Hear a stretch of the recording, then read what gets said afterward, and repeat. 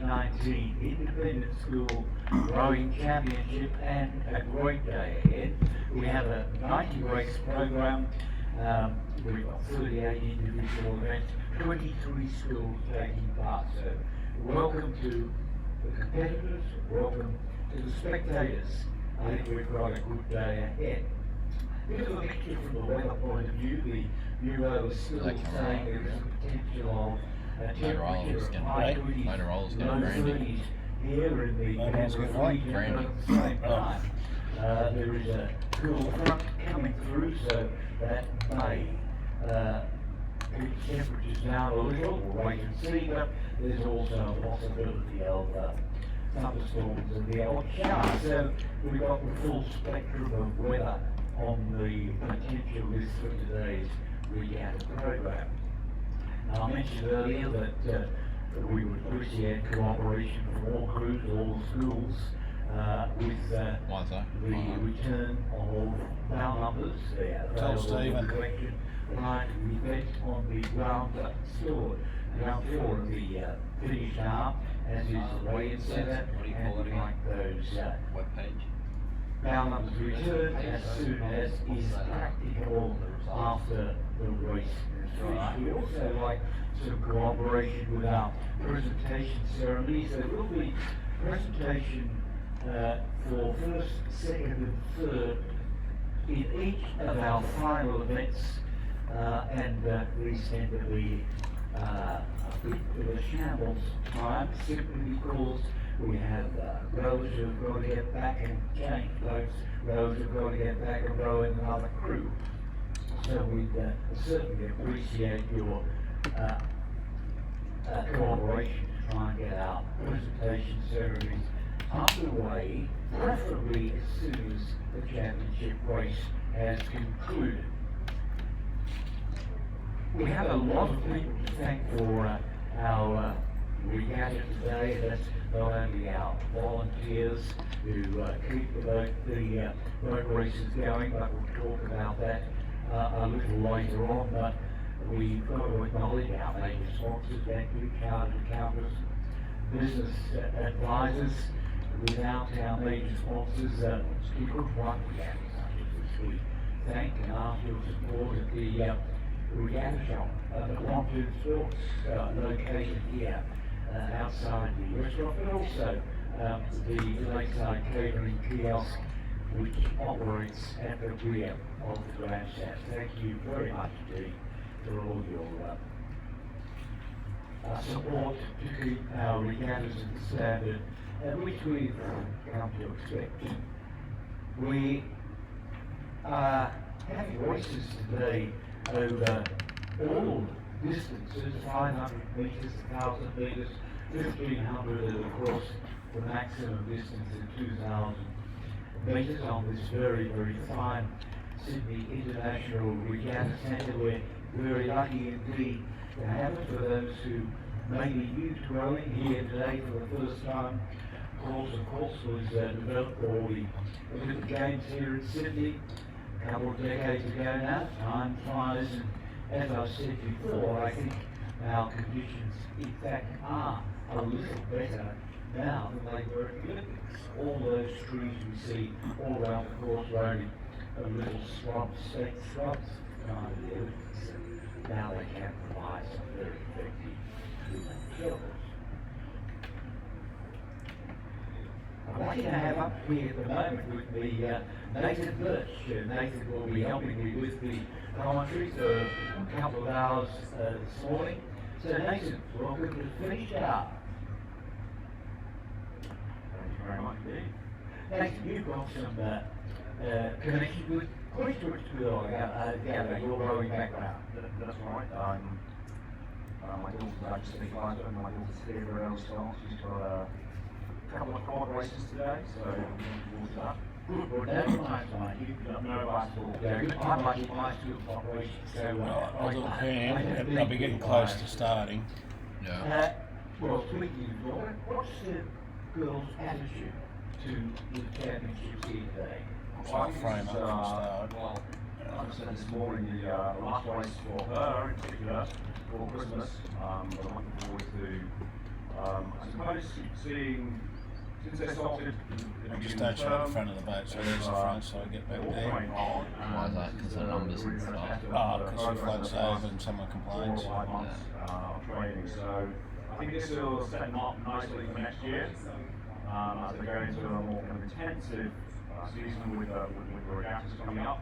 And this will give them a benchmark to aim for the first benchmark next year. I know many of the schools have got a rowing camp between now and then. It will give them a base to work on, I feel. Well, we look forward to the early part of next year, our range of championships, which of course culminates in the Once I national get started, I'll get you championship doing one half of it. at Perth, and also the schools championships at the same time. But we're not far from getting our start in our first race, and that's the schoolboy E10 Cox. It's League 1, so no Start list up. after this. Yeah. In lane 1 we have Cranbrook number So 40. you can call them. In lane 2, Hunter Valley Grammar School. In lane 3, it's Redlands number 3. Radford College from the ACT. Change all the results, you have to press that button. Cranbrook number 4 in lane 5. Right. Redlands number 4 in Oh, lane okay. 6. Redlands 5. In lane 7, Cranbrook 5. In lane 8, Redlands number 6. In lane 9. So a lot of local schools, but we welcome, of course, Hunter Valley Grammar School from the Hunter Valley, obviously the Newcastle area, and Redford College from the Was that ACT. Cranbrook here? No, United Cranbrook. Schools, Cranbrook, I was gonna say. and, of course, local Sydney schools, and in fact, Try to all turn that these camera to schools get back. Yeah, just slightly. here at the Sydney International Regatta Centre. Looking down at the 2,000 metre mark, it's a little hazy to see what's actually happening down there. A lot of haze still coming in from the bushfire, no doubt, and we'll get a little more vision of these crews as the race gets underway and they Started, gradually I missed it. emerge I was watching out you. of that smog So- and smoke down at the beginning. A run time. Now, just like you mentioned, I spoke a moment to Nathan, Start and run. he's a volunteer. I'm a volunteer, rowing New South Wales. He's looking for volunteers to support their regattas. There are all sorts of Get the camera positions through, ready? available from our boat Three, driving right through cam. the an umpire, a You want me to do four cam? Preset. commentator. Hey? What one do you want me to do? Like very much indeed to hear from anyone who'd like to. Well, normally be I'm following a them on two. volunteer, at the regattas run too by far good, so I won't go New back. South Wales. And there are many throughout the year, and obviously we couldn't run them. We couldn't run I'm going to them drop it down a bit to get the iris to open. Yeah. So put that back on preset 1. Well, again, peering down through the smog. Now, get ready on camera 4. Black dots down there, but can't 4 on work out preview. exactly where they are and who's there, who's not So there. you just got to wait for them to come up. I'm watching the line now. See when they come up for splits. And I turn the key off. All entries have started. Right, turn the key off. Set the times. I'm going to start getting the splits come up. Yeah. I'll let about 4 of them go through and I'll stop panning while I go through. The Redlands crew, lane 8. So I'll let them go through. Start. Bit foggy down there, but Killing it. Put the splits up. Redlands, Because the heat won't come, I'll just let them go through. Is that streaming alright? That's what I was going to check. Oh, grab that. I'll just pan to the right and follow them. Yeah. With the background with that over the top. yeah. I'm just going a bit tighter. Take the key off. And Redlands 3, gonna follow them. lane 6 and lane 3. And I'll follow them here until they come up. Depends on the time of the day, what the lighting's like. Off the start and yeah, the push on, they're going to do that in like an half now. Going all good. Didn't you have the bug stored on the YouTube site? I did. Yeah. Is this one coming from you? Yeah. I think it probably doesn't show up live, but I think YouTube put it on Ah, okay. Yep. when you replay it. ready to come in on them. Focus on So just find the front boat, yeah, just drop down a bit. Open Well, the we doors. can see the Yeah. crews emerging from the front down there. Now switch the camera. As they move down this 2,000 metre course, this is, as we Cut. said, Yeah. each one schoolboy Right, hit one, has so- got on the skull and might take the Right, then we get to the next camera. Now, oh, I haven't got one. Stop in, disqualified, so please log in. There's no one in that hub, we're not getting splits. Select your dial numbers, bring your option with Just you. keep going and with it. if he or she So has the played unofficial, I'm that going to sort, adjust the font size of that to make it fit in. Oh, okay. That's all I can do. Without rearranging everything. That's the worst of my problem. I'll probably play around with this colour still a bit, but that's, Yeah. yellow looks the best, but it doesn't Number 3 there. show the best. And it's good to see a full field here of all 9 crews. So I'll just watch it downstairs and play with the font size on that Yeah. field. It'll mean everything else in that cell will probably be a bit smaller too. That's alright. It's a bit silly with the unofficial Very colour. close to 5 o'clock. Yeah, unless you made it look like it's abbreviated. See, the lighting's better there than that, so I'll stay with that longer. Daniel Close, Matthew Fry, Patrick Walker, Flynn Woodward, and Charlotte Morrison in the Coxon Seat, a very, very dominant position here today. And we might point out that it is, in fact, the fastest 9 in this, in all these seats will Just gonna progress make to sure the I'm right. A final. That's race 63. The next fastest 9, if they're after, will the B final. And of course, the remainder will go to a C final. I'll If do a that's cut. the right. Yeah. Looking I got at one preset. Redlands, number 3, there in lane 3. I got Giant six camera Hunter Valley six. Runner Yeah. in lane 2, the 2 prominent crews at this stage. Now we cut the container, so I turn the key off.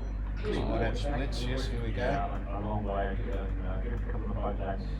I think he's actually in lane. I'm just going wide to show how far they are. College, Oh, by lane 4 there. We should take them to big one.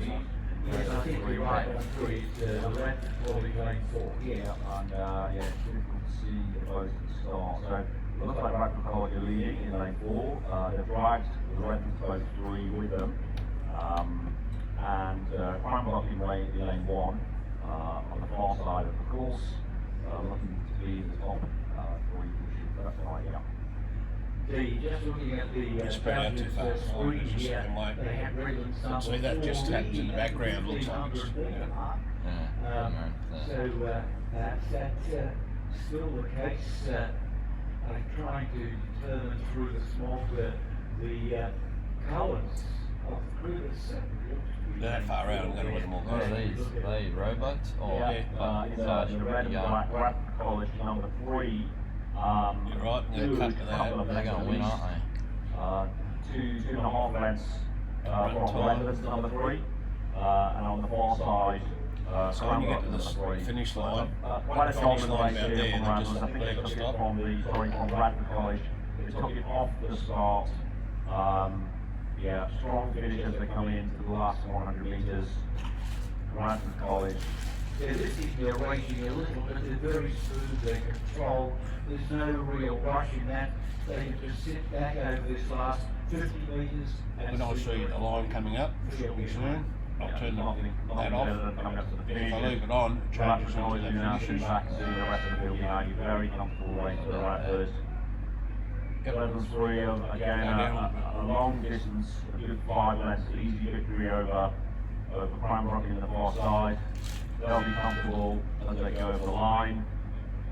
Quite often I'll be putting the And in results up lane and they're 1, that fast Cranbrook right number now. 3, Collins, Klotz, Worley and Matilda Mertens with Cox, Cam, Pryor. They'll be just easing themselves knowing that they've secured a place to go through to the next round. One. And the winning time by the rest through 7:16.75, and just to repeat, the fastest 9 in all the heats for this event, schoolboy year 10 Cox Quad. They'll progress to the A final. The next fastest will be to the B Should hear the final. hooters through that because I got it. Cranbrook 4 just coming over the line now. followed by Redlands boats 4 and 5. And that'll hit the crowd on it as well. Oh yeah. Key off. And in lane 8, Cranbrook So what are we doing? 5s with the stroke nun with his distinctive what's hat going on on for this comes guy? in just ahead of And they just started, did a they? valiant effort from Hunter Valley. Yep. But we're not talking about that race at the moment. No. But get that camera. You want to know what I mean? Coming in a valiant last place, Redland 6, They're doing order. Whelan, Mantel, No, actually, Forrest, I one preset. Satali, Hey? Cox I by can do a Tanya preset Goddard, now. Yeah. coming over the line now. And some of the crews in that race. Then you get ready on. Relatively junior, relatively inexperienced, but that Radford crew, for the fine controlled race, they had to win in 7. Don't worry. Far up. Get on through. Okay, Next race, it's race 2 on our 90 race program. It's the schoolboy year 10 Cox Ball again. Heat number 2, and in lane number 3 it's Right. Newcastle Grana number 2. Yeah. In lane 4, Redlands So I'm number cut 2. for that. In lane Up. 5, Hunter Valley Grana number Display. 2. Radford College number 2 in 6, and Cranbrook number 2 in lane 7. Only the 5 entries there. All appear to be there looking at the screen. Again, for my age and eyes, I'll just it's hit about run hard time. to Watch this. I'll turn that into run time. Smog and smoke. Now watch for when they come up to start. Go a bit wider. The race is underway. Will I stop here? Yeah. Because It's got splits coming through. Right. So Yeah, put they've got results. a great start. They're already off the start. Very strong crew from Redlands in lane 4. Start Almost flying, a boat lot, Yeah, a boat follow and a up. half length ahead of Cranbrook in second place, followed by Radford College, which are very close behind Cranbrook there by about half a second in lane 6. Yes, very dominant start by Redlands. The number 2 boat. Yeah, I mentioned that they were leading at the 500. They fact well in excess of 4-second lead over 500, and if that's So is that the results down yet or not? 2,000 metre event, if it remains that way, Display it's going to be a considerable time. lead at the 2,000 metre mark. Yeah, that's right. And all the boats in medal position or place position will be consolidating their race plan. I'm sure the Redlands boys will have gone at the start of the race. Let's get out early. Let's get in front, and then we can see and judge where we're at. Right, switch Coming up cameras. to the 1,000 metre mark. If they're that far ahead, or a boat's that far ahead within these qualifying rounds, you tend to get a lot of jostling for the first place, and if you're in the second and third place, then it's a game of chess. So you don't want to expend too much energy to go to the next round. We might see some strategic placements of boats which are very quick and are hoping to win the final, the A final. They may not necessarily come in first place in the heats. Well, looking down Get the ready to drop the key off. course at the moment, So what my I'll drop the impression key is off. that the Now? Yep. Redlands number 2 crew rowing in lane 4 Now, favored a let little a few of them go bit. through. Yeah. Once these go through, Leading put with the dominance results up. coming from lanes Right. 5, 6 and 7. Yeah. No, Hunter we Valley will. Grammar, Radford I will and let these two go Cranbrook through on the because they're close. Yeah, on put it up. the grandstand side. Little breeze coming up at the moment. We can see our flags fluttering there, both the banners at the Right, drop it pontoon off. and the flags Then I in hit front the of switch in, do run times, grandstand, now put it up as certainly start run. Not affecting the water surface. we've got that Very back up. good rowing position, and I think it will suit very much the junior What camera and are you on? inexperienced Right. rowers. Yeah, I'm waiting for it to should come. conditions There's a cobweb in my remain way. like this. At the 1,000 metre mark, Redlands still in front, and Yeah. they have something like a Yeah. 7.5 second lead, and Yeah. very, very handsome. Yeah. Continued their Just gone through a hard. rate. Huh? Pick it up. Almost doubled. Did they go past the their, hard? Yeah, their Which distance one? from the 500 metre mark, and they look to be comfortable 1,000. from Cranbrook number 2. No, it's come up again, Hunter that's Valley right. Grammar just dropped off slightly. But yeah, there's still contention. Hunter Valley are ahead of Newcastle Grammar by about a boat length, and Radford College number 2 following the rear. So we're well and truly who's that at the through the 15 halfway metre mark height? of this race. Set heat 2 of the schoolboy 15 now. Cox Quad Skull.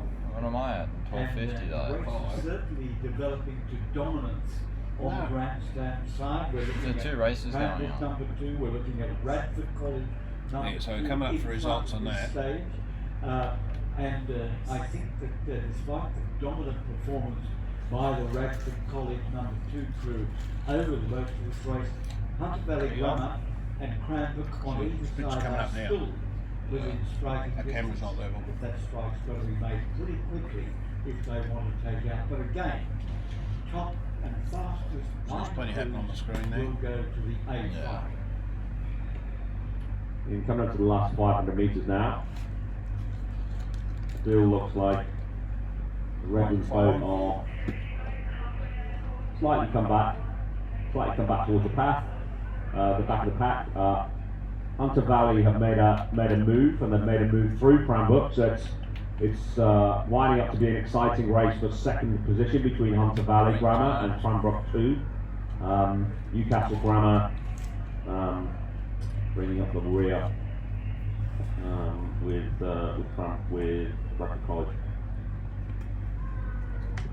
And the last 300.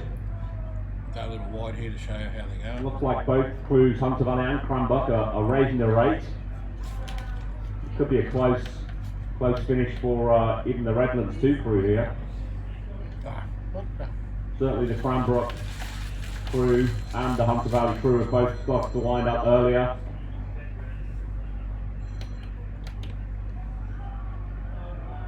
They're coming in.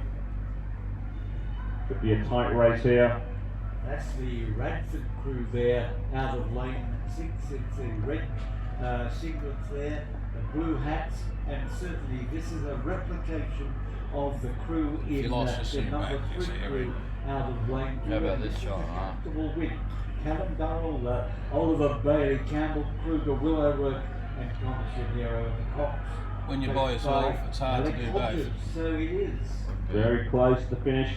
Radford take the win by a length, but very, very close to number 2, and Cranbrook just take it. Hunter Valley came back into a dominant position. They were in second place there for a short time. Cranbrook wound it up and just picked them for second place. Redlands number 2, and then Newcastle Grammar School. Newcastle Grammar School finished then, and then Redlands number 2 just coming over the line now. And the winning time 7:34.63, considerably slower than the Heat 1, which is Do we have a race 7:16. going or not? Yeah, But they're we're down now 1,000. back on to Heat 3, race number 3 on the program. Heat 3 of the schoolboy Year 10 Cox Quad. Radford number 1 in lane 2, St Augustine's from Northern Pictures in lane 3, Kinross Wallaroy from Orange in 3, Redlands in 5, Cranbrook in 6, Hunter Valley Grammar in lane 7, and Newcastle Grammar in lane 8. Yep, This right. is the final of the 3 heats. The final, there'll be an A, B and C final if the numbers permit. The fastest 9 go to the A final, the next 9 to the B final. And the official results from race 2 was Radford College first with a time of 7:34. Second was Cranbrook 2 with a time of just almost 5 seconds behind. Third were Hunter Valley Grammar. Fourth were Newcastle Grammar School 2, and fifth were Redlands 2. Put that back. And in this heat 3 coming down at the moment, I'm looking at the southern bank of the dominant crew appears to be St Augustine's. At this time, they were in fact leading at the 1500 metre. They had a nearly 9-second lead over Radford at the 1500 metre mark. St Augustine's has been turning out some very, very strong crews over the last couple of seasons, and certainly impressed toward the end of last season in particular. St Augustine, coached by Judas Orkamak, very well known coaching name here in Sydney with association to the Mossman Rowing Club. But this is a good row by Joshua Wilson, Brandon Smith, Olison Pierre, Bo Nicholas and Ben Edwards. And again, looking at that crew rowing very, very slowly, to my eye, a little short through the water, but it doesn't matter. They're effectively got that boat moving quite well. They're not being hurried by anything at all, but the Royal race together with who's second, who's third. What do you say, Nathan? Yeah, I'm doing this when you're by yourself. Yeah, absolutely. Yeah, it's no surprise that Justice crew and the Mateus unit, Lumark are turning out some great crews. Very, very strong crews indeed. There will be a force of nature for a few years. You can't do it when you're by yourself. It's just too. You can't think. Just to finish, Key off. very easy, followed by in lane 2. Depends. There's a few coming. While there's someone coming, it's all right. But if there's nothing happening, I'll just put results up. Yeah. So hopefully we know Lane one 7, coming Hunter through. Valley with a good strong race there. Good length there ahead of Newcastle Grammar. Hunter Valley will finish 3rd, Newcastle Grammar 4th. Kinross Walleroy again, wound up to be in there. So there aren't any races That will be Hey, a race to the line of both these another race crews in in the lane 1,000 metre hunt. 5 and 6 between Redland and Cranbrook. Very close race. Oh, that's definitely going to be a photo. No doubt stuff there, no doubt about it at all. The St Augustine time 6 What's going on there? 9-3, the You fastest just put that up like that. of the day, so there's no doubt that St Augustine will go direct to that A final. Other timings will determine other placings in the A final to be rowed later on in the program. Yeah, that's definitely the speed. what's that? St. Augustine's I think 10 seconds ahead of Radcliffe, but even Radcliffe and Hunter Valley would have won both of the previous 2 heats. Very good race indeed. Race number 4, we can see lining up at the moment. Well, they're doing at, short race. the Marcus Alright, yeah, Innes, race 4. The schoolgirl para singles What time are you on? And there will be a presentation after this event, so the entrants, of course, Madison Hines from Loretto Normanhurst and Arnold You'll need to get on 5. from PLC in Sydney. Oh. That's race number 4. They started from the 1,000 metre Schoolgirl hut. para single scull. That's Paralympics, so they've got the outriggers on it. So what's that mean? They got no legs or arms? Well, they've got arms. They to my left or my right? Hey? They to my left or to my Yeah, right? they just started, so they're up at 1,000. Today, don't forget the helmet. They are required when riding around the course here and further ride on the southern bank, as there is a lot of traffic on the grandstand side of the course. And if you want some hints of how to wear your helmet, it's not just a matter of putting it on your head. There are some priorities Come on, focus, in the mate. program. We've got even a pictorial illustration of how those helmets should be Spread out the wrong way. We're picking up here, John, a bit. Looks like we'll be in for some interesting racing conditions in the late afternoon, I believe, around 3 o'clock. Yes, they're forecasting increasing winds. Right. Yeah. And again, I mentioned earlier, that's the forecasting bureau. They might be doing a couple thousand metre races. Yeah. I should try and get a 4 program. seasons in one day, the way the forecast was So going. get 6 ready. If the wind does continue to rise, it will probably affect the more junior, inexperienced crews than any other. I'll give you a shot in the throat in case you lose it. What happens on the day? Looks our first para race coming down, single scull, and it looks like Madison Hines from Loretto Normanhurst has this race certainly in hand at this stage. We can see Amber Bradley, she's in lane 5, the grandstand side, immediately in front of the umpire's boat on the water. I think Amber's taken a bit of an interesting line here. She needs a course correction now to spread herself up on the course.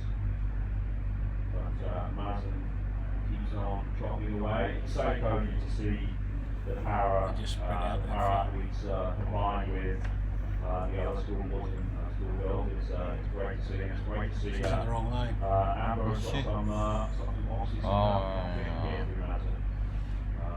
I'll do it all day for a bit, then I'll come back to you. So should I change hut? No, we're on the 6th, so stay with it. Because they're spread out so far.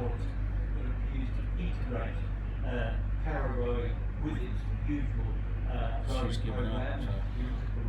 Well, championships rather in Europe where para events Take two boats, how do you make it entertaining? Just get something up on YouTube so that people. Next year, and they're totally separate. It's unfortunate, but that's the way the Olympic movement works. Yeah, we've got some great, Drop that camera now, you great reckon? Going international on one? power rows in Australia. When I started to ride, I'll follow this to the finish line, so you can put that back wherever we'll find the other girl. Madison here, looking to be very dominant in this race. A long way Oh, in front shit. of Amber. Come here, you boss. It's going very nicely, Madison.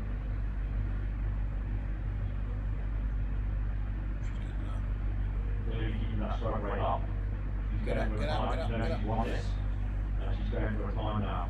She's setting the benchmark for other races in the year. Enjoying the great conditions here at Penrith this morning. I'll give it a time, I'll get to do both cameras and I'll do the results. Madison certainly moving her very well, coached by Laurie Hunter. Put her up. Yeah, that's one shot, see? They're both now. Yeah. Perhaps 2 strokes. Looks like both racing. Hang on. Over the line. How about when she falls out? Well done, Maddie. She'll still get second place, won't she? Couple of course corrections. She's going to be making another one soon. Just a quick look around over the right shoulder. Because she's talking about it, I've gone back to her. Yeah. There she goes. Showboat in front of the grand strand. She just raised the rate up. Is that in too close? Should mention that No, that's all right. I'll try and pick her up here. PLC Sydney, located at Croydon, and PLC has over many seasons been a strong supporter of para rowing, and it's good to see Amber on You did. It's not like you got to produce the call and the shots. I don't know if you've been somewhere where they're saying what shots to take. You're following them. Yeah, I like hockey. Give guidance and So they come up with 1,000-metre hut. over the line. Yeah, they like call out people's names and you expect them to know who they are. Well, they on jet skis. And we'd appreciate it if both our Yeah, first aid. could come back Bastards. to the Get the podium 1,000-metre hut ready. Hey, as soon as that play, mine preset. Up there is ours. 4, 10. And they just started. So follow on. Let's go. Up. Display. On the course now is the first heat of schoolgirls here at Cox Quad Skull. Our first quad skull race of the morning. See, I'm not telling him when to say it. When he's just, you fuck up. It's not going to be perfect. In lane So, 4 one is preset, Bradford 4. go to camera In lane 5. 5 is Ready. Queenwood 4. Lane 6, Loretta Kirribilli 5. Lane 7, Queenwood 5. And lane 8, Did I hit Loretta run? Kirribilli 6. Yeah. And the top just shows that. Is heat 1. There is in fact 6 heats in this category. 5 cam. Yes, 6 heats in this category, and the same. What do you want? 4? Same little high as for the boys, the fastest 6 I'll take that one. will proceed to the A final, the next fastest to the B final, and so on. But it's great to see so many rowers represented. Put that on preset too, because they must be doing a heap of 1,000-metre races. I should, you'll probably see them mulling around at the back getting ready. This side of the course, I think you see Loretta Kiribati, who always Yeah, they are, a good couple of regatas. So they've got 1,000-metre races. Always got a quick group, and it looks like So you just keep tracking ahead what race you're at. Yeah. At the moment in lane 8, nearest to the grandstand, is leading. You want me to jump on camera 5 Looks or like to be followed by a pack of Yeah, 6. a couple of Queenwood boats in lane 5 and lane 7, and another Loretta boat in lane 6. We'll see as they come forward. Coming up, so I'll turn the run time off.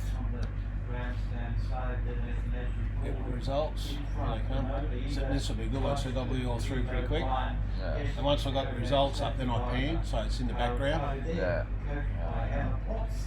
And do have a very, very good lead here at the moment with about 600 metres yet to go. For these girls, this will be again one of the first times they've competed. They don't realise how lucky they are to compete at such an amazing centre. We'll just do this for the rest of the night. As they come up to the halfway point, looks like the Loretta Kiribati boat in lane 8 is ahead on this day that we see. Again, on the far side, the Loretta boat in lane, You're right. in lane 2 could also be Yeah. potential as well. Yeah, it looks like it's going to be a close finish between all 3 Loretta boats. Loretta 6, Loretta 5 and Loretta 4. So you're watching, might have 10 people watching Queenwood it. boats in lane 7 and lane 5. 27 on that before. And right Yeah. college, First so time. not out of It's all right out for of the first running at the event. moment. A lot of these people, when they get home, they'll look at their race. Yeah. You get up in the morning, there'll be heaps of hits on it. Is, in lane 8. So all we're watching now, you keep that as you come across about there so you can see the finish. Hit key off. When about 5 or 6 of them, because they're close, come across and hit results. So that's what you're going to bring up. We saw a couple of rough strokes there from the Renault 4, but they've picked it up now, and I think they've picked it up perhaps a little late to catch their compatriots over here on the grandstand side in lane 8. Very close. Lane 8, Come down a bit, see that's there. So, right. Very close. Both bow rowers look across to each other. Pull back a bit. Oh yeah, they're in the bottom, that's right, you got it. Come to the last row, yeah. In lane 8, they take it first. Loretta 6, followed by Loretta down 4. Hey? Should have been down by That's alright, I was worried about cutting that lane out, but you got it. That's why I just have that sort of up there. Queen, sweep, Loretta, 1, 2, and 3. Let a couple more over and then hit results. Lane 4, Rifle College. Oh, there's 3 of them, let them, yeah, let them go. In lane 7, Queenwood 5. Yeah, put up now. Roseville just hit Queenwood 4 in the centre lane there. So the official result for race 5 was Loretta Kiribati boat 6 with a time of 4:29, followed by Loretta Kiribati 4. Just do a wide shot, just pan out and you can see them all just mulling around at the end. In third place, Loretta Kiribati 5. Fourth, Rifle They College. at the 1,000 yet? Oh, they've just left at the 1,000. Queenwood 5, 6 Roseville, and 7 Queenwood 4. So that's Loretta Kiribati in a time of 4:29.7. Turn results off. Well, now, ladies and gentlemen, back to our podium, our first Ah, presentation okay. of the day. And this So, is race I'll number go to 5 6. On our program. 6, yeah. Race number 4, rather, the schoolgirl para single scull. And our gold medalist Alright. representing the Rotonometer, got this. Madison High. Yeah. Go, Congratulations. yeah, go in. We'll just do a. Oh shit, that glare, man. So, ladies and gentlemen, some acknowledgement. Our gold medalist, Madison Hines, Frame that up there. representing Yeah. Loretto Dormhurst.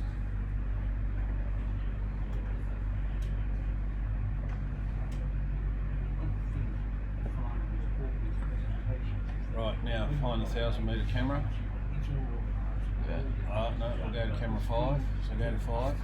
Oh, you're on there. Look. Yeah. So as long as you pick up 5, you get this for 6.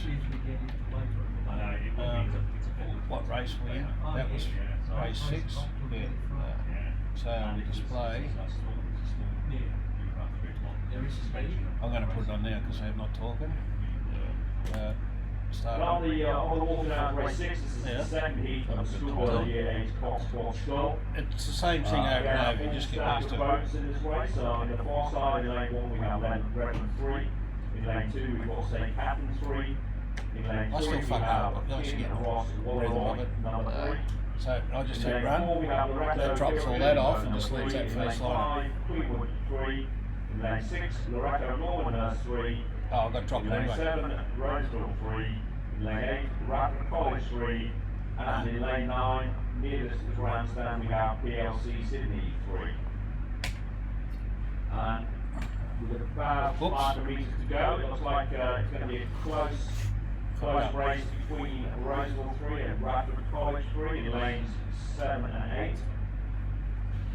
And the rest of the pack, there might be Loretto in lane 4, who are also in 3rd at the moment. It's still quite difficult That to see. camera's got cobwebs all over. I'll run down cleaner. You want me to?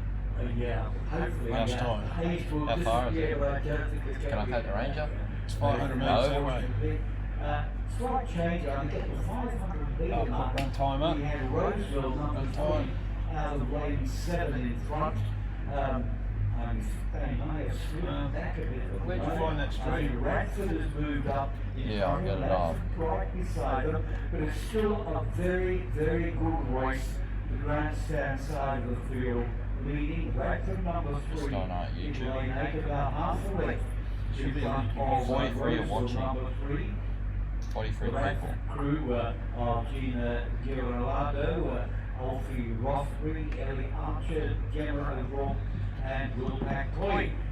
Getting coached by Millie Curtin and Reed Connor. But it's a good race. Oh, do you want a time sheet? They've got spare ones next door. 4 at the moment, Billy. Whether the efforts in time probably get a place, yes.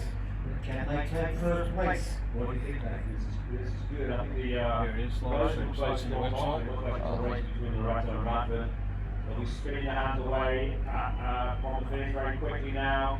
What camera are you going to Try put not to on? rush that Put slide, their try one not on, put this one to on. arrest the boat speed. Yeah. Now? Being able to maintain, I think Loretto When you in see lane that come up, you've got to 4 hit key off Oh yeah.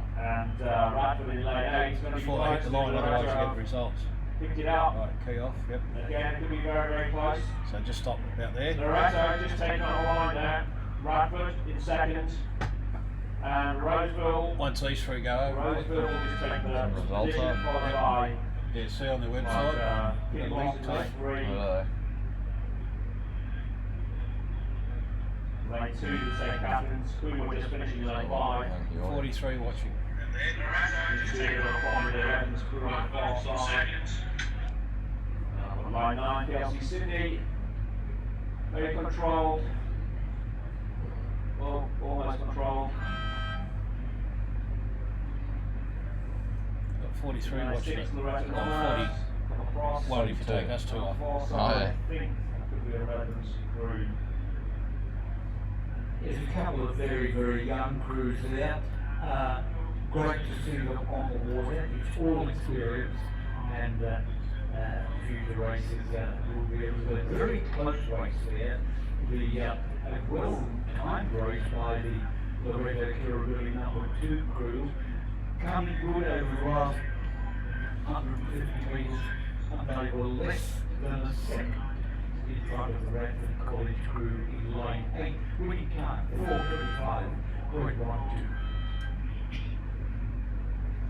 Yeah, this school girl year, I was going to see that they have all the enthusiasm of the Liverpool puppy. Sometimes the same coordination.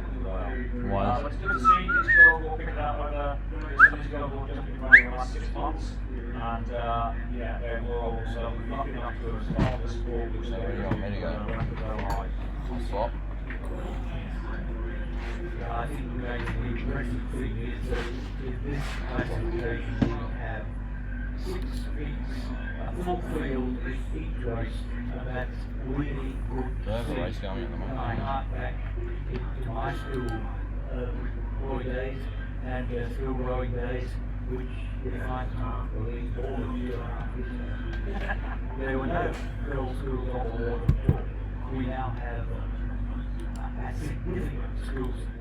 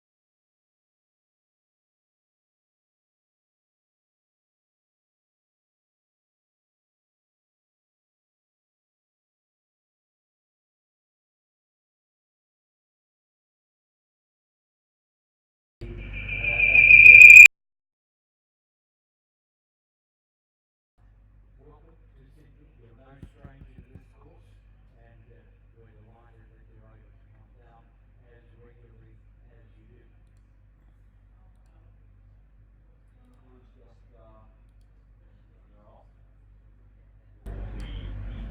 Three of this school year 8 Fox squad.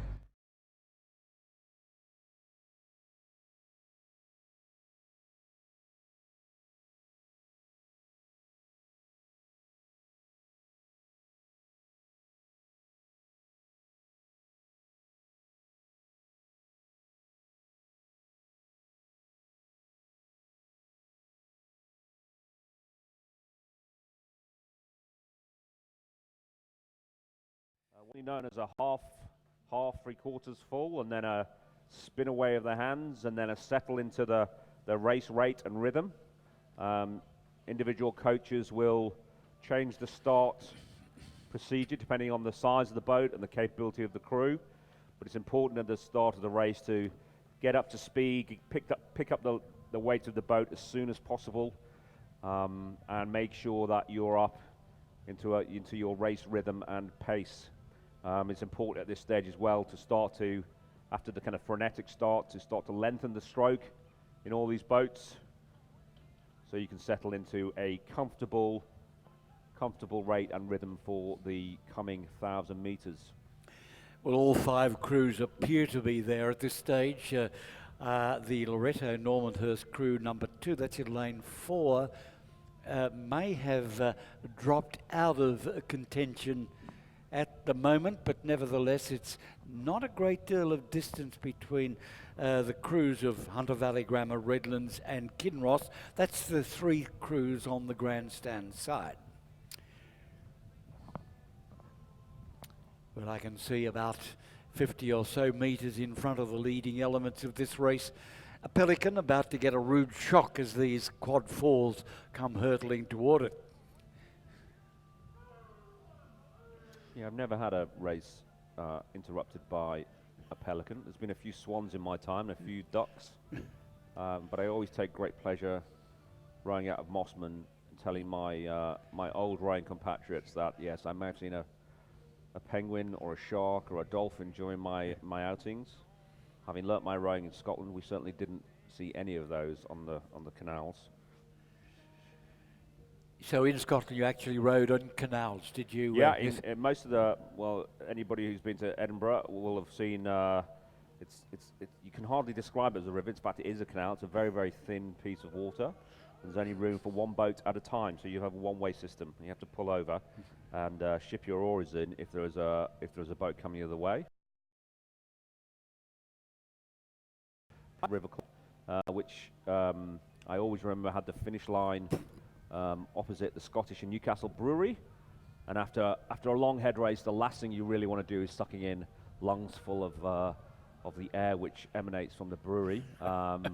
But the other races around there on Loch Ness, in Inverness, and Aberdeen's got the Royal Dee, which is a beautiful stretch of water, and yeah, there's some lovely places to row up in Scotland. But yes, I've rowed all over the world, and I've decided that absolutely Australia is certainly one of the most picturesque and one of the best places in the world because of the quality of not only the quality of the quality of the rowing in terms of still water. I row out of row out of Mossman, and the water on Middle Head is just exceptionally most of the time. Yeah, I'd agree with totally. My rowing is mainly on the Parramatta, but of course that's a bit disruptive at the moment with a range of cowboy traffic. Absolutely. A great move here by St Catherine's, as we've been speaking. Over there in lane 3, they were lagging right back at the halfway mark, but they've come through with a very, very strong finish at the moment. They're controlled, they're not rating highly, but they're in front, and that's all that counts at this stage, and it will be St Catherine's number 2 over the line in first place and ahead of Kinross Walleroy. Yeah, close for third. Redlands take it just from Hunter. That was a good race there. That's impressive last 500 metres there from St Catherine's there. I saw the girl in stroke looking over. She looked very comfortable. A good move there, because they were certainly in fourth place in at 400 metres or 500 metres to go. And the race, in fact, is the 4:21.72, the fastest of these heats so far rowed. Heat 4 is underway. That's race 8 on your program. In lane 2, Queenwood number 2. Tara number 2 is in lane 3. Radford number 2 in lane 4. PLC Sydney in lane 2. Roseville 2 in lane 6. And Loreto Kirribilli number 2 in lane 7. So here we have it, Nathan, a race for number 2s. All there. All number 2 crews represented all those schools. Queenwood, Tara, Radford, PLC Sydney, Roseville and Loreto Kirribilli. Yes, and in the early running, it looks like the Roseville boat, number 2, seems to have taken a bit of a lead in lane 6. Closely followed by Loreto Kirribilli, second boat in the lane nearest to Grandstime in lane 7. And then the other 4 crews in the race all look to be line ball at the moment.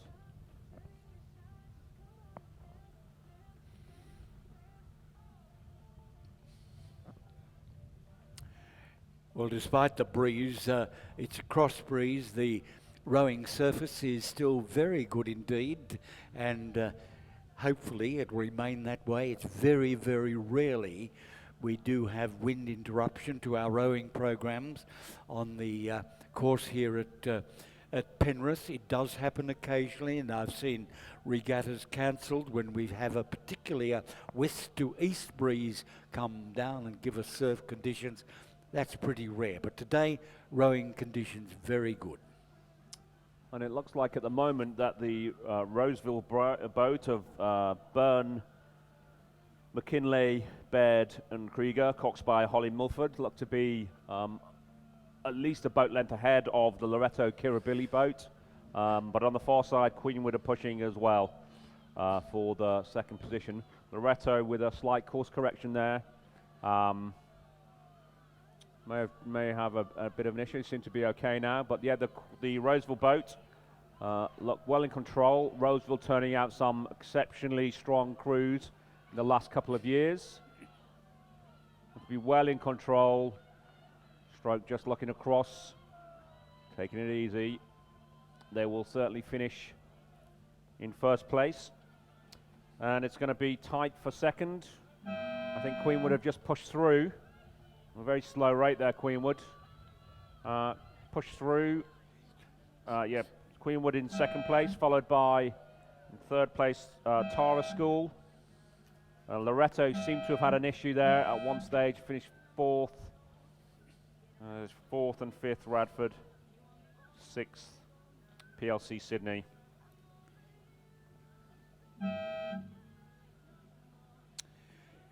And the winning time there by the Roseville crew of Josephine Byrne, Grace McKinley, Matilda Baird, Lily Krieger and Holly Milford.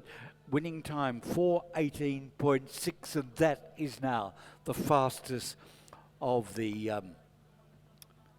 heats, the 4 heats rowed in this classification. Yeah, looks like the quickest boats are in the later finals. Yeah, it looked like Loretto had a bit of an issue at that stage. They looked to be in the first 400, 500 metres, certainly up there with Roseville, but then I think they may have had an equipment failure there. I know they're having a discussion at the moment between Bow and Two about some issues. There was quite an effort by the Queenwood crew on the far side of the river there, about 150 metres short of the finish line, but there was a couple of problems in the boat. They missed 3 or 4 strokes, picked it up, but still got across in second place. It will, of course, be a contender for the A final to be rowed later on in the program. There'll definitely be a couple of Irishmen having a word with that boat. Ray Boyle, who's the coach there, I know quite well.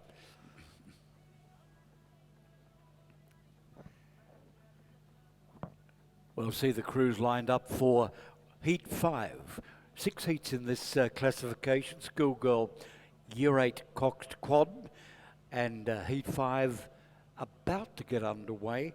MLC School in lane 2, Hunter Valley in 3, Roseville number 1 in 4, Redlands number 1 in 5, Queenwood number 1 in 6, and Radford number 1 on the grandstand side. And these heats have consistently been about 5 seconds quicker than the heat before, so we may well see the fastest heat of the day in this race. The starter just lined them up and they're off.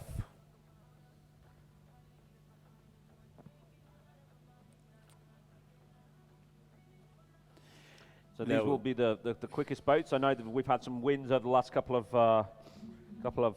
regattas. Certainly the Roseville boat with Grace Bennett, Hannah Alexander, Ava Cassar and Caitlin Pierce, coxed by Lucy Thompson. They'll be in contention, coached by Gonzalo Briones. Will certainly be quick. And the Redlands and the Queenwood boat and the Radford College boat as well won't be far behind, I'm sure. Well, at this early stage, I'm looking at Radford in lane 7 on the grandstand side, looking head on, and at this distance, they appear to have taken a jump right from the start. I think so, yeah. A good 5 or 6 strokes with the legs pushing down hard there, and we'll get the boat up to speed much quicker. The rating, the length of the stroke will be shortened in these first few strokes as the boats try to move these quads. The quad are quite responsive boat in terms of putting the power down, the speed and the rate. So they'll pick these boats up quite quickly. So some great a great start there from Radford. In the middle of the field, I think the Roseville or Redlands boats could have been quick as well. But yeah, looks like from here it could be a Redford College, Roseville, Redlands, and Queenwood are all line ball, with just Hunter Valley and MLC dropping off the pack a bit at this early stage. But it looks like, yeah, coming up with 500 meters to go, it looks like the Roseville, Redlands, Queenwood and Radford, nothing much between them.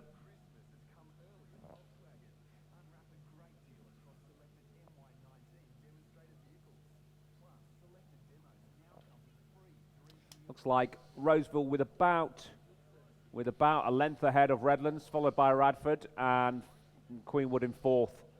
So very quick, probably about 6, 7, 8 seconds, covering Roseville in first and Queenwood in fourth. But yeah, they'll be eyeballing each other, I'm sure, across the water at the moment. Starting the wind up for the finish. Who will go first? Roseville have got a commanding lead out in front, over a length at the moment, from Redlands and Radford and Queenwood. They'll be looking to settle, looking at the other three boats behind them on their left. Grace Bennett in stroke will be keeping her eye out on her left-hand side.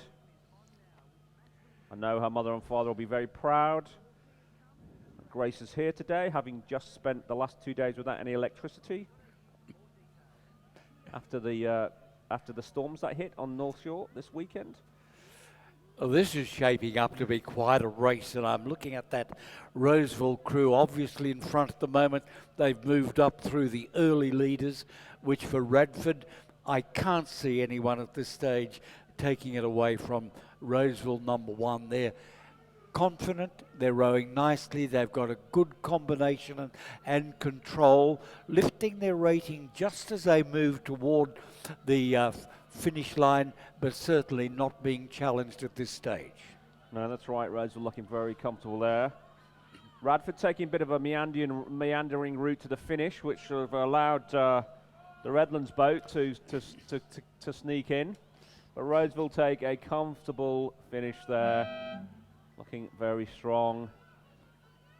Radford with a great amount of enthusiasm, but not a great course. They're going to take, just second place there. They'll be pleased with that. Followed by Redlands very closely. Queenwood in fourth position. And in lane through, we have Hunter Valley Grammar.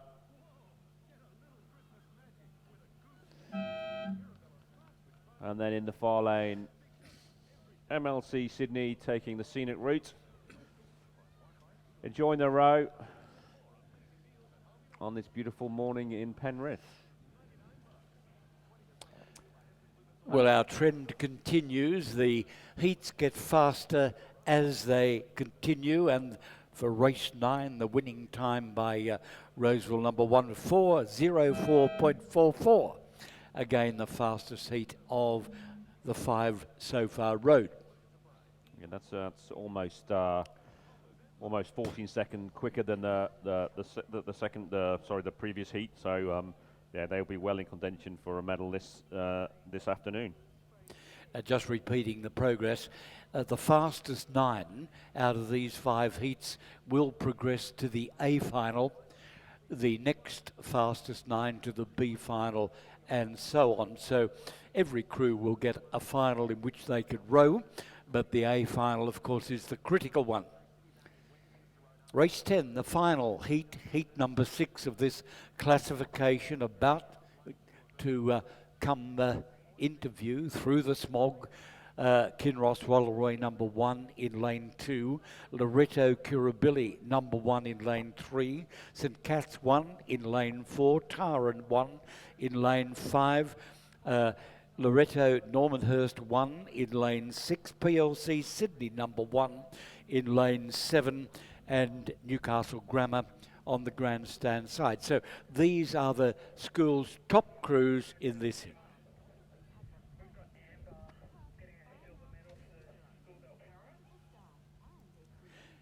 ladies and gentlemen, we're back to the podium again. We've held one event for which there has been a presentation. This is race number 4, the schoolgirl para single scull. And we now are awarding our silver medal. And that silver medal is awarded to Amber Bradley. Amber representing PLC Sydney. Well done, Amber.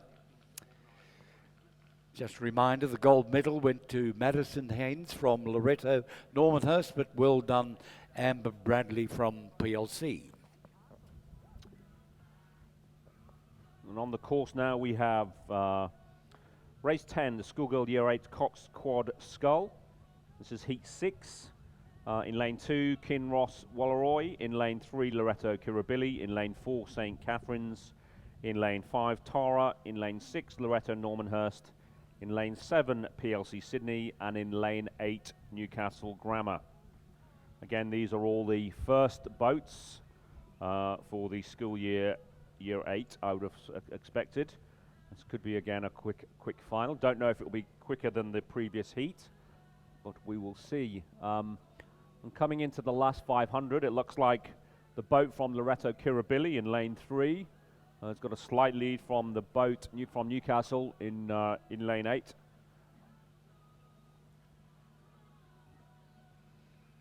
With third position probably at this stage it could be Tara in lane 3. In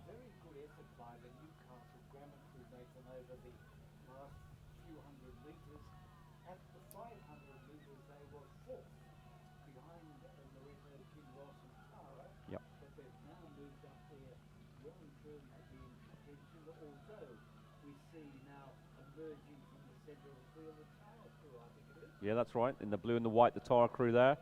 Looks like, yeah, great race there from Loretto. Loretto strongly finishing as we expect. But actually in lane 2, Kinross, Walleroy, and Tara in lane 5. Great race there from Kinross. They've come through quite strongly there, looking very strong to take second position. Tara takes Tara takes third in lane 5. In lane 8, Newcastle Grammar. In 5th, it's like Loretto Normanhurst. St. Catherine's in 6th. And PLC Sydney bringing in the rear. That event, winning time 4:10.40, a little slower than the previous heat, but it's the second fastest heat of the 6 road, and that completes the classification for the heats of schoolgirl year 8 rather, Cox Quad Scull. Yeah, so certainly in the in race 9. Heat number 5, the winners there, Roseville, with a time of 4:04. It looks like Roseville, certainly Radford and Redlands are the quickest 3 qualifiers of the day in heat 9. It will be then a couple of boats, certainly from race 10, heat 6. Certainly Loretto Kirribilli boats and the Roseville boat. The Roseville boat as well in that heat will go through to the A final. We're looking at race 11 now, and we focus on the 500-metre start. This is the second of our para events for the day, the schoolboy para single scull. There is only one entry, and it's Blake Gatt from St Paul's Grammar. Blake being coached by Fiona Toos. You can see him down there at the 500-metre mark, the umpire's boat right beside him. And there will be a presentation, the second presentation of the day, after this race. Despite the fact there's only the one entry, Blake will be eligible to be awarded the medal for this particular event, schoolboy para single scull. I'm not familiar with St Paul's Grammar, John. Do you know whereabouts it is? I think it's a local grammar school here in the Penrith area. I stand to be corrected on that, but I think it is. Yeah. It's we see the school occasionally represented, mainly because their students are rowing with Nepean or Penrith Rowing Club, Right. and on school events they hop into their school colours School, yeah. and row then. Yeah, that's good to see. Good to see a more diverse and kind of a broader spread of boats, or certainly schools taking up the sport. I think there's a perception that rowing is a very expensive sport, and you need a lot of sponsorship by the school, a lot of commitment by the school and the pupils and the parents to get into rowing. But it really is a school, as a school sport goes, something which has been tremendously successful for all the schools that take part. And I think I'd encourage anybody who's in a school who doesn't have a rowing program to ask the question, why not? I know you need obviously access to a river or a lake or some kind of stretch of water and a boathouse, but it is really a great sport for schools to take up. I look at schools like Kinross, Walleroy at the Central West, the Armadale School up in the New England area, and training facilities on water very, very limited indeed. And it's to the credit of the schools that they're able to produce crews of the quality they do. But unfortunately, on the subject of rowing, we don't get the publicity that used to be the case. And I look back to my own school rowing days when you had 60 to 80,000 at the Nepean watching the head of the river. It was covered by all media. And of course, the Sydney papers at that day had specialist rowing correspondents. So there was a guarantee of competent reporting on rowing. That unfortunately is not the case today, and we're struggling for publicity. And we look at our recent successes in the World Championships and the World Cup rowing in Europe, in which Australia did very, very well indeed. In fact, dominated the World Cup Championships, but nary a mention here in the Australian media. Unfortunate, but that's just a fact of life. Yeah, we lack a blue ribbon event really, and it's something having started my rowing career in the UK, and then moved to the US. That those kind of blue ribbon events like the Henley Royal Regatta and the Head of the Charles in Boston, which get a tremendous amount of both publicity and support, where we kind of lack that, and we're so fortunate in Australia to have these amazing stretches of water. But one not quite as suited as the River Thames in the UK or Boston or the River Charles in Boston. I always think, having spent some time rowing in Melbourne, that Melbourne should be able to put on a similar show. I just don't think the Yarra's quite big enough for the kind of crowds you see in Boston and Henley. But Nathan, I look back at Henley Royal Regatta last year, where Australia won 4 gold medals, dominated the women's 8 and the men's 8 in record time. Not a mention here, but on the Sunday where we got the gold medals, the ABC News ran a story that an Australian, name I forget, had got 19th place in stage 1 of the Tour de France. And not a mention of Australia's domination of the most prestigious regatta in the world. Yes, of course, and this year even more so, the centenary of the King's Cup, where the combined forces of the Australian forces raced a Commonwealth crew, and Australia obviously won. Unfortunately, they didn't manage to replicate the feat this year with the final between the US forces and the German armed forces, but yes, it's disappointing to see that in a sport where Australia really is a dominant global force, we don't get the deserved media coverage that I think we're due. Well, here we are, just a few strokes to go by Blake Gatt from St Paul's Grammar School, and this is the schoolboy para single scull. Half a dozen strokes to go, and Blake will be over the line, and he of course will come back to the podium for a medal presentation.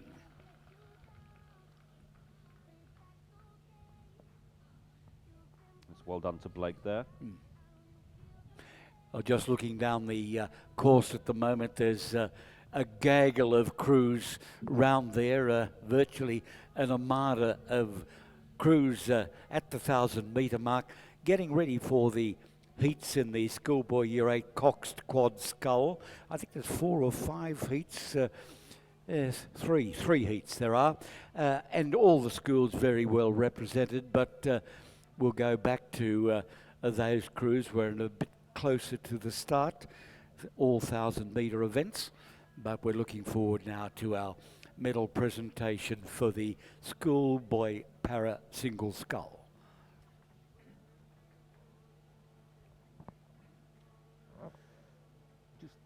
Just lining up on the start for race 12, schoolboy year 8 coxed quad. I'll give you the draws. In lane 2 is Cranbrook 3. In lane 3 is Newcastle Grammar 3. In lane 4 is Kinross Walleroy. In lane 5 is Cranbrook 4. In lane 6, Cranbrook 5. And lane 7, Cranbrook 6. So Cranbrook well represented in this, the heat number 1 of the schoolboy year 8 coxed quad. Again, for many of these boys, it will be the first, second, or third time of racing. So the nerves will be there. The nerves, particularly on the start. It can be very lonely and very quiet on the start. They all seem to have got off okay.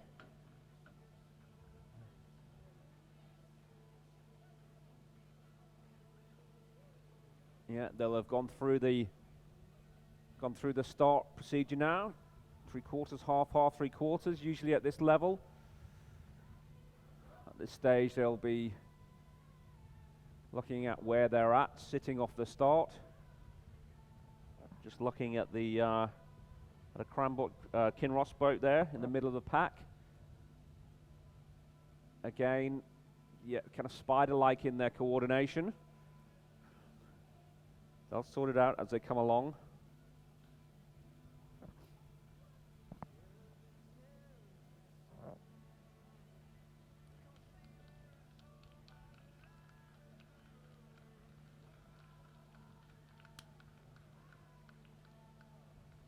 Well, ladies and gentlemen, we focus now on our podium. We're about to have our medal presentation for race 11, and that is the event for the schoolboy para single scull. The presentation to be undertaken by the CEO of Rowing New South Wales, Margot Harley, and our gold medal for this event, race 11, representing St Paul's Grammar School, Blake Gatt. So, ladies and gentlemen, please give Blake hand, gold medalist in the schoolboy para single scull.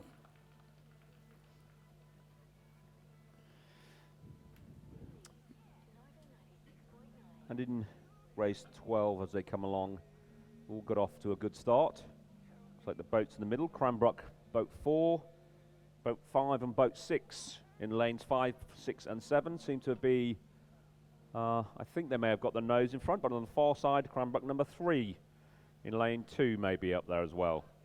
Newcastle Grammar in lane 3 and Kinross in lane 4 are all in contention.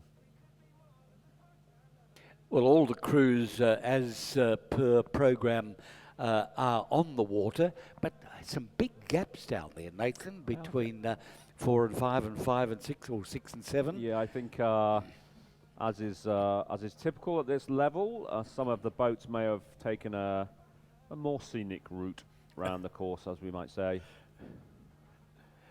Of course, that's to be expected with our inexperienced rowers, but it is experience. They will learn, of course, that the extra distance costs places and time. That's right, yeah, yeah. But right now, it looks like in lane 2 on the far side, can't really see who's in the lead, but it looks like Cranbrook number 3 in lane 2. And then it might be Cranbrook 4 in the middle of the pack. who've managed to keep the straightest course. I think they're still in their original lane. I think Cranbrook 5 and Cranbrook 6 have spread out somewhat. But it looks like on the far side in the white boat, Cranbrook number 3 seems to be keeping a good line. Looking over that Cranbrook number 3, I'm impressed. They're not hurried. They're very, very confident in their stroking and their rhythm there. And I look across to the grandstand side, Cranbrook number 6 there, slightly higher rating, blade work a little askew, but nevertheless making an effort. But I think the effort won't catch up to either their compatriots over on the far side of Newcastle Grammar in the yellow boat. That's right, yep. Looks like on the far side, Cranbrook have got at least a boat length lead on Newcastle Grammar. Both boats look quite comfortable. And then in lane 5, Cranbrook number 4. Still in contention there is Kinross Walleroy in 4th. Bit of a change of lanes from the last 2 boats, but that's it, yep. In lane 2, Cranbrook Grammar, followed by Newcastle Grammar, who've lost a bow number, and Cranbrook 4 will finish 4th.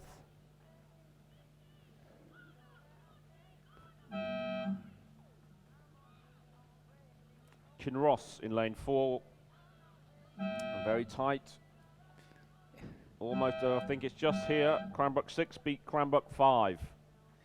And the winning time 4:25.65. And I might reiterate that the same progression will apply. In fact, the fastest 9 crews of these 3 or 4 heats will progress to the A final, the next 9 B final.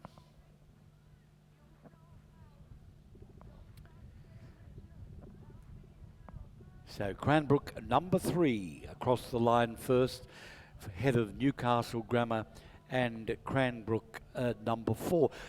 Seeing Newcastle Grammar without their bow number reminds me to once again request that bow numbers should be returned to the finish tower as soon as practicable after the finish of the race. So please make sure those bow numbers come back promptly. Yeah, so there's the official timing for race 12. First was Cranbrook 3 with a time of 4:25. In second was Newcastle Grammar School, about 6 seconds behind. Third was Cranbrook number 4. Fourth was Kinross Walleroy. Fifth was Cranbrook 6. And sixth was Cranbrook 5, a second behind. Well, Heat 2, race 13 underway. All crews are there as per program, but it looks like a pretty dominating row by Hunter Valley Grammar number 2 in lane 8. That's closest to the grandstand.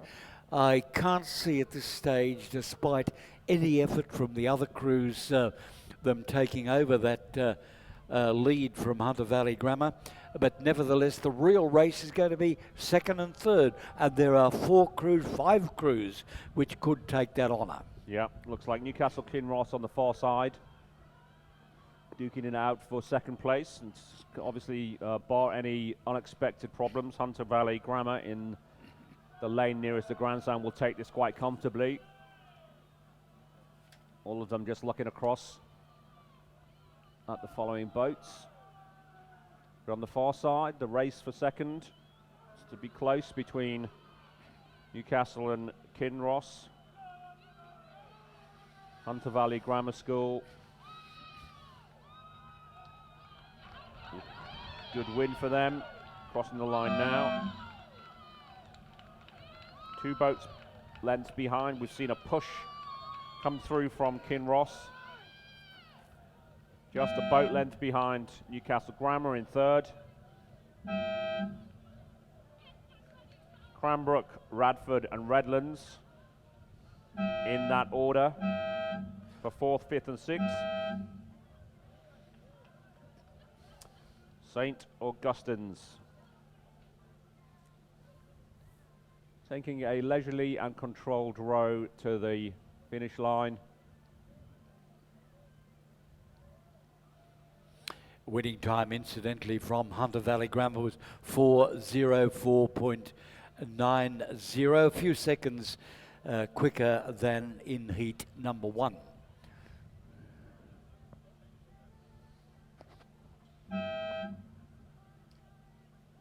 And St. Augustine's across the line now. And heat number 3, schoolboy year 8 Cox Quads, underway at the moment, about the halfway mark. And we have in lane 2 Redlands, in lane 3 Newcastle Grammar, Cranbrook in lane 4 Hunter Valley Grammar, in lane 5 Kinross Wallaroi in lane 6, St. Augustine's lane 7, and Radford in lane 8. Now we have the official results of race 13. So that's first place Hunter Valley Grammar with a time of 4:04. In second place, 10.13 seconds behind, was Kinross Wallaroi in Kinross Wallaroi 2. In third place, Newcastle Grammar. Fourth, Cranbrook 2. Fifth, Radford College 2. Sixth, Redlands 2. And seventh, St. Augustine's 2. Well, perhaps a couple of 100 metres, 300 metres yet to go in heat 3, and it's the Radford College crew, which appears to me to be dominant at the moment, although looking right across the other side, Redlands and Newcastle Grammar are certainly right there with them. And I see a move coming from Redlands, and they've lifted their rating, but as has Newcastle Grammar School. Now, the Radford College, to my mind, has led for a considerable distance in this race, but that challenge from Redlands and Newcastle Grammar, the two crews in white on the southern bank, are certainly having an effect, and that's where the race will be decided. Yeah, Redlands and Newcastle have pushed each other. Redlands at 500 metre mark were a second ahead, but Newcastle seem to have come through them. It's going to be very close for first place. Radford taking again a bit of a course correction here for third. Redlands have picked it up again towards the finish. Newcastle have just got their nose in front, but it's going to be very, very close. And Redlands are pushing through at the moment. Newcastle are holding off. Well, close race there. Newcastle just take it from Redlands. And we've got a strong push from Cranbrook, who take it for, or very close for third. But it's going to be a photo between Cranbrook and Radford there for third. St. Augustine's over the line now. But here we have a photo for first place for race 14.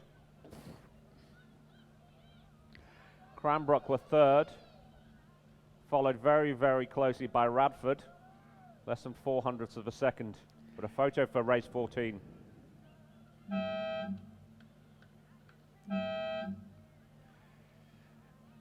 Well, the photograph yet to come up for first and second, although I'm inclined to suggest that, as it was called, Newcastle Grammar in front of Redlands. But I might point out that the angle we see from the finishing tower is slightly at variance with that of the judges, who sit directly on the line. And we'll wait and see the results. But Cranbrook certainly in third place. And of course, we won't have a time until the photograph is examined and we have a judge's decision. Redlands and Newcastle will be waiting anxiously to hear the results. And there we have it at the moment, and it is Newcastle Grammar School in first place with a time of 4 seconds 4 minutes 0069. And so that makes it Newcastle Grammar in lane 3 in first place, Redlands number 1 in second place, Radford College from the ACT in third place. And again, about a 5-second gap between the previous heat. So that's the quickest race of the day so far. We move on in categories now. We have our first 8th race of the day, and this is race 15. Schoolgirl Year 10 8. Good representation of schools. Loretto Currabilly in lane 3. Loretto Normanhurst in 4. Kinross Wallaroi in 5. Queenwood in 6 and Radford in 7. And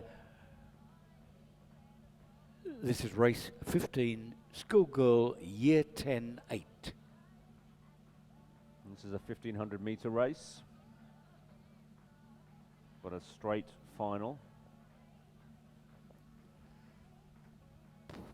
Starting judge just lining them up at the moment. 1500 metre at the start point. Can still see them through the haze there. I'm not sure if it was back at the 2000 metres it'd be quite as clear, but that'll be the next race. And they're off.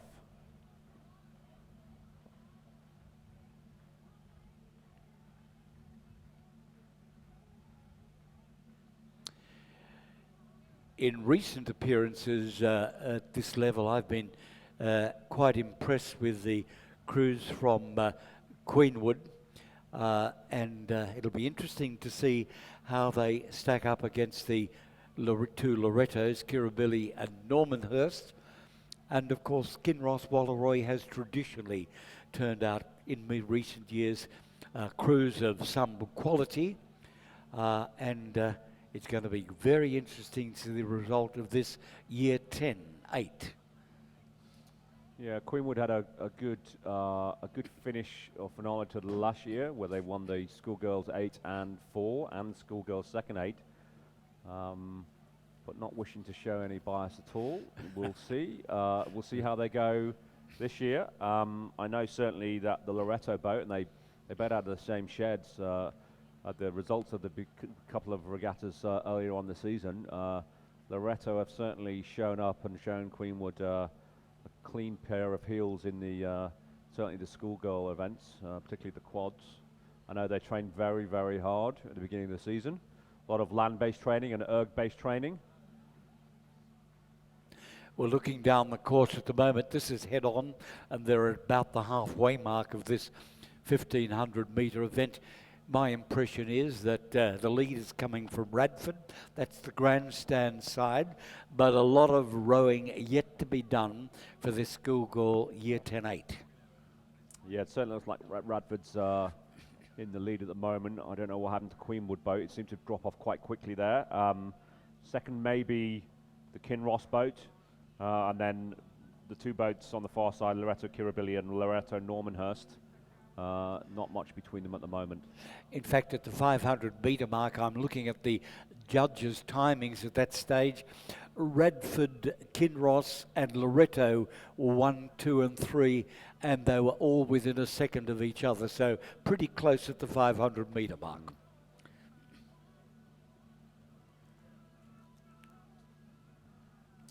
With 500 metres to go, Radford have pulled out a bit of a lead. They're about 4.5 seconds in front of Loretto Kirribilli on the far side. Kinross is about 1 3/4 seconds behind Loretto Kirribilli, followed by Loretto Normanhurst with half a boat length, and then Queenwood some distance behind. But yeah, good move there by Radford. They put the foot down on the accelerator, push themselves out. Got a comfortable lead now. They'll be looking to keep that lead, that length consolidated. There's nothing quite as exciting as watching the 8s come down the course, I think. Certainly the premier events in most of the regattas. But yes, the nicest boats, I think, to row. You can certainly feel the power and hear the power for those non-rowers. The distinctive clunk of a boat, a well-rowed 8, the chop and the clunk of the boat at the start of the catch and the finish is something which stays in your memory for a long time. And from a spectacle point of view, there's nothing quite like a full house here, 9 crews, 9 8s coming down this course. Very spectacular. Yeah, so it looks like on this near side, Radford in lane 7. Very relaxed, all keeping their eyes on the boat, which is always great to see. All clearing the water. Comfortable win for Radford there by a length of 3/4. Radford take the win there. Very close for second. It will certainly be Oh, I think that's hard. Loretta Kirribilli, Norman Hurst, and then in lane 5, Ross finished 4th, but that's a very, very close between Loretto Kirribilli and Norman Hurst. A photo for that, I think. Well, now Loretto Kirribilli have been given 3rd place, and Queenwood coming in 5th. So race 15, Radford College, time of 5:25. Second were Loretto Normanhurst, 7.5 seconds behind them. Third were Loretto Kirribilli, less than 0.4 of a second behind that. Kinross in 4th, and Queenwood in 5th. That, of course, was a championship event. There will be a presentation, so if we could ask the Radford and the 2 Loretto crews to come toward the podium, we'll get our presentation underway as soon as can be organised. Race 16, right at the end of the course, 2,000 metres away. We can't see them, so you certainly won't be able to see them where down you are. A long, long way to go as a single sculler. So this is race 16, schoolgirl, year 11 single scull. A full stack of rows here. In lane 1, Kinross Walleroy, Isabella Scammell. Lane 2 from Redlands, Amy Archer. Lane 3 from Hunter Valley Grammar, Holly Baker. Lane 4 from O'Connor Catholic, Aileen Cotter. Lane 5, Loretto Normanhurst, Maya Jones. Lane 6 from Stella Maris College, Grace Burke. Lane 7 from Newcastle Grammar, Isabella Oakley. Lane 8 from Queenwood is Ava McLennan. And in lane 9 from Cranber Grammar is Madeline Varg. Some new schools representing here. We have Stella Maris from the Northern Beaches and O'Connor Catholic. These schools will probably have rowers who row for their local clubs. I know certainly Stella don't have a rowing program, but Grace Burke rows out of Mossman under Judith Ungermark, and I'm assuming that's the same for O'Connor Catholic as well, Aileen Cotter. And they're just on the start line now.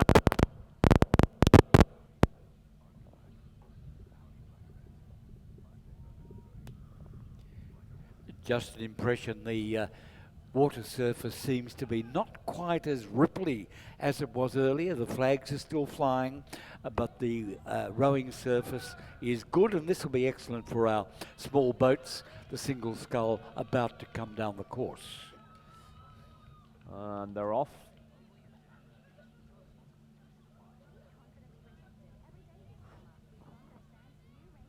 Hard to tell at this stage, even looking at our monitors, who's taken an early lead. Everybody looks to have got off okay.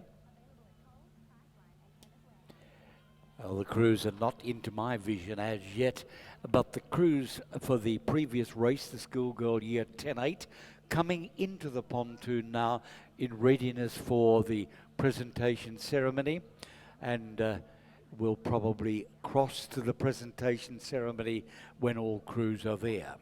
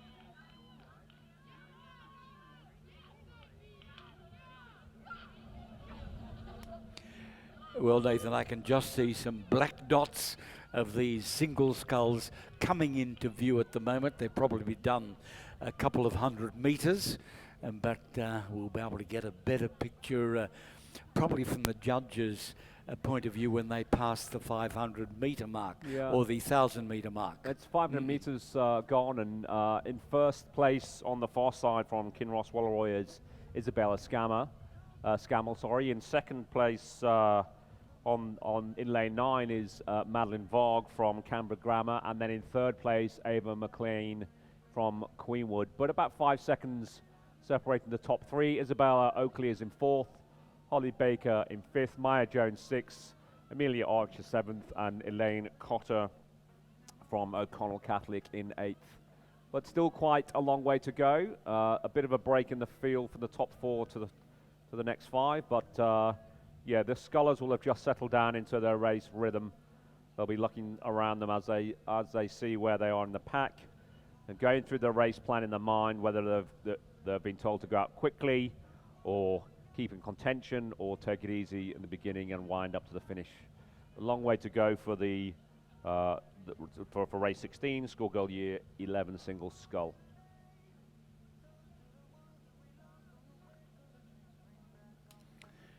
Well, the third place of the Schoolgirl Year 10-8 coming into the pontoon now. So in a moment or two, we'll move away from the race underway and we'll go back to our presentation.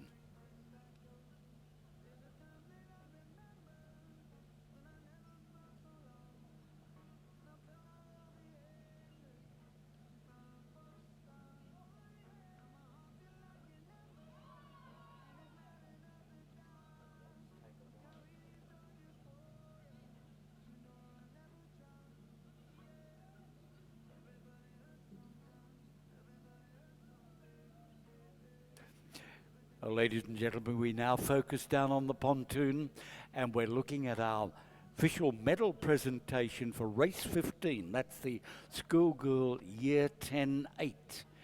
And we look at the bronze medal first of all, and that's awarded to Loretto Kirabilli.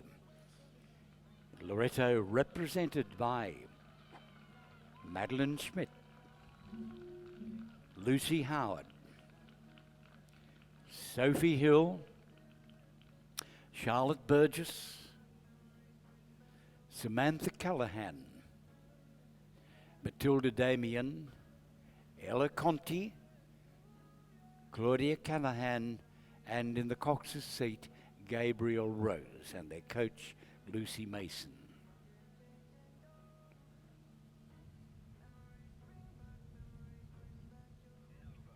Presentation by the CEO of Rowing New South Wales, Margot. Moving now to our silver medalists, and the silver medal is awarded to Loretto Normanhurst.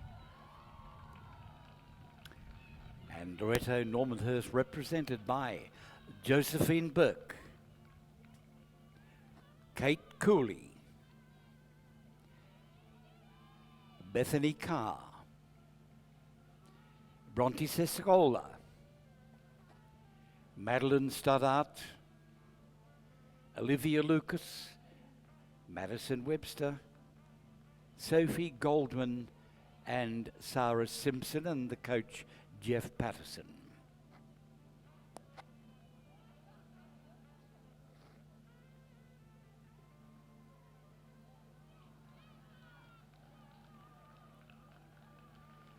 And now our champion Schoolgirl Year 10-8, the gold medalist Radford College from the ACT. And representing Radford, Olivia Hickey.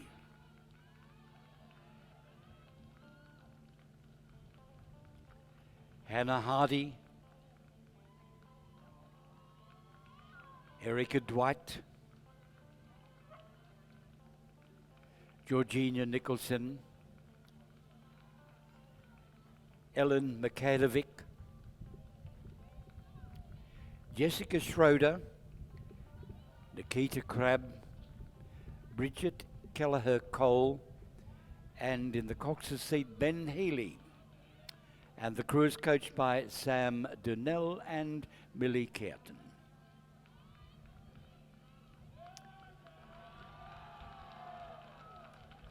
So, ladies and gentlemen, please acknowledge our medalists for race 15, the schoolgirl Year 10-8.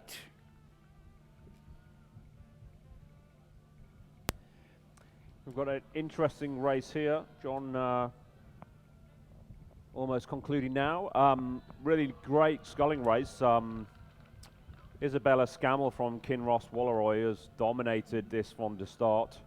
11 seconds in front of Madeline Varg from Canberra Grammar, who is in lane 9, followed by another 11 seconds at the 1500 metre behind Ava McLennan and Queenwood. A very, very strong race. Isabella Scammell on the far side. She's been very comfortable all race. And this is a straight final here. Very controlled, nice and relaxed. These guys have been first, second and third now from about the 500 metre mark. Isabella extended her lead from Madeline and has kept it like that consistently since halfway.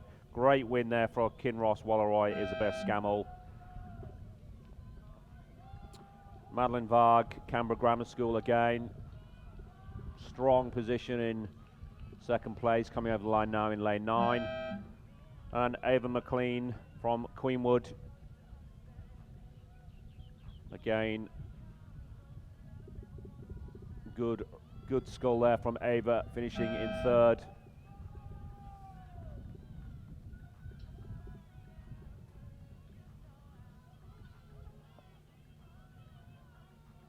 Holly Baker from Hunter Valley Grammar School finishing fourth.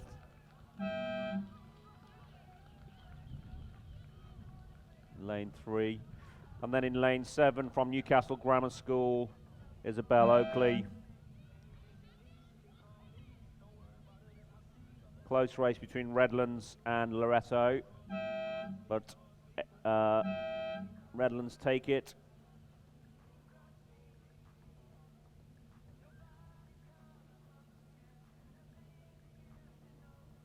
Elaine Cotter from O'Connor Catholic.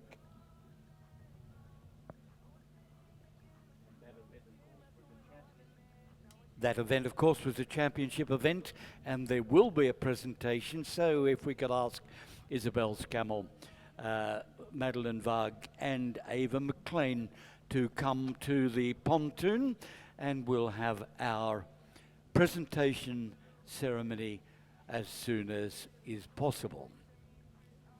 However, coming down the river at the moment is a double scull race. That's race 17. Schoolgirl Year 11 double scull.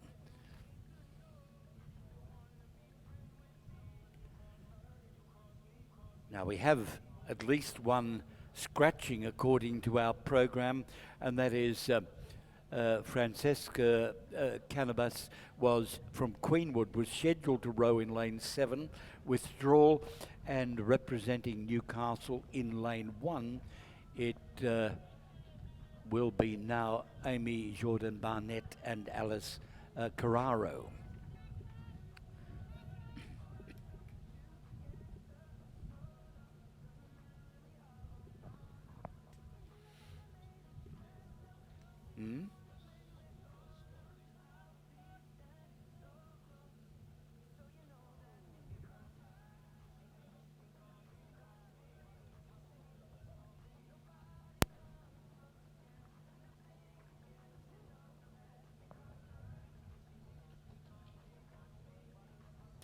Well, while we're waiting for our schoolgirl Year 11 sculler medal winners to come into the pontoon, we might go back to the water. Nathan, what's happening in this double scull event? Looks like, again, it's difficult to see, but looks like right now, it looks like Redlands are a long way in front in first place. A long way in front from Newcastle Grammar, with, again, some clear water between Newcastle Grammar and Kinross Walleroy. Redlands very dominant here. right through to the 1500 metre. They were almost 15 seconds in front of the Newcastle Grammar boat, who were followed by Kinross Walleroy, who again had some distance between them and Loreto Kirribilli. They seem to have kept that lead going quite well. Redlands, comfortable, a long way out in front of the pack. Redlands in their blue and yellow striped zooties and blades. Comfortable row for the double scull here from Redlands. But they're maintaining a nice stroke rate. Showing the crowd how neat they are.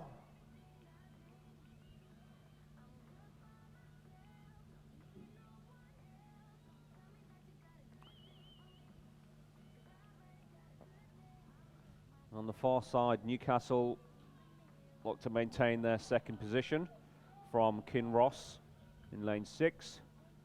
They're coming to the finish now in lane 4. Emily Batemeyer and Emily Barrell. Nice row there, girls, to finish in lane 4. First place, Redlands.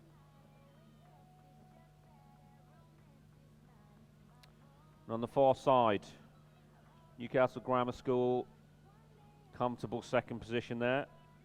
Or should I say silver medal position. And in lane 6, Kinross Walleroy for the bronze. Again, a comfortable third place there. Valiant effort from Loreto Kirribilli in 5th. The boat of Skinner and Macmillan.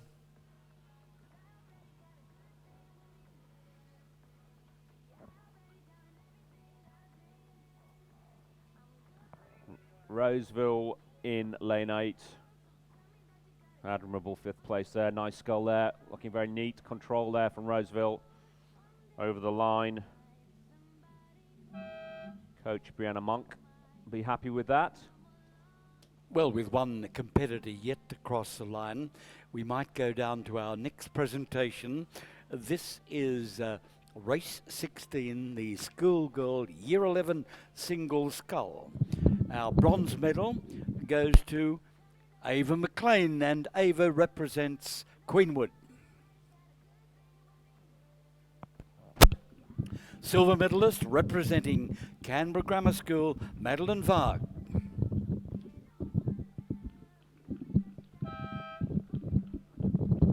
And our gold medalist in the schoolgirl year 11 single scull representing Redlands, or representing, Kinross Walleroy, it's Isabella Scammell.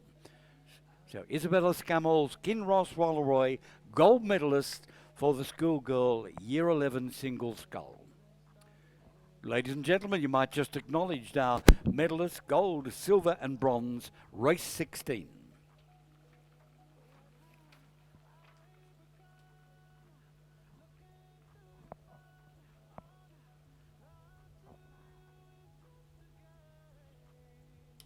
Well, we have a period of races which are now designated as finals, so we will be having a series of presentations immediately after the conclusion of each event. So we would hope we'll have our double scull representatives from race 17 across very shortly. That's Kinross Walleroy, Newcastle Grammar and Redlands.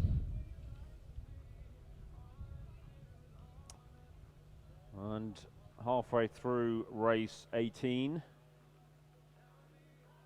in the schoolgirl single scull, it looks like Elizabeth Carter, a big lead. Elizabeth Carter from Newcastle Grammar, long way in front of second place Maddie Howard from Redlands, and again another some distance between Sarah Reynolds from Kinross Walleroy in third place.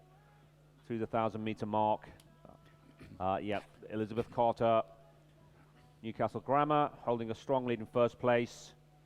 Almost 14 seconds ahead of Maddie Howard from Redlands, and another 12 seconds. Maddie, another 12 seconds in front of Sarah Reynolds from Kinross Walleroy.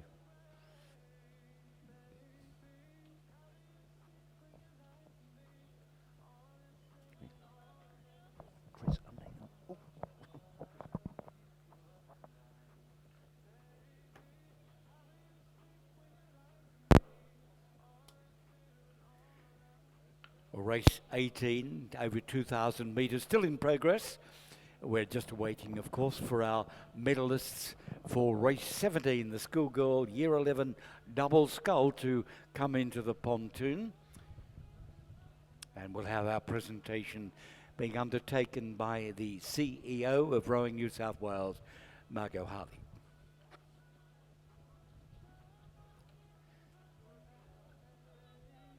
While we're waiting for our medalists, Nathan, what's happening on the water? Well, it looks like to be again another dominant display in the sculls. Race 17, which is the race 18, which is the schoolgirl single scull final. It's certainly Elizabeth Cartel from Newcastle Grammar. She maintains her first position from Maddie Howard from Redlands. Slightly come back. She's Maddie's now only 12 seconds behind, followed by Sarah Reynolds from Kinross Walleroy, who again is some distance behind. But yes, it's going to be a clear 1, 2, 3 for the schoolgirl single scull. Followed in fourth place looks like Tara School, Michaela Hole, and obviously there's a scratch from Loretta Normanhurst, Lillian Dean. So only 4 in this race. So in lane 3, Elizabeth Carter from Newcastle Grammar. Very controlled race. Very controlled stroke right there. She knows she's got this in the bag, all other things being equal.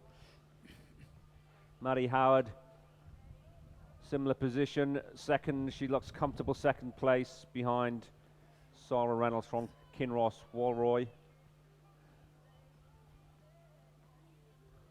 Pretty much from 500 meters, these guys spread out quite quickly.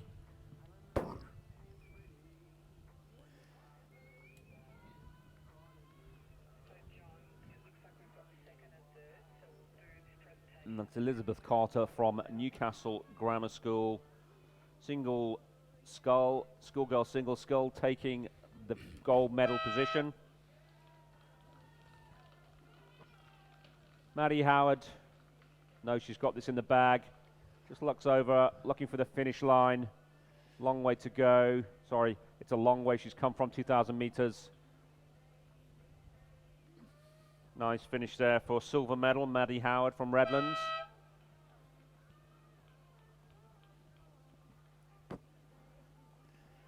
And Sarah Reynolds, Kinross Walleroy, coming to the finish now for bronze medal position. Looks over her shoulder, sees that white buoy to mark the finish line. It's a long, long way, 2,000 meters in a single scull. Now Michaela Hole from Tara School, finishing strongly, finishing neatly for fourth position. Well, leaving the water, we'll go back to our pontoon, and this is the medal presentation for race 17, the schoolgirl year 11 double scull. We don't have our winner here, but we're proceeding with the presentation for the bronze and the silver medals. And our bronze medal, representing Kinross Walleroy, Claudia Sinclair and Alana Tompkins.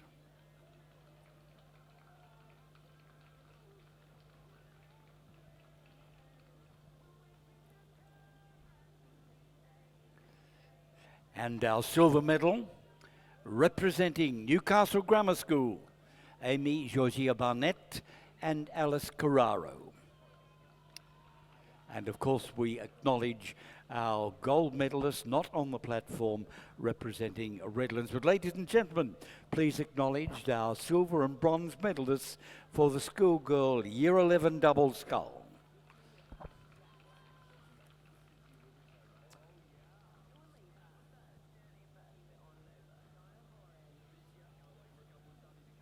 And we're coming to the last of the 500 meters in race 19, the schoolgirl double scull straight final.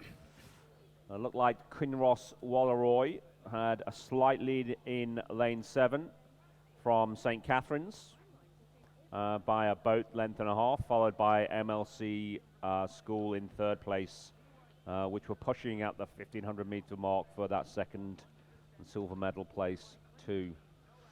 Coming to the last 300 meters, looks like Kinross Walleroy in lane 7, the blue boat nearest the grandstand. The boat of Lucy Jenkins and Bridget Yeoman, are still in the lead.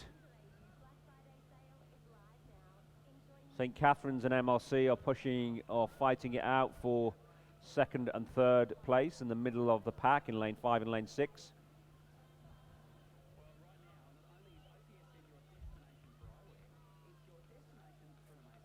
Yeah, in the blue boat of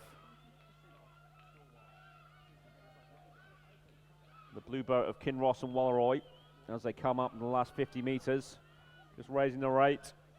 Very, very neat scullers there. Kinross, 1st place.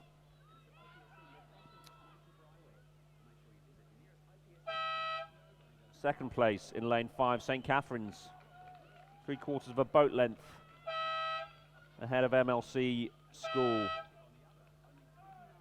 In lane 4, Loretto Kirribilli, just taking it on the line from Radford College in lane 9. Lane 8, Newcastle Grammar School, Grace and Rosie Charge.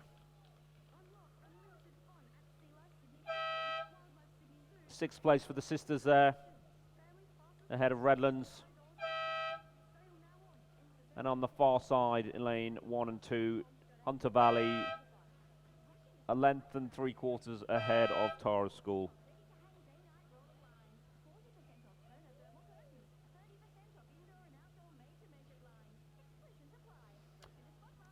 So that's race 19. First was Kinross Walleroy with an unofficial time of 7:50.42. Second was St. Catherine's, Hood and Tainish. And third were MLC School from Smith and Nayan. The official time there was 7:50.42. And with that race finished, we look at our podium again, back to more medal presentations. And this is for race 18, the Championship Schoolgirl Single Scull. Our bronze medalist, representing Kinross Walleroy, Sarah Reynolds.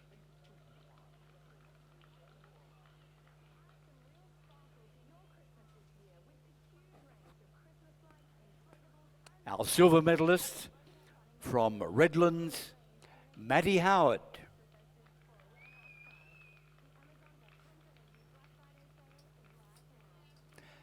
And the gold medalist, the Championship Schoolgirl Single Scull, representing Newcastle Grammar, Elizabeth Carter.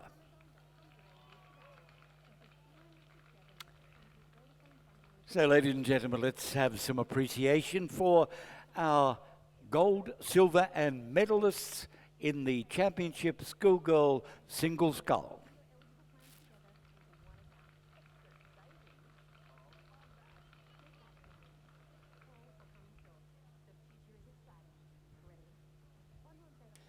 Well, ladies and gentlemen, just saying farewell for the moment for Nathan Birch. He'll be back later in the day, and joining me in the finish star is Chris McCarthy. Good morning, Chris. Good morning, John. It's a pleasure to be out here again for the Independent Schools Regatta.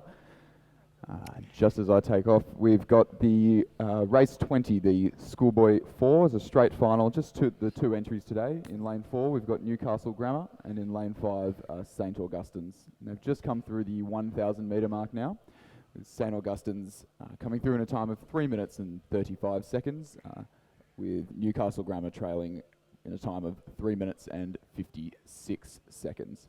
So a strong lead at the 1,000 metre mark. St. Augustine's hopefully stepping into a nice rhythm there to enjoy the rest of the race at this stage. Well, we've been used to the St. Augustine's crew performing very well at these school events, and of course we look at the coaches, Judith and Matthias Ungemark, closely associated not only with St. Augustine School as a coach, but also with Mossman Rowing Club. So good to see the Ungamark representatives on the water again. Just a moment, ladies and gentlemen, we will be moving down for presentation of the school double scull, but we have to wait for the bronze, silver and gold medalists to come into the pontoon. In the meantime, Chris, back on the water. How does it look? Yeah, so it does look like St. Augustine's have a very healthy lead there at about the, just approaching the 1500 metre mark now. They look to be settling into a nice rhythm. They might have another race later on in the day, just trying to save themselves perhaps and enjoy the last 1,000 metres of the race. Got the wind sort of shifting into a nice cross tailwind at the moment, so hopefully a nice rhythm will be setting them up to really enjoy themselves, enjoy the lead that they've worked hard for in the first half of this race. I always recall my own days, Chris. It's so good to be in that position, as is St. Augustine's at the moment. You can sit and look at your opposition and react to anything they do. It's a very comfortable feeling out there on the water. Of course, and rowing's unique in that regard, that it's the only sport that when you're winning you get to watch your competitors behind you, so it's definitely an advantage to get that early lead. As you said, react to anything that your competition may throw at you later in the race. You can sort of just keep an eye on them and focus on your own boat as well.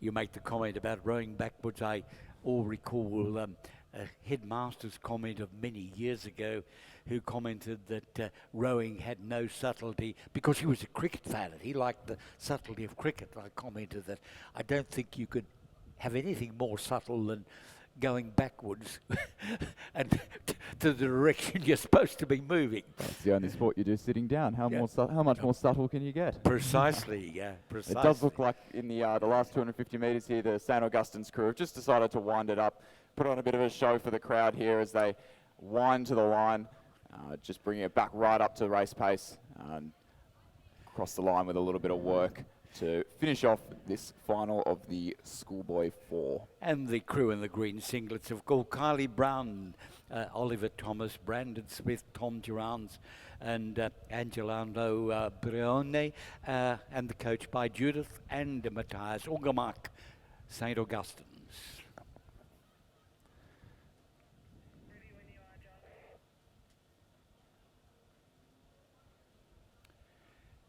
So St. Augustine's across the line at the moment. A lot of clear water back to Newcastle Grammar. And we might take this opportunity now to go down to the podium again for the presentation for race 19, Schoolgirl Double Scull. And our bronze medalist representing the MLC school, Lucy Smith and Samantha Nayen. And the crew coaches by Catherine Hicksell, Kristen Lidgvet and Bianca Riley. Our silver medalist now, representing St. Catherine's, Rosa Hood and Amy Tainish, coached by Gerard Wilson.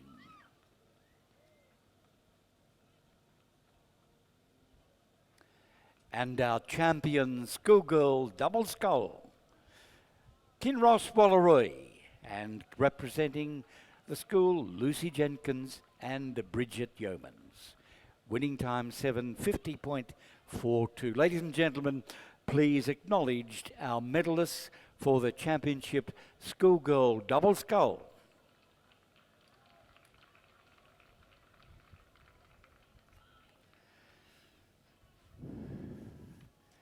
Our next presentation, of course, will be for race 20. That's Schoolboy 4, St. Augustine's and Newcastle Grammar School. Well, we're looking down the river at the moment, if it is indeed a river. Race 21. Back to our heats from the 1,000 metre mark. It's heat number 1 of the schoolgirl Year 9 cock squat. Now, the progression for this will be as for our other heats, that is the fastest 9 in this series of heats will progress to the A final. That's race 79 on the program. The next fastest 9 to B final and so on. We do have a number of heats there, 3 heats for the schoolgirl Year 9 Cox Quad Scull.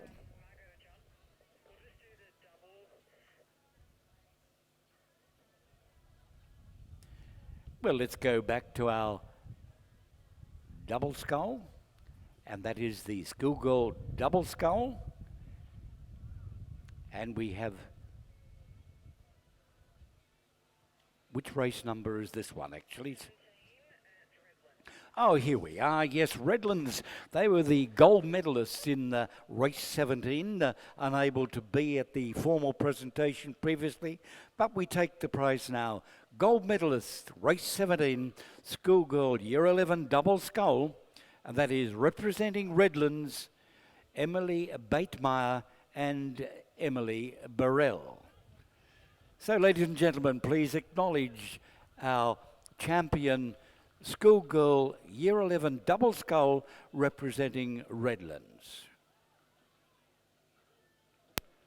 And we'll cross back down to the action on the water now with the first heat of 6 in the schoolgirl year 9 Coxed Quad Scull. This is race number 21. In lane 1 we have Radford College number 4. In lane 2 Queenwood number 4. In lane 3 Redlands number 4. In lane 4 Loretto Normanhurst number 4. Lane 5 Queenwood 5. In lane 6 Radford College 5. In lane 7, Redlands 5, and in lane 8, Queenwood number 6. So all the entries coming from, all bar one, coming from Queenwood, Redlands and Radford there. And we don't quite have a result through the 500 metre mark here, but like the Year 8 Coxed Quad Sculls, we have 6 heats, and the fastest 9 times across those 6 heats will progress to the A final, the next 9 times to the B final, and so on and so forth, with medals being awarded accordingly in those finals.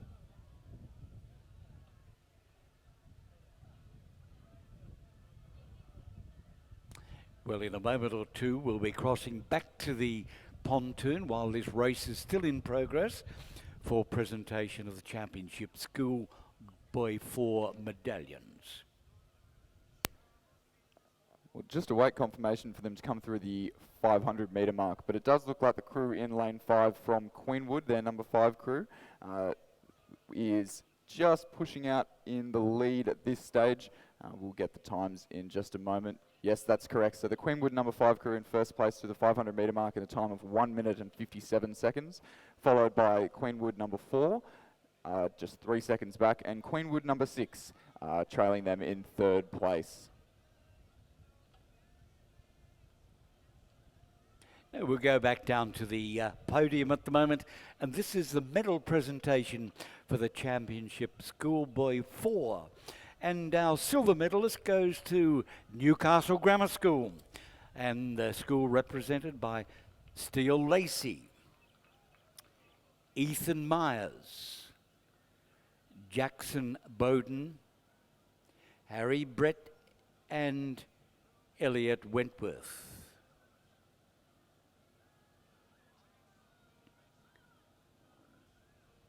And now the gold medal, our championship schoolboy 4, St. Augustine's, and representing St. Augustine's, Kyle Brown, Oliver Thomas, Brandon Smith, Tom Girans, and Alejandro Pirion as the coxswain, and the crew coaches by Judith and Matthias Ungermark. Winning time 7:27.86. Ladies and gentlemen, applause for our silver and championship St. Augustine crew in the schoolboy 4. And as we cross back to the water, as the crews come through the last 50 metres or so, the top 2 look to remain unchanged throughout the race. We have Queenwood number 5 just crossing the line in the last 5 strokes here, about a length and a half over their number 4 crew. And for third place, it looks like we have a tight contest between Radford College over in lane 1 and the bronze medalist at the 500 metre mark, Queenwood. It does look like Radford have just pushed through in that second half of the race. Yes, just to take it by about a canvas, about 3 feet over the crew from Queenwood.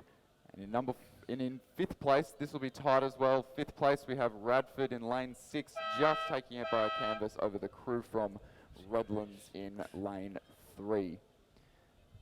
And just rounding out this first heat of the schoolgirl Year 9 Cox Quad Scull, we have the crew from Redlands, their number 5 crew in lane 7, just maintaining an edge as they cross the line over the crew from Loretto Normanhurst in lane 4. And the winning time for that 1,000 metre race, 4:06.75. And midway down the course at the moment is the second heat of the schoolgirl Year 9 Cox Quads. Hunter Valley Grammar in lane 1, Roseville in 2, Loretto Normanhurst in 3, Queenwood in 4, Loretto Kirribilli in 5. In lane 6 it's Redland, and on the grandstand sides in lane 7 PLC Sydney and then Radford College. Yes, and coming through the 500 metre mark, we had the early race leaders once again of Queenwood number 3 crossing the line at a time, crossing the 500 metre mark in a time of 1 minute and 57 seconds, closely followed by 1.3 seconds by the crew from Loretto Kirribilli.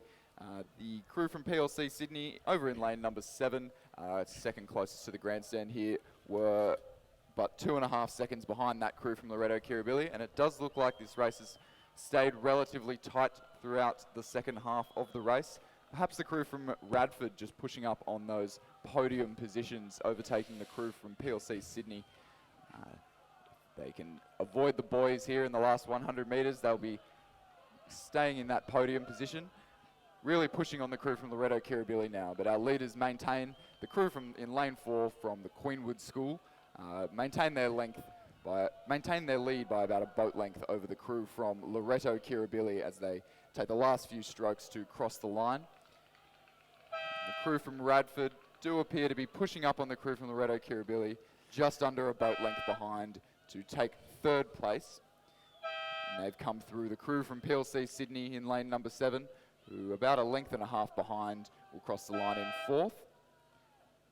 5th place looks to be the crew from Redlands in lane number 6, closely followed by Roseville in 2, and but a canvas back to the crew from Loretto Normanhurst in lane number 3. And to round out this second heat of the schoolgirl Year 9 Cox Quad Scull, it'll be Radford College over in lane... Sorry, my apologies. That would be the crew from Hunter Valley Grammar School over in lane number 1 to cross the line just now.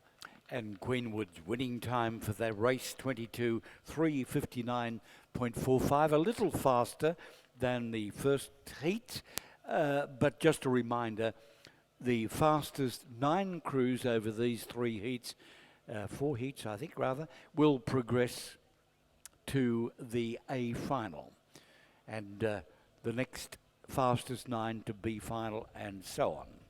So trending slightly faster, we should most likely see that continue on throughout these heats as the crews are entered according to their ranking within the school. So the fastest crews within a school will be in the last heat of the schoolgirl Year 9 Cox Quad Scull, and the lower ranked crews will be in the earlier heats as we've just seen. So as we progress, we should see some faster times. It does look like the conditions on the course are getting faster as we go on, especially in that from the 1,000 through to the 500 metre mark. There does appear to be a very consistent, mostly straight tailwind. But if we cross back to the course, race number 23, the 3rd heat. In lane 3, we have Roseville number 2. In lane 4, Redlands number 2. And in lane 5, Hunter Valley Grammar School number 2. In lane 6, PLC Sydney. In lane 7, MLC School.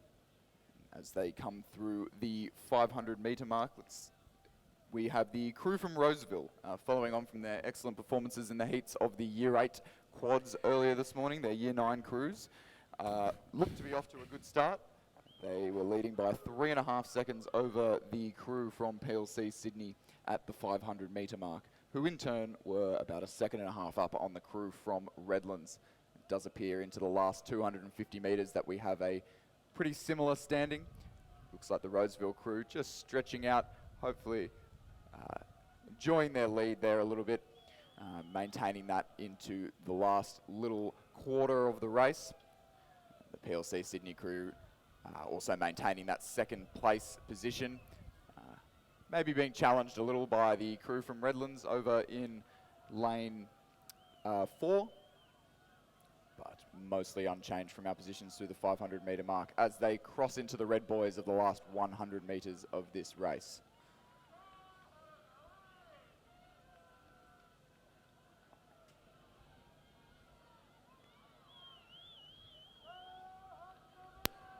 The crew from Roseville, coached by Tanner Blessington here, over in lane 3, just winding up to the line, stretching out that lead. They look to lead by about 2 boat lengths over the next rivals, which are very close at this stage. The crew from Redlands just winding towards the line here in lane 3 to try and pip the crew from PLC Sydney in lane 6. I don't think they quite made it there. It looks like PLC Sydney just maintained maybe a foot over the crew from Redlands. And the judges, incidentally, Chris, have gone for a photo on that second and third. We'll wait for the result of that one, but through to 4th place, we'll have the crew from Hunter Valley Grammar School, and rounding out this heat, we have the crew from MLC School in lane number 7. The winning time there, 4 minutes flat, 0.10, so 4.00.10.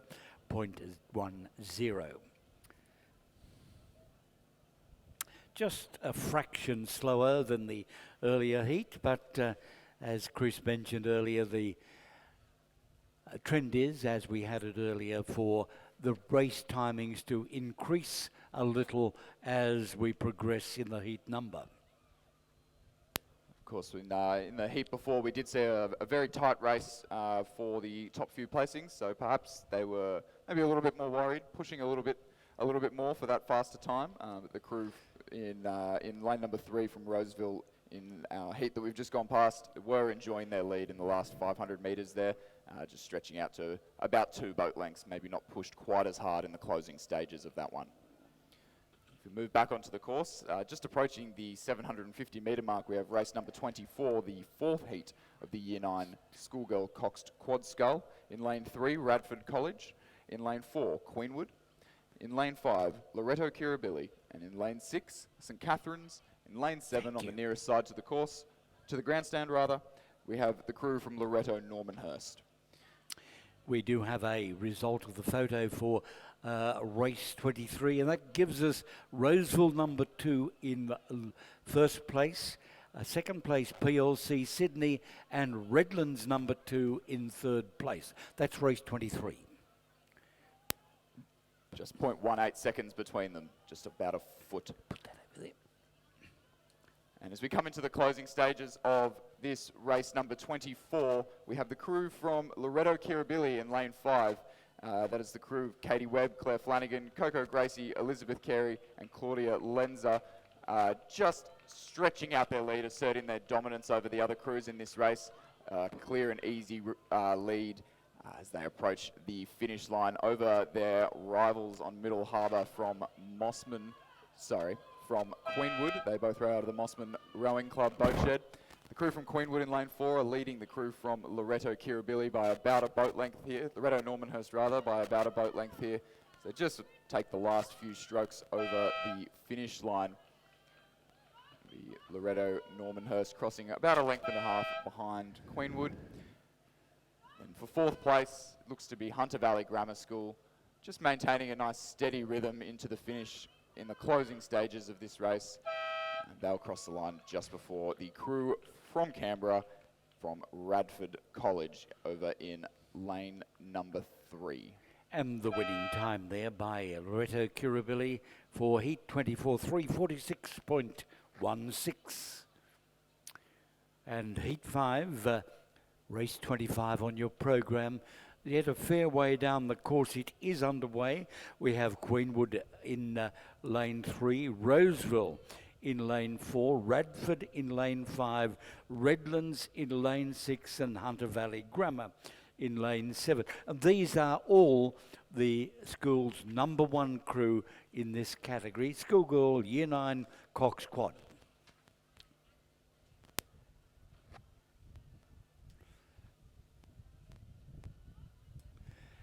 Just our usual reminder, we'd be appreciated if all crews, all schools could return their bound numbers as soon as possible, as soon as practicable, after they've completed their race.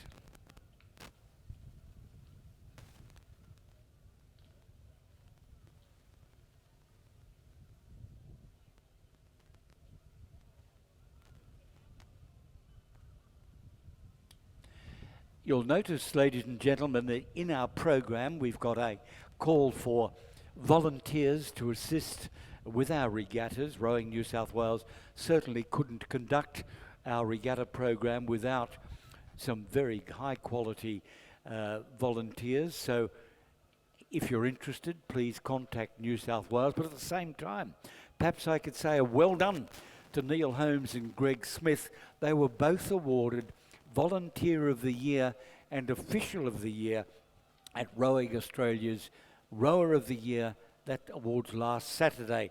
Now, both Neil and Greg have greatly contributed to local, state and national regattas over the last 30 years.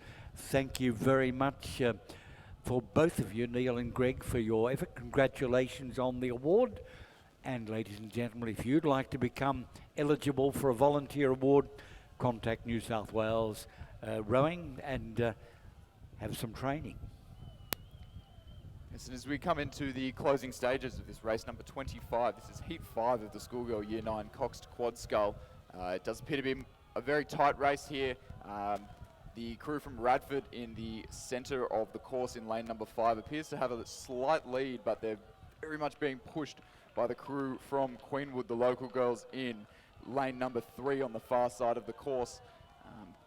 Following back in third place, it looks to be the crew from Redlands, just leading the crew from Roseville, who have about a boat length over the girls from Hunter Valley Grammar School on the near side of the course. As on the far side of the course, it does look like that crew from Queenwood School, their number 1 crew, just pushing out to about half a boat length's lead as they approach the last 2 or 3 strokes of this race. They'll take this 5th heat over the crew from Radford, who are about a boat and a half up on the crew from Redlands. They'll take 3rd place, just ahead of the crew from Roseville, who crossed the line before the crew from Hunter Valley Grammar School, rounding out this heat number 5 of the Schoolgirl Year 9 Coxed Quad Scull.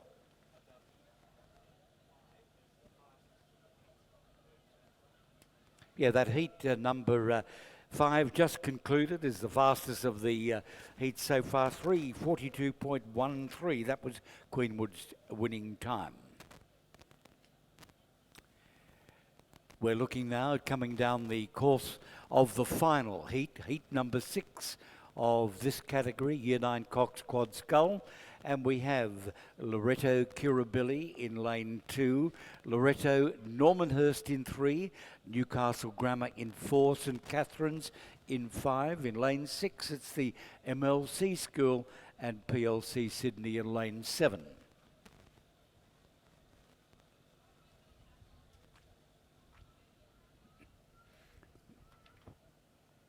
As we come through the 500 metre mark, we can see the crew from Loretto Kirribilli just taking the lead by about 5 seconds, a very dominant lead for the first half of this race over the crew from Loretto Normanhurst by about, as I said, 5 seconds, who maintain their silver medal position over the crew from St Catherine's in by 2.5 seconds, who lead from MLC School, followed by PLC Sydney and Newcastle Grammar in 6th place at the 500 metre mark.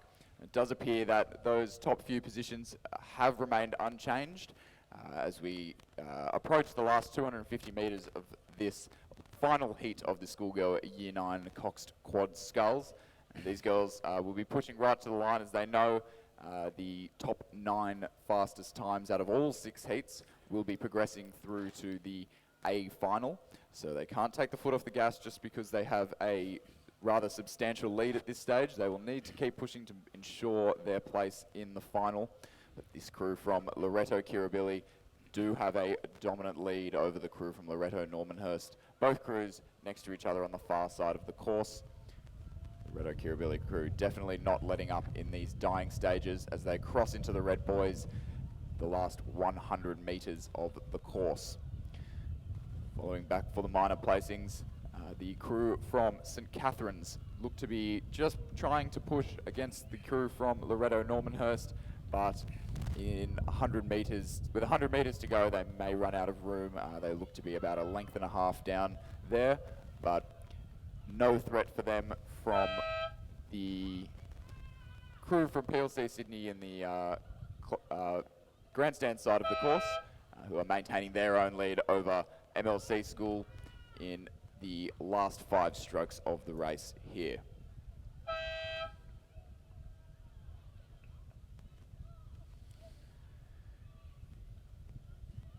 So that was confirming Loretto Kirribilli in lane 2 to take the win of the 6th heat of the Schoolgirl Year 9 Cox Quad Scull in a time of 3 minutes and 43 seconds.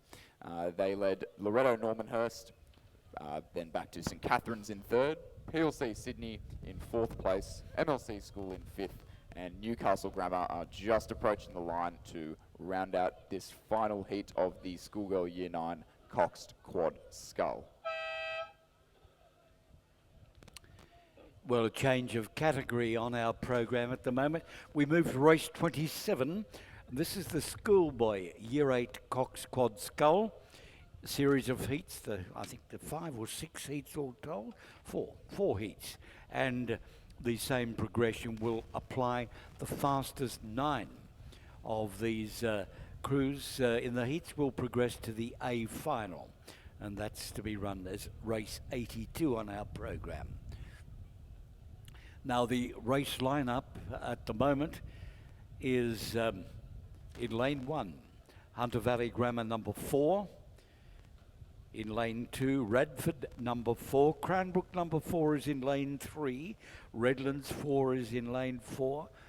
Radford 5 is in lane 5. Redlands 5 in 6. Redlands 6 is in lane 7. And Redlands 7 in lane 8. So a very good representative of Redlands here, 4 in this particular heat. Race 27, Heat 1, Schoolboy Year 9 Cox Quad.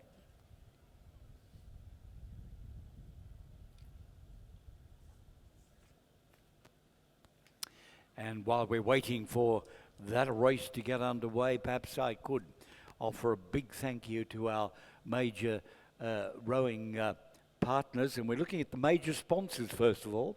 Bentley Chartered Accountants of Business Advice Australia and V Insurance. We thank them very much for their continued support, and of course the stall holders and the Independent School Championships, Regatta Shop and Pontoon Sports, both outside the courtyard, out behind the grandstand, and of course our lakeside catering kiosk there as well. So thank you very much for our sponsors and supporters. Does look like we have a start in the Schoolboy Year 9 Cox Quad Scull, the first heat. The Aligners just taking their time. Obviously we don't have stake boats at the 1,000 metre mark to hold the boats, and with this tailwind would obviously be slightly challenging at the start line, but it looks like we've gotten away to a clean start for all crews here. Might have to wait just another couple of 100 metres to establish who has gotten out quickly here, although it looks like that the crew from Cranbrook does appear to have a little bit of issues here at the 200 metre mark, but recovering well as the crew from, I believe, Radford appears to take a lead here in the first couple of 100 metres of this heat.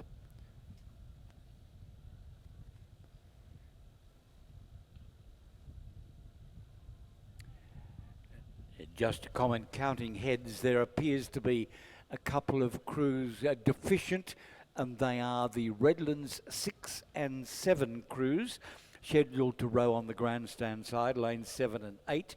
So they have withdrawn from this event as Redlands 6, Redlands 7.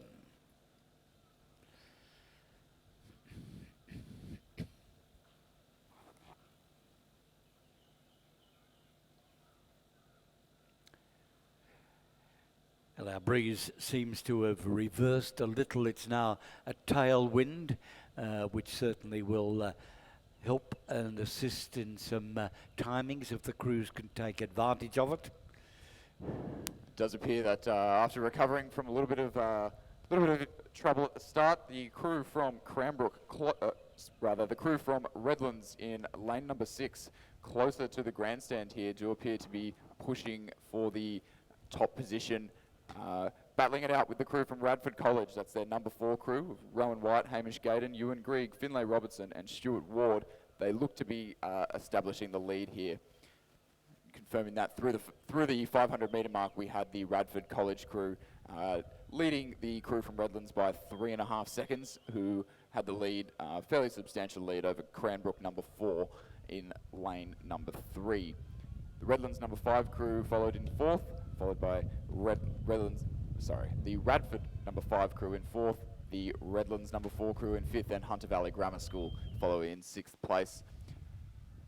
It does look like those top 2 positions have remained unchanged in the latter half of this race, with the crew from Radford College in the ACT really winding up the rate now as they approach the last 200 metres or so of this race, just making sure that their main competition here, Redlands number 5, don't get a look in the closing stages. Redlands number 5 as well with a comfortable lead over the crew from Cranbrook in the centre of the course. And as Chris mentioned a little earlier, because selection to our A final is on a times basis, none of these crews can afford to take it easy. They've got to keep pushing to qualify for the A final. The crew from Radford definitely are not taking it easy in the latter stages of this race. We've had the wind pick up a little bit more, so definitely some fast conditions, looking for a quick time to get through to the fastest final possible. They cross the line about 2 or 3 lengths ahead of the crew from Redlands in lane number 6. Third place is hotly contested here. The crew from Cranbrook appears to have made a push in the last stages of this race, just taking it by about 2 feet over the Radford College in lane number 5. They'll round out our top 4, followed by the crew from Redlands in lane number 4, who crossed the line ahead of the crew from Hunter Valley Grammar, just taking their last few strokes of the race in lane number 1 on the far side of the course. And Radford's winning time at that event, 4 minutes flat, 4 minutes exactly for heat 1 of the schoolboy Year 9 Cox Quads. We're moving over to the second heat. There are 4 heats overall. In lane 3, it's Cranbrook, Redlands number 3 in lane 4, Radford College number 3 in 5, Hunter Valley Grammar 3 in lane 6, and Newcastle Grammar 3 in lane 7. All 5 crews appear to be there.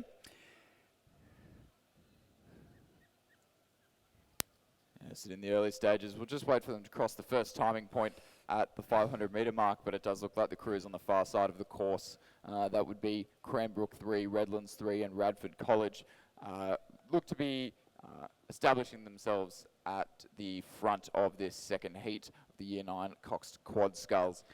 The crew in lane number 6 from Hunter Valley Grammar just trailing those leading 3 over the crew from Newcastle Grammar. And as they've just crossed the 500 metre mark, we have the crew in lane number 3 from Cranbrook in a time of 1 minute and 54 seconds. It's about 5 seconds quicker than the last heat. Followed by Redlands, about 2.5 seconds. So it's about a boat length behind in lane number 4 there. In third place at the 500, we had Radford College, about another boat length behind. Hunter Valley Grammar School in 4th, just trailing those leading 3 by about 4 seconds. And Newcastle Grammar in 5th place to round out the first half of this heat. It does look like those positions have remained unchanged through the last 250 metres or so. They're approaching the 750 now. It does look like the crew from Redlands in lane number 4 are pushing on their friends from Cranbrook, their competition in lane 2 over there. Could be a very tight race as we come into the final stages. In fact, I think it's Redlands leading, as you mentioned, Chris and Cranbrook are moving away from the rest of the field. Radford, Hunter Valley Grammar, Newcastle Grammar just fading a bit as they move toward the finishing line, but Redlands at all not fading. They've lifted their rating, but Cranbrook certainly staying with them. Redlands really taking it up now as they cross the red buoys to mark the last 100 metres of the race. They'll know it's about 12, 15 strokes to go now. They'll know that they are nearly finished and that they have really moved straight through the crew from Cranbrook. They've opened up a little bit of clear water now, and it's without barring disaster, it would be the crew from Redlands in lane number 4 who will take out this second heat of the schoolboy Year 9 Coxed Quad Scull in a time of 3 minutes and 52 seconds. They're trailed by about 2 boat lengths from the crew from Cranbrook, who crossed the line in second ahead of Radford College in lane 5, and they've just taken it over lane number 6 competitors from Hunter Valley Grammar School. And to close out this second heat, we will have Newcastle Grammar just approaching their last 5 or 6 strokes of the race to cross the line, closest to the grandstand in lane number 7. And the winning time by Redlands, 3:52.49. So a good snappy time for Heat 2.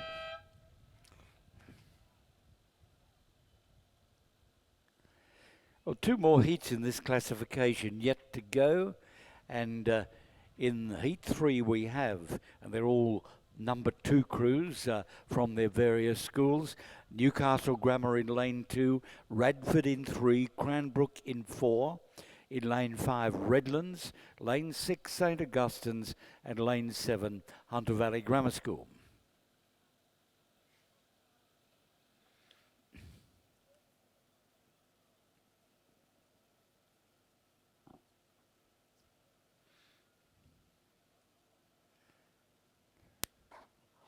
It looks like we do have a start for all 6 crews in this third heat of the schoolboy Year 9 Coxed Quad Scull. About a minute or so into the race, they'll be approaching the 500 metre mark shortly, just hoping to establish themselves into a rhythm. This tailwind making things very rhythmic in the middle sort of 500 metres of the race. They'll hopefully be settling right in and trying to stay as consistent as possible. As we approach the 500 metre mark, it does look like the crew in lane number 3 from Radford College are establishing themselves as the dominant crew in this race. It's hard to tell who they are followed by, but it looks to possibly be the crew from Redlands in lane number 5 coming down the centre of the course chasing them. We'll just have them come through the 500 metre mark in a moment. So it is Newcastle Grammar in lane number 2 who have come through in a time of 1 minute and 45 seconds, followed by Redlands number 2 in second place, who are about 5 seconds behind. The crew from St Augustine's in third place, followed by Cranbrook, Hunter Valley Grammar and Newcastle Grammar over in lane number 2 to round out the 500 metre placings.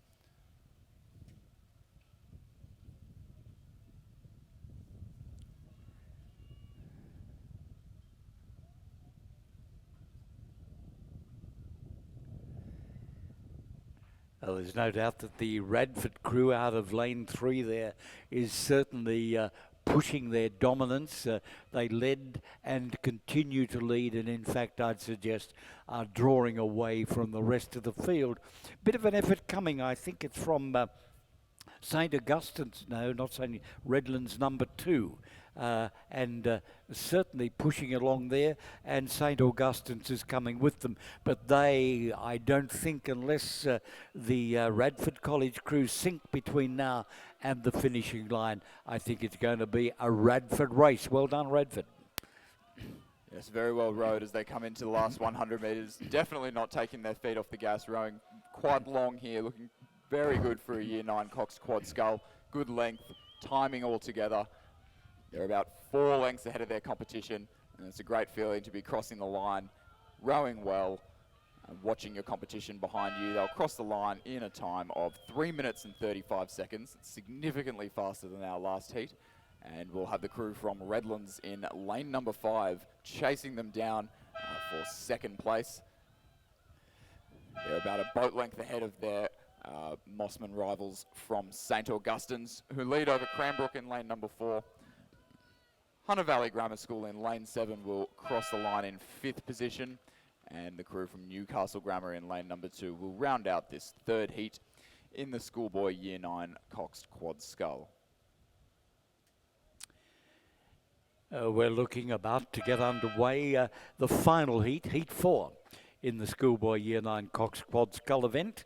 And again, we have crews listed as number 1 in their various boat sheds. Redlands in lane 2, Radford in 3, Hunter Valley Grammar in 4, St Augustine's 5, Newcastle Grammar in 6, and Cranbrook on the grandstand side.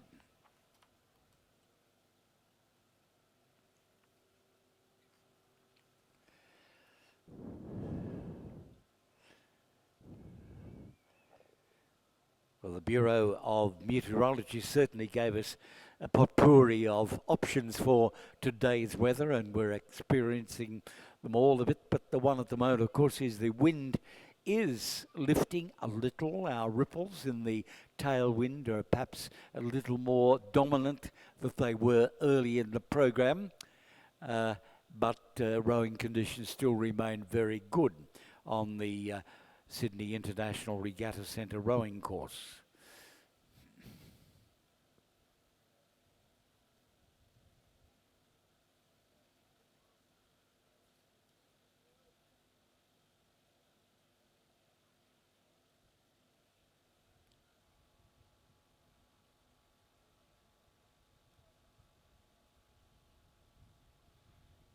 Does look like we have had a start from all 6 crews once again. These crews all being ranked the top within their own school programs.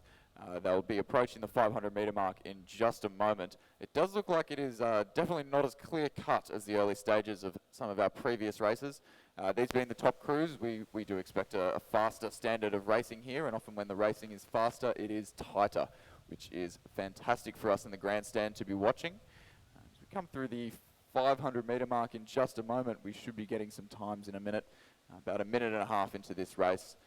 Looks like the crews in the centre of the course are just pushing out in front of the crews on the far sides. It's always an advantage to be in the centre of the course. You can see all of your competition without having to look around too much. But as we come through the 500 in a time of 1 minute and 39 seconds, it's the crew in the centre in lane 3 from Radford College who are leading by just half a second over the crew from St Augustine's. Hunter Valley Grammar School trailed just over a second behind in 3rd position, and just over 2 seconds behind in 4th we have Newcastle Grammar, and they're trailed in 5th position by Cranbrook in lane number 7 on the nearest side to the grandstand. So definitely a much tighter race than the last few heats we have seen. As I said, as the wind picks up, our tailwind conditions do tend for tighter and more exciting racing. So I think it's going to be a very good race here between Radford and St Augustine's. I get the impression that the effort from St Augustine's has moved up a little, and looking at my view, and certainly its head on, not much between Radford and St Augustine's, with perhaps the boys in green having an edge, perhaps that is. Let's see what happens over the next 200 metres. Boys just be looking for the red boys that mark the last 100 metres of this heat. Looks like the crew from Radford do appear to be just maintaining their lead over the boys in the centre of the course from St Augustine's, but St Augustine's are not letting them walk away from it. All crews raising their rate of striking as they approach the last 3 strokes. It'll be Radford College by just under a boat length over the crew from St Augustine's. For 3rd place, it's anyone's game between Hunter Valley, Newcastle and Redlands. It looks like it'll be Hunter Valley over the crew from Newcastle Grammar, with the crew from Redlands in lane number 2 just falling on the wrong side of that battle there, but we'll probably go to a photo finish. Yeah, definitely a photo finish, Chris. The judges have called for the photo, so we'll have the results for 3rd and 4th in just a few moments.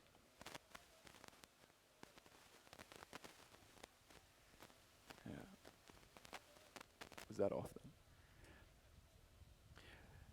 Probably not surprising, that last heat, Heat 4, race number 30 was the fastest of the heats, 3:23.42.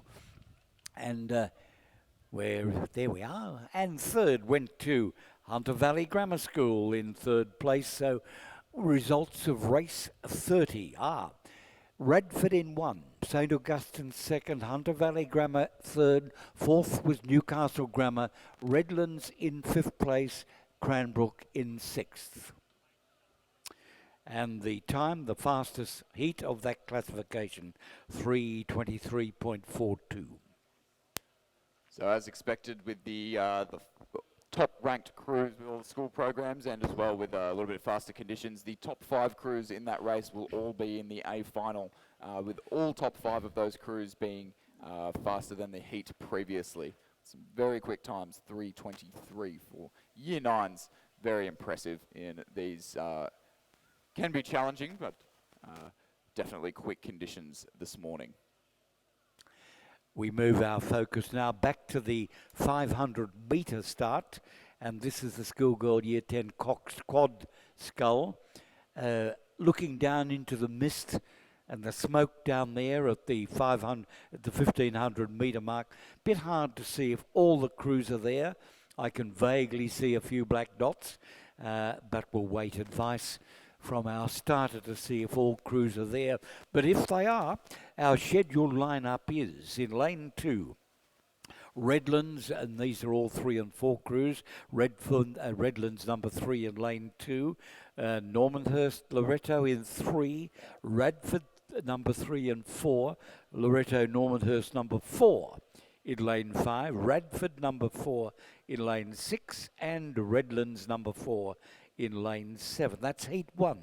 The schoolgirl Year 10 Cox Quad.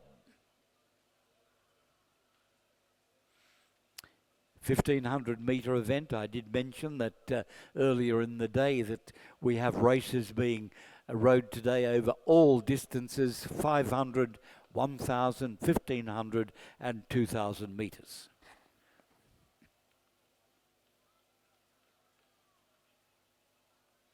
So the 1500-metre racing used primarily by Year 10 students. We see it only in a few locations.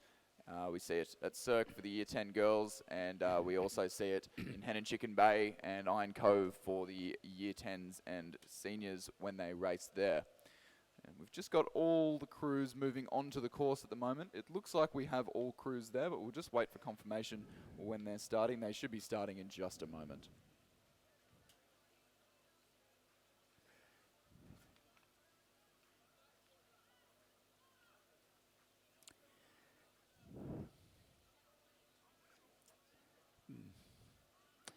Well, our regatta is certainly running to schedule today, and we thank our boat race officials for that. We're very, very fortunate indeed to have dedicated and very competent boat race officials here in New South Wales. And sometimes we have a slight problem if the weather is really atrocious or the the rowers are too junior, but generally speaking, they run well on time, and we thank our boat race officials for that. And we're calling for interest from everyone who might like to be a volunteer at our regattas. We have positions for boat race officials, for umpires, for judges. We have administrative positions, boat drivers, you name it. But if you're interested in volunteering to support Rowing New South Wales, to support in the manner to which we're being used to having very, very competent regattas run, please put your hand up. We'd like to hear from you.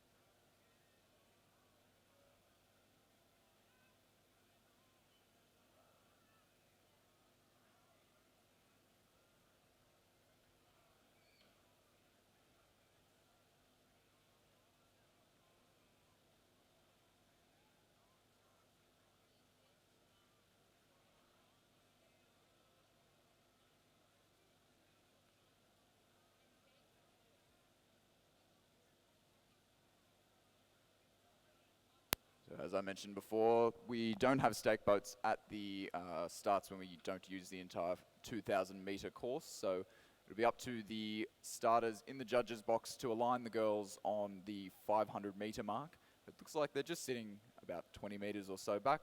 What they'll do is they'll get all the girls to line up roughly in a line just before the start line and get them to tap it up with just the bow girl rowing, just to ensure that they don't move past the line and they can move slow enough to control that all the crews are going to form a line evenly. Once they're there, they will have a quick start, which means they won't be calling a roll call at the start line. They'll simply call all the crews to attention and get them underway as soon as possible.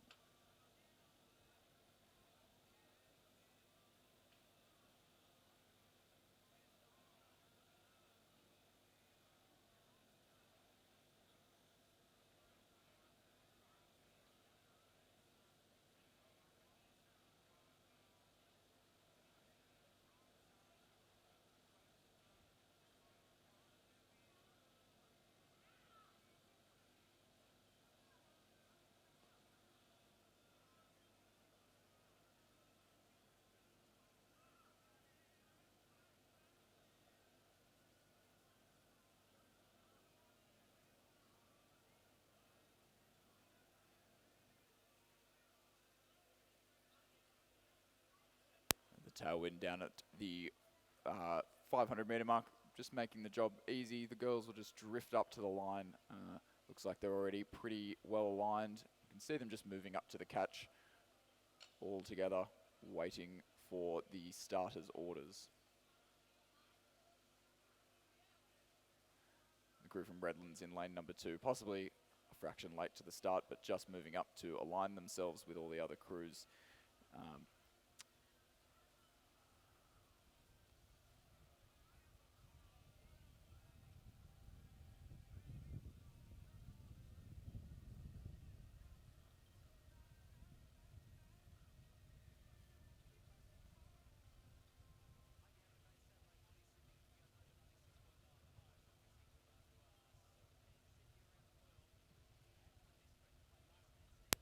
With all 6 crews present, we are away with a start here. Looks like they've all gotten off cleanly in the first 5 strokes, just punching it away to get the boat up to their race pace rhythms as quickly as possible. They'll generally spend about 5 strokes rowing a little bit shorter and then build it up for about 10, and then sit up there for as long as possible and then settle down into their mid-race rhythm after a couple of 100 metres. And early on in the race, it does look like the crew from Loretto Normanhurst, or possibly it's the crew from Radford College that have had it better out of the blocks in the first couple of 100 metres. Going through the crews again, in lane number 2, it is Redlands. That's Sienna Wessels, Alana Mansfield, Yazi Coltrane, Bria Carter, and Cox by Lucy Horton. In lane 3, Loretto Normanhurst, Frances Duffy, Bethany Carve, Charlotte Curran, Elizabeth Attia, Ella McKenzie, and coached by Rosalind Daly. Radford in lane number 4, that's Mackenzie Jolly, Neve Maguire, Nia Exel, Lucy Volker Smith, Camilla Lupton, and coached by Millie Kearton and Sam Durnell. Loretto Normanhurst in lane number 5, that's Scarlett Haasers, Eden Thomas, Susie Shisowan, Kate Walters, Bridget Whittaker, and coached by Meg Conlon. Radford College from the ACT in lane number 6, we have Josephine Truswell, Hannah Sampson, Eloise Flynn, Zimi Liris, Maya Lee, and coached by Millie Kearton. And Redlands in lane number 7, that'll be Zoe Naismith, Gracie Connell, Charlotte Scamps, Maya Little, and coxed by Hannah Mitchell. The girls are just coming up to the 500 metre marker here. That's actually the 1,000 on the course. We can see it looks to be the crew from Radford just extending that lead that they took out of the start as they cross the first timing point by about a boat length and a half there.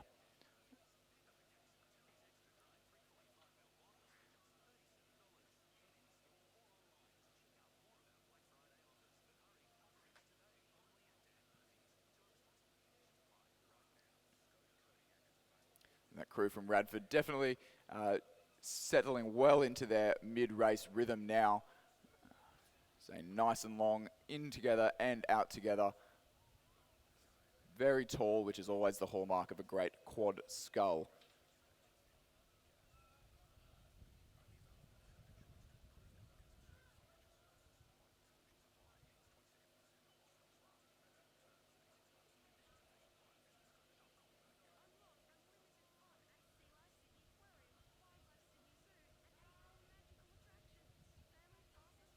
It does look like that crew from Radford College to be leading still over the crew from Loretto Normanhurst in lane number 3. Look to be holding down second place over the crew in the lane next to them on the far side of the course from Redlands. We'll get confirmation of that as we cross the next timing point at the 500 metres to go mark as we come into the last third of this race.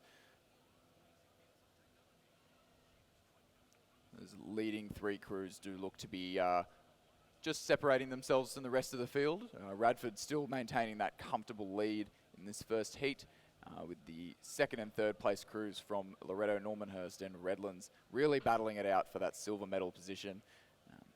As with our previous heats that we've had for the Year 8 and Year 9 Cox Quad Sculls, the fastest 9 crews from these 4 heats will be progressing through to the A final, the next 9 crews to the B final, and so on. And crossing the 500 metre to go mark, we do have the crew from Radford College in a time of 3 minutes and 50 seconds, definitely storming through there. That's on par with some of the Year 9 boys quads who were through the 1,000 metre racing. They lead by 12 seconds over the crew from Loretto Normanhurst, up about a boat length from Redlands, who lead comfortably over Loretto Normanhurst number 4, who are about a length and a half in front of Radford College from the ACT at the 1,000 metre mark there. Chris, this is a very dominating performance by that Radford crew, and a very good performance. You mentioned earlier about their rhythm and their timing, and they've certainly got it all together out there on the water. Yes, absolutely. Accelerating the boat nicely, staying up nice and tall and really clean around the finish, which can be very important in these tailwind conditions. When the boat's moving pretty quickly, you need to get the blades out really nice and cleanly to avoid slowing the boat down. They're definitely not slowing the boat down too much here. As I mentioned before, it's the fastest 9 times through, so they'll be definitely pushing now in the last about 150 metres we've got left of this first heat to try and ensure that their time is competitive with those of the races which are to follow. And that crew is Josephine Troswell, Hannah Simpson, Eloise Flynn, Jimmy Lyris, and Lee Cox, and the coach is by Millie Kearton, and she's coached a couple of other winning crews here on the water today. Yes, Radford definitely known for their schoolgirl quads, a few head of the river wins in recent years. They'll be thinking of that as they cross the line in a time of 5 minutes and 46 seconds to take the win in this first heat of the schoolgirl Year 10 Cox Quad Scull. It will be the crew from Redlands in lane 2 who have just nudged out the crew from Normanhurst as they were battling earlier on in the race. They'll take second place by almost exactly a boat length over the crew from Loretto Normanhurst.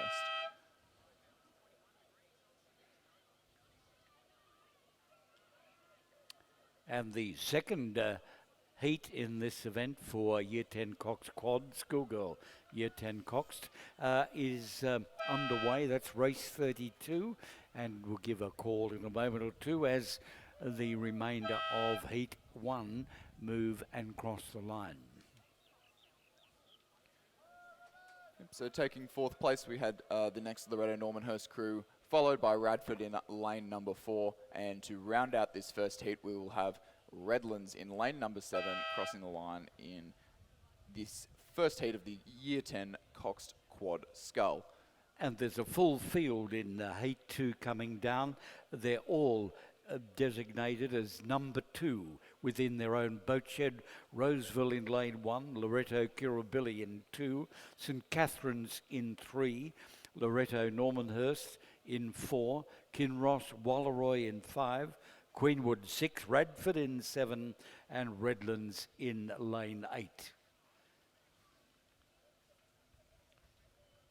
And just looking down, the immediate impression is that The lane 8 Redlands has certainly slipped back, as has Roseville and Loreto Kirribilli from lanes 1 and 2. So, or 2 and 3, I think it is. Yes, it's Loreto, St Catherine's and Loreto Kirribilli slipped back, leaving the pressure in the middle of the field from Radford, of course, and beside them Queenwood, then across to Kinross Wallaroi.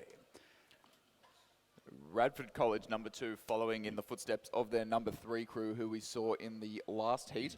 Radford were leading by about 4 seconds at the 500 and have extended that to about 8 seconds at the 1,000 metre mark. They lead over the crew from Roseville, who are just narrowly ahead by half a length from the crew in the centre of the course in the blue boat from Kinross Wallaroi.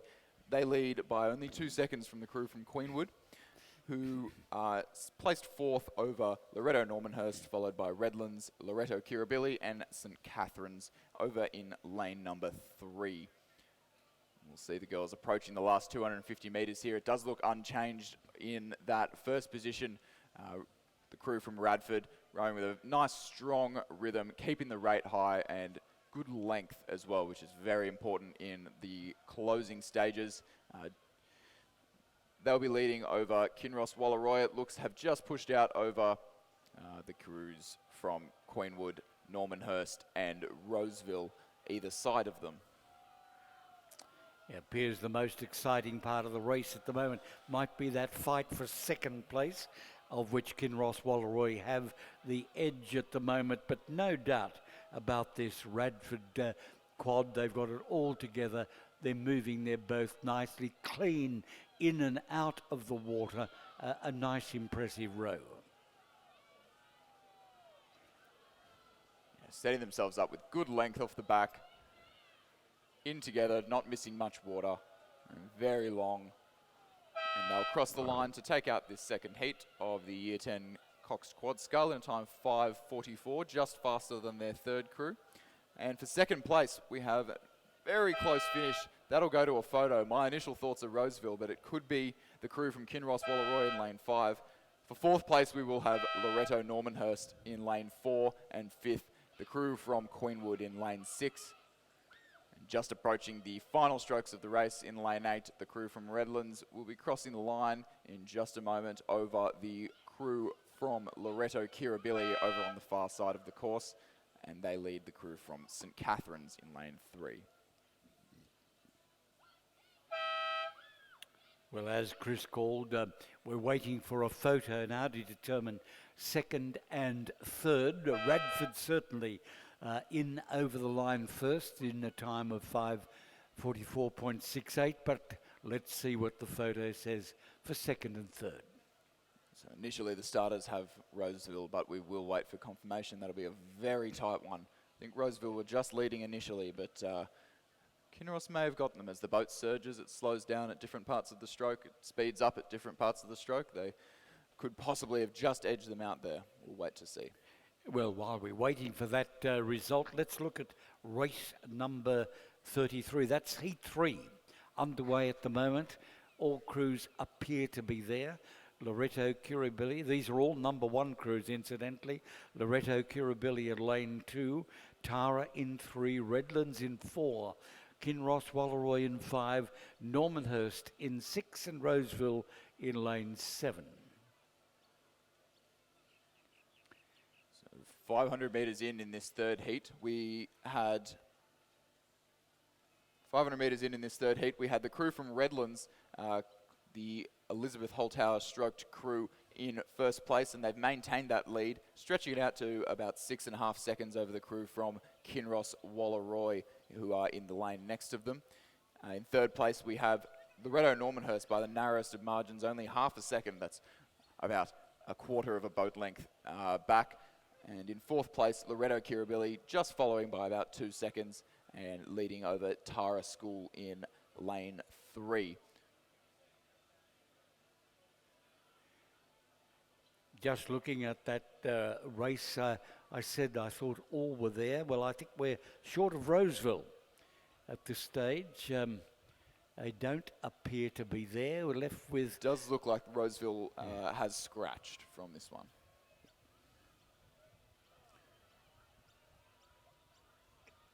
But the crew from Redlands, nice long steady rhythm in the last 120 metres or so of this race, stretching out to a boat length, about 3 boat lengths lead across from the crew from Kinross Walleroy, who are just managing to fight off the crew from Loretto Normanhurst, but they certainly won't have it all their own way. Loretto Normanhurst definitely putting up a good fight in the closing stages here.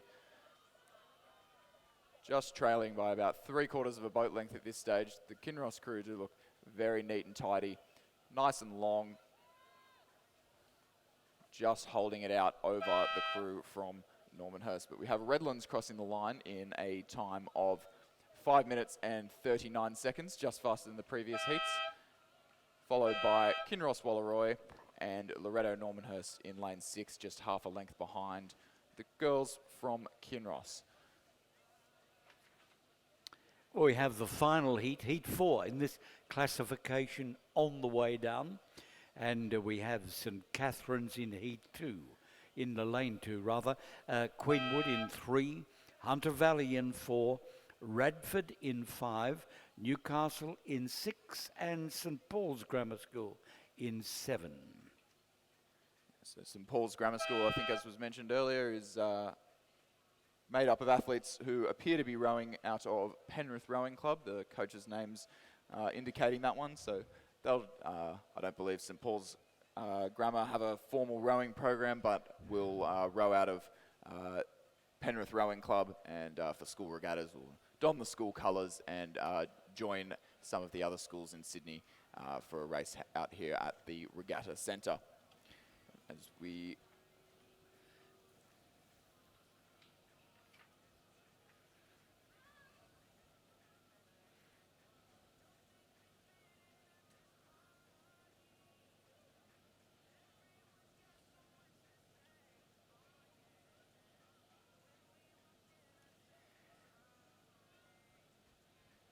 It's race 34 in progress at the moment. That's the final heat of the schoolgirl Year 10 Cox Quad Scull.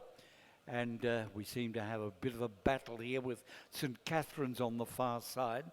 Out of lane 2, we look across to the centre of the field, and I think it's Radford, and then St Paul's on the grandstand side.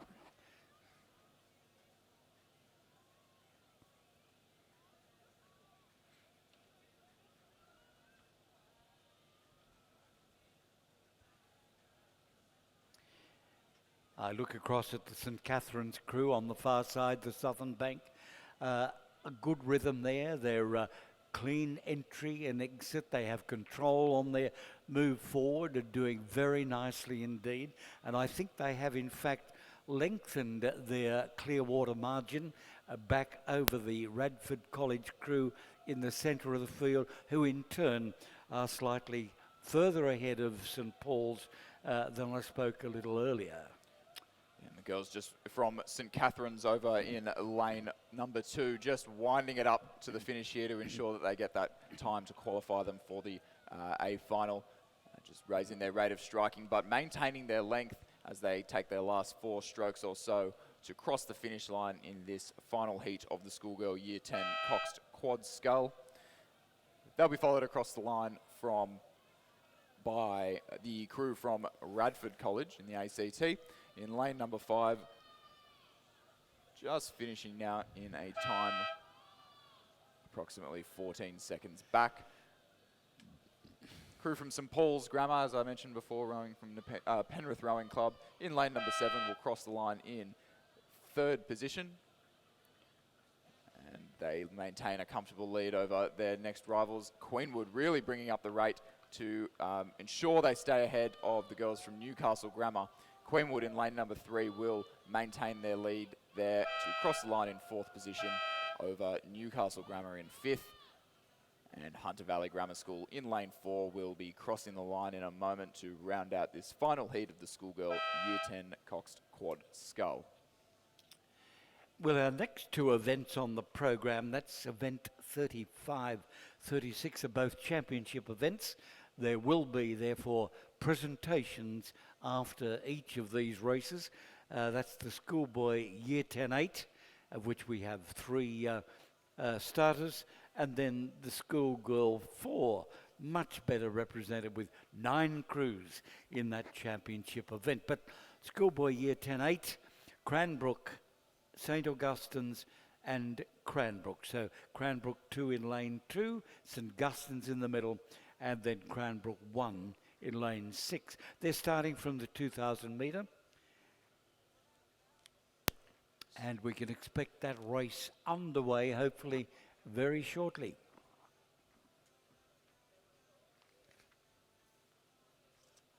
We can just see the crews moving onto the course now. Looks like St Augustine's are positioned in the middle of the course in their lane, just waiting to back it down onto the stake boat for the starter to hold their boat and align them, make sure everyone is in position and ready to start the race evenly. Just looking ahead a week or two, entries for our reindeer regatta and sprint championships close on Monday. So if you want to get your entries in for the reindeer regatta nor the sprint championships, which are the following day, get them in quickly. But for the reindeer regatta, it's emerging as a regatta with some character. Over the last few years, there is a best dressed crew and a best decorated boat competition. So we'll see lots of Santas, we'll see lots of reindeers on the water and rowing boats. So if you want to see a novel regatta, and usually a very well attended regatta, reindeer regatta, and entries close on Monday. We might also mention too that Rowing New South Wales are partnering with Food Bank New South Wales. They plan to run a food drive at next weekend's regattas. That's the reindeer regatta and the championships, the sprint championships. So what we're asking you to do is bring along your non-perishable food items.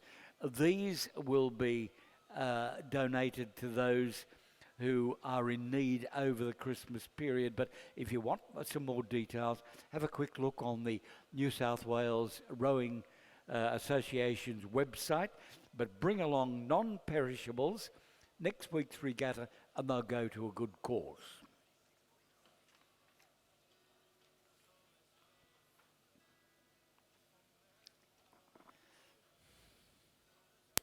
Looks like we do have all 3 crews now attached to the fingers. The boat holders are just getting a line now.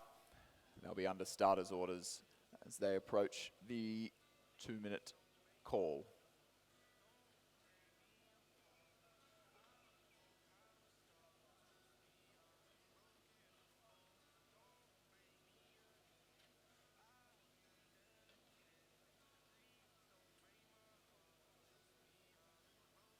And we have a start.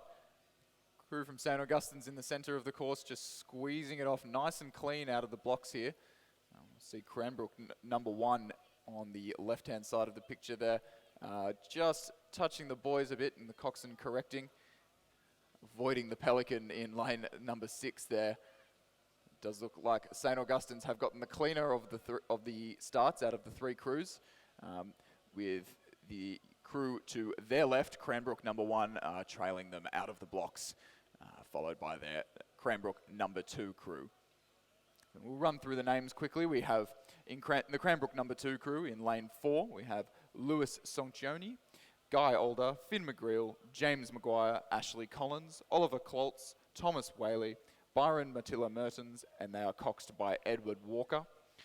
In the St Augustine's crew, in the centre of the course, we have Liam Kilpatrick, Alex Bohm, Joe Lynch, Tom Faflin, Brandon Smith, Oliver St Pierre, Joshua Wilson, Bo Nichols, and they are coxed by Ben Edwards and coached by Judith Ungermark.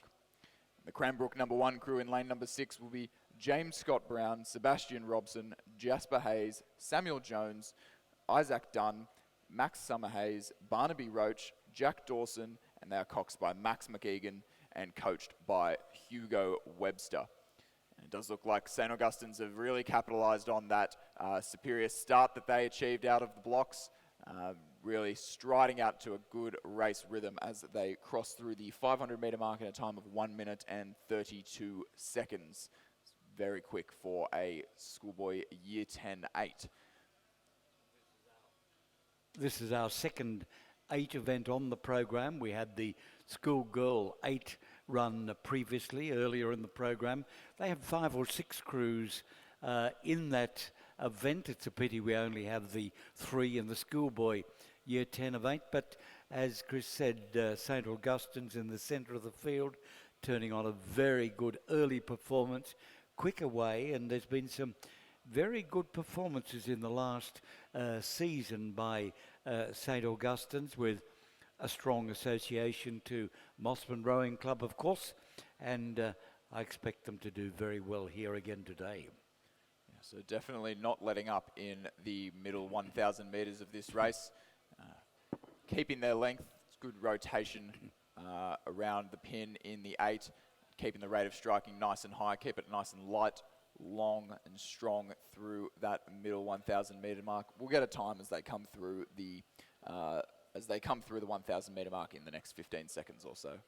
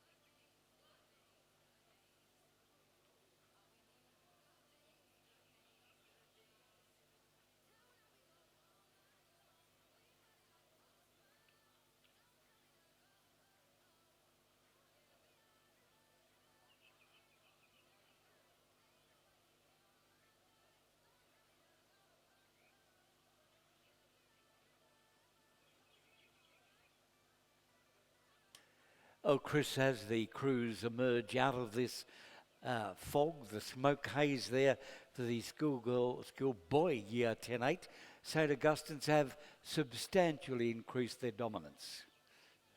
Yes, definitely not letting up there, the crew from St Augustine's, crossing the 1,000 metre mark in a time of 3 minutes and 7 seconds. In the centre of the course there. Of course, as I mentioned before, always advantageous in the centre of the course. You can watch your competition on both sides.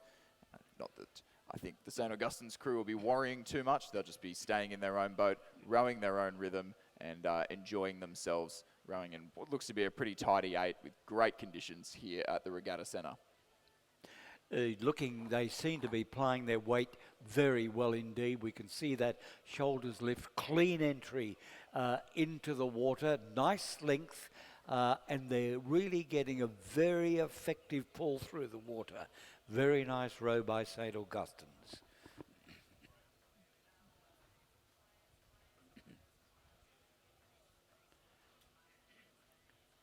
And there is definitely something to be said about keeping the pressure on when you've got an already substantial lead. The boys are really making a race out of it, really making the most out of the opportunity that they have. Of course, you can get quite a lot out of training, but rowing on a 2,000 metre buoyed course is a great opportunity to really find out what level you're at, where you're at with your training.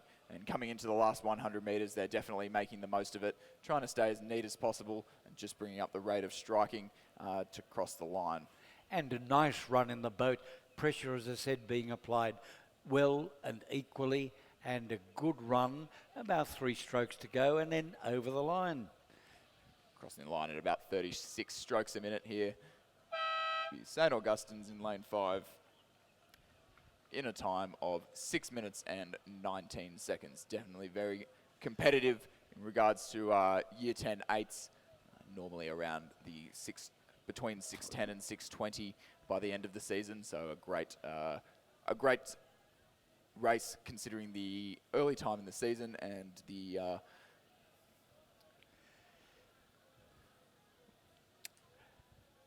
Now, as I mentioned earlier, these are championship events, this and the next to follow, and we'd ask all the crews, the medal winners, to move back to the pontoon after they conclude their race. The boys from Cranbrook crossing the line for second place, and their seconds crew will cross the line for third. Great to see Cranbrook out here with 2.8s. It was a time not too long ago when I was rowing that they would come out and have 1 or 2 quads. So great to see their program expanding out of the, I believe, rowing out of the St George Rowing Club. Really great to see.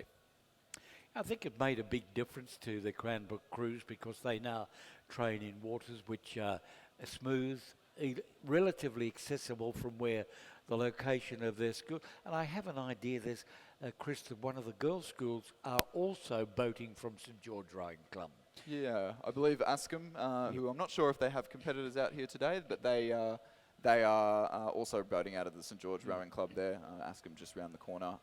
Relatively small program, but always see them out here in the singles and doubles racing every now and then.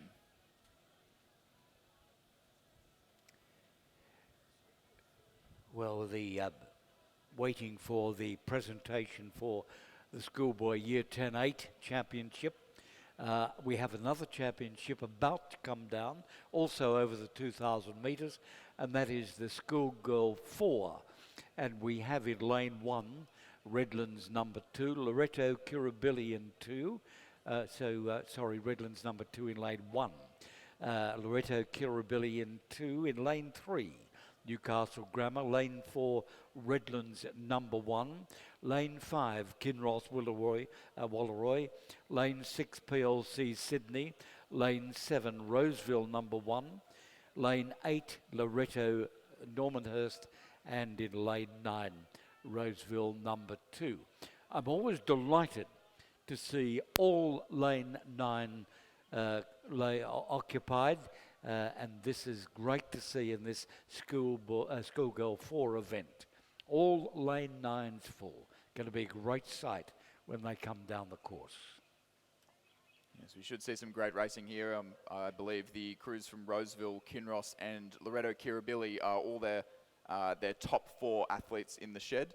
I believe Loreto Kirribilli normally field an 8, but they have a few girls racing down at the head of the Yarra this weekend with Sydney Rowing Club. So the remainder in the schoolgirl 4 today, and I believe we'll see their second 8 racing in the schoolgirl 8 later on this afternoon.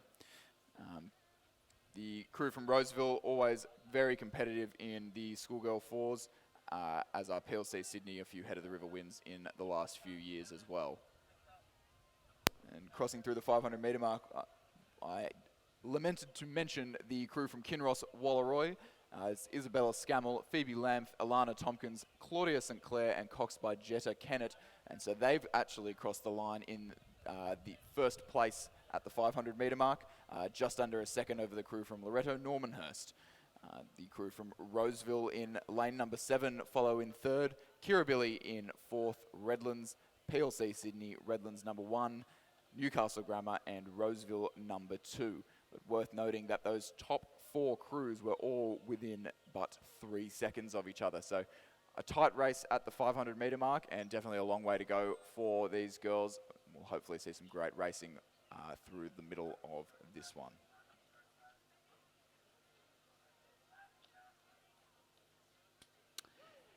Well, the 3 crews from the schoolboy year 10-8 are moving into the pontoon at the moment, just waiting for the second of the Cranbrook crews to disembark, shall we say, and we'll have our presentation underway.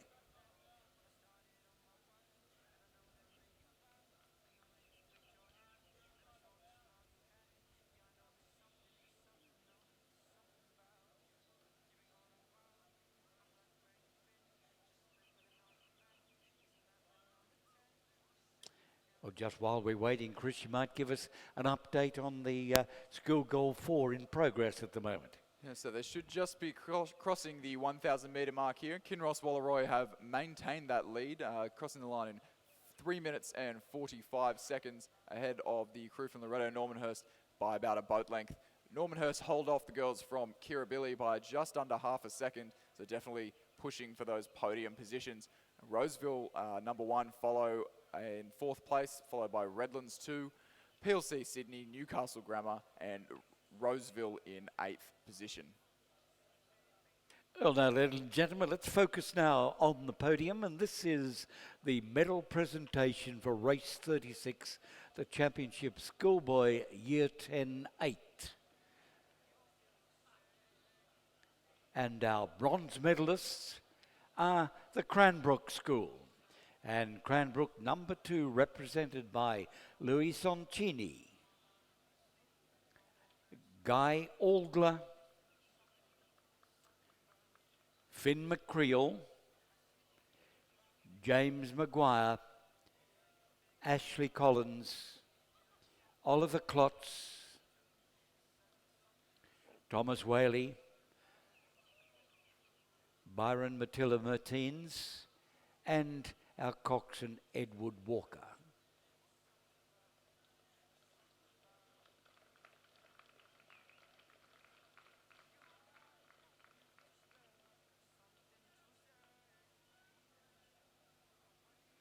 Now, our silver medalists, also from the Cranbrook crew, and Cranbrook number 1, represented by James Scott Brown, Sebastian Robson, Jasper Haynes, Samuel Jones, Isaac Dunn, Max Summerhays, Barney Roach, Jack Dawson, and Max McEgan.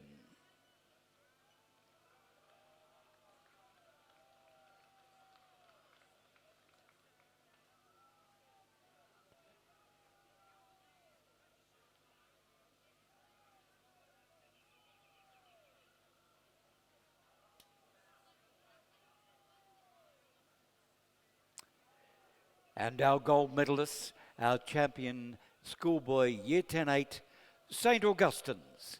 And St. Augustine's represented by Oliver St. Pierre, Joshua Wilson, Bo Nicholas, Ben Edwards, Liam Kirkpatrick, Alex Bohm, Joe Lynch, Tom Faflin, and Brandon Smith, and they're coached by Judith Ungemark. So, ladies and gentlemen, let's congratulate our medal winners for the championship schoolboy Year 10-8, and we join Chris now for the finish of the schoolgirl 4. Does look like the crew from Loretto Kirribilli are really pushing up on the girls from Kinross Wallaroi in the closing stages of this one. Does look like Kinross Wallaroi have just done enough in the early stages of this race to maintain about a boat length as they come into the last 50 metres or so. It'll be Kinross Wallaroi in lane number 5, crossing the line of the schoolgirl 4, followed by Loretto Kirribilli in 2, and Loretto Normanhurst in lane number 8, crossing in 3rd position, with the crew from Roseville College in lane number 7, crossing the line in 4th. 5th position, we'll see the crew from Redlands in lane number 4, just approaching the finish line here, who just take it out over the girls from PLC Sydney in lane 6 by just over a boat length. And they'll hold off the next Redlands crew in lane number 1. And rounding out this schoolgirl 4, we'll have the crew in lane number 3 from Newcastle Grammar, followed on by Roseville number 2, closest to the grandstand now. Confirming that one, we had Kinross Wallaroi in first place in a time of 7 minutes and 37.4 seconds. In second, Loretto Kirribilli. In third, Loretto Normanhurst. The Battle of the Golden Bears, both Michael Benerius and Elliot Shackloff Bertinelli, the coaches there from University of California, Berkeley.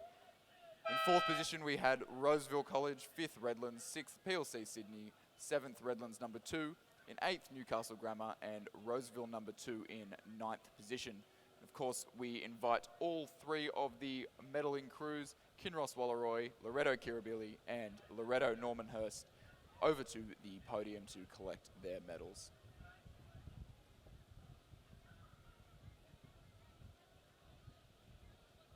while we're waiting for the next presentation and the eights to clear from the pontoon, we look at the Heat 1 of the schoolboy Coxed Quad coming down at the moment. That's race 37 on the program. And we have in lane 2 Newcastle Grammar, in lane 3 Kinross Walleroy, Cranbrook in 4, Redlands in 5, St Augustine's in 6. In lane 7 it's Radford and Hunter Valley Grammar School on the grandstand side, lane number 8.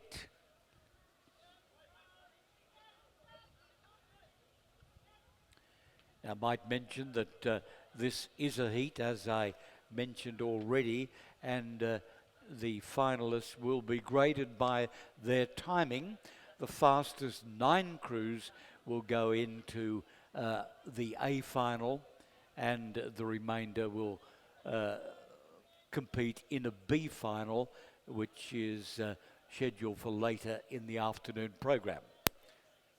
The crews have just come through the 1500 metre mark, and we've got a great race at the head of the field here between the crew from St Augustine's and the crew from Radford College in the ACT. Representing St Augustine's with Finn Lawton, Jeremy Gategood, Patrick Burke, Nicholas Pender and their Cox Hamish Rose, coached by Matthias Ungermark, and from Radford, Damien Schroeder, William Gregory, Sam Roberts, Ethan Toscan and coxed by Ben Heatley, coached by Corey Kovacs and Ian Smith. Those two crews separated by just 1.5 seconds at the 1500 metre mark, and Radford College definitely not letting St Augustine's have it all their own way in the dying stages of this race.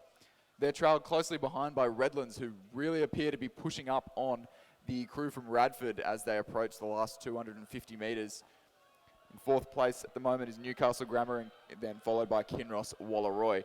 But it's all about the head of the field at this stage in the last 200 metres or so of the race. It does look like the crew from St Augustine's are holding on, but it could be anyone's race between Redlands and Radford for 2nd position. Obviously these crews, as we said before, looking for those fastest 9 times to progress through to the A final, so no one is stepping off the gas. No one is cruising through to their finals here. St Augustine's really working hard here to hold off the crew from Radford College, who look to have pushed ahead just in front of Redlands. It would be St Augustine's followed by Radford, and Redlands, it'll go to a photo finish, but I believe it was Radford just over Redlands in lane 5. It'll be Newcastle Grammar in lane 2 for 4th position, Kinross Walleroy in lane 3 for 5th. The crew from Hunter Valley Grammar School in lane 8 will cross the line in 6th position. And we're just waiting on the crew from Cranbrook to round out this first heat of the schoolboy Cox Quad Scull.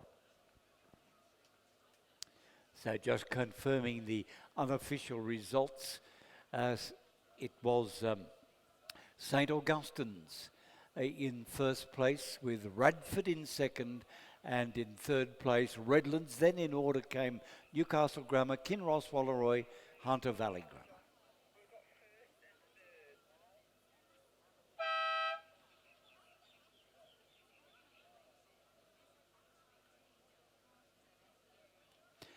Ladies and gentlemen, we're about to focus again on the podium, and this is the presentation for race 36, the Schoolgirl 4.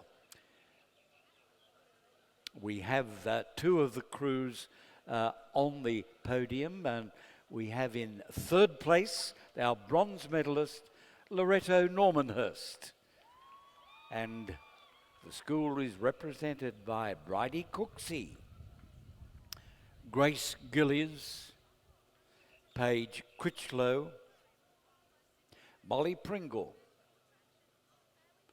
and Elizabeth Bolster.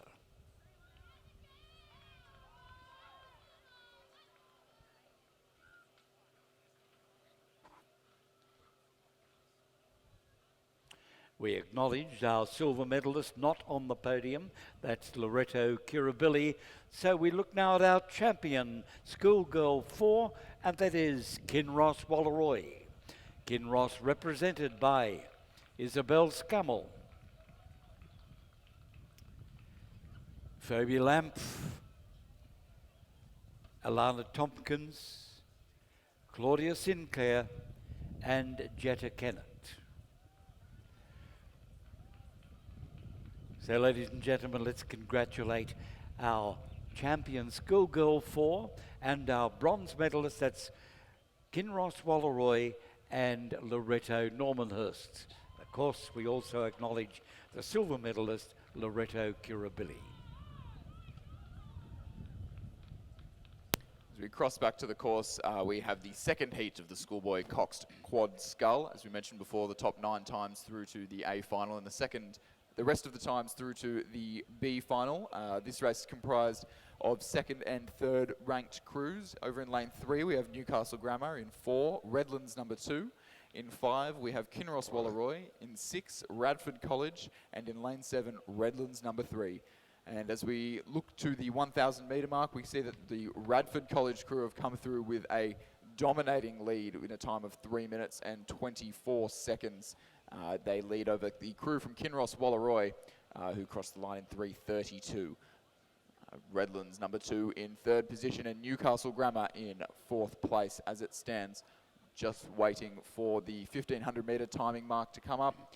We do have Radford College maintaining that lead with a time of 5 minutes and 10 seconds through the 1,500 metre mark, 14 seconds clear of their next rivals from Redlands, who are just edging out the crew from Kinross Walleroy by 0.44 of a second at the three-quarter of the way mark of this race. You see that with the wind picking up again now, these boys are keeping the rate of striking nice and high, trying to keep their length and just stay nice and clean as the water gets a little bit choppier, especially through that middle 1,000. It does calm down a little as we come towards the finishing tower here, but you can see that those the crew from Radford College, known for their work in quadruple sculls, are keeping it nice and tidy around either end of the stroke, the entry and exit of the blade, and just trying to do as little as possible to slow the boat down and maintain their speed in the closing 100 metres of the second heat, the schoolboy coxed quad scull. We've had some very good performances here by Radford over the regatta program, and that continues. Chris, I think it must be the water from Lake Burley Griffin. Yeah, they're putting something in it because we've had that many crews from Radford crossing the line first, at least in the heat so far. We'll see this afternoon. They can back them up in the final, but we'll have the Radford number 2 crew crossing the line in first place this second heat of the schoolboy coxed quad scull in a time of 6 minutes and 56 seconds. They're followed through by Redlands in lane number 4, 13 seconds behind, who just have managed to pull away from the crew from Kinross Walleroy in lane 5.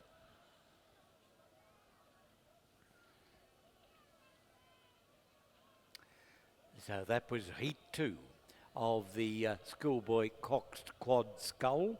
And as mentioned, the top 9, or the top fastest 9, will proceed to the A final.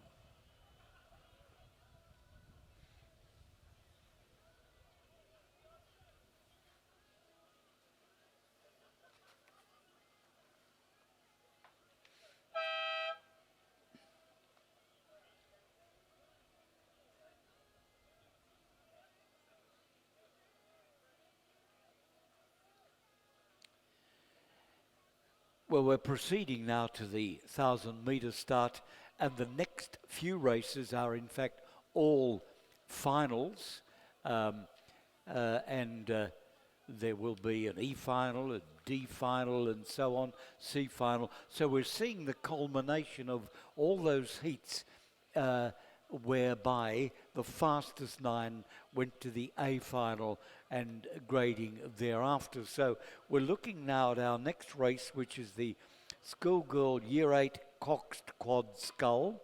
It's an E final, and we have Loretto Normanhurst number 2. In lane 5, the MLC School. In lane 6, Loretto Normanhurst, and then Redlands number 3 in lane 7. E final, Schoolgirl Year 8 Cox Quad Scull. We will have, in fact, E, D, and right through to an A final in this classification.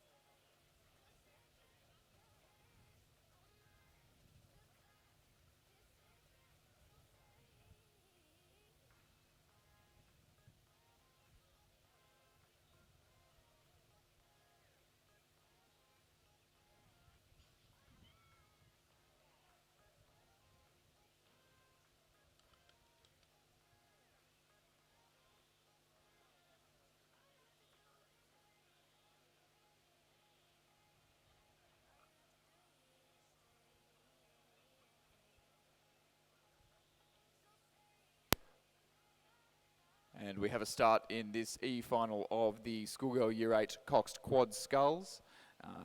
As we mentioned before, Loretto Normanhurst into MLC School in lane number 5, Loretto Normanhurst 3 in 6, and Redlands number 3 in lane 7.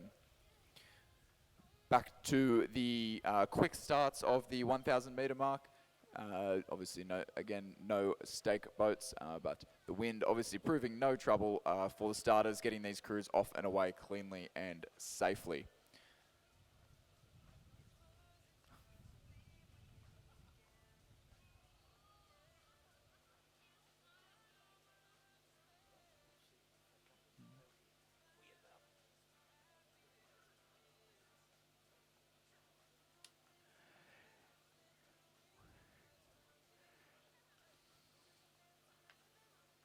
We're getting very close now, of course, to the halfway mark for the Schoolgirl Year 8 Cox Quad E final.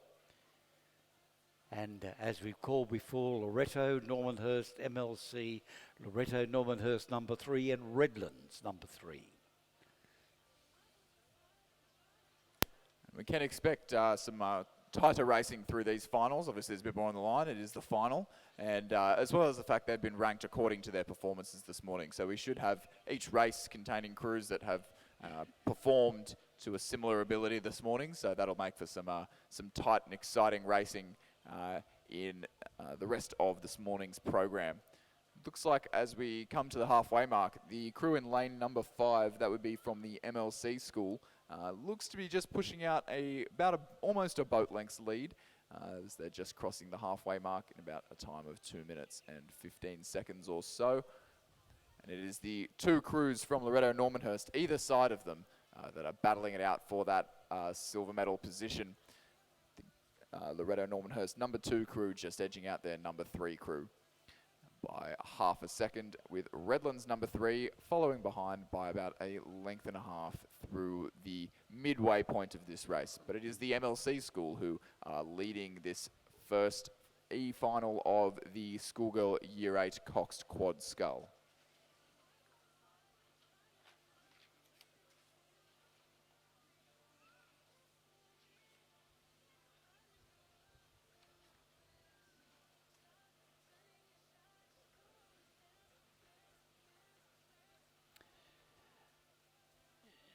Just advised, ladies and gentlemen, we're moving toward the close of the morning program, and we will be having an hour's lunch break from, I think it's midday or shortly after, till shortly after 1 o'clock.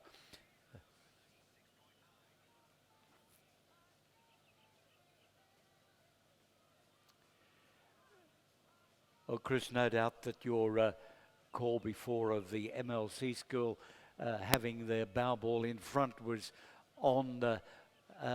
It's still there at the moment, but there's a bit of an effort coming from the Loretto Normanhurst crew beside them. That's the crew in white.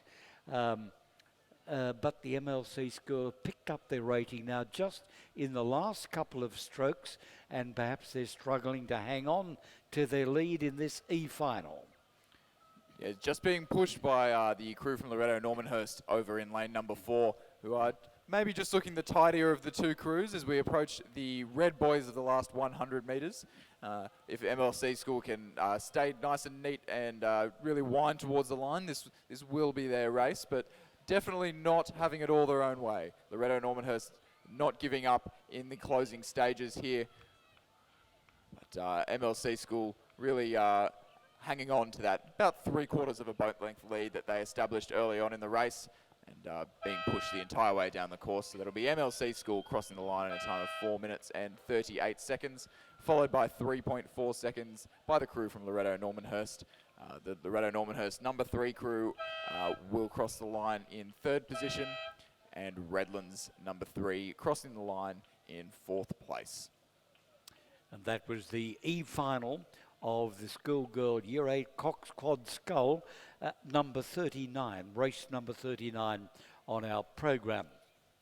Next race, number 40, of course, that's the D final of the schoolgirl Year 8 Cox Quad Scull, and a full lineup, 9 crews. Greenwood number 4 in lane 1, Roseville number 4 in 2, Queenwood 5 in 3, PLC Sydney in 4, Loreto Kirribilli number 5 in lane 5, Queenwood 3 in lane 6, Radford College number 4 in 7, PLC Sydney 1 in lane 8, PLC Sydney number 3 in lane 9. Race to come, D final, schoolgirl Year 8 Cox Quad Scull.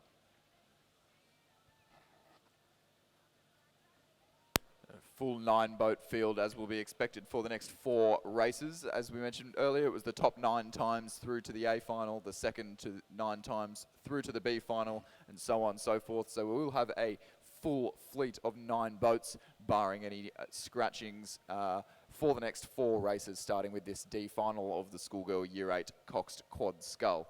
Does look like the girls are just getting ready on the start line at the 1,000 metre mark, with the starters beginning to align them and get them all in order, ready to start.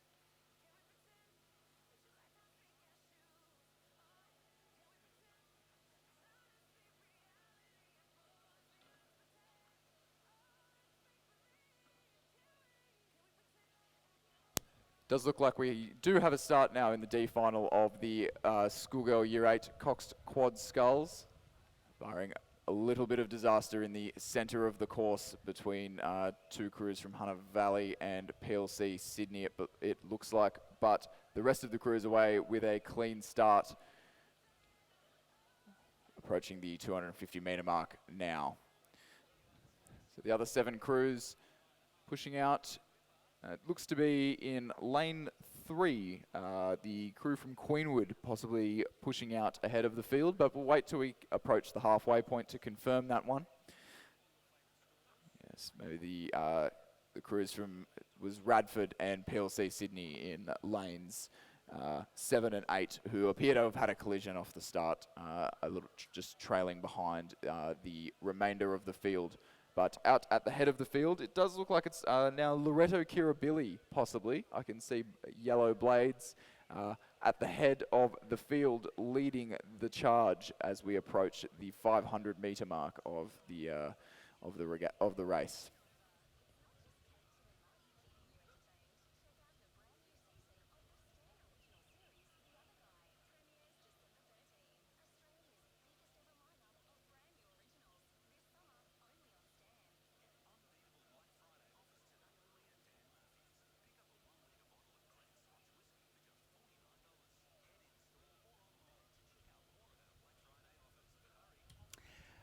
The race in train at the moment is the D final of the Schoolgirl Year 8 Cox Quad Scull, and it's race number 40 on the program.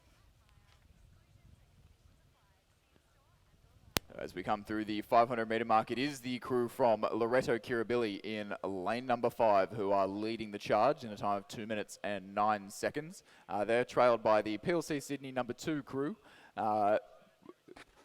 by 3.1 seconds. And it is Queenwood number 4 over in lane 1, followed by Queenwood number 3 in lane number 6, who take those 3rd and 4th positions through the halfway point of this race. Does look like the Loreto Kirribilli crew do still have that lead, but definitely being pushed by the 2 boats either side of them from PLC Sydney. That's PLC Sydney's number 2 crew, as well as the crew in lane number 5 on the left side of them, who are also pushing up for those medal positions.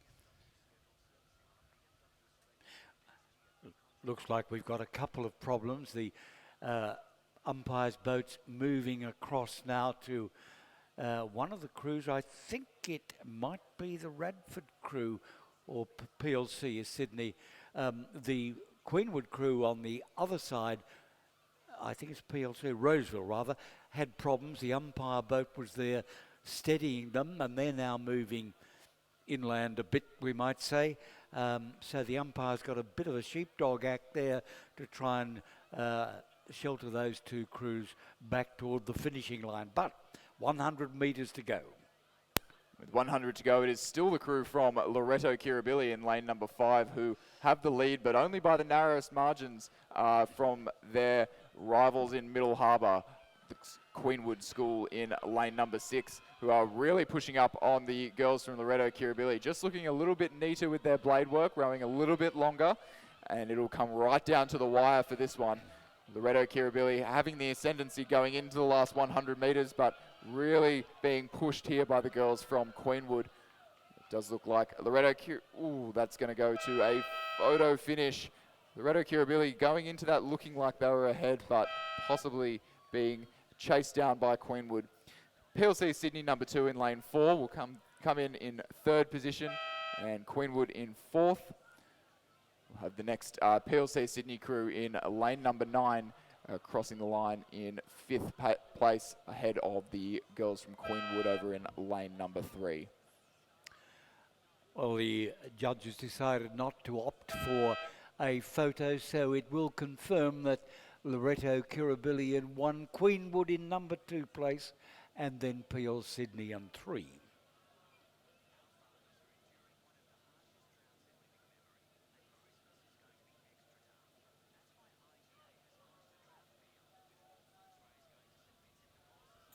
just crossing the line now after some earlier mishaps, the girls from Radford College, their number 4 crew.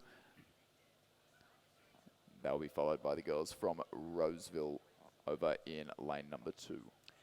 So you can certainly see the problem over on the far side where the umpire was shepherding that crew in. They obviously got some equipment problems, but the second of the two crews, I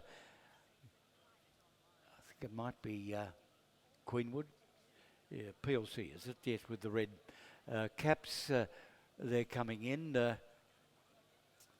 but not sure what their problem was.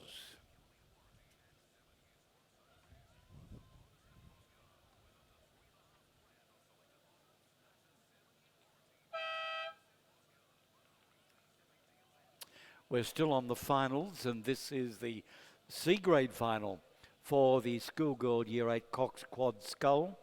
And again, the full field. St Catherine's number 1 in lane 1. In 2, it's Radford number 2. In 3, Kinross Walleroy number 3. In lane 4, Hunter Valley Grammar number 1. In lane 5, Roseville number 3. Lane 6, Hunter Valley Grammar number 2. In 7, Loretto Kirribilli 2. In lane 8, Loretto Normanhurst number 1. And St Catherine's number 3 in lane 9.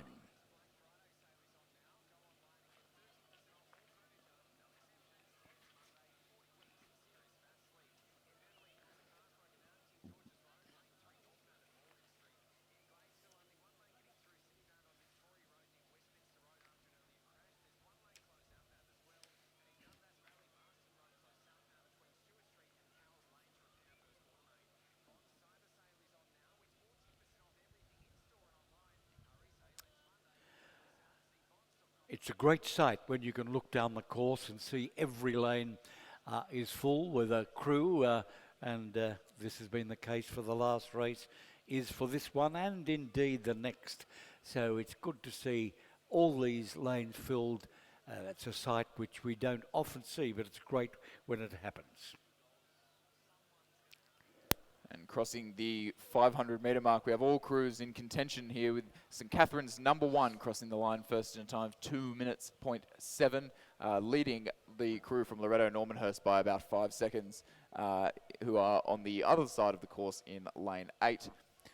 Loretto Kirribilli number 2, coached by Frederica Gibbs in lane number 7, are currently in 3rd position, and Hunter Valley Grammar in 4th position through the 500 metre mark. It does appear that as we approach the 750 into the last quarter of the race, it is that crew from St Catherine's that are just stretching out their lead in this C final of the Schoolgirl Year 8 Coxed Quad Scull. As for second position, the crew from Loretto Normanhurst does appear to be hanging on to that second place. They're coached by Adelaide Scott, UTS Rowing Club. They're just holding off Loretto Kirribilli, coached by Freddie Gibbs, also of UTS Rowing Club. So the coaches having a battle there between friends, but the Loretto Normanhurst crew coming out on top at this stage as the girls from St Catherine's just stretch out their lead, rowing nice and long in the last 100 metres through the red boys of this race.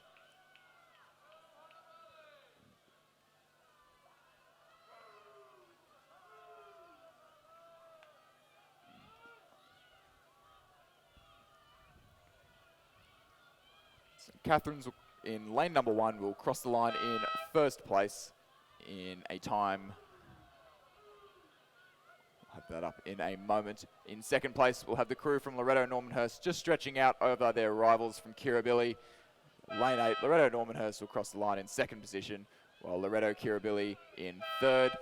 It appears the girls from Hunter Valley Grammar School in lane number 4 are going to take fourth place after a strong charge from St Catherine's in lane number 9 for fifth. Kinross Walleroy 6th, Roseville 7, Radford in 8th place, and Hunter Valley Grammar in lane number 6 will round out this C final of the Schoolgirl Year 8 Coxed Quad Scull.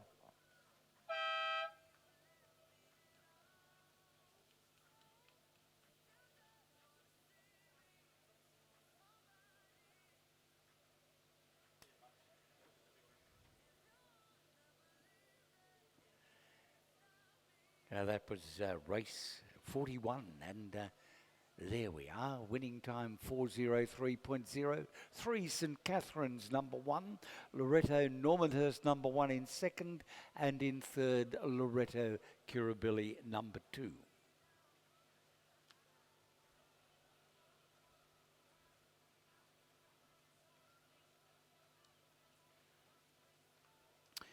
Again, a full field as the B final of the Schoolgirl Year 9 Cox Quad comes down. Loreto Kirribilli number 4 in lane 1. In lane 2, it's Redlands number 2. In lane 3, Newcastle Grammar. Lane 4, Radford number 3. Lane 5, Kinross Walleroy number 2. Loreto Kirribilli number 3 is in lane 6. Queenwood 2 is in lane 7. Loreto Kirribilli number 6 is in 8. And the Tara School number 2 in lane 9. And again, it looks like as we come through the 500 metre mark in just a moment that we have all 9 crews in contention here. We'll get the times in a moment. We have the crew from Kinross Walleroy, their number 2 crew, crossing the line in 2 minutes and 2 seconds to the halfway mark. They're followed by just under 2 seconds by the crew from Radford College. It's Loreto Kirribilli number 3 and then number 4 in 3rd and 4th positions. The Queenwood School in 5th. Tara, coached by Kate Crampton, in number 6 position. Loreto Kirribilli number 6 in 7th. Redlands in 8th and Newcastle Grammar in 9th position at the halfway mark of this B final for the Schoolgirl Year 8 Coxed Quad Scull. Does look like the girls from Radford College, who were narrow second place at the 500 metre mark, are really holding on and challenging the crew from Kinross Walleroy, who do appear to have possibly had some blade work issues as we come into the last quarter of the race. The girls from Radford College will be looking to capitalise on that one and just carry that momentum that they have to take a lead in the last quarter of the race. I'm looking head on here. Note that the Tara School on the grandstand side has picked up their rating.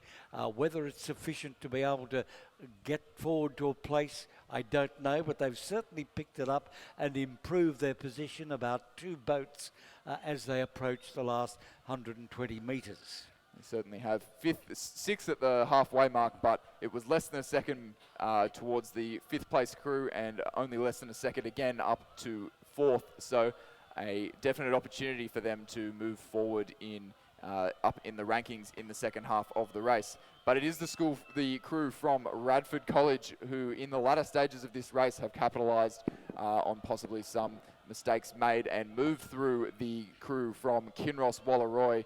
They've opened up a length of just over a boat length, just a little bit of clear water there, and they will cross the line in first position in the B final of the Schoolgirl Year 8 Coxed Quad Scull.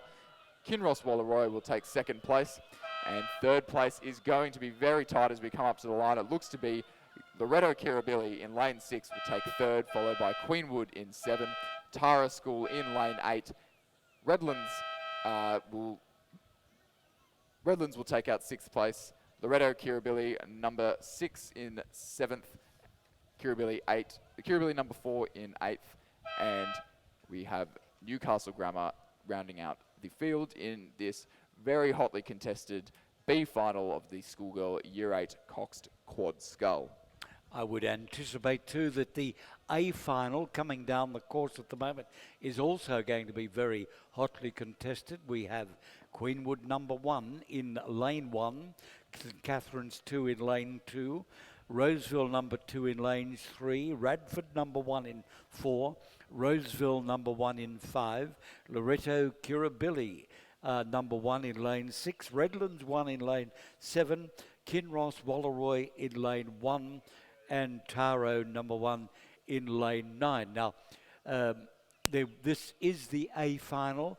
There will be an award of medals after this, but I might draw your attention to the Tara School. We have our younger sister there. Yeah, so quick little shout out. My little sister Eliza's taken up rowing this year and she's over in lane 9. Hopefully staying in contention there in the Tara School number 1 crew. Looks like as we come through the 1,000 metre mark, we have the crew from Roseville number 1 leading in a time of 1:54. They'll be followed by Radford College by about 4 seconds. So a dominant first half from the crew from Roseville. Radford in second, and then very tight back to Kinross Wallaroi in third. Sorry, rather, Loreto Kirribilli in third position. Kinross Wallaroi in fourth. Roseville number 2, 2 seconds back in fifth. Redlands, Tara, Queenwood, and St Catherine's in ninth place.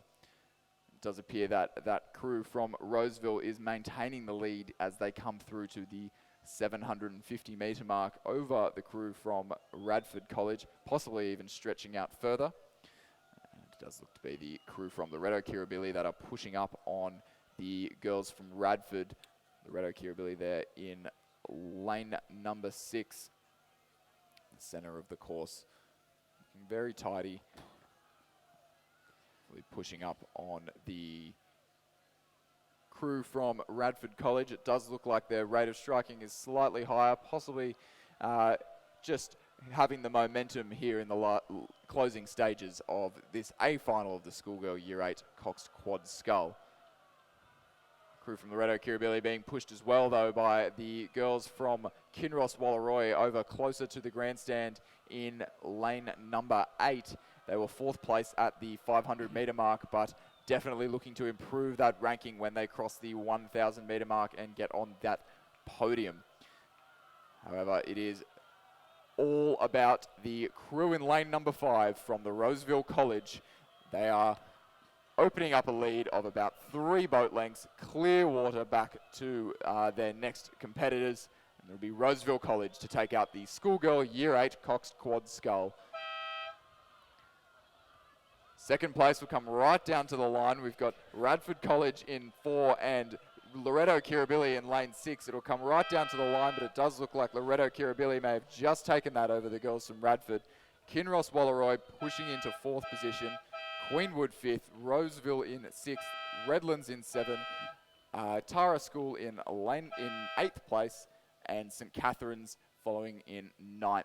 A very tightly contested race beyond the podium places there in the A final of the Year 8 Coxed Quad Sculls.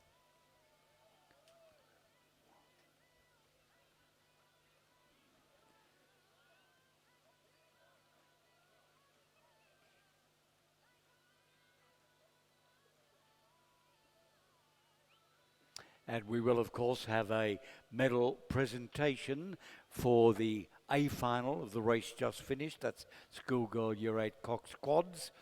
But in the meantime, we stay with the Cox Quads, and this is the C final of the Schoolboy Year 8 Cox Quads coming down at the moment. C final, only 2 crews.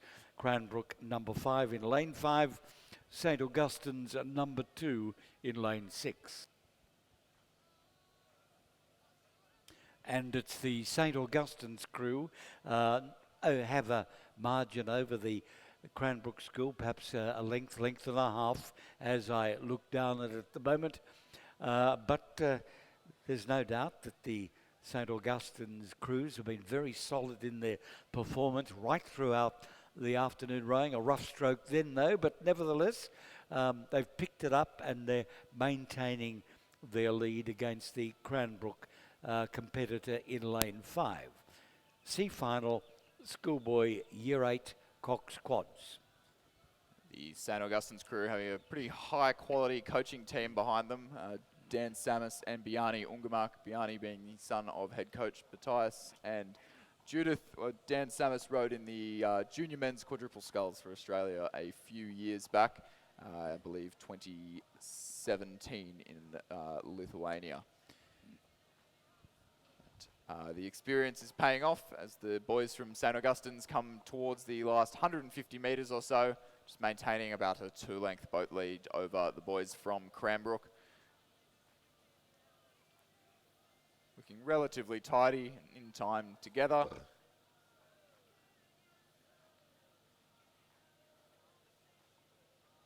They cross through the red boys and move towards the finish line of the C final of the Schoolboy Year 8 Coxed Quad Scull.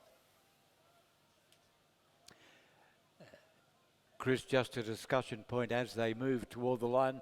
I hadn't noticed until this regatta that Cranbrook have changed their colouring on their suit. It's still the same coloured blades, but a different suit top. They have. Does look like they've gone to a more modern design.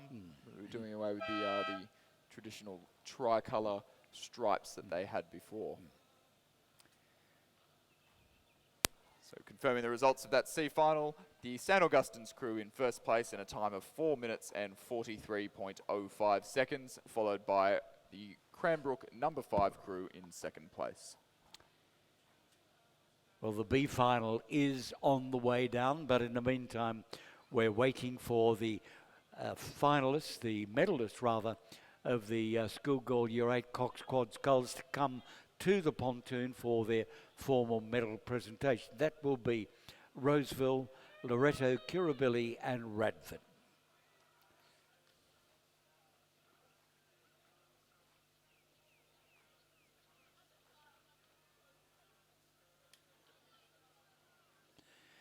Just looking at the B final coming down now, Chris, I look at the grandstand side and the Kinross Wallaroi number 1 crew appears to be pretty dominant at this stage.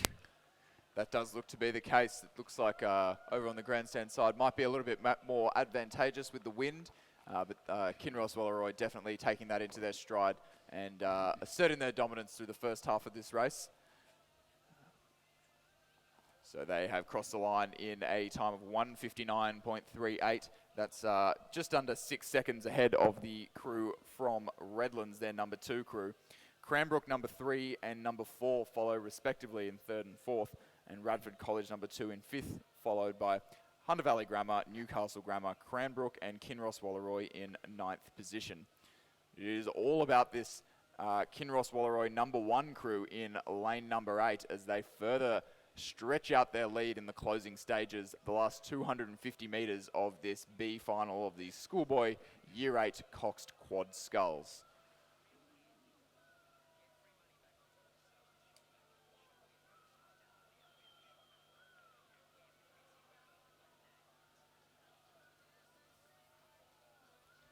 Crew from Redlands who crossed the 500 metre mark in 2nd position look to have held on to that position, possibly stretched out their margin over the Cranbrook number 3 crew beside them just slightly, just maybe edging out to half a length of clear water between their stern and the Cranbrook bow. The Kinross Wallaroi crew in lane number 8 bringing up their rate of striking. See a lot of effort coming in from that crew. Really not letting their foot off the gas in the dying stages of this race. They've got a comfortable lead, but it would feel anything but comfortable at this stage as they cross the line to take out the B final of the Schoolboy Year 8 Coxed Quad Skull in a time of 4 minutes and 1 second .23. Approaching the finish line now in lane 4 is Redlands, who cross the line just over 11 seconds behind. About half a boat length of clear water between them and the boys from Cranbrook in lane 5. Radford in lane 6 will take 4th position, followed by Cranbrook in lane 3 for 5th. Newcastle Grammar will take 6th. Hunter Valley Grammar in lane 2 for 7th. And the boys from Cranbrook in lane number 1 for 8th.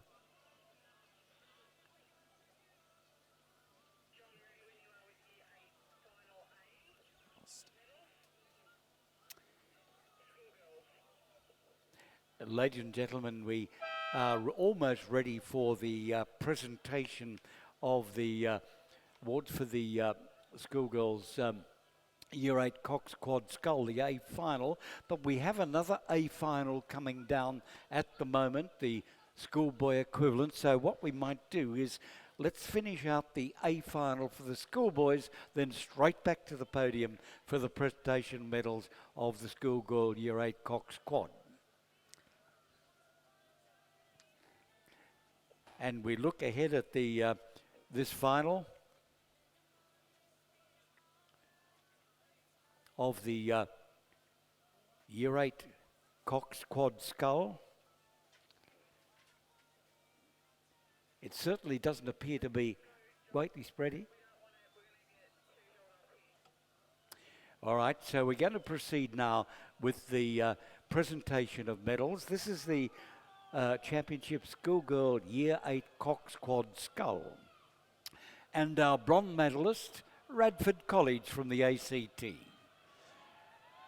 And Radford represented by Mia Clough, Sophie Conlon,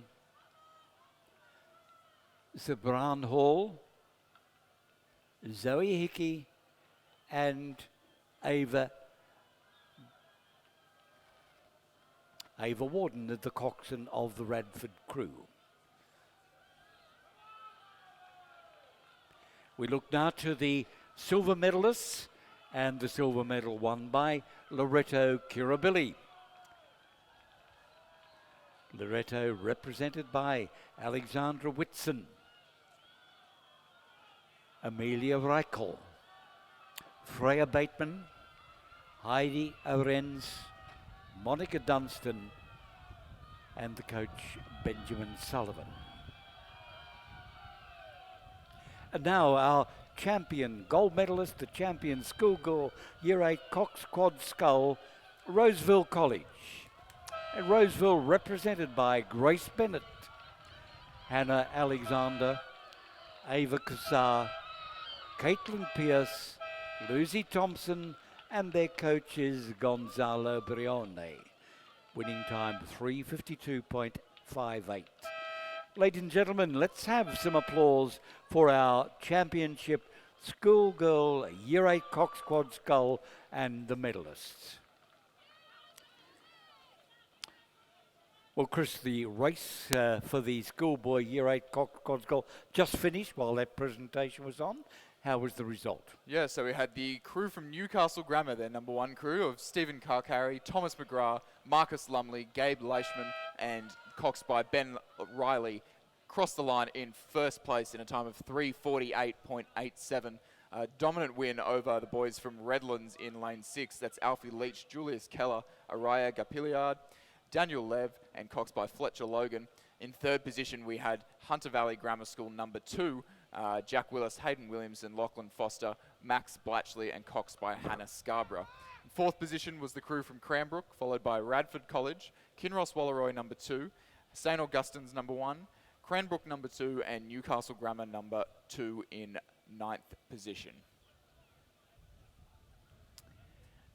Of course, there will be a medal presentation for event number 46 in a few moments. We'll clear the pontoon from existing boats, and we expect our medalists, Hunter Valley Grammar, Redlands and Newcastle Grammar, to move in for the presentation.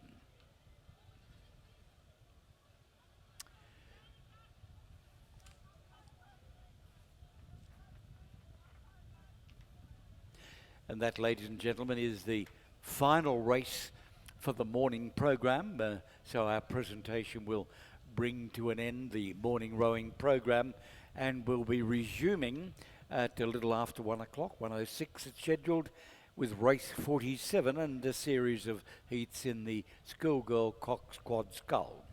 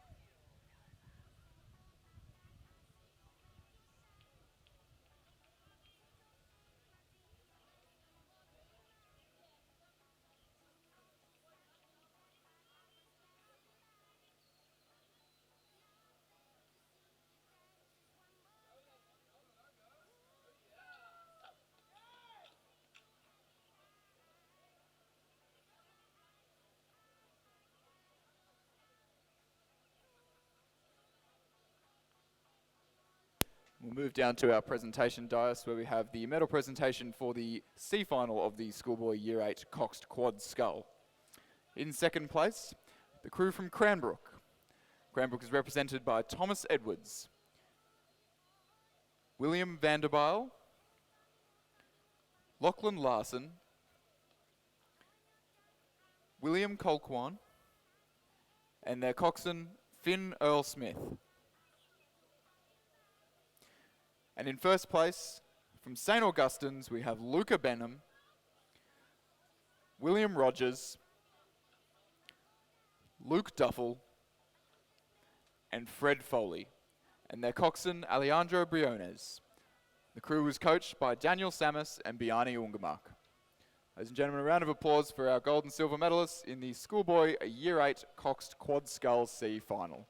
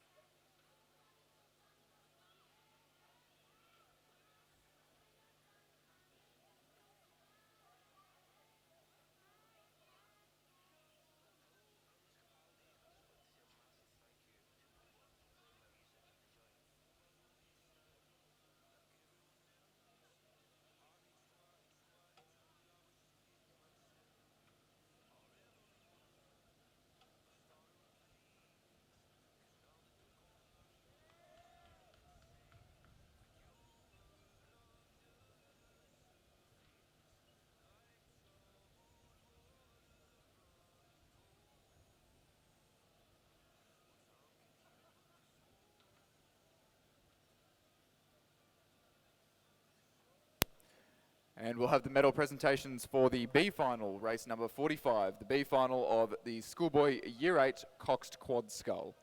In third place, the Cranbrook number 3 crew. It's Paul Grabner, Anthony Talzik, Charlie Ginn, Jack Stone, and their coxswain, Thomas Heron.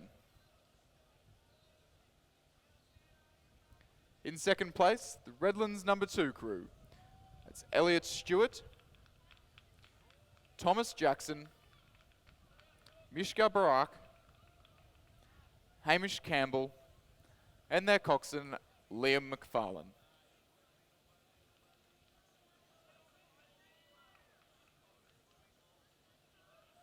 And our gold medalist in the B final of the Year 8 Coxed Quad Scull, Kinross Wallaroy. They're represented by Hugh Gordon,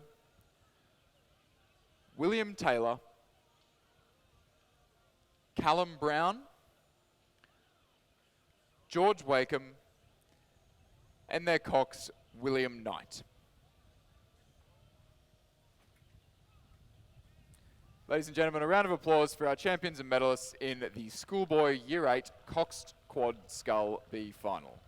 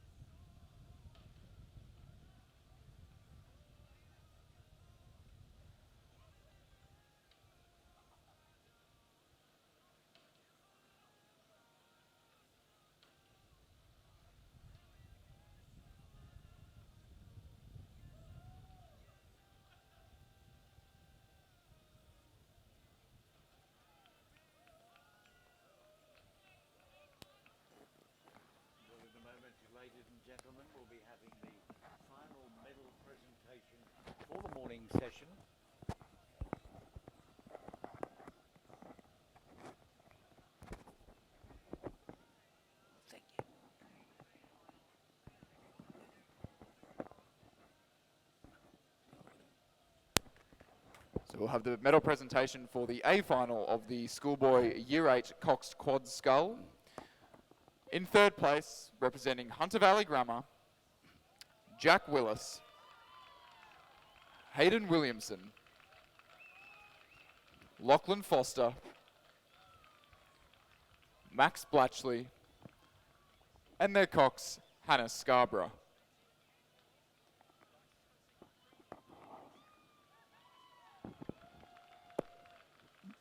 Silver medalists representing Redlands, we have Alfie Leach, Julius Keller, Araya Gapiliad, Daniel Lev, and their cox, Fletcher Logan.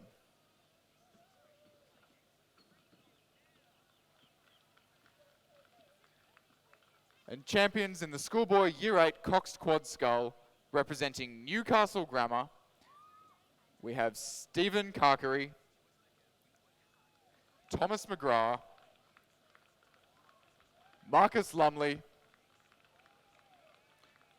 Gabe Leishman, and their cox, Ben Riley.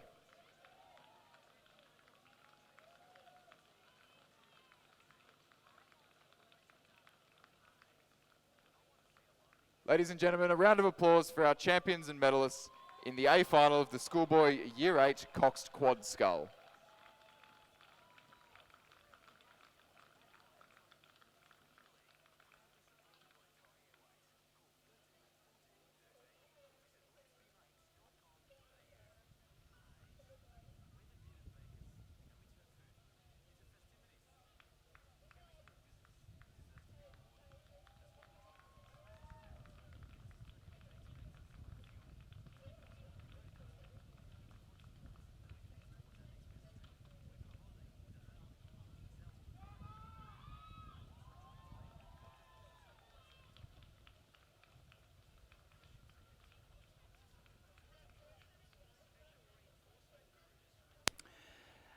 Ladies and gentlemen, we have a little pause in our program because we have some medal presentations to catch up, and they are the grade finals of the schoolgirl Year 8 Coxed Quad Scull. We've had the presentation for several of them, but some missed out, yet to be calculated, so we'll be with you in just a few moments.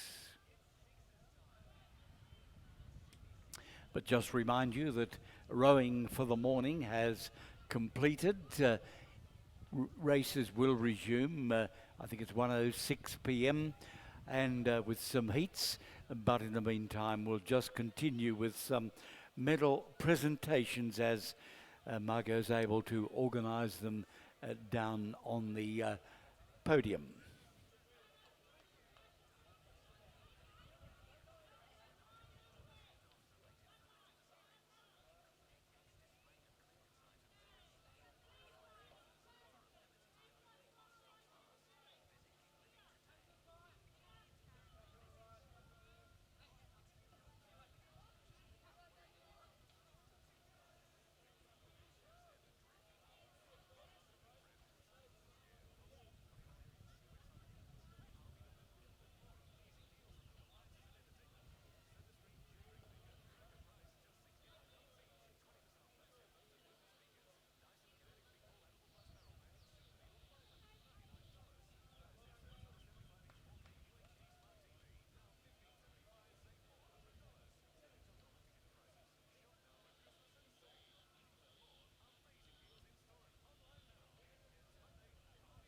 Well, we're proceeding now with a presentation for race number 40. That is the D final of the schoolgirl Year 8 Coxed Quad Scull.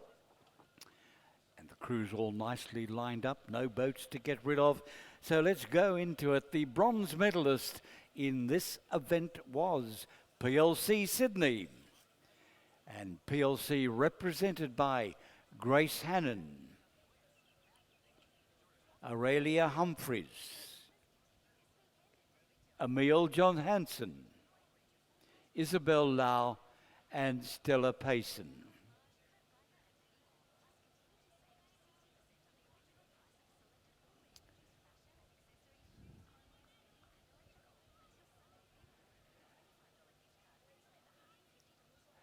Our bronze medalists, Queenwood, and Queenwood represented by Addison Rolls, Ruby Austin, Zara Bond, Stefania Langenhoven, and Anouk Fever is the coxswain.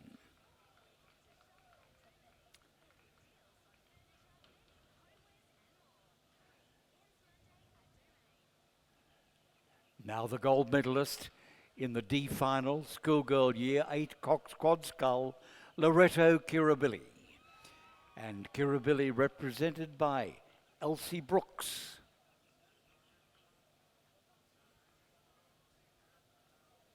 Zoe Ryan. Zoe Fallon. Eliza Wilson. And Zoe Gallagher.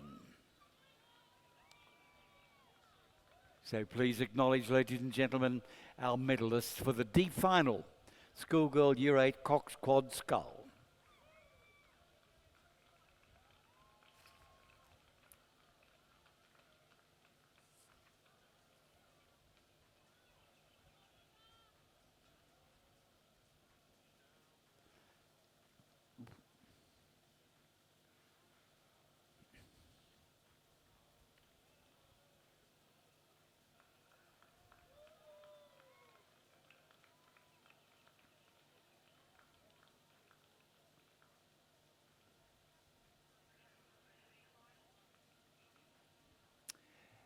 Well, our next presentation will be the C final of the same classification. That's the schoolgirl year 8 Cox Quad Scull.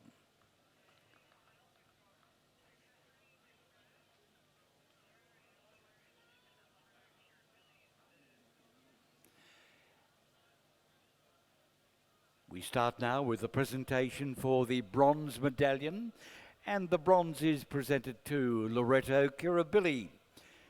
And Loretto Kirribilli represented by Scarlett Kevin, Abigail Donahue, Beatrice Farley, Amelia Zammit, and Emma Bunbury.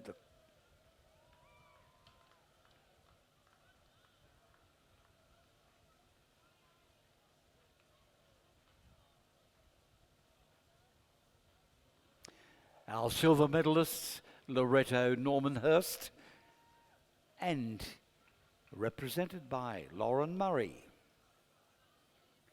Edith Rogers, Nave Turney, Jessica Lenahan, and Francesca Byrne-Pfister.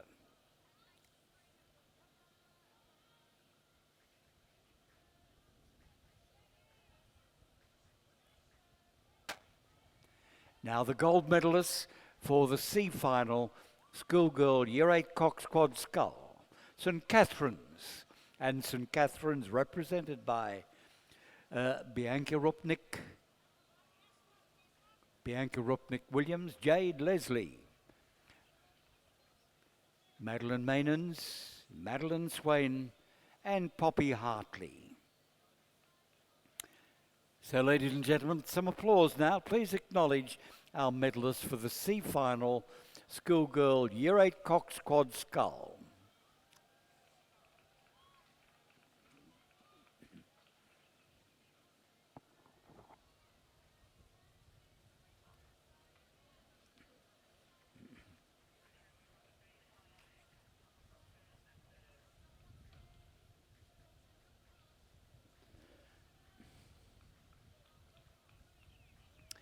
Now our presentation for race 42. This is the B final, schoolgirl year 8 Cox Quad Scull.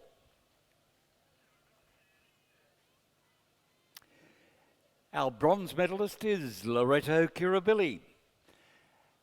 Kirribilli represented by Annabelle Ross, Chloe Cameron, Bronte Howes, Abigail Porter, and Victoria Elias.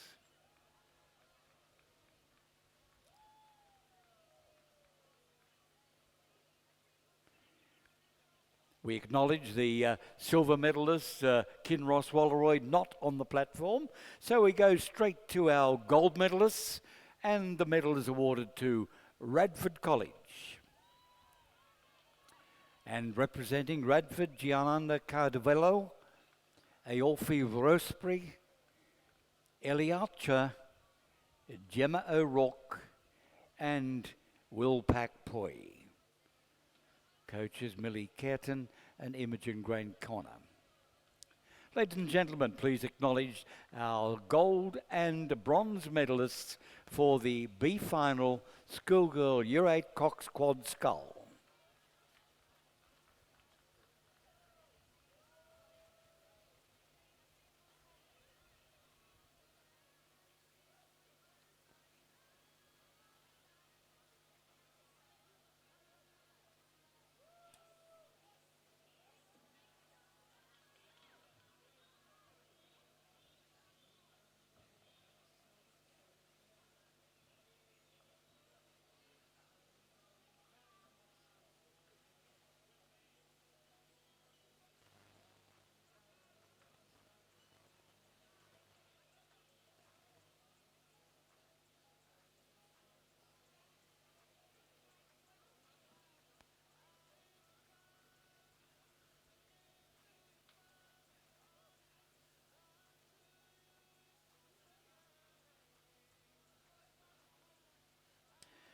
Ladies and gentlemen, that completes our morning session of our championship regatta. Rowing and races will resume with some heats at a little after 1 o'clock. So we've got half an hour or so before the next race. Enjoy your luncheon.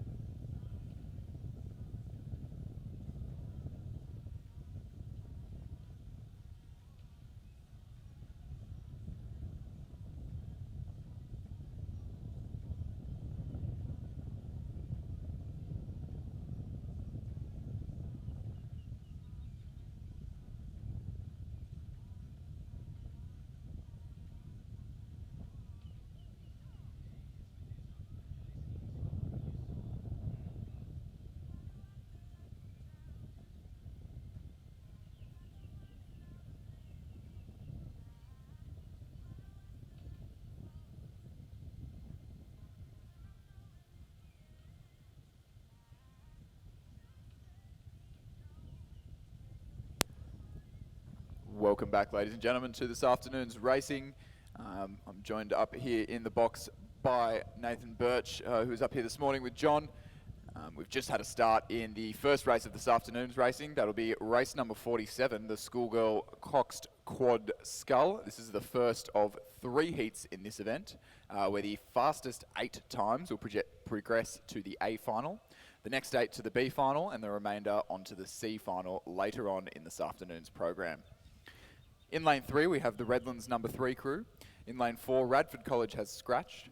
In lane 5, the Redlands number 4 crew. In lane 6, Radford number 4. And in lane 7, Radford number 5. And looks like all four crews have gotten away to a clean start and progressed towards the 250 metre mark at the moment.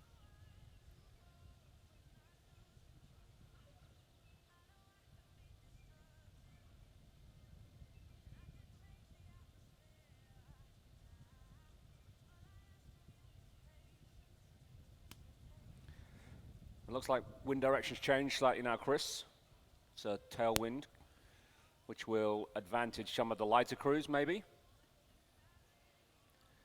But I don't think I think the wind will shift over the course of the afternoon. Might give some advantage in the lanes on the other side of the lake to the grandstand, but we'll wait and see. At the moment, it still looks lovely conditions to be racing here today.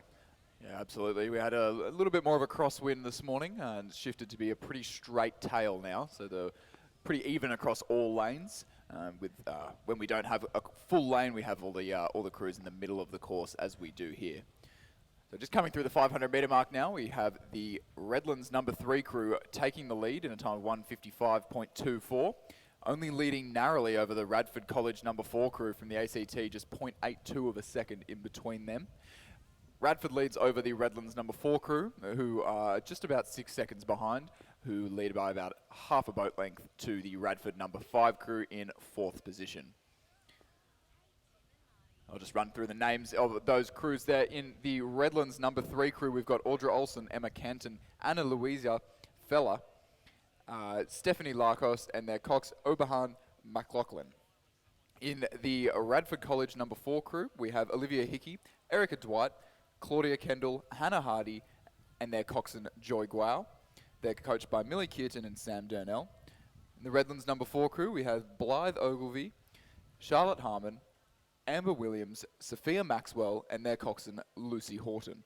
And the Radford College number 5 crew, currently sitting in 4th place, is Freya Kenner, Talia Foster Wright, Mackenzie Jolly, Camilla Lupton, and their coxswain Maya Lee. And they're also coached by the combo of Sam Durnell and Millie Kearton.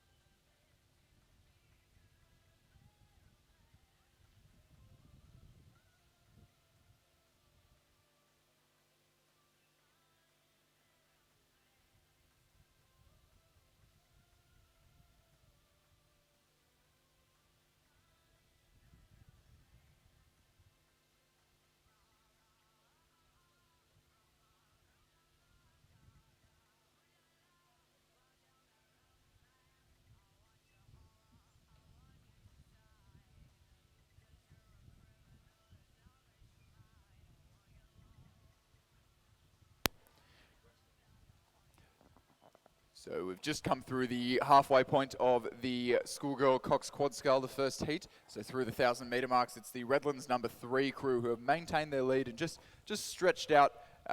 They've come through in a time of 3:52.65. It's about 3.5 seconds ahead of the Radford number 4 crew. Redlands number 4 follow them by just under 10 seconds and then about another 10 seconds back to the Radford College number 5 crew. Of course, all these heats today, it is the top 8 fastest times across the 2 heats, which will progress to the A final. So across the 3 heats rather that will progress to the A final. So even with a comfortable lead, there will be no crews taking their foot off the gas in the latter stages of this race to conserve energy for the finals. They'll definitely be looking to put down their best performances here this afternoon.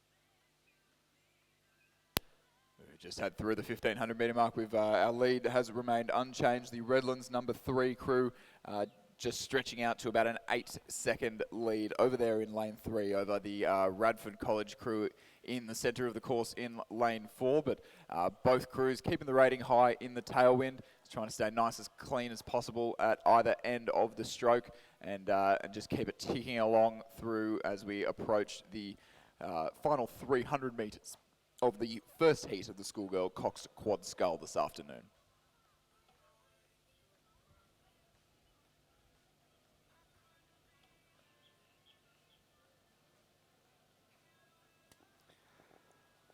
And I hope you've enjoyed your lunch break, ladies and gentlemen. This afternoon we'll have the majority of races will be straight finals, so there'll be some much more close racing.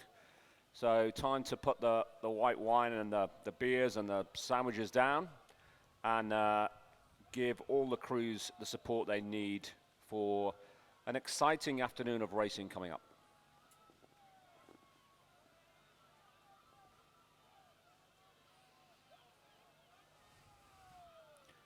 And it looks like an easy win here for Redlands. A couple of lengths in front of the Radford College crew. As they cross the line now.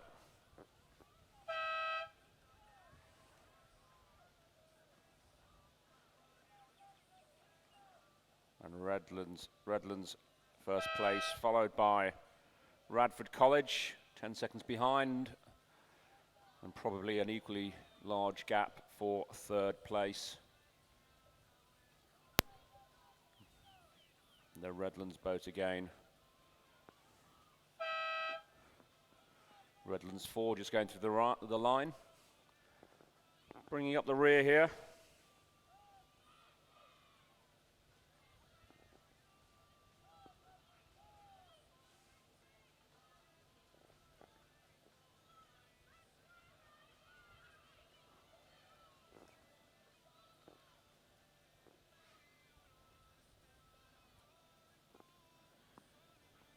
Seems to have been a scratch. Was a scratch in that right? It was Radford College, 5th boat, in 4th place. We did have Radford College number 3 scratching from that one. Yeah.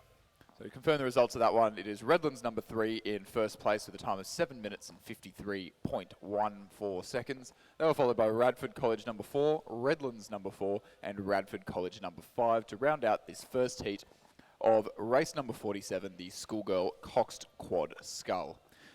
And we'll move back down the course to about the 1,000 metre mark now, where we have the second heat of the Schoolgirl Coxed Quad Scull. In lane 3, we have Redlands number 2. In lane 4, PLC Sydney number 2. In lane 5, Radford College number 2. In lane 6, Roseville. And in lane 7, Newcastle Grammar. And as we've come through the 1,000 metre mark, it does appear to be the crew from Redlands who has gained the ascendancy, just 2.3 seconds ahead of Radford, who lead Newcastle Grammar by a significant margin, and then back to PLC by about 6 seconds, and Roseville College in 5th place at the halfway point.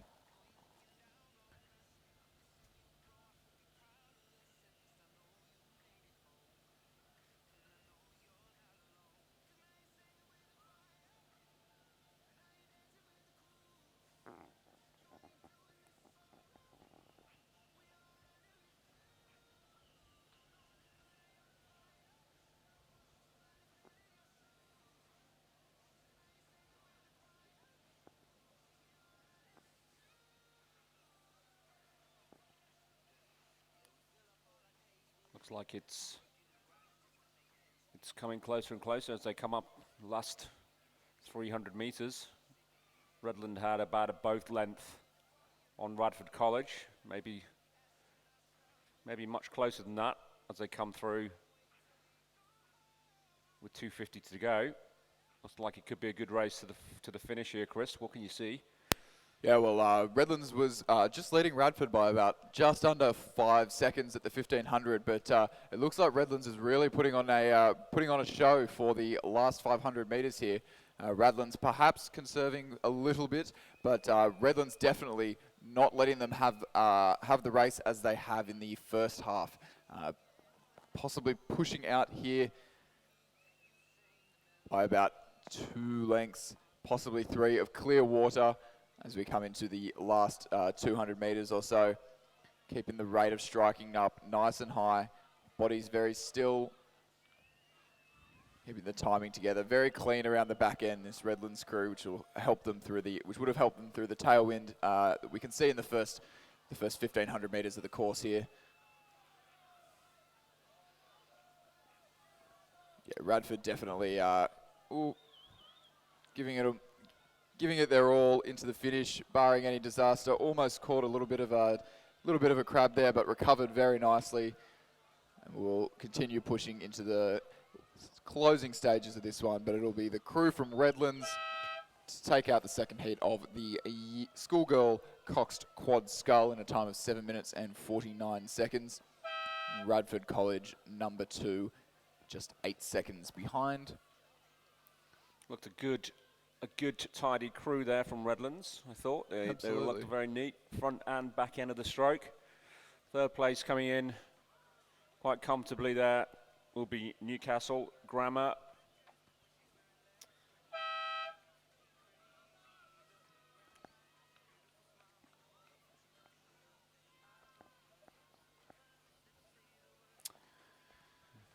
Bringing up the rear in lane 4 will be PLC Sydney. And the final boat over the line will be Roseville 2, Lillian Young, Annabelle Airby, Samantha Reeves and Isabel Ryan, coxed by Sophie Bradley. Confirming the results of that second heat, it is Redlands in a time of 7:49, followed by Radford College, Newcastle Grammar, PLC Sydney, and in 5th place, the crew from Roseville College. And on the course now is the third heat of the schoolgirl coxed quad scull. In lane 1, we have Newcastle Grammar. In lane 2, we had Radfield College 1.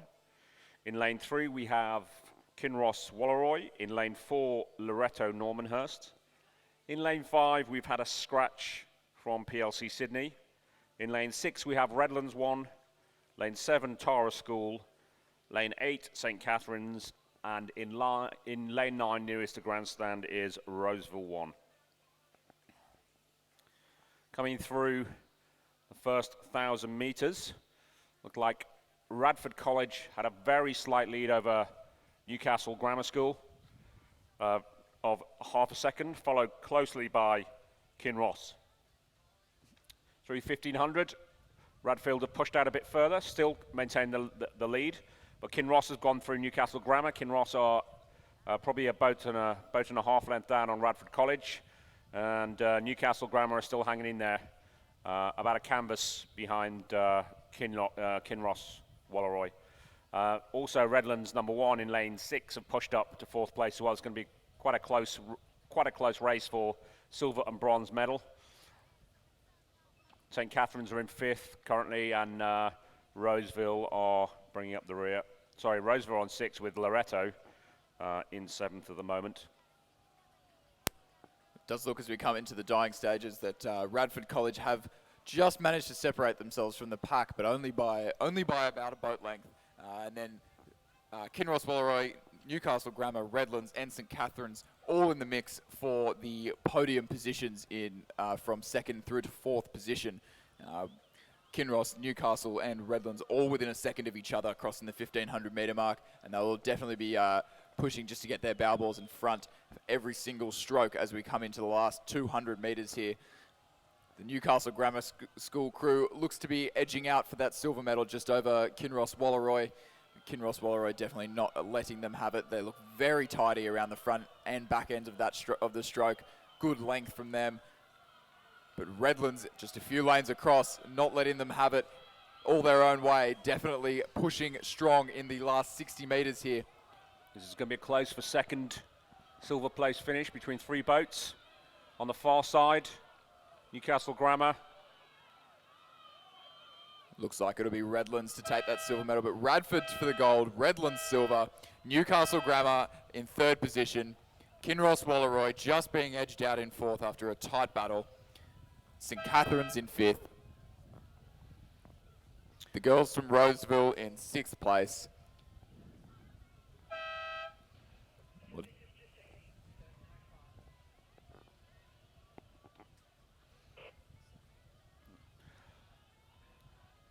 And considerably quicker time there from the previous heat, almost 25 seconds quicker. So considerable difference. Many of the boats from this rate will go through to the road to the finals there.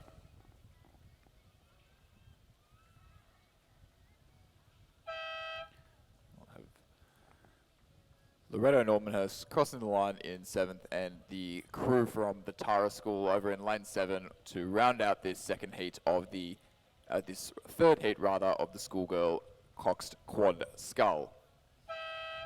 And just to provide the official time there was 7 minutes and 25.82 seconds from Radford College, number 1 in first place.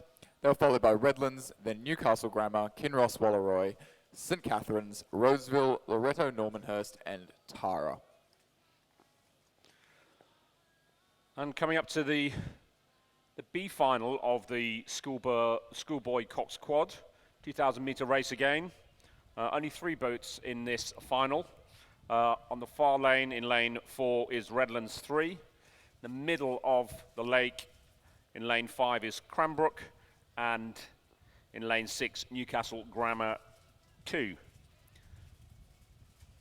Coming through 1,500 metres, Cranbrook have got a good healthy lead over Redlands 3 of 15 seconds, a commanding lead. And Redlands are a further 7 seconds in front of Newcastle Grammar. So this looks to be sewn up by Cranbrook already. Nice even pace. They'll be relaxed coming into the last 100 metres. They've got this in the bag, bar other things going wrong.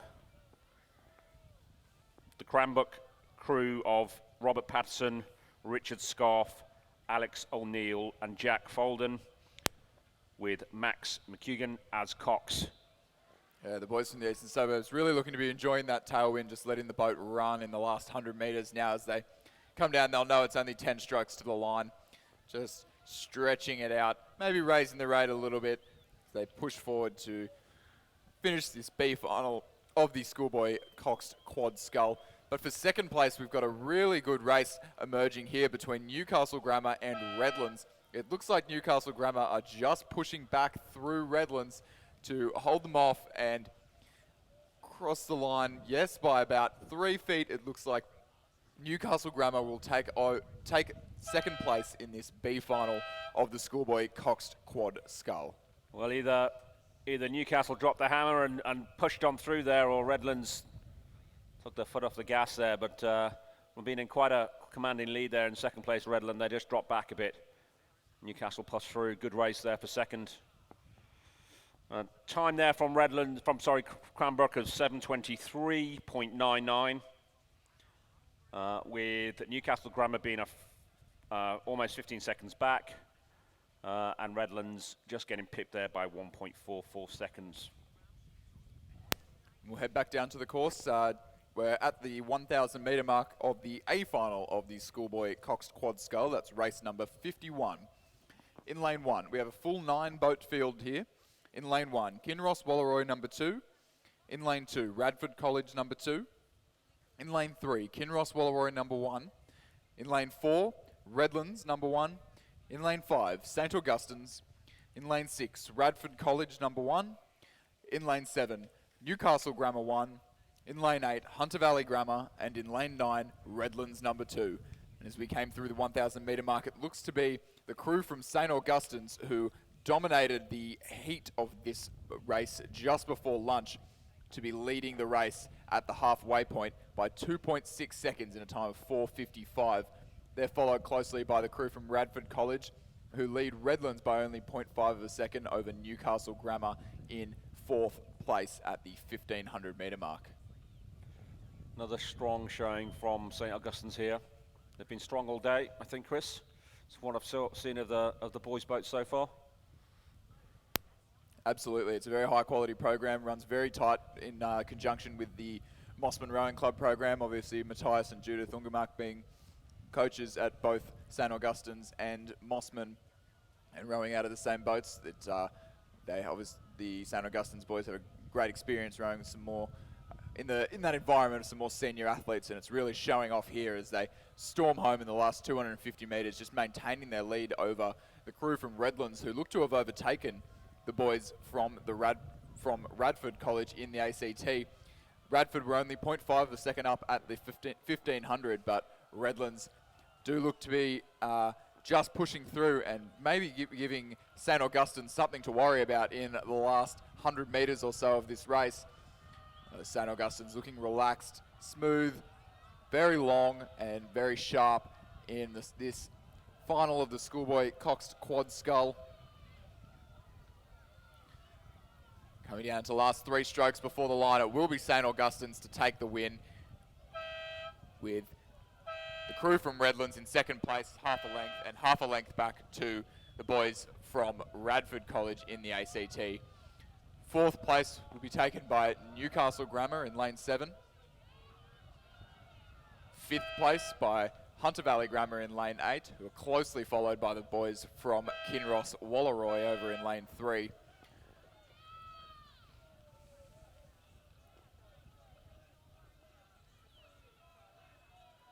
Taking 7th place will be Radford College in lane 2, by about a boat length back to the Redlands boys in lane 9 on the grandstand side, and rounding out in lane 1 will be the Kinross Walleroy number 2 crew. So confirming the results of that one, it is St. Augustine's in a time of 6 minutes 32.49 seconds, followed by Redlands, who are followed by Radford College. In 4th place we have Newcastle Grammar. In 5th, Hunter Valley Grammar. In 6th, Kinross Walleroy. 7th, Radford College number 2. 8th, Redlands, and 9th, Kinross Walleroy number 2.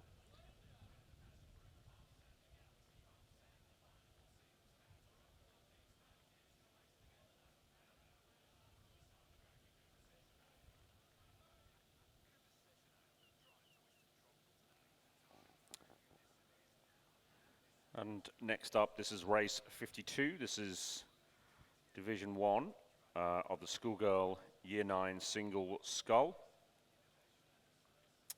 In lane 3, Tara School. In lane 4, Loreto Kirribilli. In lane 5, Redlands. Lane 6, Radford College. Lane 7, MLC School.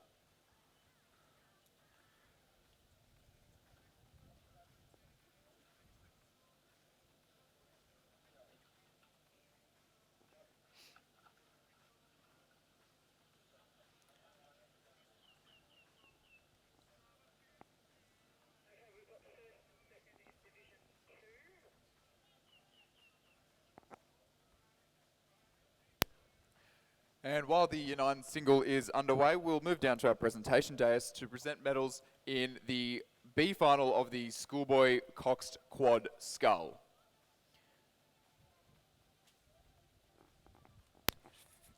We're represented by 1st and 2nd place here. So in 2nd place, we have the boys from Newcastle Grammar. They're represented by Marcus Furch, Benjamin Roberts, Nicholas Marlett, Omar Galal, and their coxswain, Alexander Fong.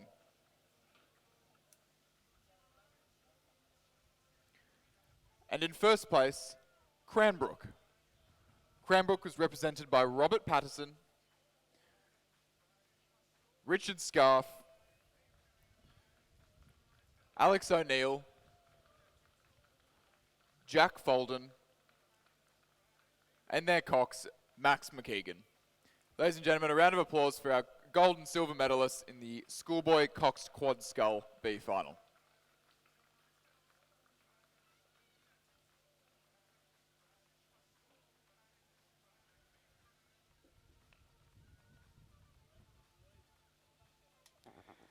And in the race approaching finish now, or at least 400 metres to go, in the Schoolgirl Year 9 single scull, we have a close race here for first and second place. Coming through the 500 metre mark, Loretto Kirabili, Alisa Fickers was 2.1 seconds down in front of Tara School, Olivia Dont, followed by third place Redland, Alana Mansfield.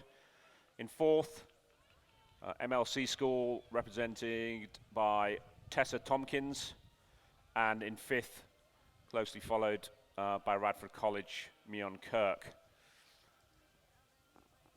As we come to the last 200 metres, it looks like Loretto have maintained their lead. Alyssa Fickers in lane 4.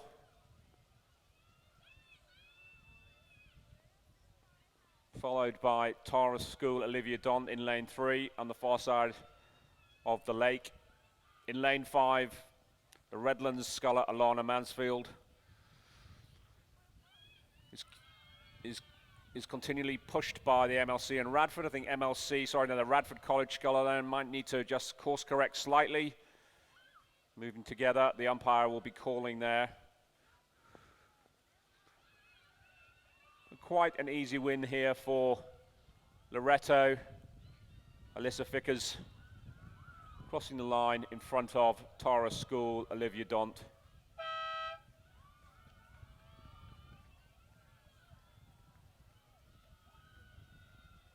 Tara finishing second. The Redland sculler comfortable, just pushed there at the end there for making sure that that third place was secure. Alana Mansfield finishing third for Redlands. Close finish here between MLC School and Radford College.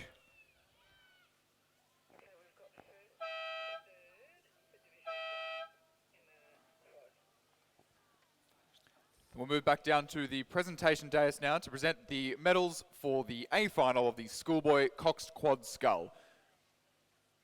Our bronze medalists, Radford College. Radford represented by Damien Schroeder, William Gregory, Sam Roberts, Ethan Toscan, and their coxswain, Ben Heatley. The crew was coached by Corey Kovacs and Ian Smith. Our gold medalists, St. Augustine's.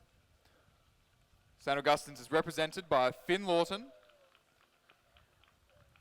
Jeremy Gategood, Patrick Burke, Nicholas Pender, and their coxswain, Hamish Rose. The crew was coached by Matthias Ungermark. Ladies and gentlemen, a round of applause for our gold and bronze medalists in the Schoolboy Coxed Quad Scull.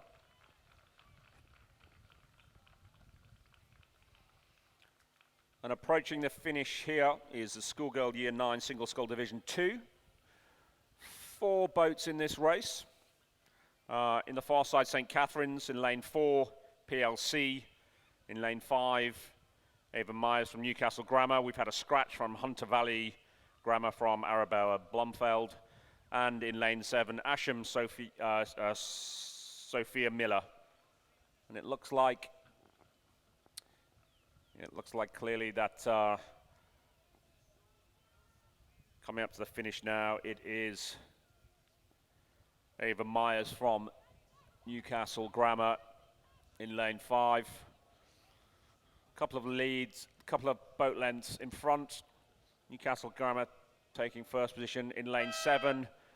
Sophia Miller from Asham, good finish for her school. First time I've seen them represented today. In lane 4, PLC Sydney, Bailey Winton Murray.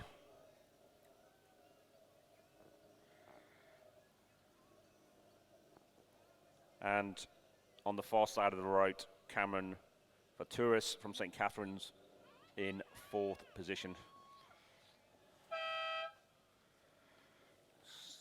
Slightly slower heat, that, by about 14 seconds. So we'll wait to see if the majority of those rowers will progress to the final.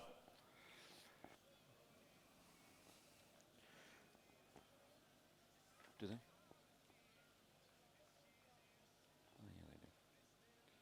Yeah, of course, yeah. As the division winners, they will get medals for the first 3 places of those divisional finals. Race 54. We have Schoolgirl Year 9 Double Scull Division 1. In lane 3, we're MLC School. In lane 4, St. Catherine's. In lane 5, Roseville. In lane 6, Redlands. Nearest to the grandstand in lane 7, PLC Sydney. And as we move through the 500 metre mark in this first division of the Year 9 double, we had the crew from Roseville, that's Meany and Fitzgerald, in a time of 1:55.54 with a dominant lead over the rest of the field, just shy of 6 seconds ahead of Redlands, Coltrane and Carter. They led by just under a boat length over Callahan and Castellas from St. Catherine's, who had a narrow lead over Perkis and Morrison from MLC, who crossed the line the 500 metre mark just 0.08 seconds in front of the crew from PLC Sydney. But it does look like the crew from St. Catherine's has possibly dropped off the pace slightly, and it is still Roseville coming into the last 100 metres of this first division of the Year 9 double scull. That's Meany and Fitzgerald, who will come through, barring disaster, to take this race. They're followed by the crew from Redlands, Coltrane and Carter, who look to lead the girls from PLC Sydney. PLC Sydney having moved through both MLC and St. Catherine's in the second half of the race into the bronze medal position. It'll be Roseville in lane number 5 to cross the line in first place, followed by the girls from Redland in lane 6, PLC Sydney in lane 7,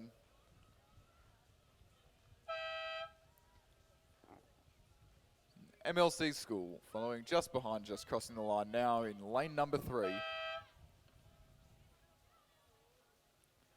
And rounding out the field will be the girls from St. Catherine's in lane number 4. Again, a strong showing from the Roseville squad this morning. Gonzalo Briones, their coach of the school, will be happy with the showing so far, I'm sure.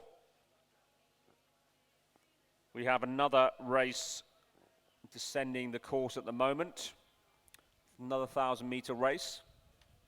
The girls are just on the start line at the moment. There may have been a slight hold up here. It will be the race number 55, the Schoolgirl Year 9 Double Scull. Division 2, in lane 3, Asham, O'Carrigan and Leddingham. In lane 4, Radford College. In lane 5, Hunter Valley Grammar. In lane 6, Newcastle Grammar. And we appear to have a scratch in lane 7 from Queenwood. Antonia Mergen and Anthea Lucas.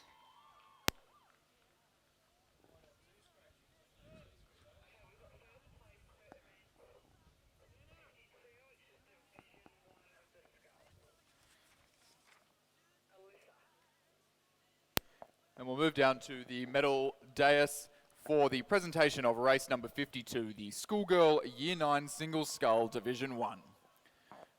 Representing Loreto Kirribilli, Alyssa Fickers. Alyssa was coached by William Foxton.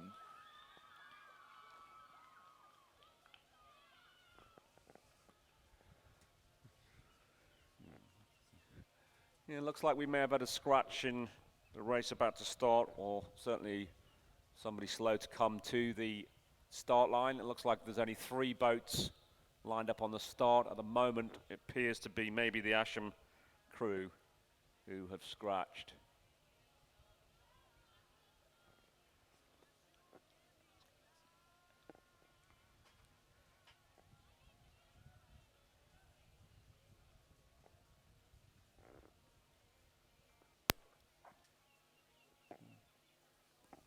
It looks like maybe Askham is in there. Looks like Askham, Radford and Hunter Valley. So Newcastle may have scratched in this race.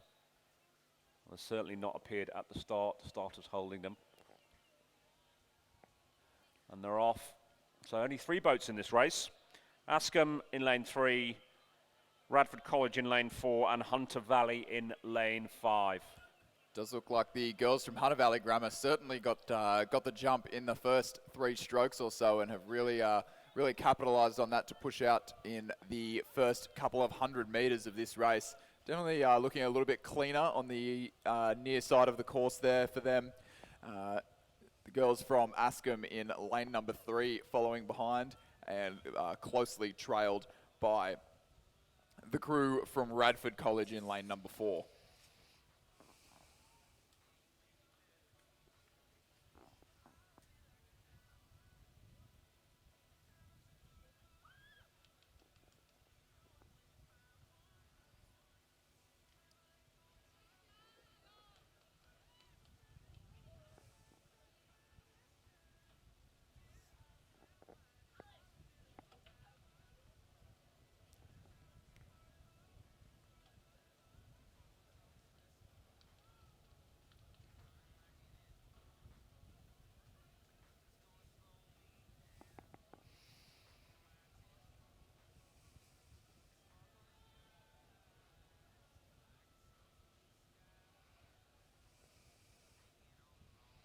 It looks like the boat from Hunter Valley, despite their very strong start, Askham maybe pulling back slightly. It does look like they're being challenged here right up to the 1,000 metre mark by the duo from Askham. Definitely had the slower of the start, at least out of the blocks from what we could see in the first few strokes, but still challenging the girls from Hunter Valley Grammar. About a boat length behind as we cross the 1,000 metre mark, sorry, rather the 500 metre mark here, the halfway point of this 1,000 metre race. About half a length of clear water back behind Hunter Valley Grammar for those 2 girls from Askham. Radford College follow Askham by about 5 seconds.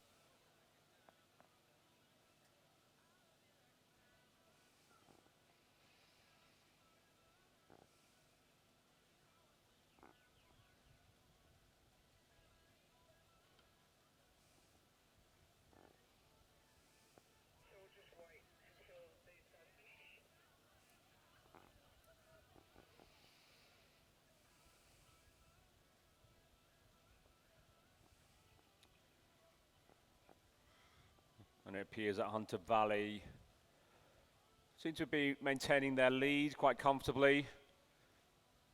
A boat length and a half over Askham, O'Carrigan and Ledingham. Radford bringing up the rear, a further 5 seconds behind Askham there.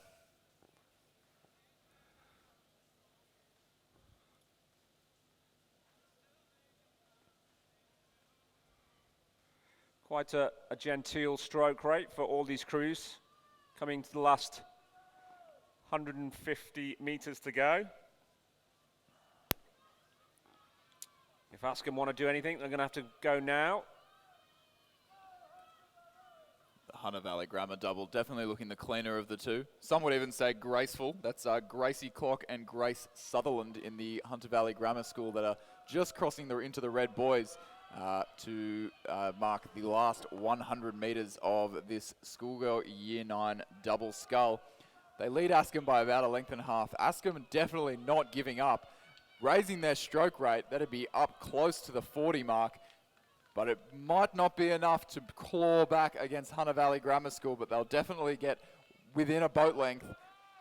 It'll be Hunter Valley Grammar School in lane 5 to take the win by 1 length back to the girls from Askham. And Askham will take second place over the crew from Radford College. Strong finish there from Askham. If they'd have done that 100 metres beforehand, we may have seen a closer result there.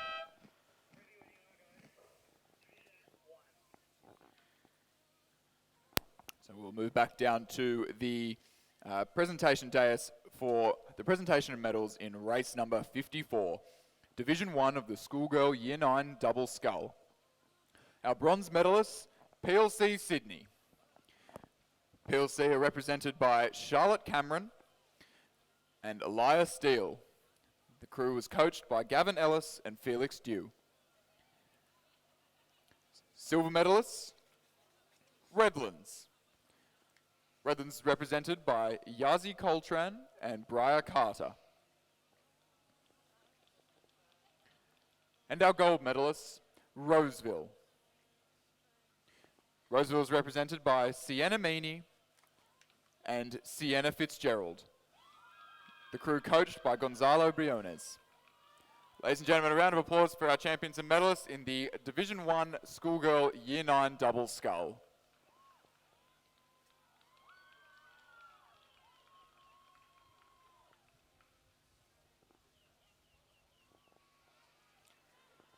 And coming into the last 250, we have race number 56, the Schoolboy Year 9 Single Scull. In lane 2, St. Augustine's, Joe Lynch. In lane 3, Redlands, Matthew Fry. In lane 4, Hunter Valley Grammar's Trifon Stamboli. In lane 5, Newcastle Grammar, Kaelan Routley. In lane 6, Radford College, Hamish Roberts. And in lane 7, Cranbrook, William Wright. And going through the halfway mark of this 1,000-metre race, we had a leader from Newcastle Grammar, Kaelan Routley, a second and a half in front of the Hunter Valley Grammar Sculler, and followed 4 seconds behind by St. Augustine's Joe Lynch. Coming to the last 100 metres now. Newcastle Grammar seem to have kept the lead, but the Hunter Valley Grammar Trayfon Stamboli is pushing hard, overlapping the boat maybe. Looks like Newcastle Grammar, Kaelan Routley will keep it strong for the finish for the win. The gold medal position. Newcastle Grammar, second place is Hunter Valley. And in third place is St. Augustine's Joe Lynch.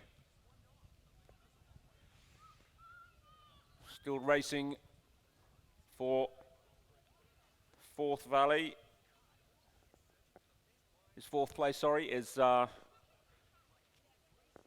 is Redlands Matthew Fry, who takes the fourth in lane 3. Cranbrook's William Wright is fifth.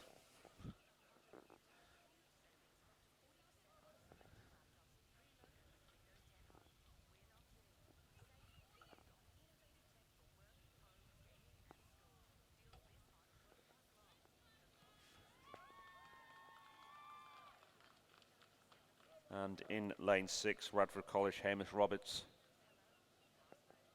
Coming over the line now. Long race for Hamish by the looks of things. So the official result there. First place, the Schoolboy Year 9 Single Scull final. In gold medal place, Newcastle Grammar School, Kaelan Routley. In second, silver place, Hunter Valley Grammar School, Trifon Stromboli. In third place, St. Augustine's Joe Lynch. Fourth was Redlands, fifth was Cranbrook, and sixth was Hamish Roberts from Radford College. And if we head back down to the course now, just approaching about 400 metres to go now, we have race number 57, the Schoolboy Year 9 Double Scull. In lane 3, Cranbrook, represented by Edward McHugh and James Boyle. In lane 4, Radford College. In lane 5, Newcastle Grammar. In lane 6, Redlands, and in lane 7, Hunter Valley Grammar. At the 500 metre mark, we had Hunter Valley Grammar in lane 7, closest to the grandstand, crossing the line in first place in a time of 1:47.87. They were followed by about a second and a half to Radford College and an equal margin back from Radford to Newcastle Grammar in third position.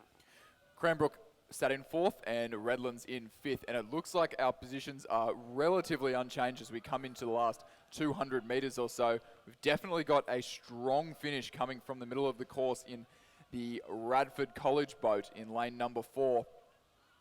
Just trying to push up on the Hunter Valley Grammar School double in lane 7, who are currently leading. Hunter Valley Grammar will have to avoid the boys to their right if they want to stay in that leading position. Definitely some hot competition coming from the centre of the course, and Newcastle Grammar wanting to get in on the action as well. It'll be Radford College coming through, storming through the Hunter Valley Grammar School to... that'll go to close. That'll go to a photo finish. I can't call that one, but third place will go to Newcastle Grammar in the centre of the course. Fourth place on to Cranbrook, and fifth place to the Redlands crew in lane number 6. We'll have to wait for confirmation from our judges for the results of the photo finish. Great finish there. Strong finish by both boats.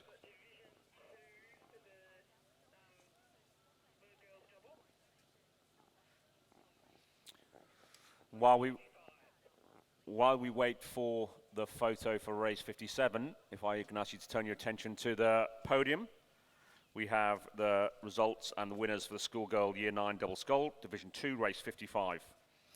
In third place, Radford College, Sophia Treschendorf and Ellie McGallis.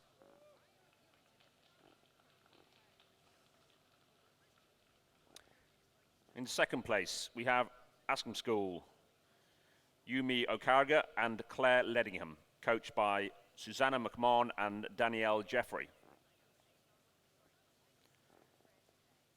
And in first place, Hunter Valley Grammar, Gracie Clock and Grace Sutherland.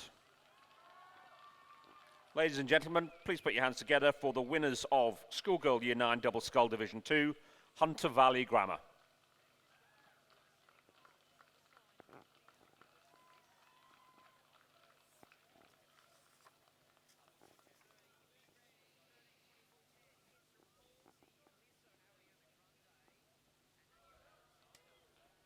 And there's the official result of race 57. Less than 0.02 of a second, Radford College take it, first place in the Year 9 Double Scull final. Disappointingly, Hunter Valley Grammar comes second there. Very, very close. Closest race of the day. You don't see much closer than that. In third place, Newcastle Grammar, Riley and McDougall. Fourth, Cranbrook, McEwen, Boyle. And fifth, Redlands, Walker and Woodward. Both those two crews, Radford and Hunter Grammar, I'm sure they'll be looking forward to racing again later in the season. A very, very close race.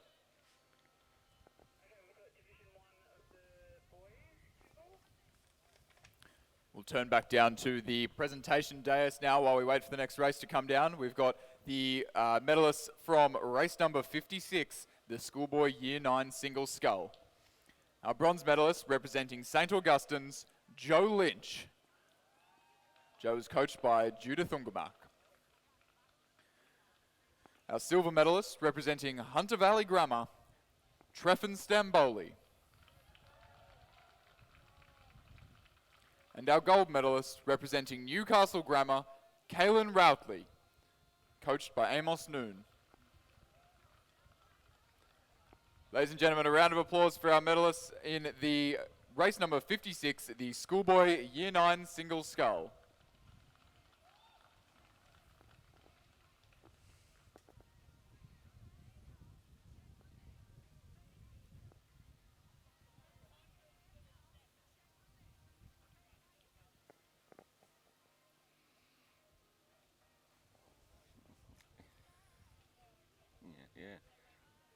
Yeah, you can, yeah.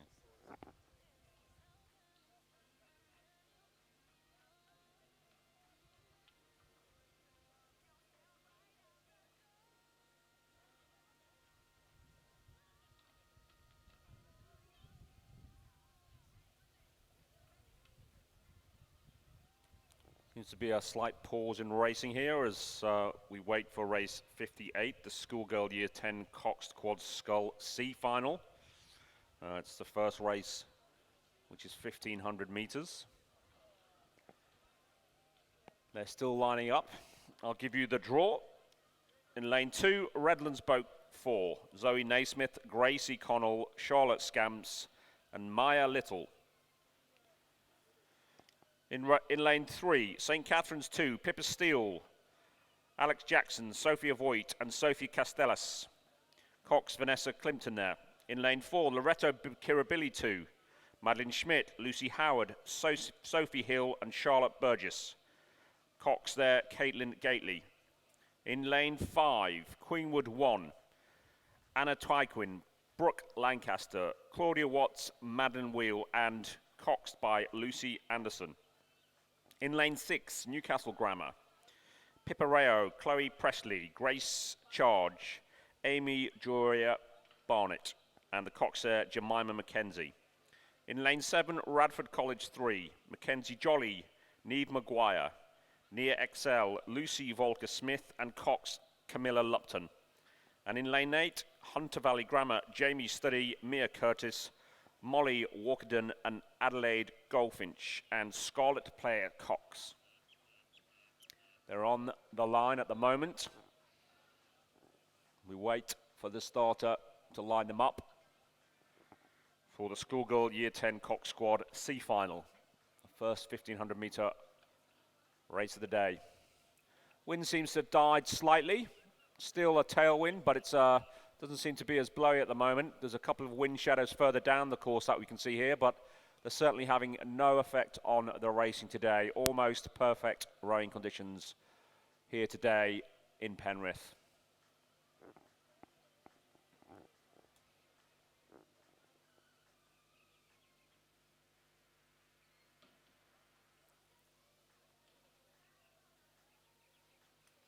So, Chris, I'm sure you've raced here more than a few times. As they line up, what do you think they'll be going through their minds at the moment? Probably just listening out for the starter's instructions at the moment. I can say I've probably only raced once here that I've raced a few times here that you've had to do the starts from the 500 or the 1,000. And yeah, it's definitely it can be a little chaotic down there, especially if there's a little bit of wind around, which, you know, it's not strong, but there is definitely a little bit of wind down there, just moving them around.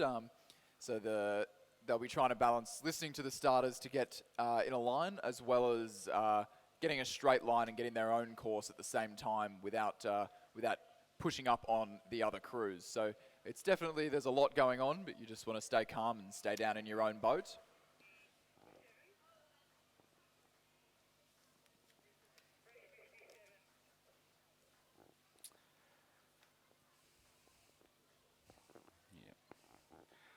Okay, we have the results and the presentation of the medals for race 57, the schoolboy Year 9 double scull.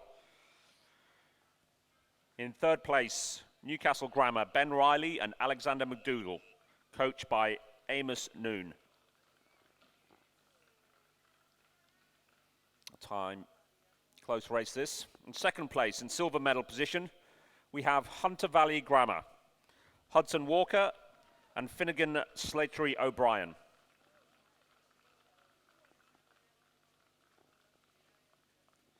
And in gold medal position, Radford College, Connor Jacopino and Curtis Garrett, coached by Stuart Sampson. Ladies and gentlemen, the winners of the Schoolboy Year 9 Double Scull, Radford College.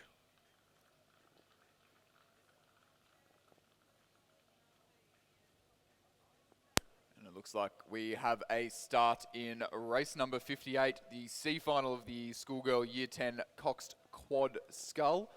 So the starter had gotten them aligned and the girls are off and racing nice and clean, just leaving the 500 metre mark of our 2,000 metre course. So we're about a minute or so into proceedings of this C final. And for any of the spectators and parents who've not gone down to the start line, whether the 1,000 or 1,500 or indeed the 2,000, if you're a non-rower, it's definitely worth a short stroll down to the start line. You'll see the crews the anxious, nervous faces of the crews as they line up. You'll hear the harried shouts of the starter and the officials as they ask relatively inexperienced rowers to maneuver their boat into a straight line. It is akin to herding cats sometimes, particularly for the younger rowers, but it's definitely worth a stroll down to the start line. And as we progress later in the afternoon, I think we've got the Schoolgirl 8 in a couple of hours or an hour or so. It's always great listening to 8s off the starting line. It's dead silent for about 30 seconds, and then it is an absolute cacophony of noise as they get underway, screaming of coxes, moving of oars. It's really a sight to go and behold. Yeah, it is absolutely a sight. 8s off the start of a 2,000 meter race. The noise, the power you can see put through the boat, just the sound of an 8 moving through the water off the start is great. Everybody should experience it. And we've had our crews come through the first timing point in race 58, the C final of the Schoolgirl Year 10 Cox Quad, and we've currently got Queenwood number 1 leading the field in a time of 1:55. Just over 3 seconds back is the crew from Hunter Valley Grammar, followed by Loreto Kirribilli number 2, Newcastle Grammar, St Catherine's 2, Redlands number 4, and Radford College number 3 in 7th position at the 500 metre mark of this 1500 metre C final of the Year 10 Coxed Quad Scull. In the Redlands 4 boat, Zoe Naismith, Gracie Connell, Charlotte Scamps. Stroked there by Maya Little. I know there'll be at least a proud mother and father in the spectator tent, probably, cheering on his daughter, Maya Little.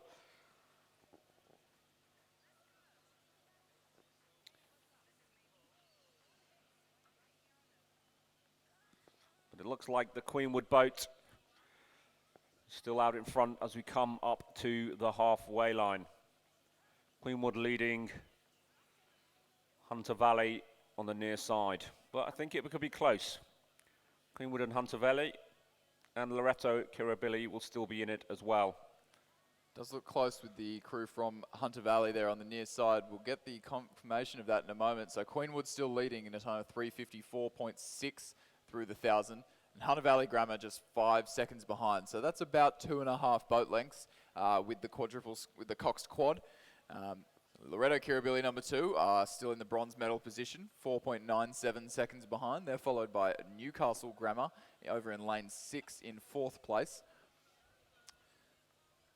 They're followed by St Catherine's in lane 3 in 5th position. They're just shy of 10 seconds back on Newcastle Grammar. Redlands in 6th position. And we'll have Radford College number 3 from the ATT in 7th place through the 1,000 metre mark. But it is Queenwood's race at this stage, crossing through with about 250 metres to go. They definitely have a dominant lead in this C final. It'll be up to them to keep cool, enjoy being out ahead, enjoy watching their competition from in front as they, reap the rewards of the work that they've put in the first half of this race. Yeah, there'll be another couple of Irishmen in the tents cheering them on, I'm sure. Although their coach is Lucy Anderson, the Queenwood squad coached by Ray Boyle and Kieran Glynn. Would expect nothing less than a tidy crew from Queenwood. Coming up to take the win there.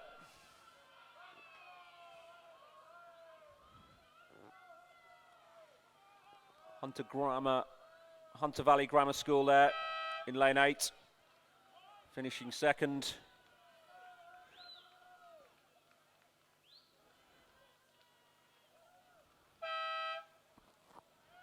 Close race for 3rd and 4th. Loreto Kirribilli take 3rd, Newcastle Grammar 4th. So again, medals for gold, silver and bronze. In lane 3 we have St. Catherine's, Pippa Steele, Alexandra Jackson, Sophia Voigt, Sophie Castellas and Vanessa Climpton. On the far side, Redlands, Zoe Naismith, Gracie Connell, Charlotte Scams and Maya Little. And finishing strongly, Radford College 3, Jolly McKenzie, Neve Maguire, Nia Excel and Lucia Volker-Smith with Camilla Lupton as Cox.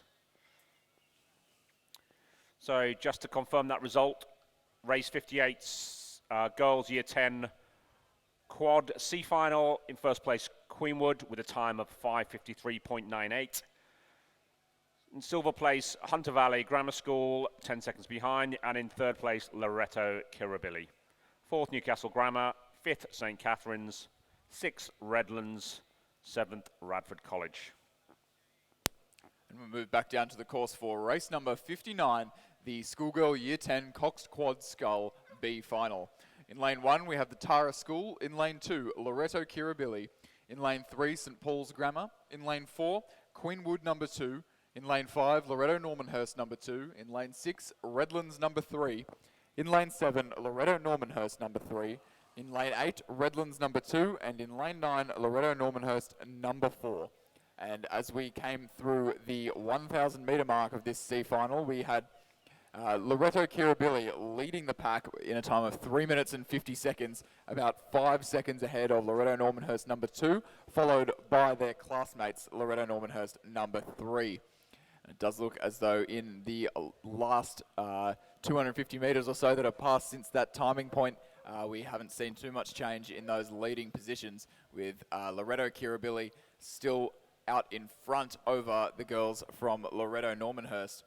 But St. Paul's Grammar in the lane number 3 on the far side do look to be pushing up in these closing stages of the race on the Loreto Normanhurst crews on to their left. We also have the Redlands crew to the left of the girls from Normanhurst. They're in lane number 8, definitely making something of the last 300 metres or so of this race. It's still Loreto Kirribilli out in front though. They'll have about a boat length of clear water at this stage. Looking long, very together, sharp at either end.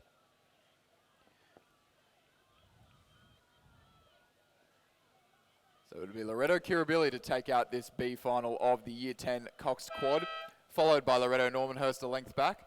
And Loreto Normanhurst number 3 will take, in lane number 7, will take third place, just ahead of St. Paul's Grammar in lane 3. Redlands in lane 8 will take 5th. The Tara School over in lane 1 will take 6th. Queenwood in lane 4 will come through in 7th place, followed closely by the girls from Loreto Normanhurst in lane number 9.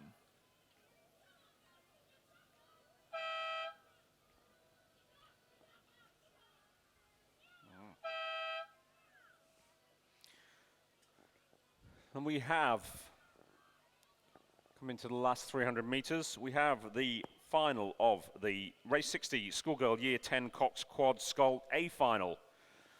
The quickest quads in this year group. On the far side, we have Roseville 2 in lane 1. In lane 2, Loreto Normanhurst. Lane 3, Radford College 4. In lane 4, St. Catherine's 1. In lane 5, Redlands 1. In lane 6, Radford College 2. In lane 7, Kinross Walleroy 1. In lane 8, Kinross Walleroy 2.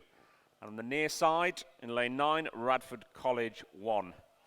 Close race here across the board. There's only 6 seconds separate the top 7 boats. So it will be a fight to the finish. In first place, Radford College in lane 3. It does look like Redlands over in lane 5 have come through though in this last couple hundred. Will be close at the 1,000 metre watch. Radford and Redlands were 100th of a second between each other. It will come down to the last couple of strokes. Who wants it more? Does look like Redlands in lane 5, just with their bow ball in front, will take out this A final of the schoolgirl Year 10 Cox Quad Sculpt. Redlands, Radford. St Catherine's in lane 4. Normanhurst. Radford College in lane 9, followed by Kinross Wallaroy, Radford College, Roseville over in lane 1, and Kinross Wallaroy in lane 8 to round out this A final of the schoolgirl Year 10 Coxed Quad Skull. Yep. Good race again there. Really quick racing there compared to the another 20 seconds quicker compared to the previous race. So that shows the mettle of the A finalist versus the B finalist. 20 seconds. Redlands won in a winning time of 5:34.52. Closely followed by Radford College, less than a second behind. In bronze medal position, only another 2.6 seconds behind them was St Catherine's 1. 4th, Loretto Normanhurst. 5th, Radford College. 6th, Kinross Wallaroy 1. 7th, Radford College 2. 8th, Roseville 2. And in 9th place, Kinross Wallaroy 2.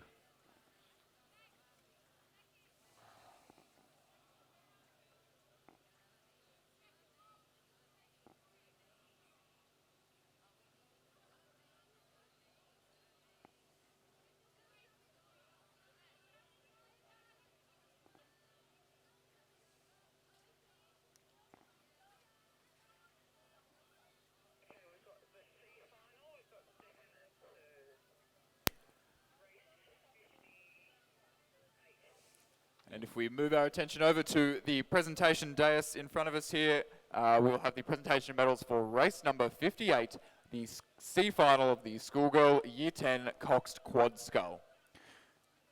Silver medalists, Hunter Valley Grammar. Hunter Valley represented by Jamie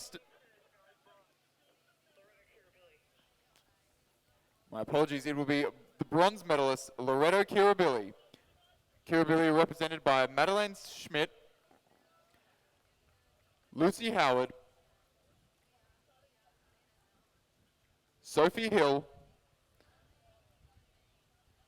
Charlotte Burgess, and their cox, Caitlin Gately. The crew was coached by Lucy Mason.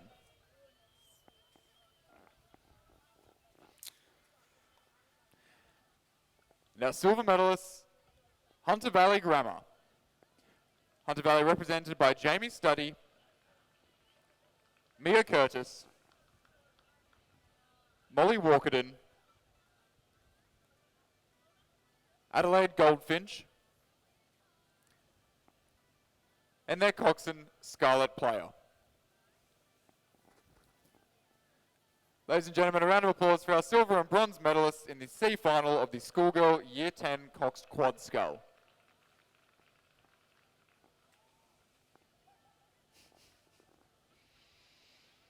And that's the official race result there for the A final for the Year 10 Schoolgirls Quad. A final, race number 60. First place, Redlands College. Sophia Maxwell, Amber Williams, Audra Olson, Elizabeth Holter, and Sophie Kennedy as Cox. Good time of 5:54.52. Silver medal position, Radford College. Less than a second behind. Radford College there. Josephine Truswell, Hannah Simpson, Eloise Flynn, and Zimmy Laris with Maya Lee as Cox. And in bronze medal, St. Catherine's, Molly McNeil, Eliza Geraghty, Claudia Horrell, and Alaya Rahman with Charlotte Wadds as Cox. Close race.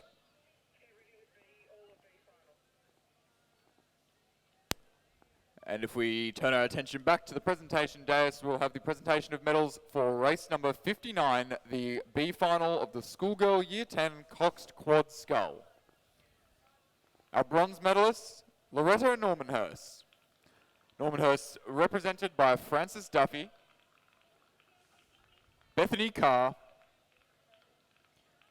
Charlotte Curran, Elizabeth Attia, their coxswain Ella McKenzie. The crew was coached by Rosalind Daly. Our silver medalists, Loretto Normanhurst. The crew is represented by Emma Wilkinson, Josephine Burke, Bronte Sisolka, Sophia Goldman, and their coxswain, Eliza Russell. Crew is coached by Jeff Patterson.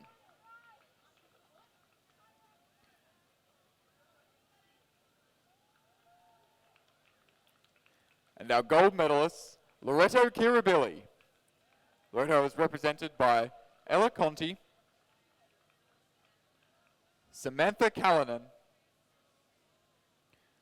Matilda Damien, Claudia Callahan, their coxswain Gabriella Rose, and their coach Lucy Mason.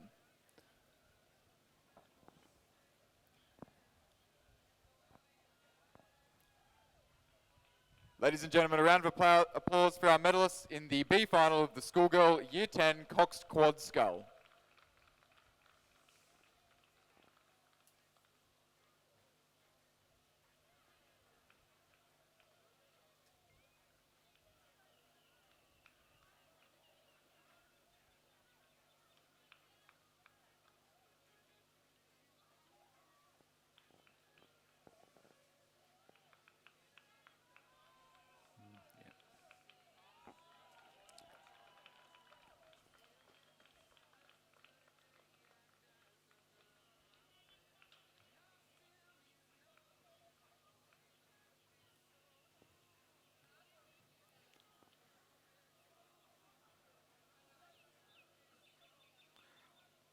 And on the course at the moment is our first 2,000 metre race of the afternoon. It's the Schoolboy Year 10 Cox Quad Scull, the C final.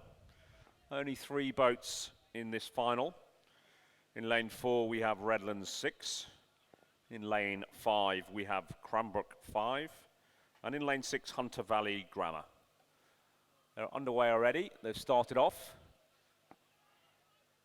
No clear winner at the moment. I know Hunter Valley have had a slight couple of close calls with the boys on their right hand side, and they're now in the middle of the lane.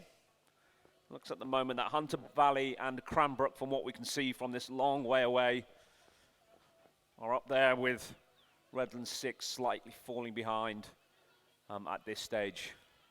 But still a very long way to go in this, our first 2,000 metre race of the day. Coming through the first 500 metres, it looks like Cranbrook are in the lead. Just over a second, 1.34 seconds in front of Hunter Valley Grammar School. Redlands have dropped off quite considerably already, and are a further 17 seconds behind the Hunter Valley School.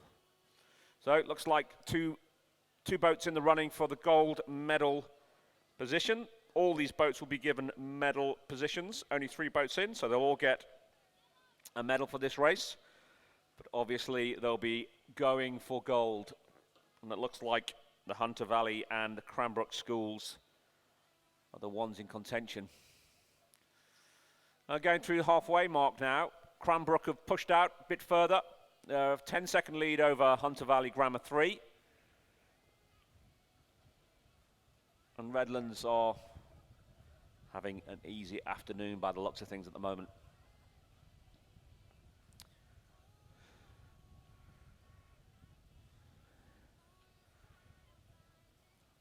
So the hours of training, the hours on the ergometer, and the early morning starts for both schoolboys and parents, I'm sure, will be paying off, particularly for Cranbrook. Quite a dominating race here. Comfortably out in front of the rest of the pack. We'll turn our attention down to the presentation dais for the presentation of medals in race number 60, the A final of the Schoolgirl Year 10 Coxed Quad Scull. Our bronze medalists, St. Catherine's. St. Catherine's represented by Molly McNeil, Eliza Gerety, Claudia Horrell, Aliyah Rahman, and their coxswain, Charlotte Wads.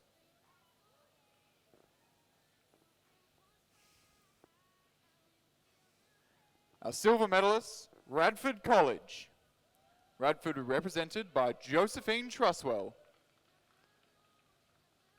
Hannah Sampson, Eloise Flynn, Zimmy Liris, and their coxswain, Maya Lee. The crew was coached by Millie Kearton. And our gold medalists in the Year 10 Coxed Quad Scull, Redlands. Redlands are represented by Sophia Maxwell, Amber Williams, Audra Olson, Elizabeth Holtower, and their coxswain, Sophie Kennedy. Ladies and gentlemen, a round of applause for our medalists in the A final of the Schoolgirl Year 10 Coxed Quad Scull.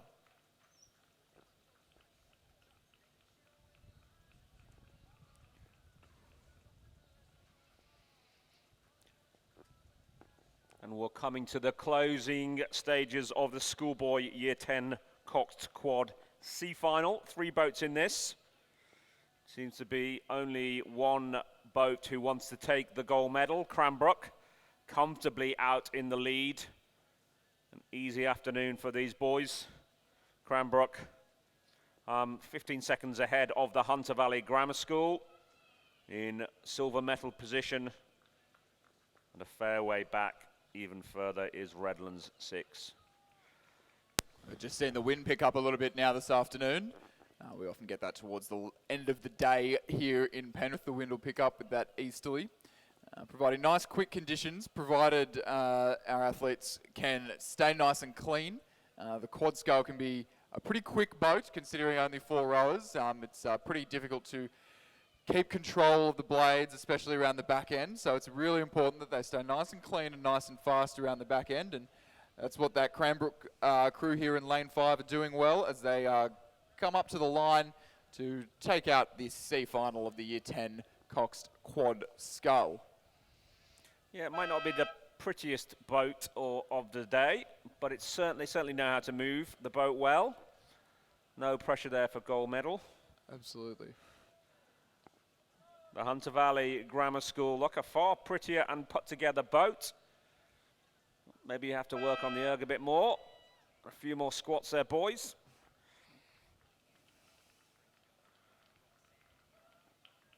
And the long and lonely row for Redlands, boat 6 to the finish.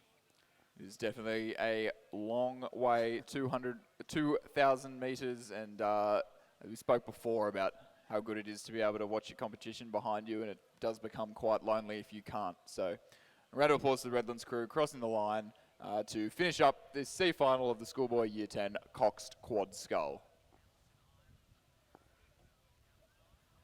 So Chris, for the non-rowers among the spectators today, how does a tailwind compare to obviously a headwind? How does it change the boat, the technique? So there's a lot of things you can sort of change to adapt between the two. So obviously a tailwind will favour a lighter crew or a smaller boat, and a headwind you'll be favouring heavier crews, and headwind's going to slow you down, but a heavier crew will be not as influenced by that. In a headwind, you're going to really want to sit back and lengthen out the back end of the stroke and accelerate through. You're moving quite slowly, so you really need to accelerate through the stroke. Whereas in a tailwind, the boat's already moving quite quickly, so there's not quite as much room to accelerate through the boat. So you really want to be on it with the legs and very sharp around the front and back end, because the boat's already moving very quickly. You just want to get it up to speed, stay nice and tall, and tap it along. Often a tailwind's really nice for keeping that rhythm, really helps you keep the rate up nice and high and keep everything nice and light and strong. So most people do prefer rowing in a tailwind, although once it gets a little bit choppy, it is very difficult to stay in control and on top of things. But whereas the tailwind will stabilise you a bit, but the race can also be much longer, which no one wants. And as the chop, we see a slight bobble, a slight popple on the surface of the water. For those again who don't really understand, what impact will that have on technique? I mean, there's not so much at the moment, but as the wind does pick up in the day, and we see the waves or the chop on the water becoming increasingly higher, how does that change the rower's technique during the race? Yeah, well, as the water gets a little bit choppier, so as you said, not too much at the moment, but sometimes we'll see the water get quite choppy, and that'll really make it quite difficult to get the oar out of the water at the finish. And you'll often see athletes sometimes get their blades stuck in the water at the finish, and we call that a crab in the rowing world, and that's can often spell disaster in a race. If the oar's stuck in the water, it can slow the boat down and almost stop you. So really, when it's getting that sort of choppy, you just need to focus on staying really clean around the back end and really loose and relaxed, and those sorts of situations can be avoided, I guess. Excellent. We return to the racing in race 62. It's the B final of the Year 10 boys quad. In the far side lane 1 is Redlands 5. In lane 2 is Cranbrook 4. In lane 3, Newcastle Grammar 2. In lane 4, Hunter Valley Grammar 2. In lane 5, Cranbrook 1. Lane 6, Cranbrook 2. Lane 7, Cranbrook 3. And in lane 8, Redlands 2. And in lane 9, Redlands 4. And going through the 1,500 metre mark of this 2,000 metre race, we had Cranbrook 1 in lane 5, about a boat length and a half, boat length 3/4 actually, ahead of Hunter Valley Grammar, who are 7 seconds behind.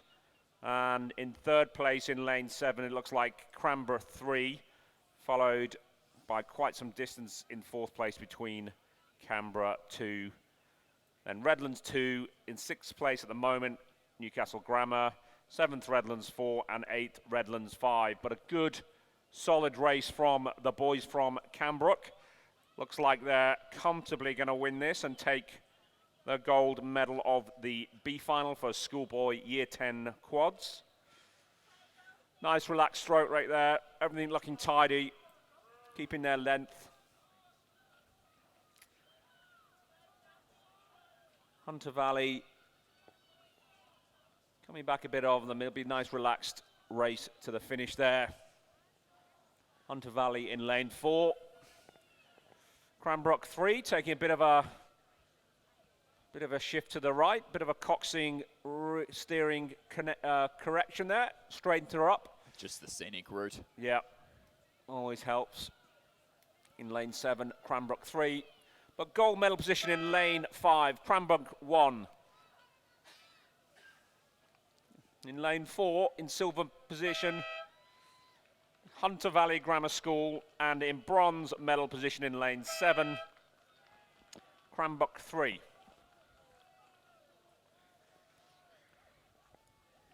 In lane 6, in 4th position, that is Cranbrook 2. They'll be happy with that result.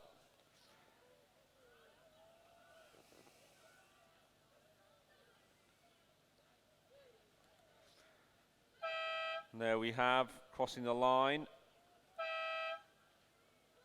Redlands 2, and in lane 8, lane 8 and Redlands 2, lane 9, Redlands 4, again all the way across the other side of the lake, Redlands 5.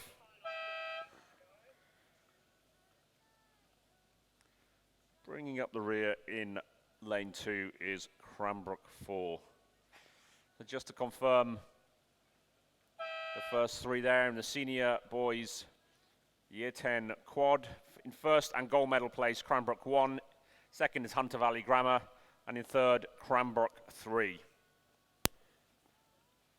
And with the conclusion of that, we'll move over to the presentation dais for the medals of race number 61, the Schoolboy Year 10 Cox Quad Scull C Final.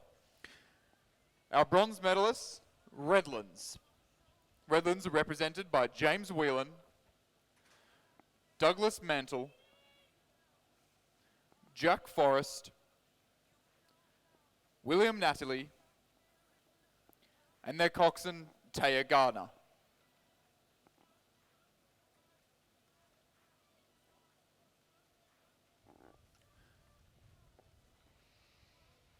Our silver medalists, Hunter Valley Grammar.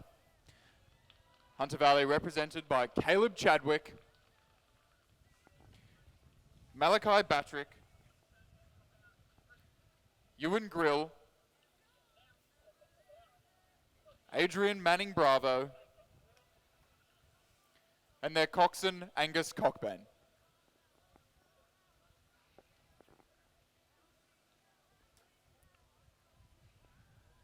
And our gold medalists, Cranbrook.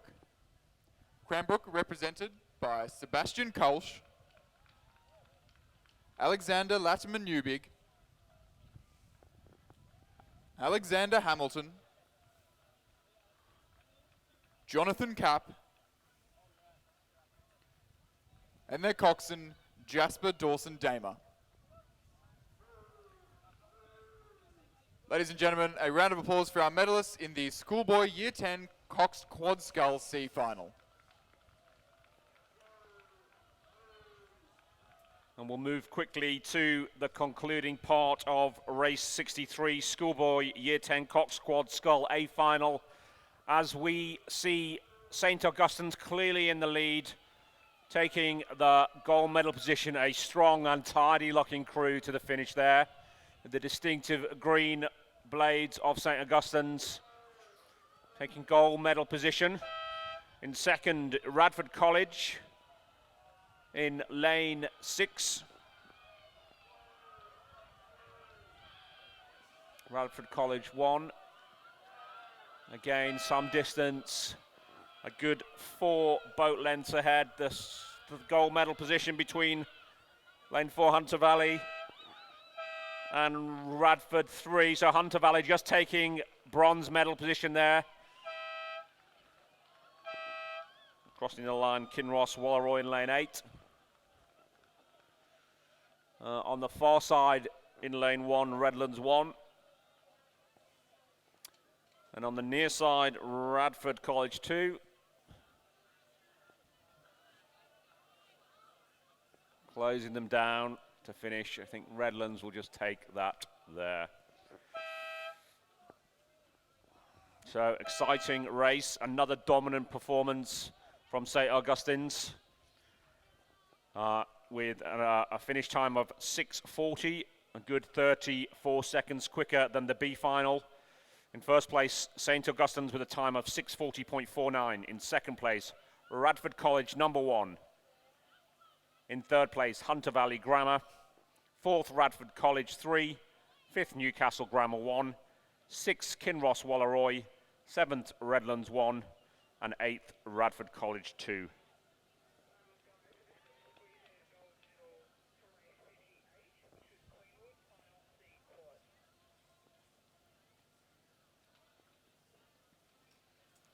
Was that 58?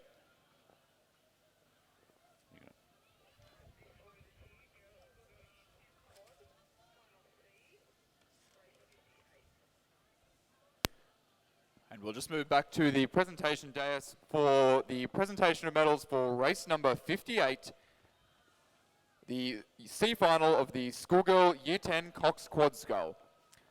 A round of applause for our gold medalist, Queenwood, represented by Anna Tyquin, Brooke Lancaster, Claudia Watts, Madeline Wheel, and their coxswain, Lucy Anderson.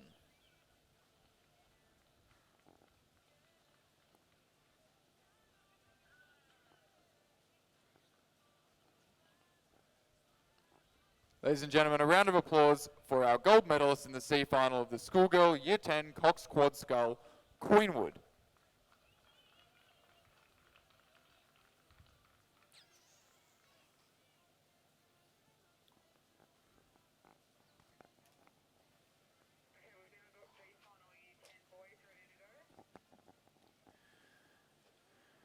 And moving on to the boys, we'll now have the presentation of medals for race number 62, the B final of the Schoolboy Year 10 Coxed Quad Scull. Our bronze medalists, Cranbrook, represented by Ashley Collins, Oliver Klotz, Thomas Whaley, Byron Mattilla Mertens, and their cox, Cameron Pryor.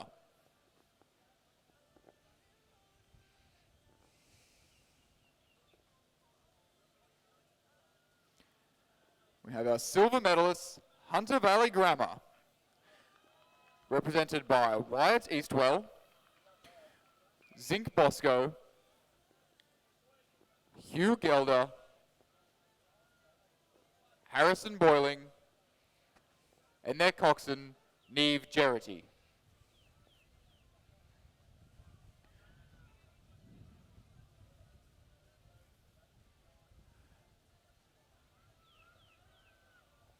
And gold medalists, Cranbrook.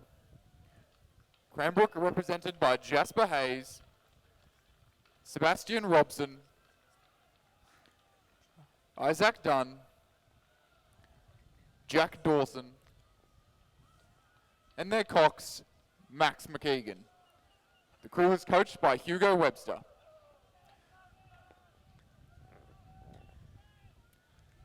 Ladies and gentlemen, a round of applause for our medalists in the B final of the Schoolboy Coxed Quad Scull. Just as we see the culmination of the Schoolboy Year 11 single scull there, looks like to be McCarthy Catholic Liam Taylor. A few seconds from Radford College, Sam Roberts from Radford College in the ACT. And Penrith Anglican School taking the bronze medal position ahead of St. Augustine's Oliver Thomas there in the red boat, just finishing there. In lane 6 we have Felix Bonus, Newcastle Grammar. And on the far side in lane 2 we have Fergus Baldwin from Kinross Walleroy, bringing home the rest of the pack. Ladies and gentlemen, there's a public service announcement. We have some false teeth found. Please call 0449 253 101 if you need them back. That is false teeth found, 0449 253 101. Maybe it's better to text if you're missing your teeth. Thank you. And can I just remind all coxes to return their bow numbers, please, once they've raced. Very important that we see the bow numbers as we race down the course. So if you see any bow numbers hanging around, please return them to race control.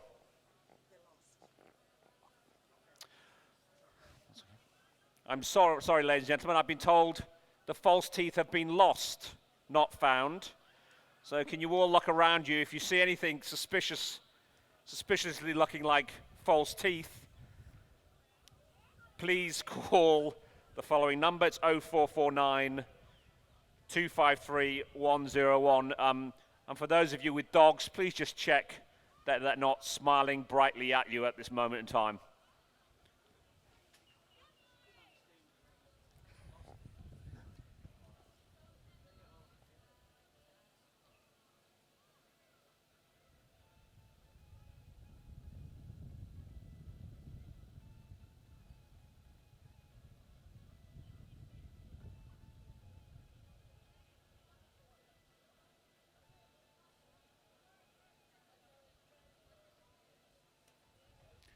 And if we do find the lost teeth, we'd love to interview the lady who has lost them up at race control.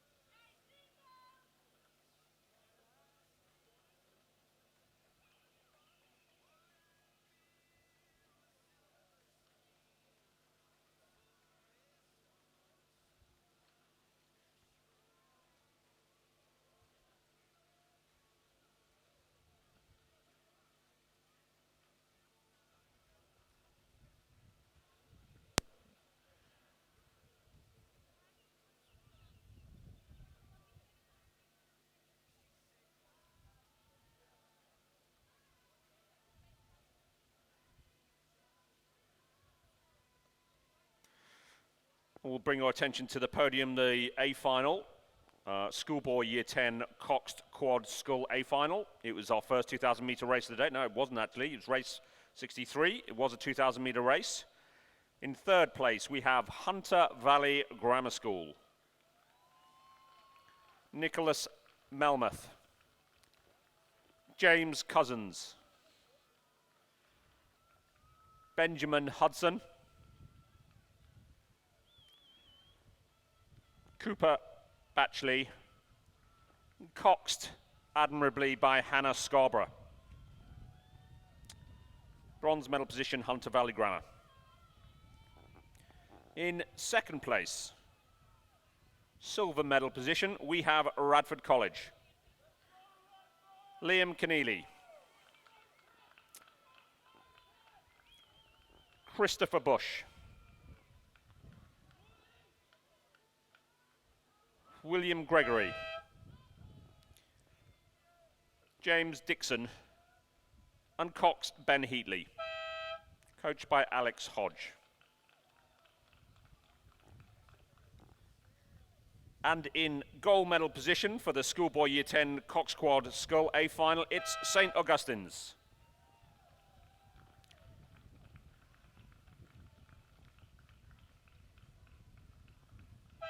Joshua Wilson, Brandon Smith, Olivia St. Pierre, Bo Nicholas, and Cox Ben Edwards. Coach Judith Ungermark, a very happy German household tonight. Congratulations. Please put your hands together for the winner of the Schoolboy Year 10 Cox Quad Scull, St. Augustine's. And just during our presentation, we had the final of the Schoolboy Year 11 Double Scull. First place went to the combination from Redlands, that is Verschaw and Holtauer, in a time of 7 minutes and 3 seconds. About 7 seconds behind was the combo from Radford College, Toscan and Walker. And they were followed in third place by St. Augustine's, Lawton and Durans. Newcastle Grammar took out fourth, Myers and McDougall. And Kinross Walleroy, that is Brown and Weeks, took out fifth position.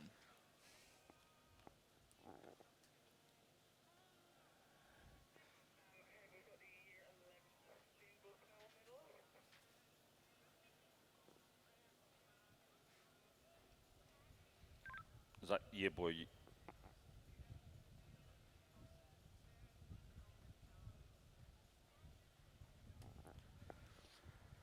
Now we have the presentation at the podium of Schoolboy Year 11 Single Scull.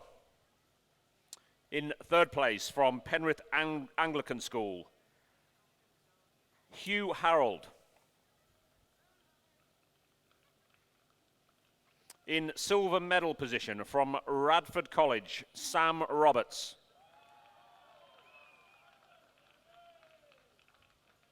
And in gold medal position from McCarthy Catholic, Liam Taylor.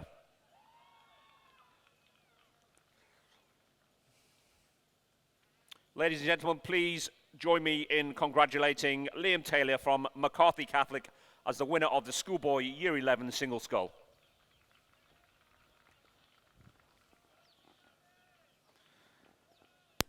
And as we head back down to the course, we have the final of the race number 66, the Schoolgirl 8. In lane 2, Radford College. In lane 3, Newcastle Grammar. In lane 4, Loretto Kirribilli. In lane 5, Loretto Normanhurst. In lane 6, Queenwood number 2. And in lane 7, Queenwood number 1. In lane 8, Loretto Normanhurst number 2. And they have just come through the 500 metre mark, and we've got Loretto Kirribilli leading the field at the first mark in a time of 1 minute and 40 seconds, 0.71. They're closely followed by Queenwood number 1 and closely followed again by Loretto Normanhurst number 1. Less than a second separating those top three crews. As they come through the 1,000 metre mark, Queenwood have clawed it back and pushed through, so the Queenwood number 1 boat is in the lead, put the medal down and are in the lead behind or in front of Loretto Kirribilli, who are down 1.43 seconds. Loretto Normanhurst in third place at the moment, a further 2.5 seconds behind, and in fourth place, Queenwood 2. In fifth, Loretto Normanhurst in lane 8. On the far side of the course in lane 2, Radford College some way behind Loretto in 6th position. Newcastle Grammar in lane 3 are 7th.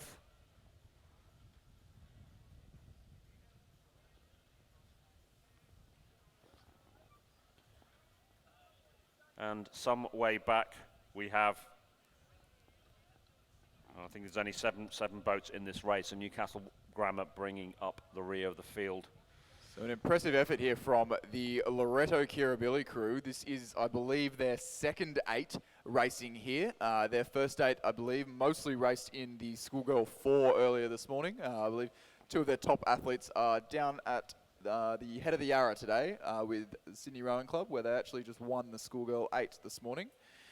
So this being the second crew from Loretto Kirribilli, very impressive to be up there fighting up with the Queenwood number 1 crew, and at the moment leading the Loretto Normanhurst number 1 crew, as well as Radford and Newcastle, as in addition to the other second 8s on the course. And it does look like they haven't let up as we've come through the 1500 metre mark. Queenwood still with the lead in a time of 5 minutes and 7 seconds. Loretto Kirribilli just under 8 seconds behind, so stretched out to a bit over a length and a half at this stage. And Loretto Normanhurst, number 1, just following the Kirribilli crew through that 1500 metre timing point. Some clear water back to the second half of the field. Fourth place, Queenwood number 2, and Loretto Normanhurst number 2, just out of the medal placings at the moment.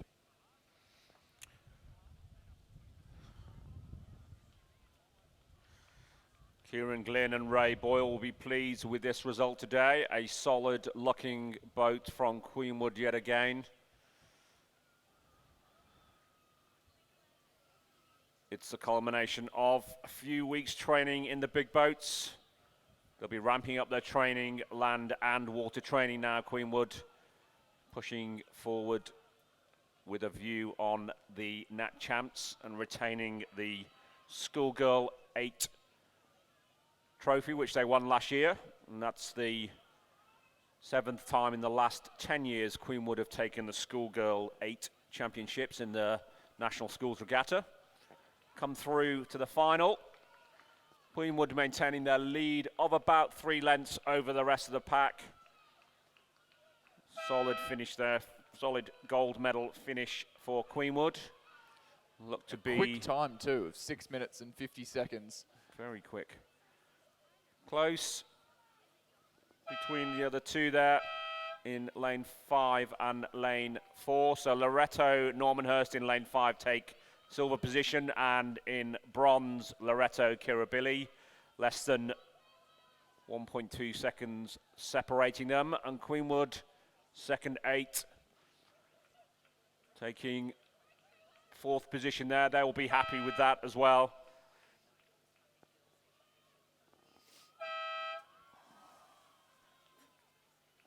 In lane 8, Loretto Normanhurst, second boat, finishing there. Before we get to the far side of the lake, Radford College. And then a long way back to Newcastle Grammar School. Very quick time there from the Queenwood boat, 6:50.1.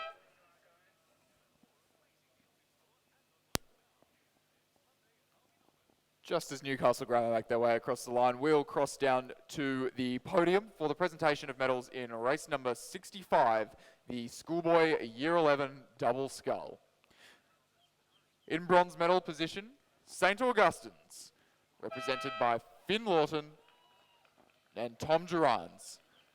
Crew is coached by Judith Ungemark. Our silver medalists, Radford College, represented by Ethan Toscan and Angus Walker. Their coaches, Corey Kovacs and Ian Smith. And our gold medalists, Redlands, represented by Alexander Verschaw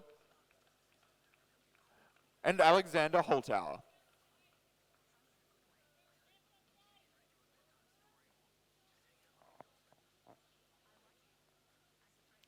Ladies and gentlemen, a round of applause for our medalists in the Schoolboy Year 11 Double Scull.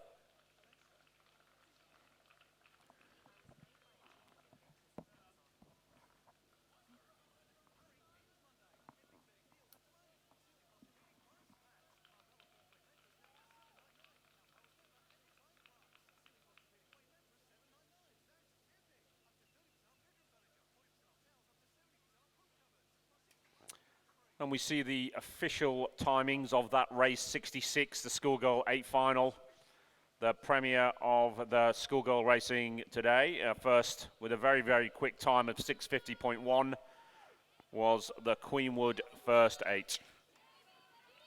Queenwood, Sophia Feely, Edie Sawson, Angelica Gordon, Tiffany Botha, Chelsea Prout, Beth McLennan, Bronte Blackmore Cram, Stephanie Preller with Cox, Kira Osterdal. Coaches Kieran Glynn and Ray Boyle.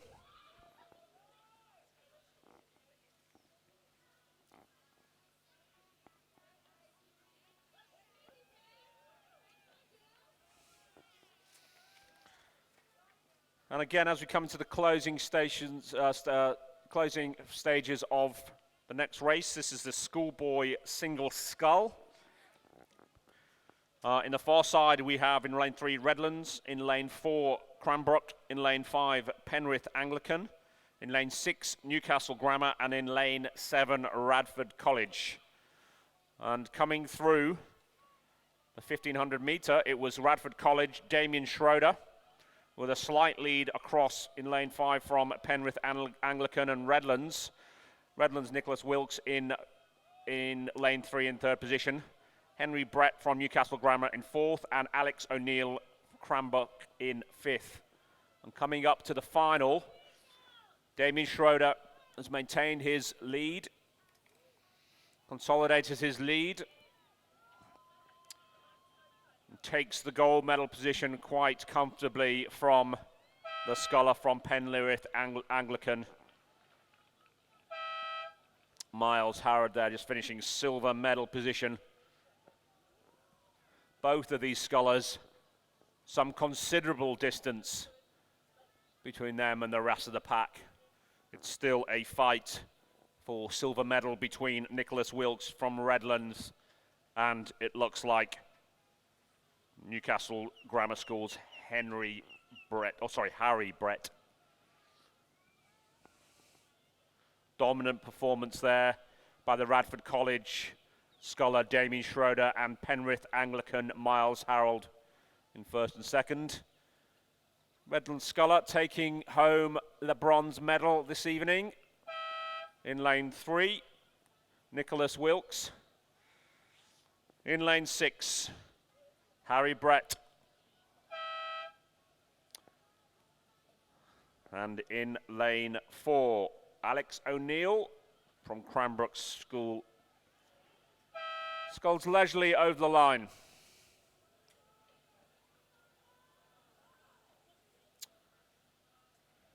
Yes, in first place, Radford College, Jamie Schroeder, at a time of 7 minutes 30.08.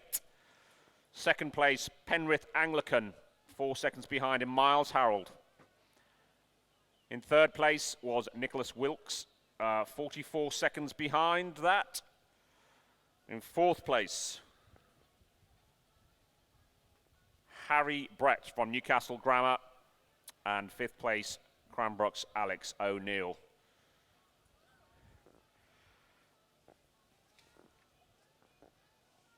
Certainly the quickest sculling time of the day so far.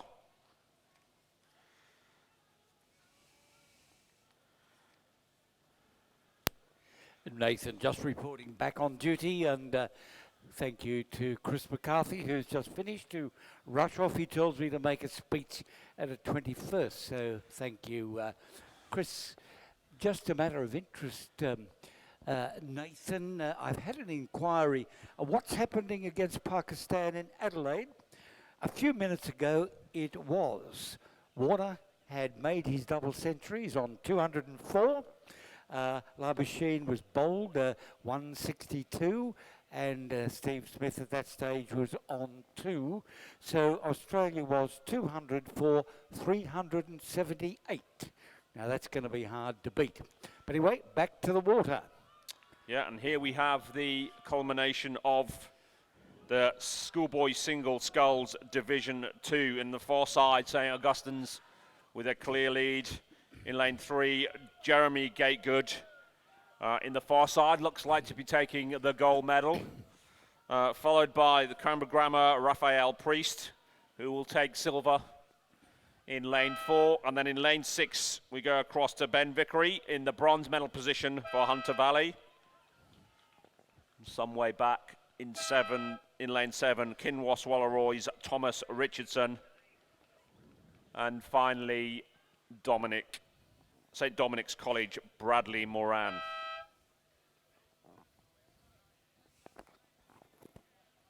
Say again, please.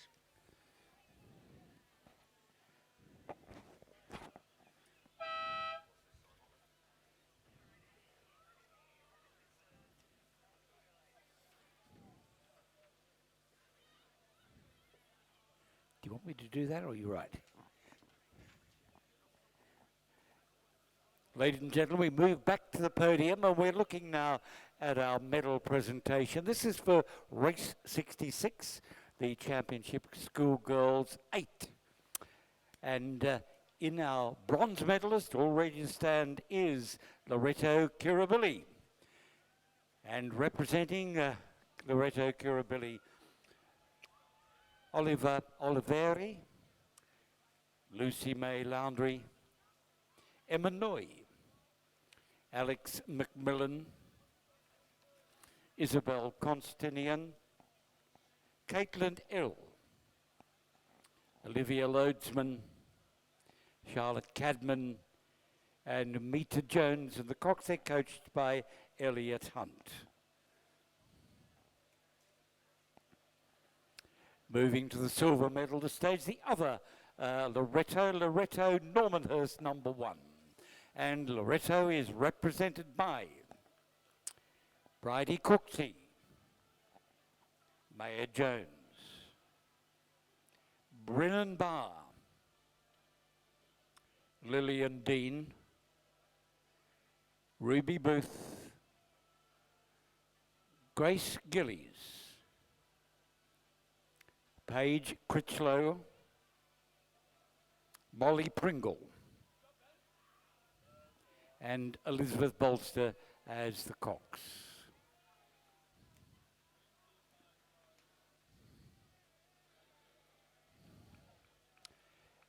Now our gold medalist, the champion Schoolgirl 8, Queenwood. And Queenwood represented by Zoe Keating, Sophie Oakes, Caitlin Price, Georgina Prendeville, Charlotte Hodge,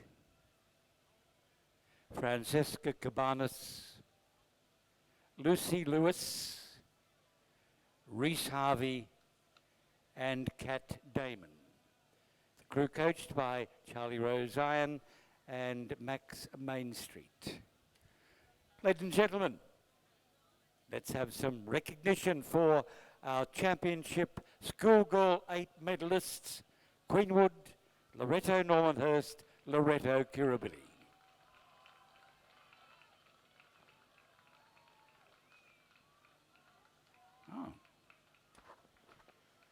We have the culmination here and on the race course here of race 69, the schoolboy double sculls. And St Augustine's again have shown their dominance in schoolboy rowing. They led off the start. They led through 1,000 and 1,500 metres. So the double sculler Burke and Pender from St Augustine's in lane 5 take the gold medal position. On the far side, Newcastle Grammar, Riley and Routley take silver.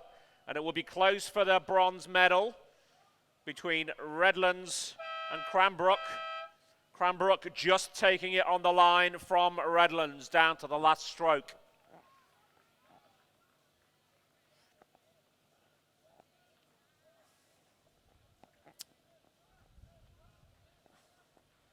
And taking the scenic route home, Mac Onnet and Finlay Moffat from Hunter Valley Grammar School bring up the rear in 5th place.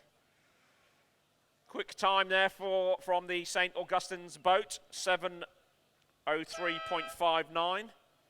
Strong demonstration of how to row a double yet again from the St. Augustine's boys this afternoon, being quite dominant in the sculling events already.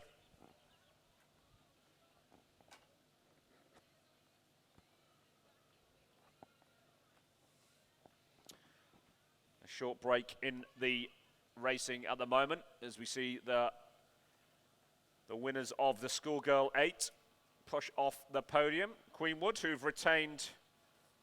will be looking to retain the national title once again as we go to the Nats next year, National Championships.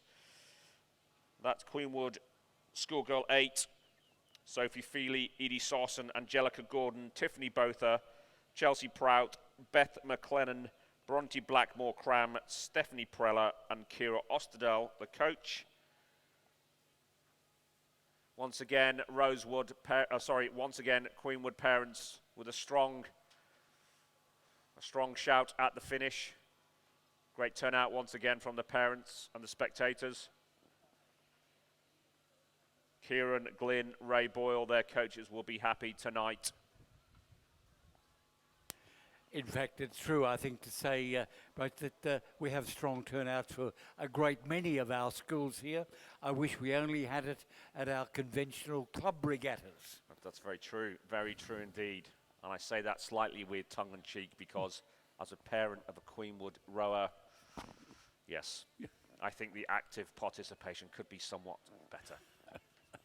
Well, we're looking now at the next race to come down. It's race 70 on our program, the Schoolgirl Year 8 Single Scull.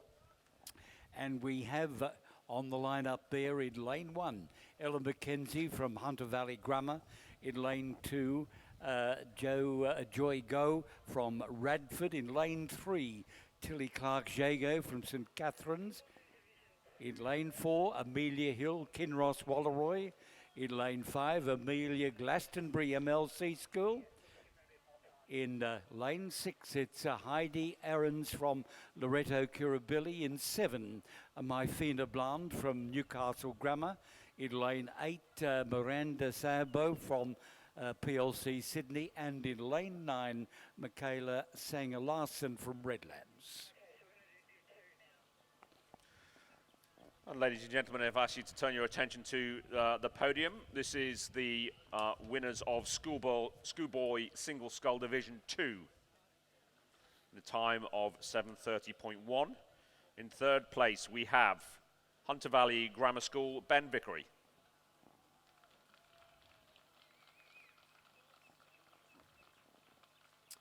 In 2nd place, representing Canberra Grammar, Raphael Priest.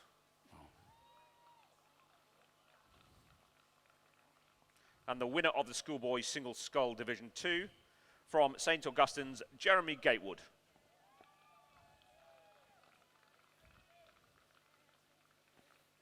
Give him a round of applause. That's Jeremy Gatewood winning the Schoolboy Single Scull Division 2 race.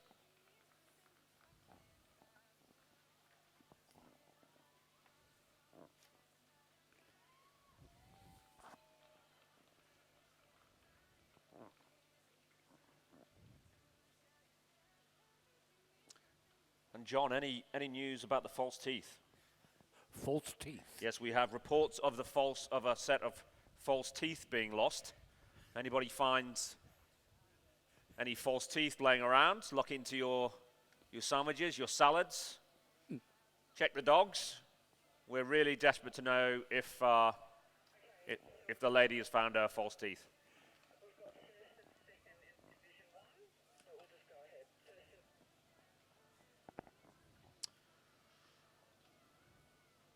And again, if we can just turn our attention to the podium, we have the gold and medal presentation for schoolboy single scull Division 1. That's race 67.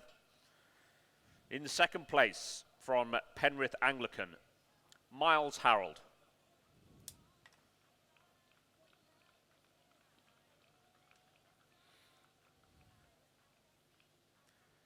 And in first place from Radford College, Damien Schroeder.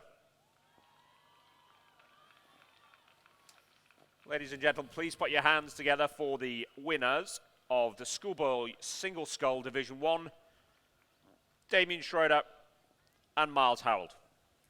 And back to the water with the race coming down. That's the schoolgirl Year 8 single scull. It looks like Mofina Bland from Newcastle Grammar with a positive grip there, roughly in the centre of the field. Lane 7, 3 across from the grandstand. We have an arrowhead formation going back. I think closely beside her would be Heidi Ahrens from Loreto Kirribilli, and then probably across to Michaela Sanger-Larsen from Redlands on the grandstand side. But a good race. I'm looking at these, a Year 8, relatively inexperienced scullers, and they're moving their boats quite nicely. We see Mofina Bland from Newcastle Grammar picking up the rating at a moment, and Heidi Ahrens from Loreto Kirribilli is coming right with her, so it's going to be a very, very good race. Bit of steering problems from Michaela Larsen in lane 8 on from Redlands, but this is going to be the battle here. Will it be Mofina Bland from Newcastle Grammar? Will it be Heidi Ahrens? A good battle with a rapid move from Ella McKenzie from Hunter Valley Grammar on the far side, but out of the picture at this stage. But lane 7 from Newcastle Grammar, Mofina Bland over the line for first place, with Heidi Ahrens from Loreto Kirribilli right beside her. And I think it was Ella McKenzie from Hunter Valley Grammar on the far side, lane 1, in third place.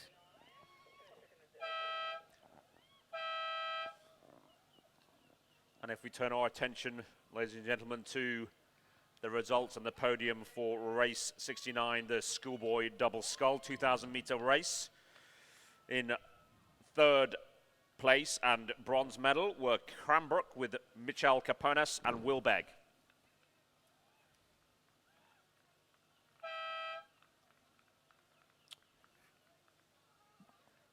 In second place, silver medal, Newcastle Grammar, Kyle Riley and Jaden Routley.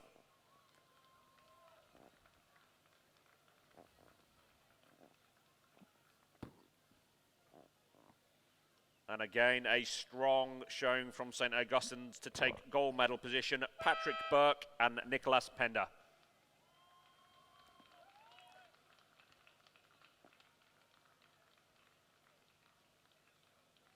Ladies and gentlemen, please join me in congratulating the winners of the schoolboy double scull, St. Augustine's. A race underway at the moment, about 500 metres to go. It is race 71, Division 1 of the schoolgirl Year 8 double scull.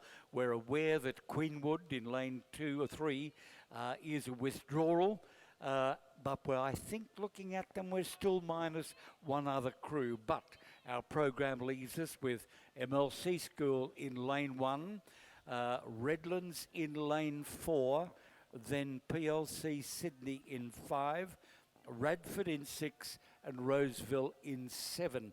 I think we may be short of Radford, but we'll wait until they get a bit closer. There we are. Queenwood was the withdrawal. We knew that. And Radford, yes. So Radford is out from lane 7.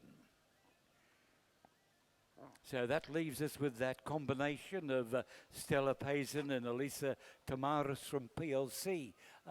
Probably in the lead there at the moment, and running out of lane 5.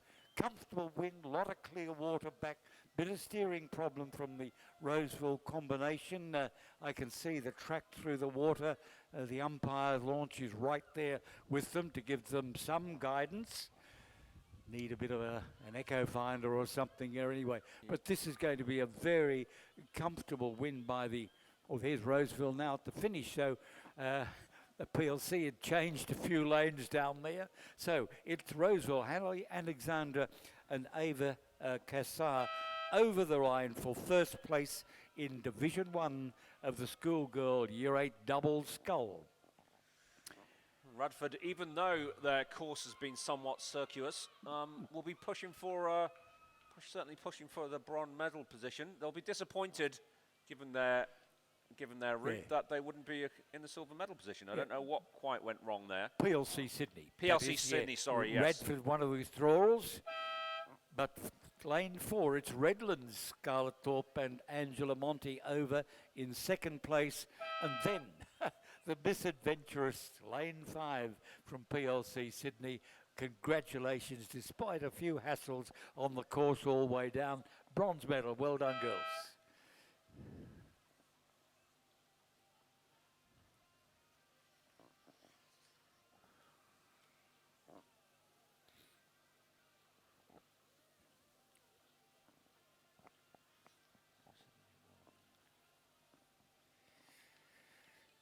Well, our list is showing a full entry field for race 72. That's the second division of the schoolgirl Year 8 double scull. In lane 1, Ascombe, represented by Trieste Dumani and Anna Skirby. In lane 4, Kinross Walleroy, Elke Sweetapple and Sophie Smith. Lane 5 from St Catherine's, Jade Leslie and Madeline Maninis. Lane 6, Hunter Valley Grammar, Isabel Donahue and Isabel Turner. And in lane 7 from Newcastle Grammar, Jemima Mackenzie and Olivia Prickett. That race over 1,000 metres. See all the crews there. Don't think there's a start yet.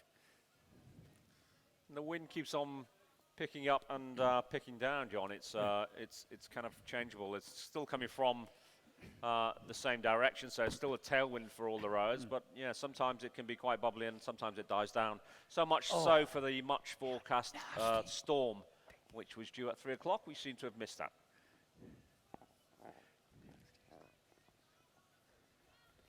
Now, the weather forecasts have been all things for all people today, Nathan.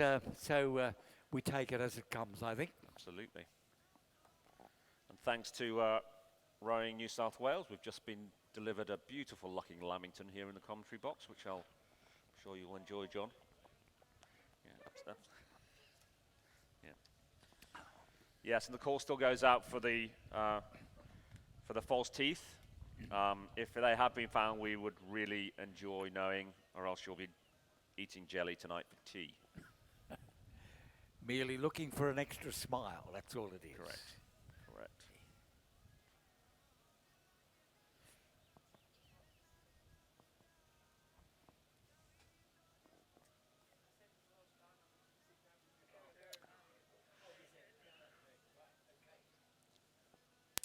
Just a reminder, girls and boys, ladies and gentlemen, please bring those bow numbers back. A lot have not been returned. We were very good this morning. They all came flowing back. That was great.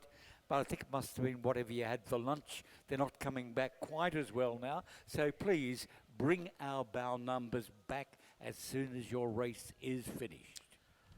And we can turn our attention to the podium once again. The winners of the schoolgirl Year 8 single scull, race 70 over 1,000 metres. In third place from Hunter Valley Grammar, Ella Mackenzie.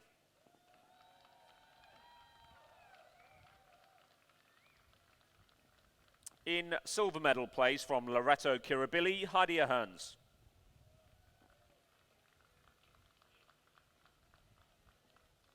And in gold medal position, representing Newcastle Grammar School, Myfina Bland.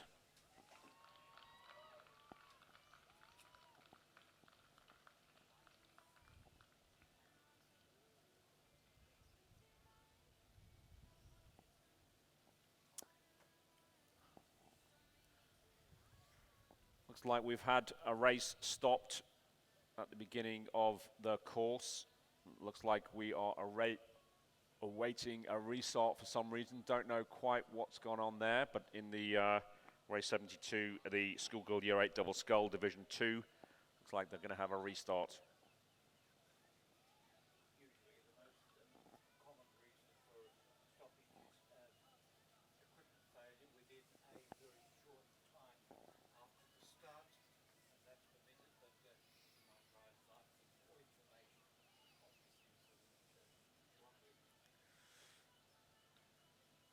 Yeah, the double sculls in race 72 are away once again. Can't tell at this stage who is in the lead, but I'll run down the list anyway. In lane 4 is Ascombe School. In lane 5 is Kinross Walleroy. In lane 4 is Kinross Walleroy. In lane 5 is St Catherine's. In lane 6, Hunter Valley Grammar. And in lane 7, Newcastle Grammar. So that's race 72, the Schoolgirl Year 8 Double Scull underway. 1,000 metres. Wind has dropped slightly again, still a tailwind.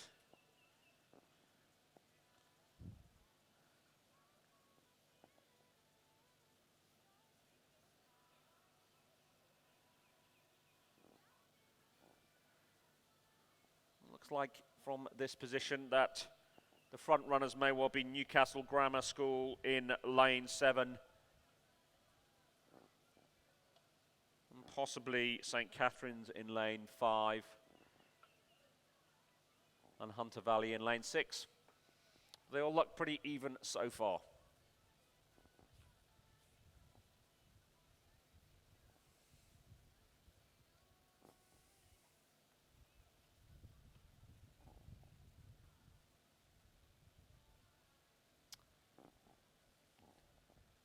And the Newcastle Grammar School in lane 7. I think just touching the boys on there with their right-hand blades at the time will slow them down slightly.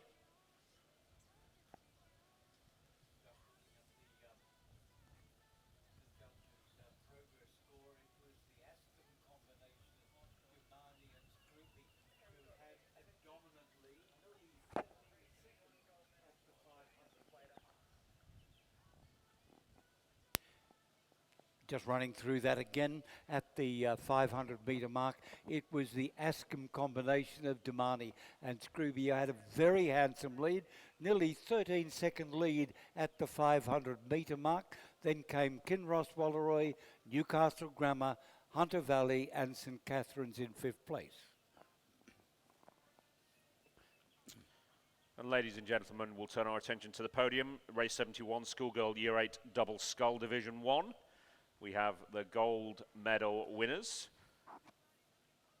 Gold medal winners, Roseville, Hannah Alexander and Ava Kassar. Proudly supported by the loudest spectators on the course from Roseville, who always have a great showing. And I hear a great barbecue as well. Ladies and gentlemen, the winners of the Schoolgirl Year 8 Double Scull Division 1, Hannah Alexander and Ava Kassar from Roseville.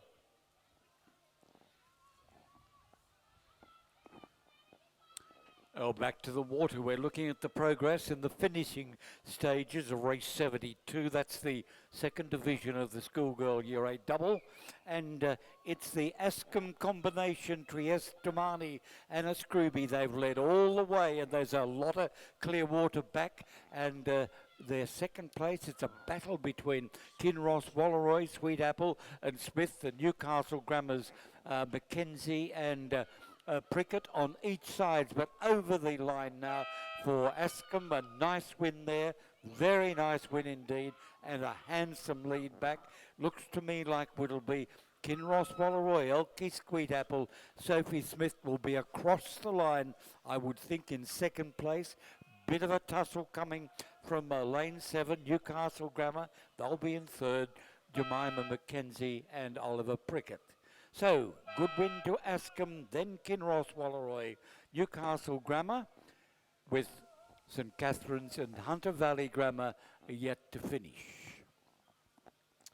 Yeah, despite themselves, they got second position there, silver medal position.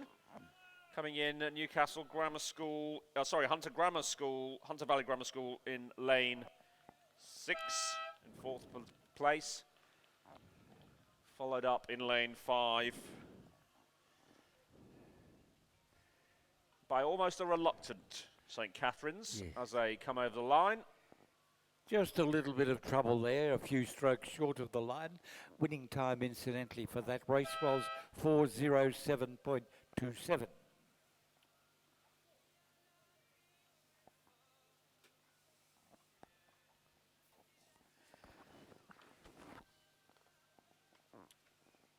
Well, we're not wasting any time. The next race is well over the halfway. This is the race 73, the schoolboy year 8 single scull.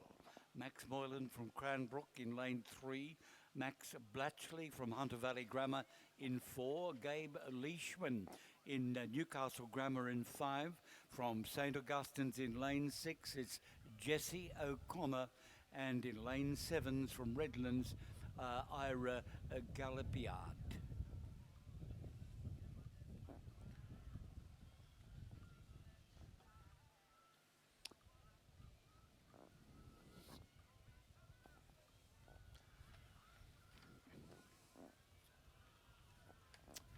Looks like it's going to be a close race here in the final of the schoolboy year 8 single scull with about 200 meters to go.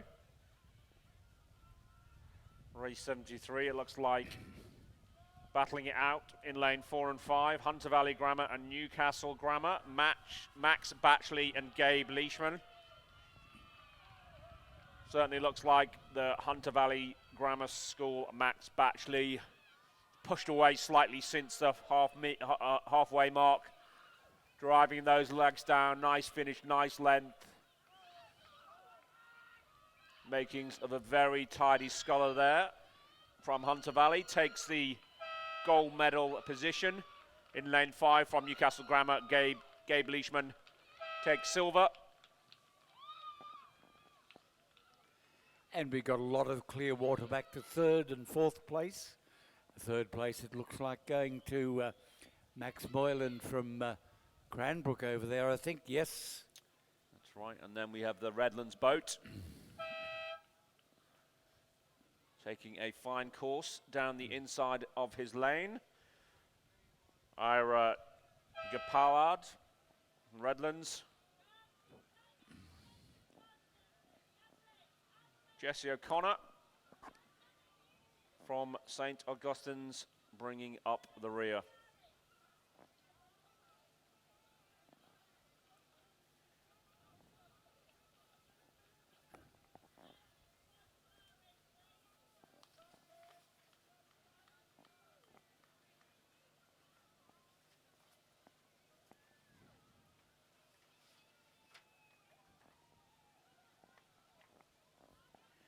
The winning time for race 73 for 13.07.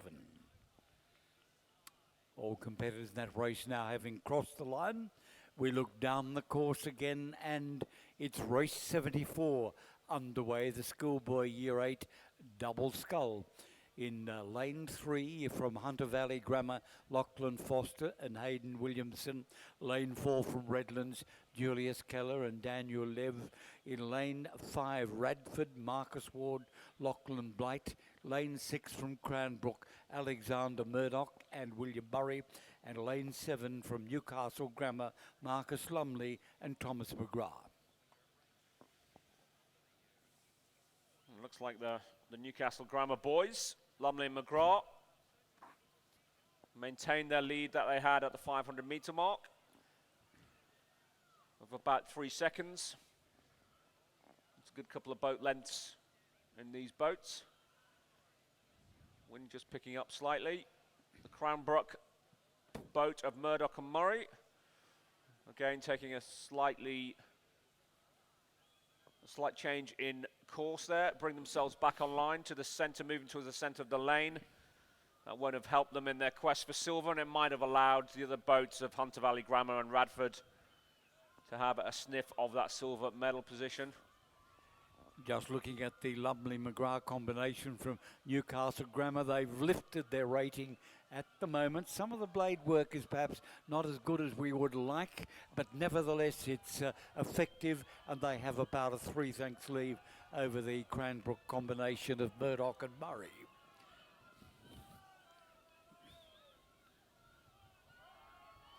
There we are, it's Newcastle Grammar across the line in first place. Cranbrook right beside them, perhaps 3 lengths beside them in second place. A good battle over there between Hunter Valley Grammar and Redlands. So yes, but it is Hunter Valley Grammar in third place. So unofficially Newcastle Grammar 1, Cranbrook second, and Hunter Valley Grammar in third place.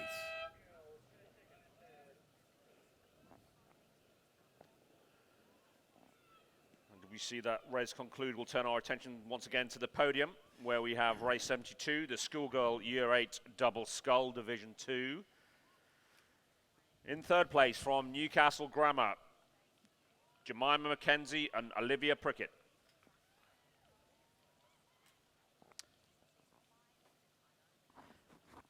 In second place, and silver medal, Kinross Wallaroy, Elkie Sweetapple and Sophie Smith. And ladies and gentlemen, the winners of the Schoolgirl Year 8 Double Scull Division 2, representing Askham, Trieste Dumani and Anna Scrubby.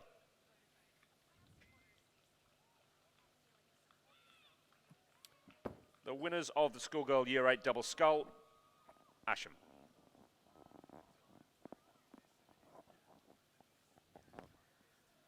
We move now to a series of finals, the first one being the E final of the Schoolgirl Year 9 Coxed Quad Scull, starting at the 1,000 metre mark, and we have Redlands number 5 in lane 4, Loretto Normanhurst number 4 in lane 5, and then Hunter Valley Grammar number 3 in lane 6.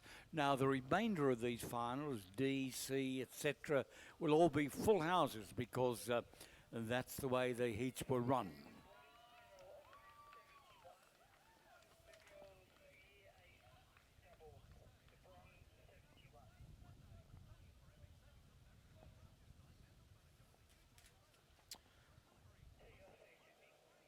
Ladies and gentlemen, we have just another medal award here. This is the bronze medal award for the Schoolgirl Year 8 Double Scull Division 1. Bronze medal position goes to PLC Sydney, Stella Passin and Alicia Tomaras.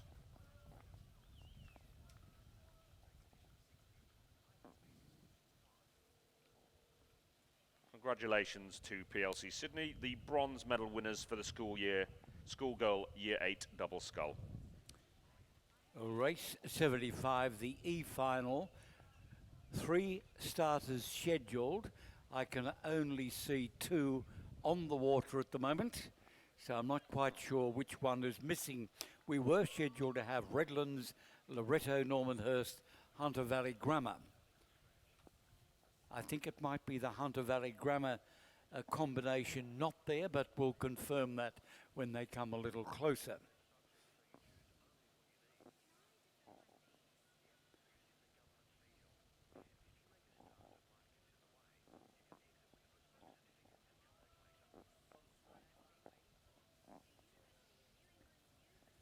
It's the It's a Redlands not there. It's not there. Okay, that's Redlands scheduled row in lane 4. That leaves Loretto Normanhurst in 5, Hunter Valley Grammar in 6.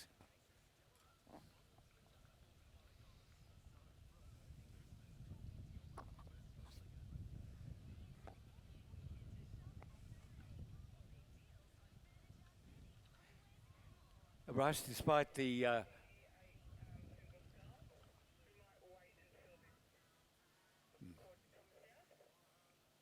despite the weather conditions, the rowing conditions have remained reasonably good. The tailwind has been with us most of the day. Not enough, I think, to affect the rowing, although hearing some of the officials, it did cause a little problem in the morning at the start, particularly on those the 500 metre and the 1,000 when they had to be aligned by eye. The very inexperienced crews often were in a bit of strife, and it gave the starters a little bit of a hassle at the start, but things seem to be working fairly well at the moment. And here we have the conclusion of race 75, the Year 9 schoolgirls quads. And it's the Hunter Valley Grammar colours there, well out in front. Perhaps about 4 strokes to go. They'll take out this E final for this particular classification, and there's a lot of water back for Loretto Normanhurst. So there we have Hunter Valley Grammar of Thornton, Baker, Bukalil and Finch, with Adelaide Player as the cock over in first place. And now we'll go to the podium once again. We'll have the presentation of the medals for the schoolboy Year 8 single scull. In third place and representing Cranbrook, Max Moylan. In second place, representing Newcastle Grammar, Gabe Leishman.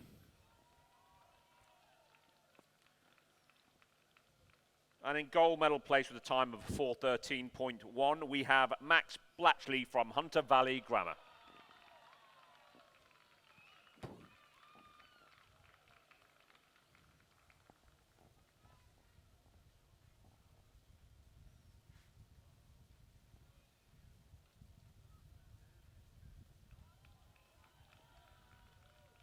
Do you want to do the double as well? Well,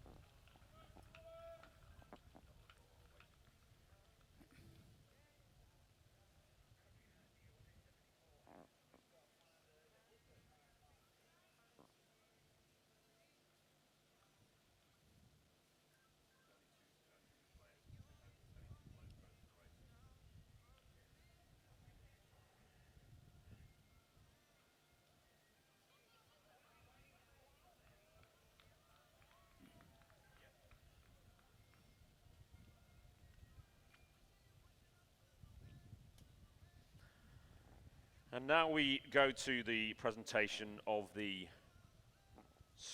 race number 75, I believe.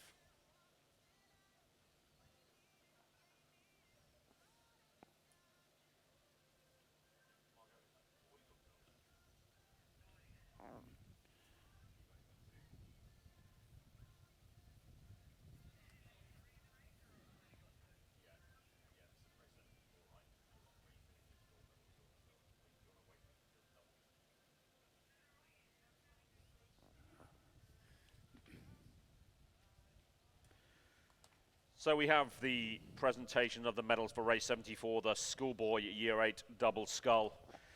In third place with the bronze medal is Hunter Valley Grammar, Lachlan Foster and Hayden Williamson.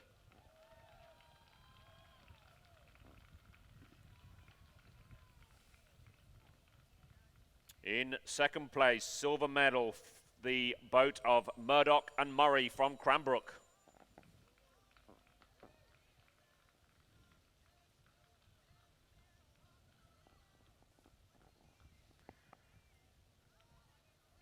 And in gold medal position, the very impressive double from Newcastle Grammar School of Lumley and McGrath in a time of 4 minutes and 3 seconds. Ladies and gentlemen, the winners of the schoolboy Year 8 double scull and Newcastle Grammar.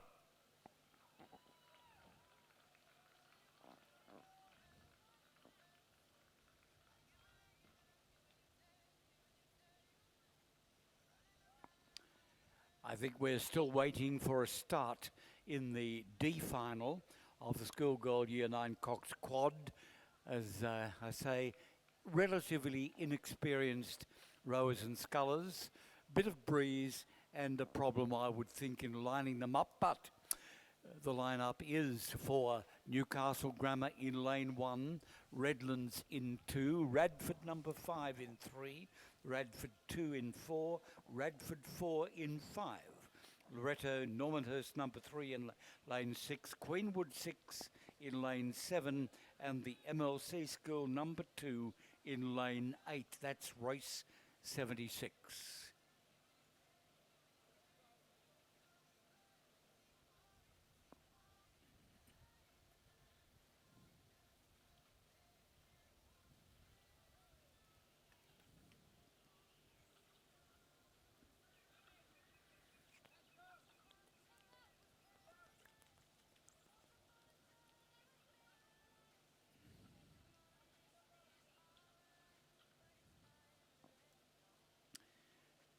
Looking down at the 1,000-metre start, we can see a couple of the crews at rather odd angles, obviously having a little trouble aligning, ready to get away.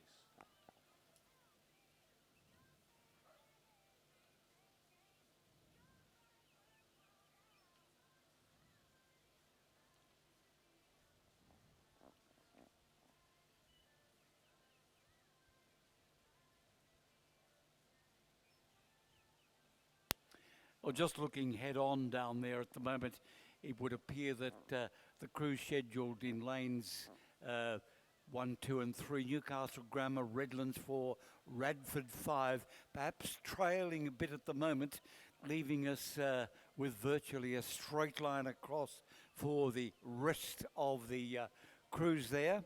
So I would suggest that the lineup now is Radford 2, Radford 4, Loretto and Queenwood and MLC. The race will come from those crews there. Yeah, just going through the 500-metre mark, it looks like the Radford College 2 boat is leading the Radford College 4 boat across lanes 4 and 5 by over 5.5 seconds, followed by the boat in third place, Loretto Normanhurst. In fourth were Queenwood 6, in fifth MLC 6, Radford College. The Redlands 4 boat in 7th, and Newcastle Grammar bringing up the rest of the pack. But it's close. It's still only 8 seconds at split the field, so still quite a trailing pack from the Radford boats.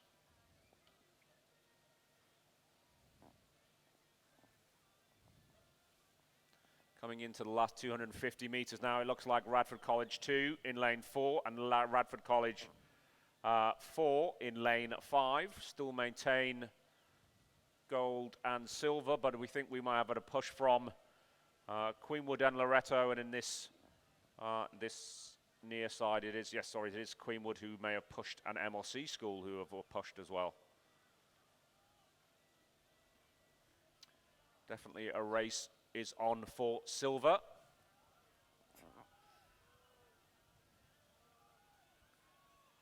With the distinctive blue caps, looking like they'll close this out if nothing happens, is the Radford College boat in lane 4, the gold medal position. Queenwood in lane 7 have pushed on, and I think they've got a nose in front of the Radford College boat in lane 5, but it will be close. Splitting them will be Loretto, and in this near lane MLC Radford back in the middle of the pack. But coming up to the final 4 strokes. It's a Radford College number 2 boat in lane 4. Take the win, and very close. Radford, again, the second boat in lane 5. Just pips Queenwood by a third of a length. That Queenwood boat was really moving at the finish. Perhaps another 2 or 3 strokes may have got its nose in for silver, but not to be.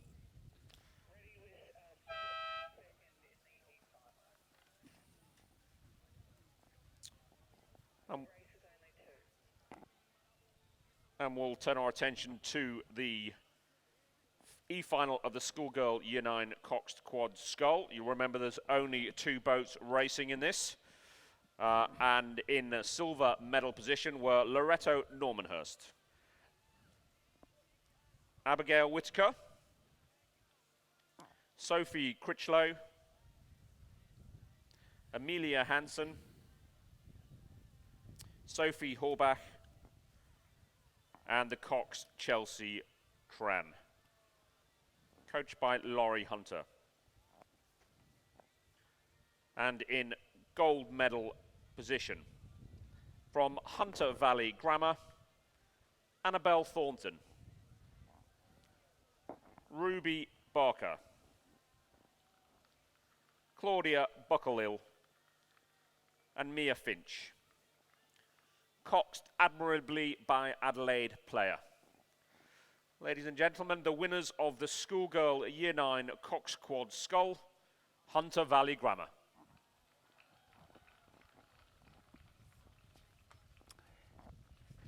And we return to the course where in progress is the C final of the schoolgirl Year 9 Cox Quads. That's race 77. All appear to be there. Lane 1, Roseville number 3. Lane 2, Redlands 3. In lane 3, Hunter Valley 2. Lane 4, Queenwood 4. In lane 5, the Radford number 3. Lane 6, MLC 1. Lane 7, PLC 3. And in lane 8, St Catherine's 2. And I think looking now, it's the St Catherine's combination out of lane 8. That's the grandstand side, which appear to be having some control over the rest of the field. In fact, they go back in a row back there to the far side, the southern bank. But a real effort coming from Radford at the moment. Radford in the centre of the field. See them there with their blue hats and red tops. But they'll have to move to catch that St Catherine's combination, rowing very smoothly at the moment. A very nice combination. They're using their weight very well indeed. But having said that, that Radford combination in the centre of the field is moving very, very well indeed. And if they keep this up, this is going to be a very, very close finish for first, second, and indeed for third. But it is St Catherine's. Bow ball in front at the moment. Radford are right there beside them. Radford probably got their bow ball. No, it's back into St Catherine's, and I think St Catherine's take it. Well done, a very good race there, but a good tight finish. I think on the far side, the Roseville crew were right there. I'm just looking at where they were. St Catherine's, they confirm it tentatively first, Radford second, and the MLC school in third place. Very close race there. St Catherine's, Radford, MLC in third place and PLC in fourth. Queenwood number 4 boat in fifth. Roseville 3 in sixth. And a fairly snappy time there for a Year 9 over 1,000 metres, 3:59.41. Just a bit short of 4 minutes. Good racing time indeed. Yep, that's pretty good. Certainly much quicker than the heats, 3:59. Well, another full house coming down at the moment. This is the B final of the Year 9 Coxed. Redlands 2 in lane 1. PLC In lane 2, Loretto Normanhurst in 3, Roseville 2 in 4, St Catherine's 1 in 5, Queenwood 2 in 6, Loretto Kirribilli 3 in lane 7, Queenwood 5 in 8, and PLC Sydney in 9.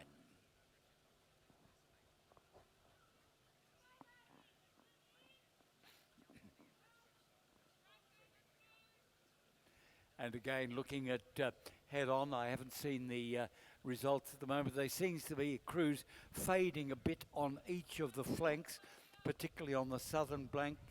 I would think that the Redlands PLC and Loretto crew probably dying a little bit at the moment, with the lead coming from the centre of the field, possibly the Queenwood number 2 crew at this time. Yep, the halfway mark, the Queenwood boat of Emily Tickle, Chloe Brunker, Madison Preller and Heidi Boyd. Their nose is in front from the St Catherine's crew by about 3 seconds. Not an awful lot. Loretto Normanhurst in 3rd, Roseville 2 in 4th, Queenwood 5 in 5th. Loretto Kirribilli 3 in 6th, PLC in 7th, Redlands 2 in 8th, and PLC Sydney in 9th, but all very close.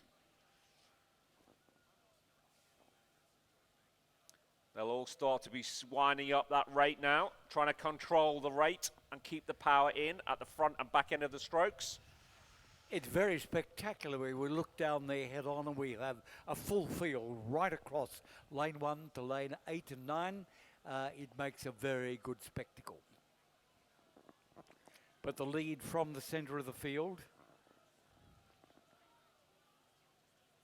I know there'll be a few mums in the grandstand cheering on the Queenwood boat.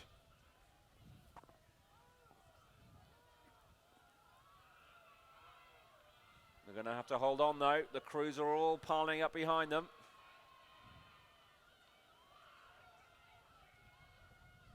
St Catherine's boat, the Loretto boat. Yeah, Queenwood pick it up now with the challenge was there. They've picked it up, tall crew, and they're moving their boat quite nicely. 2 strokes to go, and it will Queenwood number 2 over the line for first place. St Cat's 5th in lane 5, followed by Roseville in lane 4 for 3rd.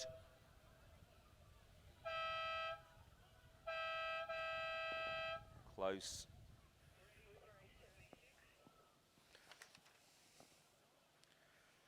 We'll turn our attention now while we break to the podium for the Schoolgirl Year 9 Cox Quad Scull D final. In bronze position was Queenwood 6, Naomi Pierce, Tara Astell, Anthea Lucas and Maddie Cheetham. Cox by Antonia Mergen.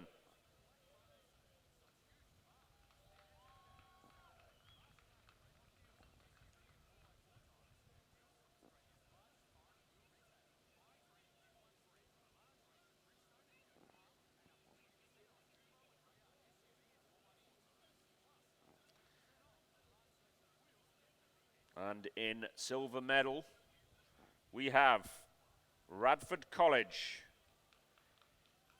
Edie Lupton, Madeline Leach, Eliza Priest, and Gemma O'Rourke. Coxed admirably by Eve Truswell.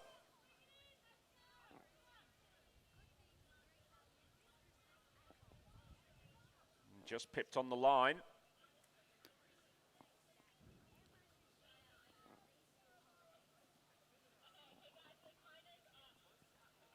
Strong showing there from Radford, because in gold medal place was Radford College boat number 2, Meon Kirk.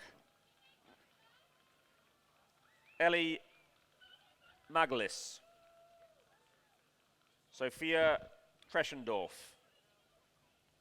Anisha Judd, and Ishtar Kolapara, the Cox. Millie Keaton, the coach, will be happy with that result, I am sure. A good showing for the Schoolgirl Year 9 Cox Quad D final. Ladies and gentlemen, allow me to introduce the winners of the Schoolgirl Year 9 Cox Quad Scull D final, Radford College.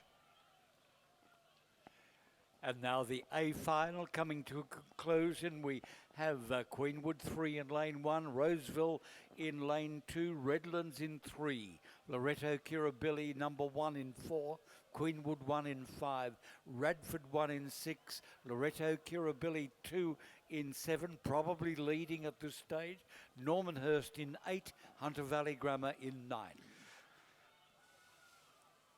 Yeah, and it's going to be close. It's the honours for the A final here with the boat from Queenwood in lane 5 and the Loretto Kirribilli boat in lane 7, who boat out of the same sheds in Middle Harbour at a Mossman.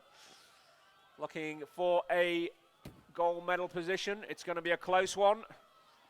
What a great move from the Queenwood crew over the last few strokes from second up past the long-term leaders Kirribilli, and they will take first prize. Queenwood first, second Loretto Kirribilli in lane 6, Radford bronze. And an excellent time, 3:37.96. By far the quickest Year 9 quad scull we've had of the day. I know the girls, Charlotte Botha, Chloe Driver, Abby McLennan and Emerson Stock will all be extremely happy with that. Ably coxed by Ali Hindmarsh there. Coach Ray Boyle will be a happy man. A good Year 9 combination for Queenwood. They won both the A and the B finals. I'm assuming if there was a Year 9 8, that would be a great combination. Absolutely, absolutely. As a proud father of a Queenwood rower, she did very well to get into the A final. Yeah, well done indeed. Well done, Tilly Birch. She'll kill Now me for here that. you are, a good pom, and you call your daughter Matilda. Correct. We lived in England at the time, and it was quite an unusual name. Yeah. Unfortunately, not so unusual over here. Yes. Well, we are still on our finals, and this is the C final of the Schoolboy Year 9 Cox Quad. And we have in lane 2, Redlands number 7, in lane 3, Hunter Valley Grammar 4, lane 5, Redlands 4, lane 5, Cranbrook 4, Radford 5 in 6, Newcastle Grammar 3 in 7, Redlands 6 in lane 8. 1,000 metre event, moving toward the halfway mark of that race now.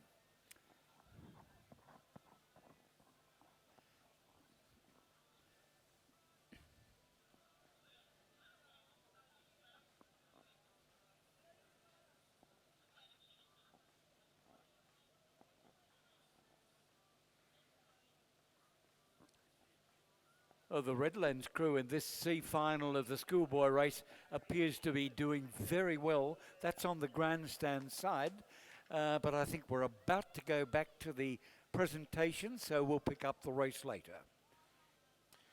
And this is Schoolgirl Year 9 Race 77 Quoxcod C final with a very good time. In third place, MLC School. Mila Newman, Isabella Smith, Lauren Perkis and Francesca Morrison. Cox by Azura Zappacosta.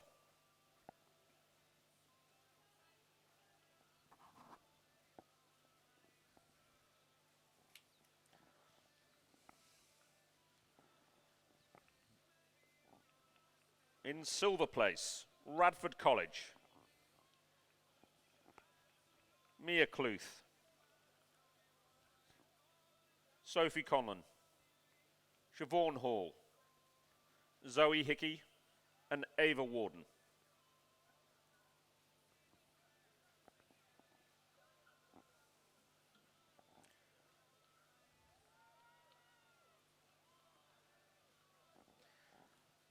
And in gold medal position for the final, C final of the Schoolgirl Year 9 Cox Quad Scull is St. Catherine's.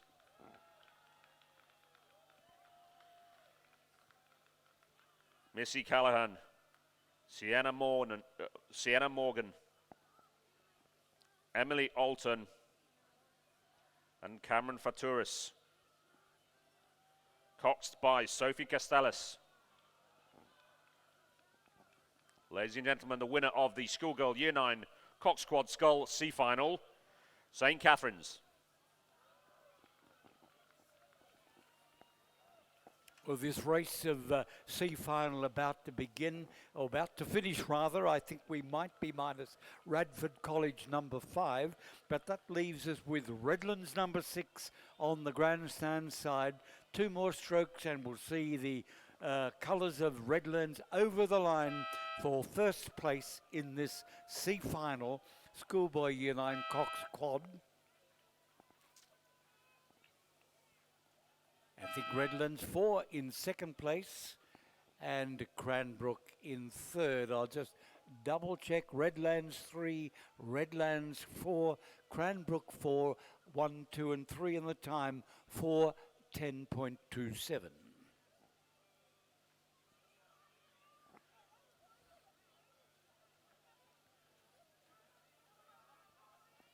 Hunter Valley Grammar crossing the line now with Redlands number 7 on the far side, and the final crew to come in with some equipment problems. I think we're minus 1 blade there. That's the Redlands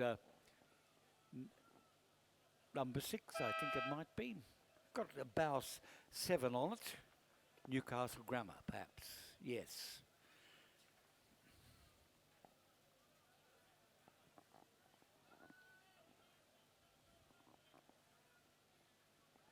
Well, our finals are coming down fairly rapidly at the moment.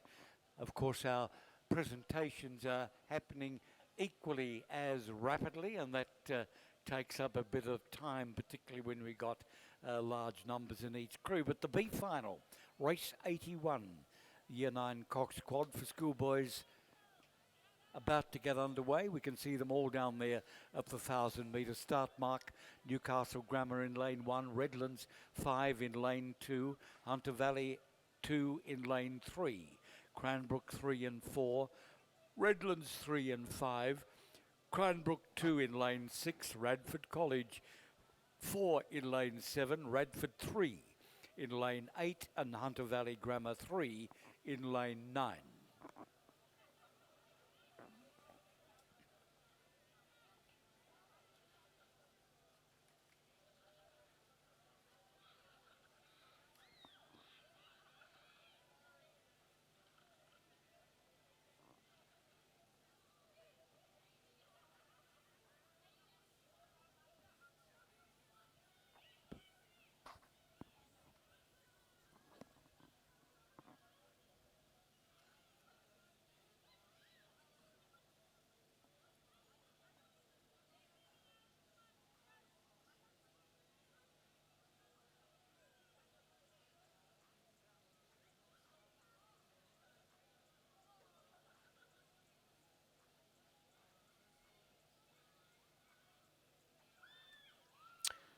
And we'll turn our attention to the podium. This is the B final, the Schoolgirl Year 9 Cox Quad Scull, race 78, the B final. And in bronze position, Roseville, Sydney Krieger,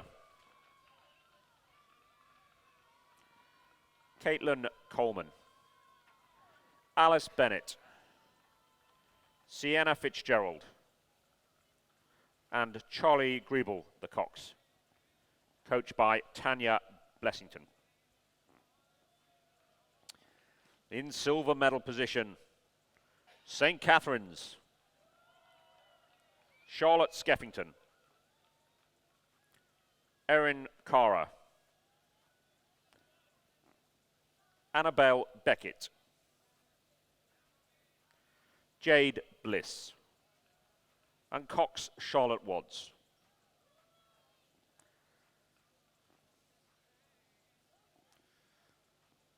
And a few familiar names in this boat. The winners of the Schoolgirl Year 9 Cox Quad Scull B final were Queenwood, Emily Tickle, Chloe Bronker, Madison Preller, Heidi Boyd, coxed by Layla Parson. Coached by Kieran Glynn. Ladies and gentlemen, the winners of the Schoolgirl Year 9 Cox Quad Scull B final, Queenwood. Another huge cheer for Queenwood. And just before we return to the water, just a reminder that entries for the Reindeer Regatta and indeed the Sprint Championship close on Monday. Now the Reindeer Regatta, for those who don't know, it's developing with a Christmas theme. We have reindeers rowing in boats and all sorts of things happening. And there is a prize for the best dressed crew and the best decorated boat. But in addition, Rowing New South Wales are joining with Food Bank New South Wales. They're running a food drive at these weekend regattas. So if you've got any non-perishable food, bring it along, and Rowing New South Wales can get it to Food Bank New South Wales.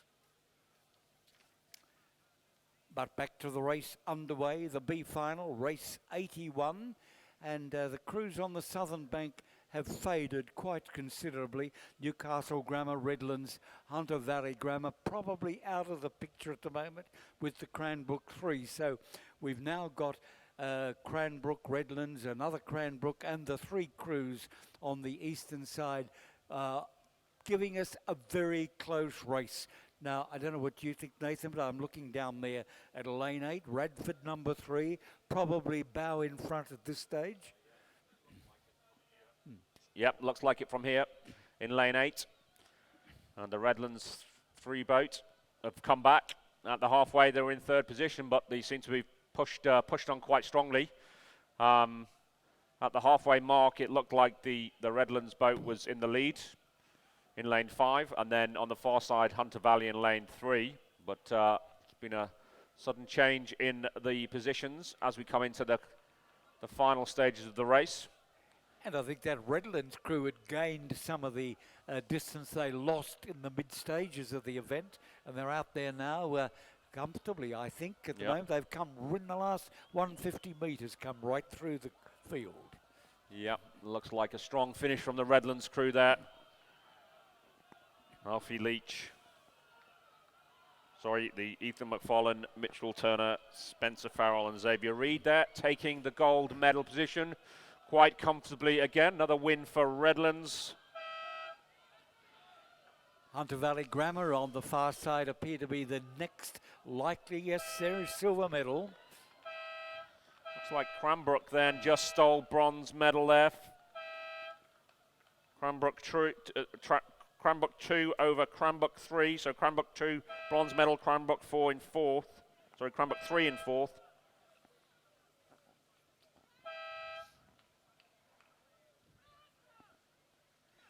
And the winning time by that Redlands crew of McFarlane, Turner, Farrell, Reid and Garner, 3:45.69.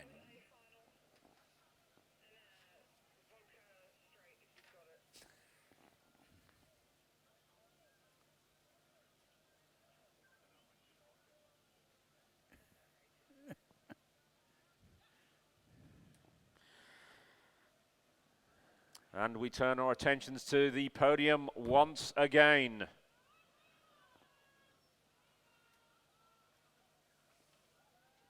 The final of the Schoolgirl Year 9 Coxed Quad.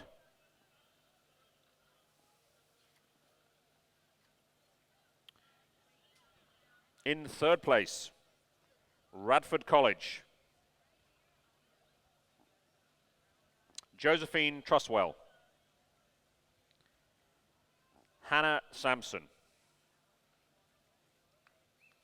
Eloise Flynn,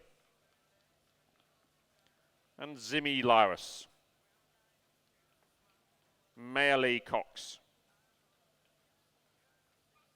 coached ably by Millie Kearton.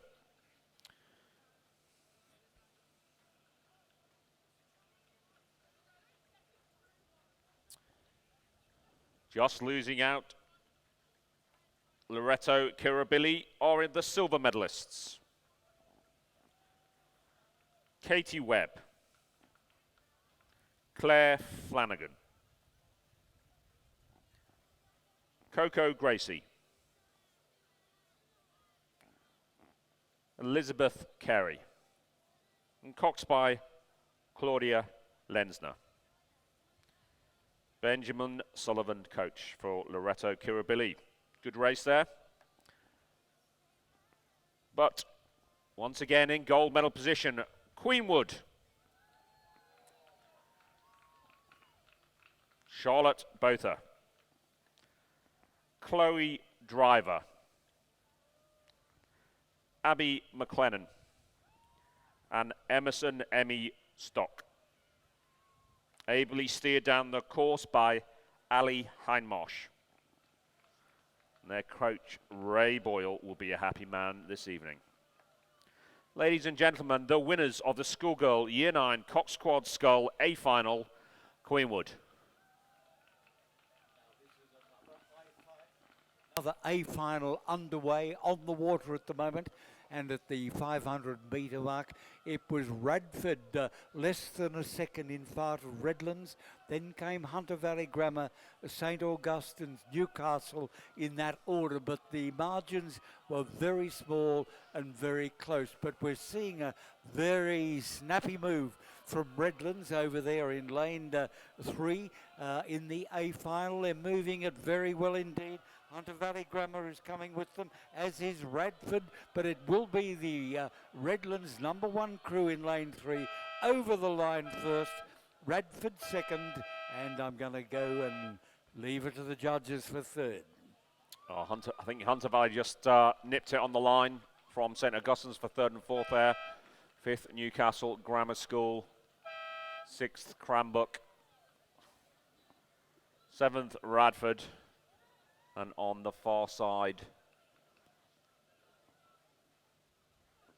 it's Redlands 2.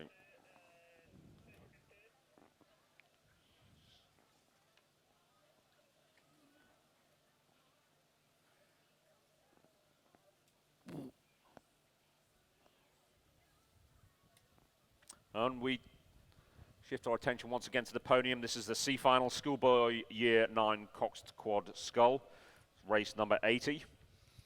In third place, Cranbrook.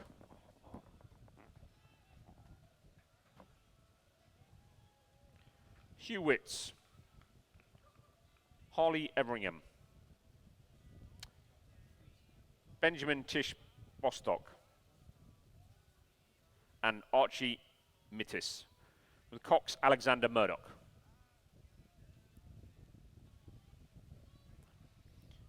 In silver position, Redlands, James Whelan, Douglas Mantell, Jack Forrest, and William Natili. Coxed by Zoe Naismith. And in gold medal position, we have Redlands, Jamie Gold, Misha Barak, William Pearson, Hamish Campbell, and steered down the course by Liam McFarlane. Ladies and gentlemen, the winners of the Schoolboy Year 9 Cox Quad Scull C Final, Redlands.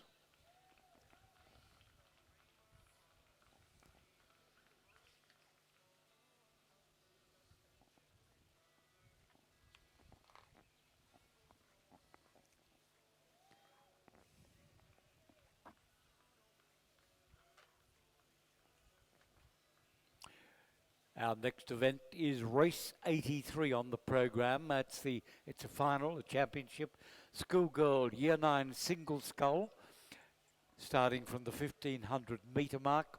We are aware of one withdrawal. That's Nikita Crabb from Radford. That leaves us in lane 2 with Paloma Blythe from Kinross, Amy Joia Barnett from Newcastle Grammar, Loreto Kirribilli's Laureen Moran. In lane 5, Emma Malka from Tara. In lane 6 from Redlands, Elizabeth Holthauser. In lane 7 from St Catherine's, Claudia Harrell. And in lane 8, St Paul's Grammar, Sarah Berenchi.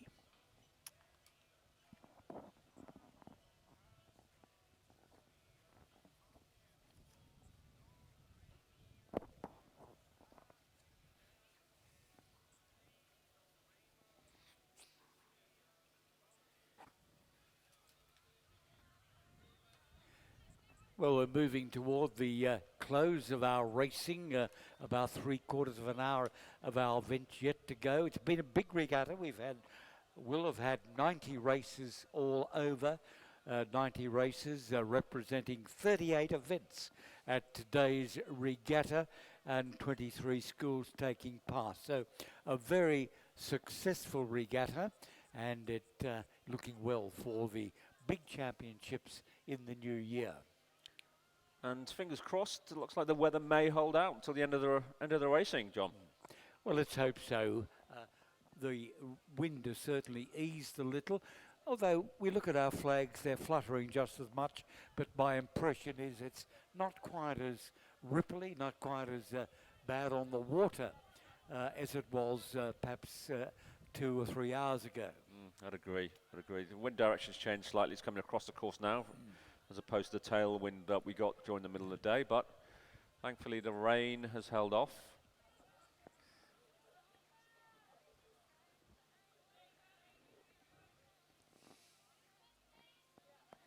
Looking down at this event for the Year 9 Single Scull Schoolgirls, it looks to me like we might have Elizabeth Holthauser from Redlands.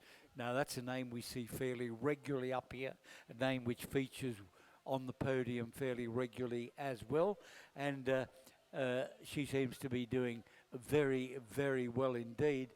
And I look across, I think it might be Lauren Moran from Loreto Kirribilli, also out there with a bit of a challenge. But it looks like a good race, certainly for Elizabeth Holter at the moment.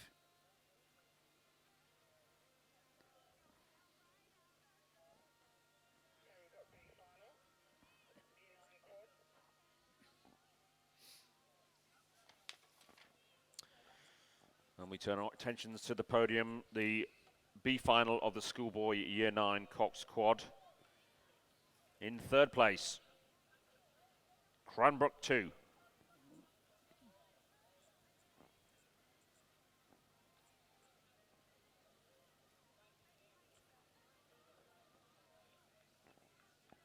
Cameron Pryor, James Nicholas, Callum Dunn, Jasper Dawson-Dharma,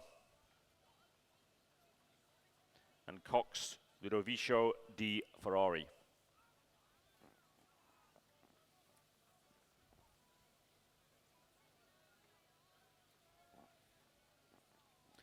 And in silver medal position, Hunter Valley Grammar School, Alex Patton, Patrick Knight, Hamish Coates, William Apps, Cox by Amelia Dennis.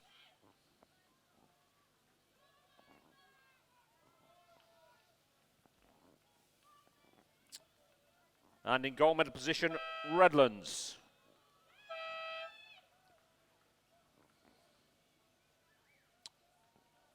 Ethan McFarlane, Mitchell Turner, Spencer Farrell, Xavier Reed, and Cox by Taya Garner, sorry. Ladies and gentlemen, please join me and congratulate the Schoolboy Year 9 Cox Quad Scull B Final, Redlands School. You just saw a magnificent race indeed with Elizabeth Holthauser from Redlands taking out first place, only 2 seconds ahead of Lauren Moran from Loreto Kirribilli, with Claudia Harrell from St Catherine's in third. That was the Schoolgirl Year 10 Single Scull, and winning time by Elizabeth was 6:09 0.22.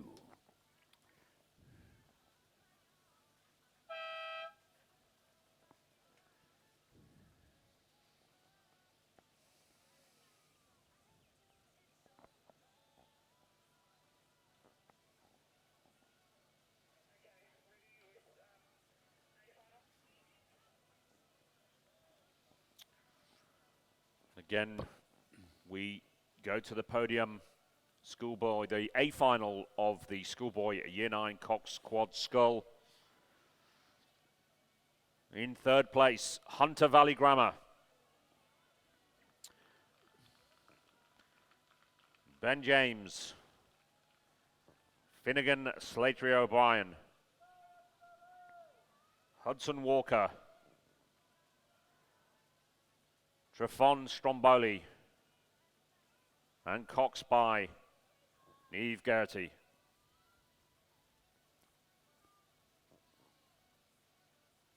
In second place, silver medal, Radford College. Jake Sheeman Rogers. Hunter Jolly. Oliver Fox. Hamish Roberts. And Cox by Mitch Ripon.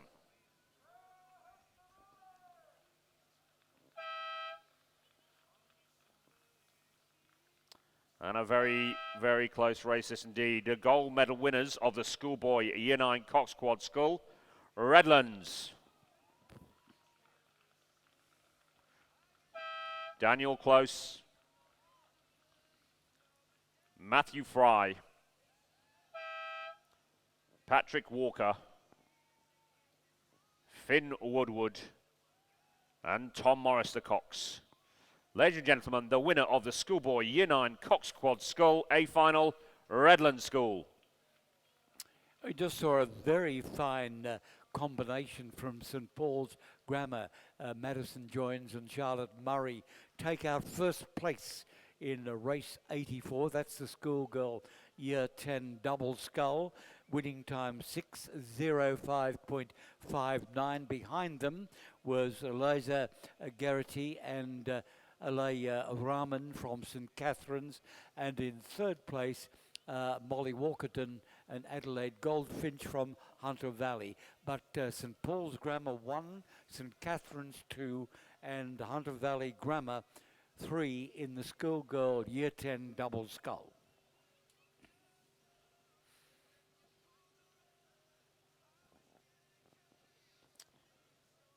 And race underway is race 85, the Schoolboy Year 10 single scull.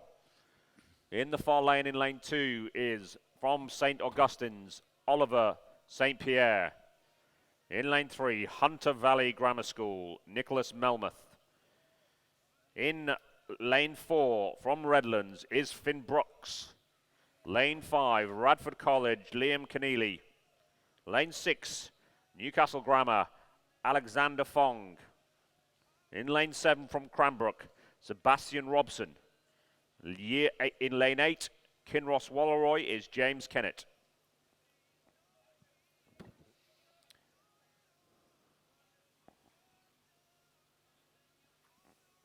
This is a 2,000 meter race, so at the moment, a long way off in the distance. They all seem to have got a decent start. They've got away well. Coming up to the 500 meter mark. 500 meter mark, it looks like the boat on the far side from Oliver St Pierre from St Augustus leads on the far side. Second is James Kennett from Kinross Walleroy on the near side, nearest the grandstand. And in third is Liam Keneally from Radford College. Some way behind that, Nicholas Melmoth from Hunter Valley Grammar. In fifth, Sebastian Robson from Cranbrook. In sixth place, pushing him hard from Newcastle Grammar is Alexander Fong. And in seventh place from Redlands is Finn Brooks. So again, another strong showing from the St. Augustine's rower, Oliver St. Pierre. 500 metres mark, almost 5 seconds ahead of James Kennett from Kinross Walleroy. James having a battle with Liam Keneally from Radford for that silver medal as they went through the 500 metre mark. But still a very, very long way to go in this 2,000 metre race for the final of the schoolboy Year 10 single scull.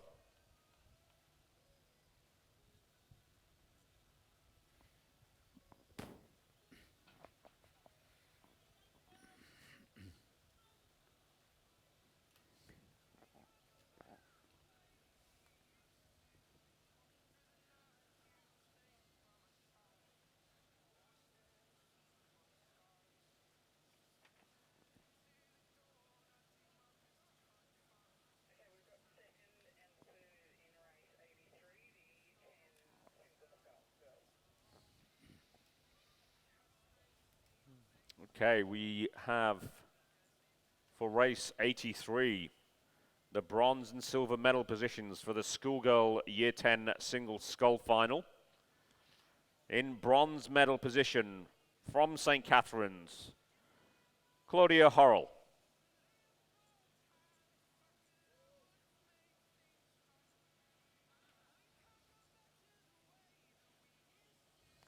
And in silver medal position from Loretta Kirribilli, Lauren Moran.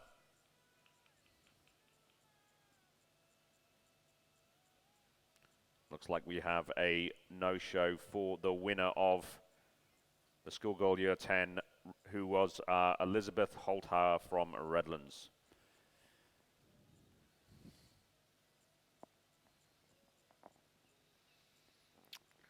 A look at our next race. It's underway at the moment. It's the schoolboy Year 10 single scull. The race is underway, and at the 1,000 metre mark, it was Oliver St. Pierre in first place, a 7.5 second lead over Liam Keneally from Radford, with another 5 seconds back to Kinross Walleroy, James Kennett. So they're very well spread out. And this is the medal ceremony for schoolgirl Year 10 double scull final, race 84. In bronze medal position is Hunter Valley Grammar, Molly Walkenden and Adelaide Goldfinch.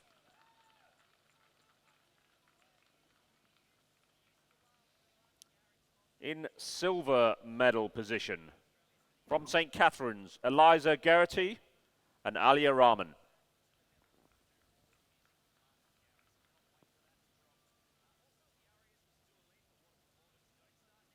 And in gold medal position, the winners of the schoolgirl Year 10 double scull from St. Paul's Grammar School, Madison Joins and Charlotte Murray.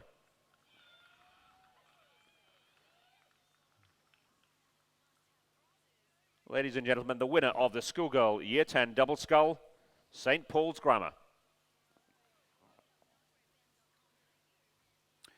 Well, in the schoolboy Year 10 single scull underway at the moment, Oliver St. Pierre from St. Augustine has continued his lead. He had it at the 500, the 1,000, and still had it at the 1,500 metre. But his lead has been slackened a little, with Liam Keneally from Radford being only half a second behind him, but a further 19 seconds back to James Kennett from Kinross Walleroy, another 10 back to Cranbrook. So that lead between St. Pierre and Keneally from Augustine's and Radford respectively is certainly leaving the rest of the field well behind. But it's been a good row by Oliver St. Pierre from St. Augustine. He's led all the way. The margin has been lessened a little by Liam Keneally, but I would think it's very rather odd odds if we could see St. Pierre losing at this stage of the race. I think he had a casual third third part of the race, but he pushed on. He allowed Liam Kennelly to come back on, but he's pushed on a long, long way in the final 500 metres. He takes the gold medal position. Oliver St. Pierre from St. Augustine's with a good time, 7:57.2. Good race from the silver medal position of Radford College, Liam Keneally, 11 seconds behind. And then it looks like, yes, the boat in lane 8 from Kinross Walleroy, James Kennett for the bronze medal position. In lane 7, Sebastian Robson comes in 4th. Newcastle Grammar's Alexander Fong in lane 6 over the line. And there'll be a race for the last two between Hunter Valley Grammar and Redlands. Give them a cheer. The Redlands boat of Finn Brooks squeezing on it. The last couple of strokes takes 6th. And Nicholas Melmoth takes 7th. And the winning time by Alexander St. Pierre, 7:57.20.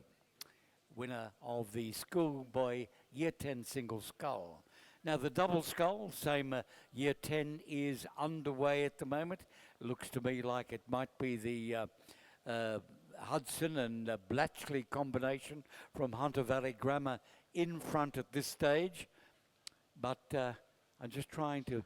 on the far side, yeah. They're well spread out too. I thought we may have had a few non-starters, but the depth goes back a long way.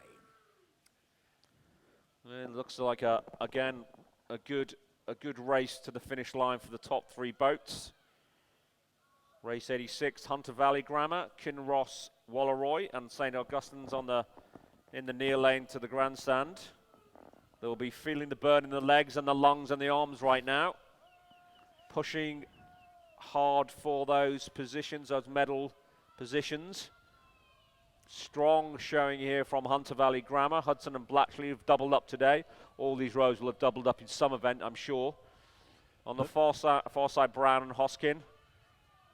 But it looks to me like Hunter Valley Grammar, Hudson and Blatchley might take it up, but that's a fast finishing Kinross Walleroy crew on the far side. Are they fast enough? No, I don't think so.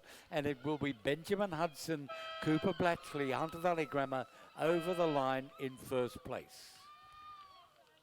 St. Augustine's for the bronze medal.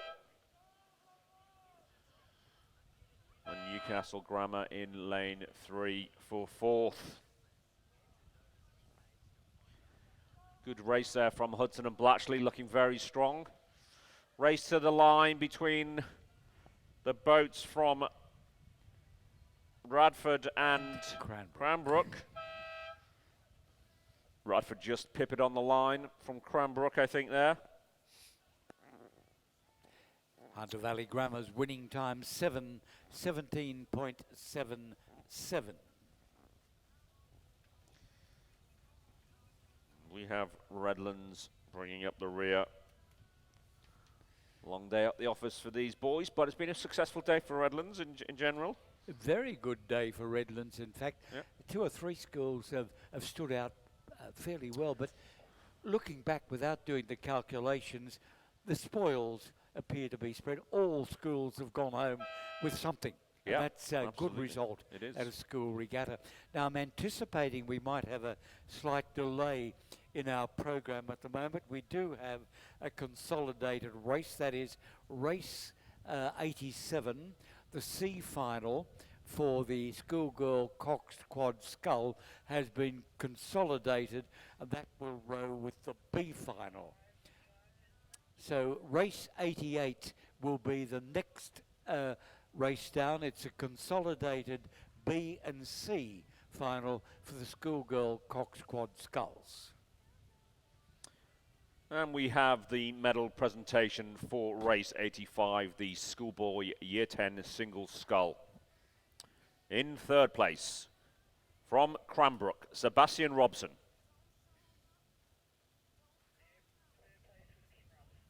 I apologise. In 3rd place, from Kinross Walleroy, James Kennett. Apologies to James and Kinross Walleroy. In silver medal position from Radford College, Liam Keneally.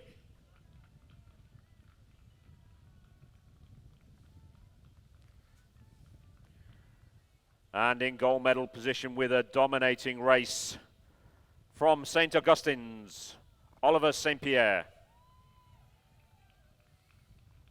Ladies and gentlemen, the winner of the schoolboy Year 10 single scull, Oliver St. Pierre of St. Augustine's. Oliver finished very strongly there with a time of 7 minutes 57.2. A strong time for a schoolboy of this age. Take a note of his name. You'll be seeing it again in other regattas.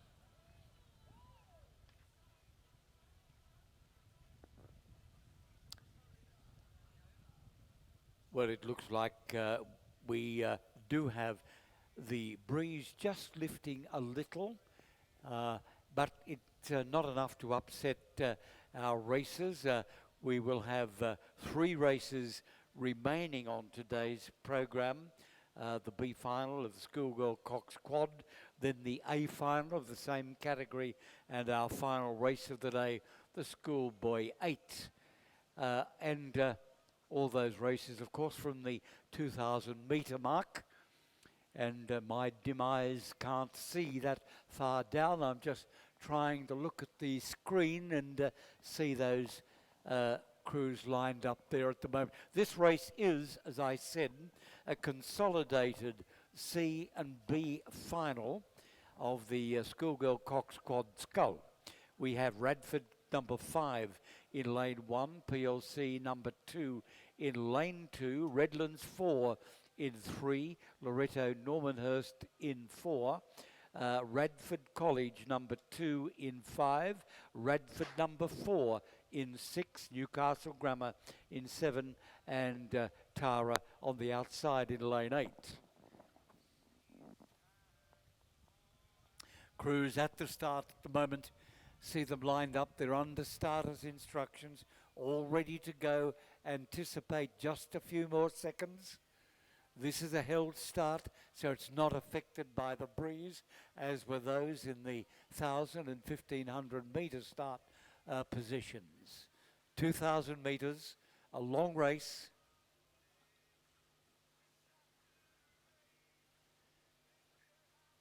Just waiting for the starter to be happy.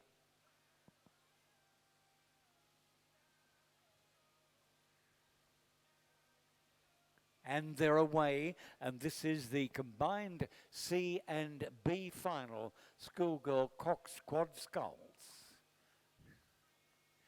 At very good conditions at the start. The water seems to be vastly improved. It is a tailwind, so the trees at the eastern end of the course will provide that protection at the start, which is for good starting conditions.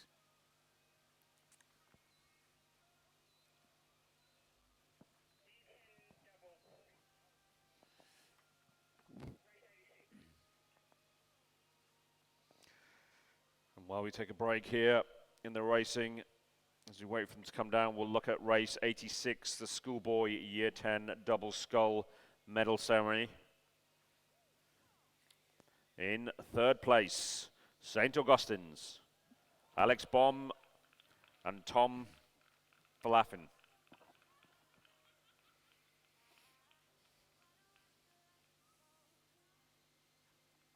In silver medal position, Kinross Walleroy, the boat of Nicholas Brown and Alec Hoskin.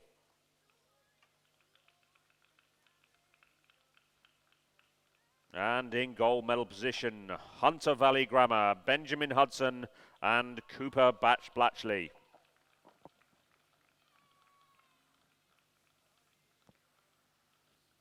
Ladies and gentlemen, the winners of the Schoolboy Year 10 Double Scull, Hunter Valley Grammar.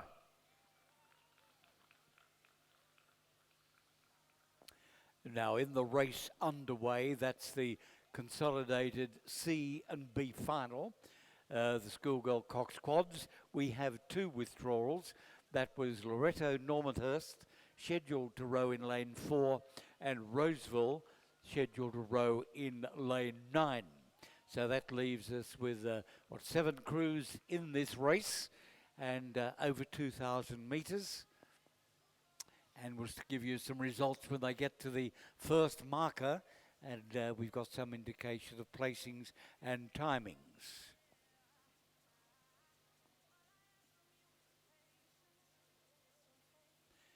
And it was at the 500 metre mark.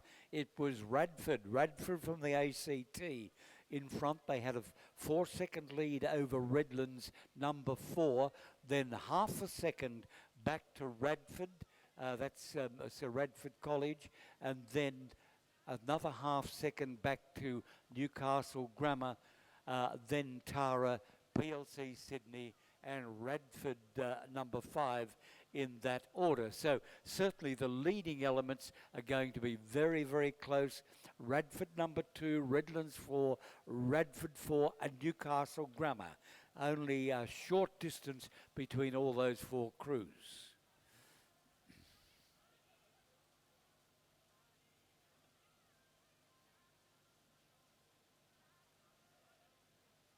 The Radford College number 2 appears to have maintained their lead, perhaps a length and a quarter back to their nearest competitor. That's the Redlands combination.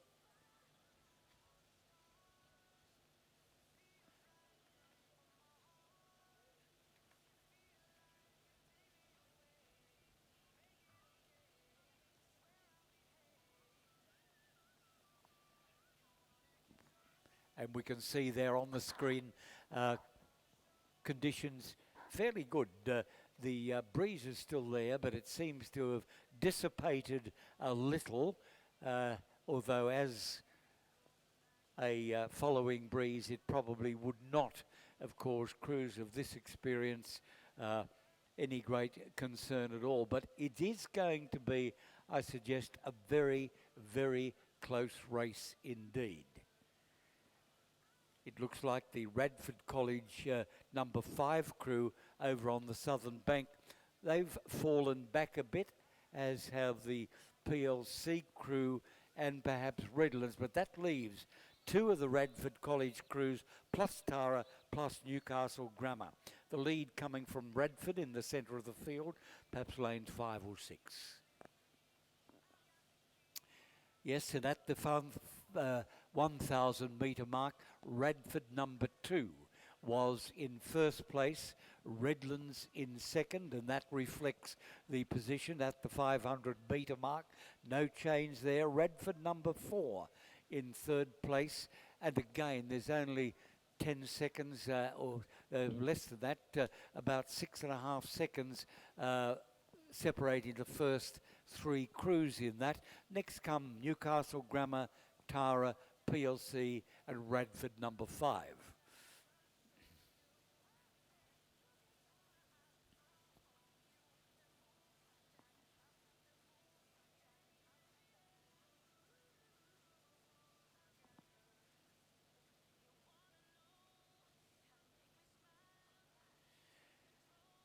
We've got a bunch of 4 there out of lanes 8, 7, 6 and 5 from the centre of the field right across to the northern shore, and they, I would think, is where the leaders are going to come from, but Radford certainly in the centre of the field is exercising its dominance at the moment.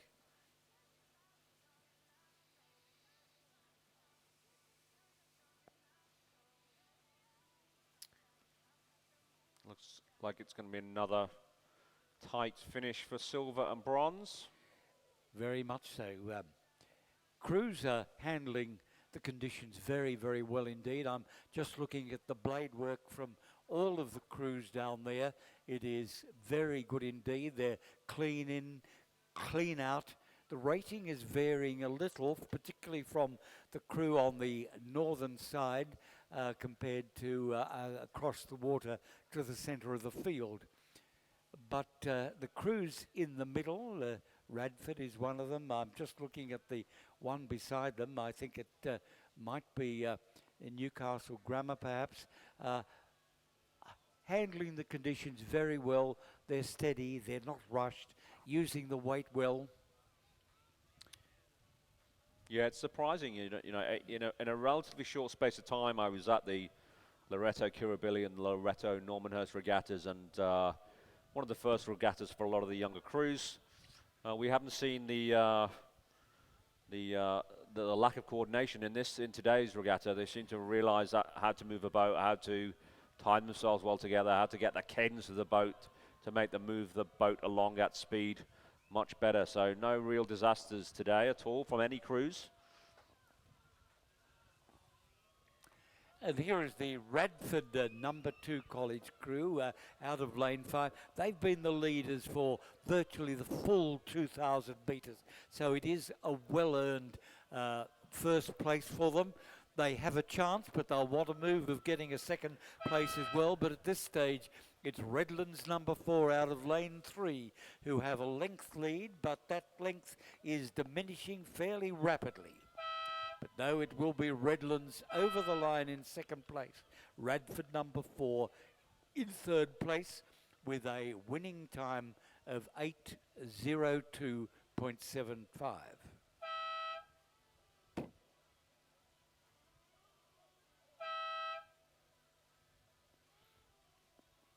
So that was the consolidated C and B final of the Schoolgirl Cox Quad Scull.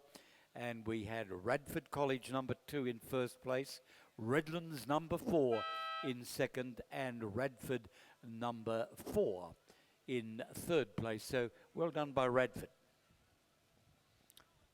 And on the course now, we have the race number 89. It's the final, the A final of the Schoolgirl Coxed Quad Scull. One of the quickest races that we'll see today. It's over 2,000 meters. I'll give you the race lineup. In lane 1 is Redlands. Lane 2, St. Catherine's. Lane 3, Newcastle Grammar School. Lane 4 is Radford College. Lane 5, Redlands. Lane 6, Kinross Walleroy. We have a scratch in lane 7 for Roseville, and Redlands in lane 8, nearest to the grandstand. And at the halfway mark, it was Redlands boat 1 in lane 5. Just a nose in front from Kinross Walleroy in lane 6. And again, just a peep back from Kinross is St. Catherine's in lane 2. It looks like, again, a close race for those medal positions. In going through the halfway line, we had in lane 4 and 4th position Radford College 1. In lane 3 for 5th was Newcastle Grammar, a further 3.5 seconds behind. And the 2 Redlands boats in 6th and 7th place, Redlands 2 and Redlands 3, bringing up the rear. But they won't mind at Redlands if they maintain the gold medal, which they have. So coming up with 500 meters to go, the first Redlands boat in lane 5. It's extended its lead slightly to almost 3 seconds away from Kinross Walleroy. St. Cath's have dropped back, or come through Radford College, who've dropped back to 4th. 5th is Newcastle Grammar, a further 6 seconds behind. And Redlands 2 is 6th. Redlands 3 is 7th. The St. Catherine's boat moving quickest over that 3rd section of this race. It's going to be close again. Redlands number 1, Kinross Walleroy.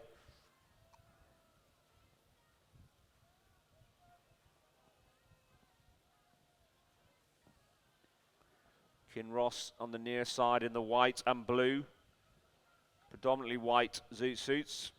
Next to them on their right-hand shoulder is the race leaders. the Redlands boat.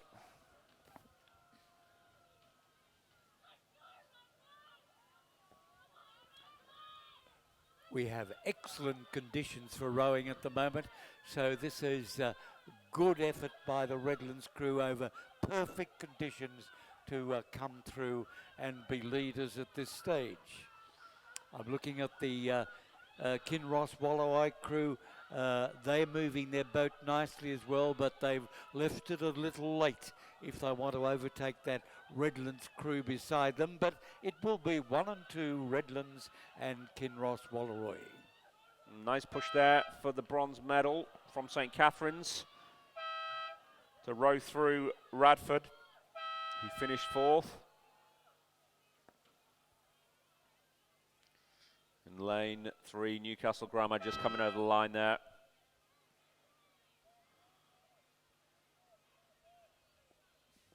And on the far side, Redlands 3. Redlands 1 on this side in lane 8. Redlands 3 boat bringing home the pack. And Redlands 1 winning time 7:27. I think they come. Yeah, combine. Yep, yes.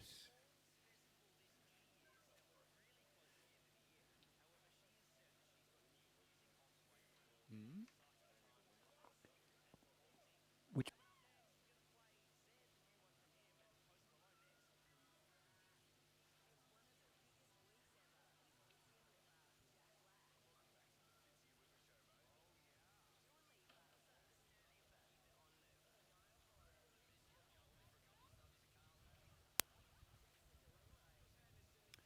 Well, we're looking down.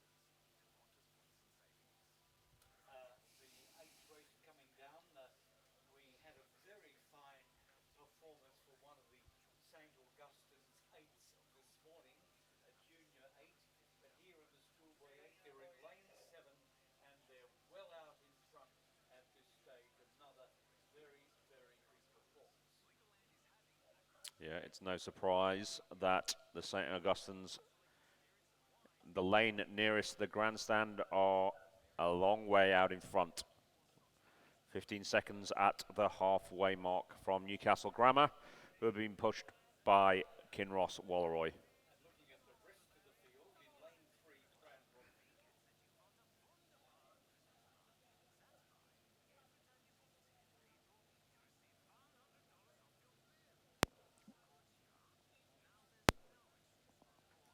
St. Augustine's with a very prominent lead at this time. Well, let's go back to the podium, and this is the presentation for the consolidated final, C and B final of the Schoolgirl Coxed Quad Scull. And our bronze medalist, Radford College, and Radford represented by Olivia Hickey, Erica Dwight, Claudia Kendall, Hannah Hardy, and Joy Gual.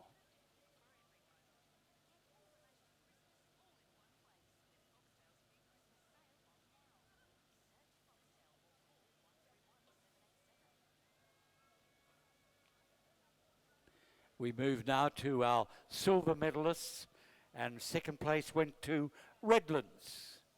And Redlands represented by Blythe Ogilvy, Charlotte Harmon, Amber Williams, Sophia Maxwell, and Lucy Horton. And while that presentation's going on, we see the St. Augustine 8 well and truly in front, totally dominating the final event of the day. That is a demonstration of power and control from the St. Augustine's 8 there. And let's go back now to the gold medalist for the consolidated C and B final, schoolgirl coxed quad, and that is Radford College. And representing Radford is Connie Gardner, Cara Martin, Nicola Allenby, Olivia Homebush, and Ainsley O'Neill, coached by Sam Junell and Millie Kearton, winning time there 8:02.73. Ladies and gentlemen, let's have a applause and acknowledgement of the C and B finalists, medalists for the schoolgirl coxed quad scull.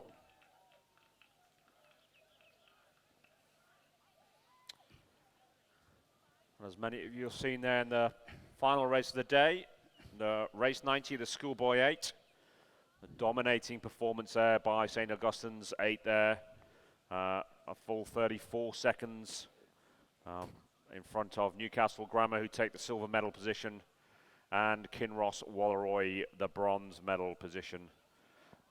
They take that from Cranbrough, who finished 4th, and Redlands, who finished 5th, but a dominating win there for the boys from St. Augustine's,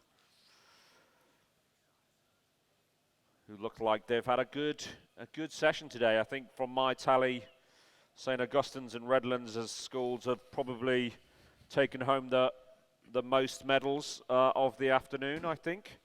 Followed closely by Radford, have had a good showing. Queenwood have had a good showing in the ladies, and Hunter Valley across the board for both boys and girls today. But yep, the gold medals spread nicely across most of the schools today, which is nice to see. So a lot of people going home with smiles on their faces to different parts of the country this afternoon. Yeah, but yeah, a good afternoon of racing there. And a very good day of racing, 90 races over the day, and our race program now finished. So we've got lots of thanks, and as usual, we thank all our boat race officials, not only those on the water, but those beside the behind the scene, who really keep the regatta and its administration working very, very well. So thank you to all of those. Thank you to our sponsors. We appreciate the support. Without that, we could not really run regattas to the standard that we're capable of. And again, let's remind you that entries for the Reindeer Regatta and the Sprint Regatta are due in on Monday, and we hope we can see you all here at our novelty Reindeer Regatta on Saturday, Sprint Championships on Monday. But don't forget, over the weekend, we're cooperating with the Food New South Wales, and any non-perishable food you would like to donate, please bring it along and it will be passed on. Thank you for your attendance, and we hope that we may see you next weekend. And now we're going to the medal presentation for race 89. It's the schoolgirl coxed quad scull A final. In 3rd place, St. Catherine's, Nicole Chong, Ayahiki Berry, Rosa Hood, Amy Tenish, coxed ably by Charlotte Woods. Second win of the day for St. Catherine's. In 2nd and silver medal position, we have Kinross Walroy, Sarah Reynolds, Phoebe Lamp, Lucy Jenkins, Bridget Yeomans, and Jetta Kennett.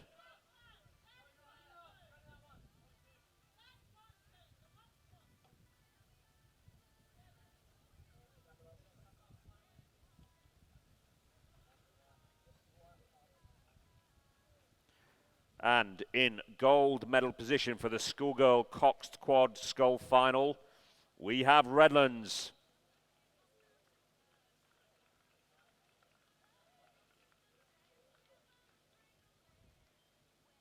Emily Batemeyer, Emily Barrell, Maddie Howard, and Elizabeth Holthier. Cox by Tash Richardson. Ladies and gentlemen, the gold medal winners of the schoolgirl Cox Quad Scull Final, Redlands School.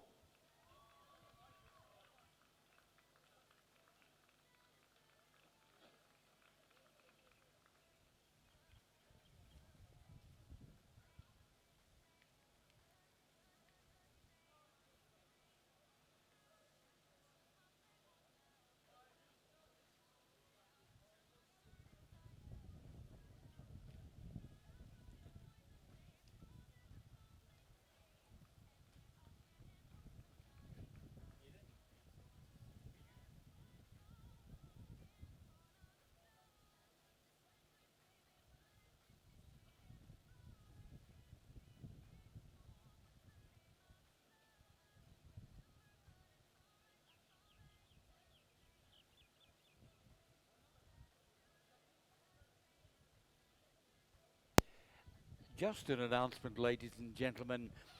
This is a special exhibition. The Museum of Rowing, organised by the Union of Rowers, is open between 11 o'clock and 1 o'clock on the 15th of December. It's organised by Louis Petron. Louis is one of our very prominent boat race officials. And it's Unit 9, 56 Buffalo Road, Gladesville. So please put it in your calendar. You'll find the collection of rowing memorabilia quite fascinating. 11 o'clock to 1 o'clock, and that's 15th of December. Now, Louis can be contacted on 0407 101 198 or rowinghistory@hotmail.com. Rowinghistory@hotmail.com. You'll love the exhibition.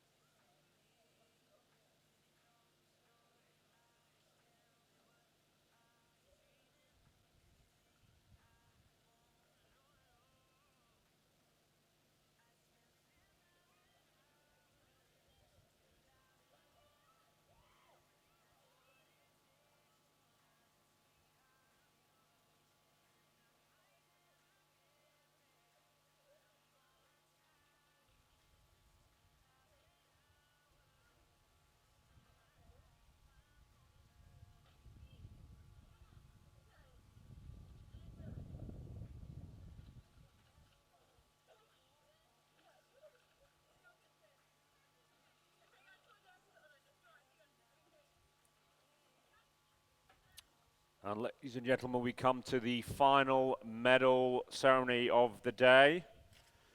It's the race 90, it's the schoolboy 8s.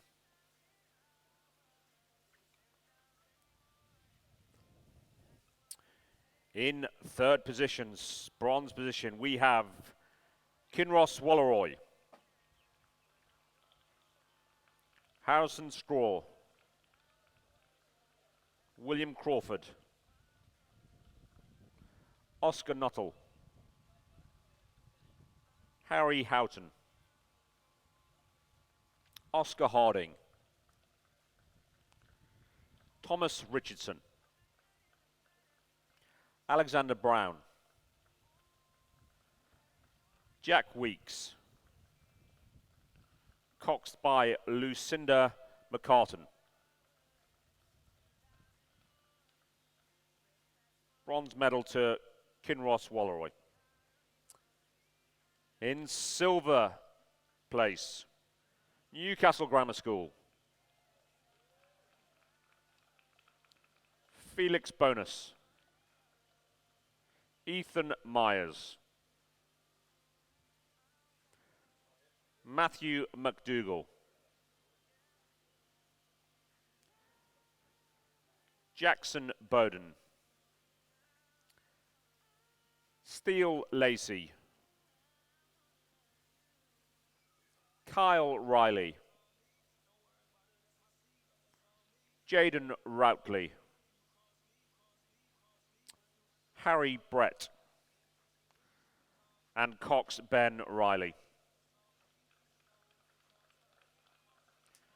And ladies and gentlemen, in gold medal position, a dominating victory, St. Augustine's. Bo Nicholas. Oliver Thomas.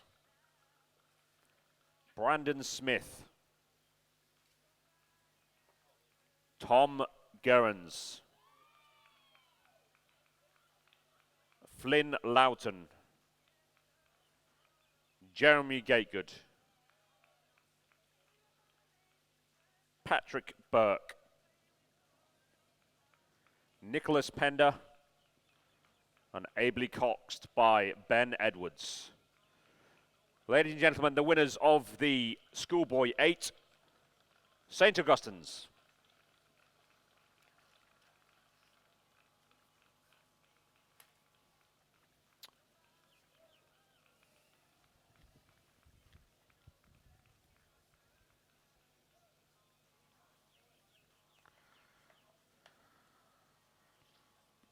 And thank you very much, ladies and gentlemen. That concludes the medal ceremonies for today's racing. I hope you've had a great day and a safe drive back home to you all. Thank you very much from myself and John, and we will see you soon.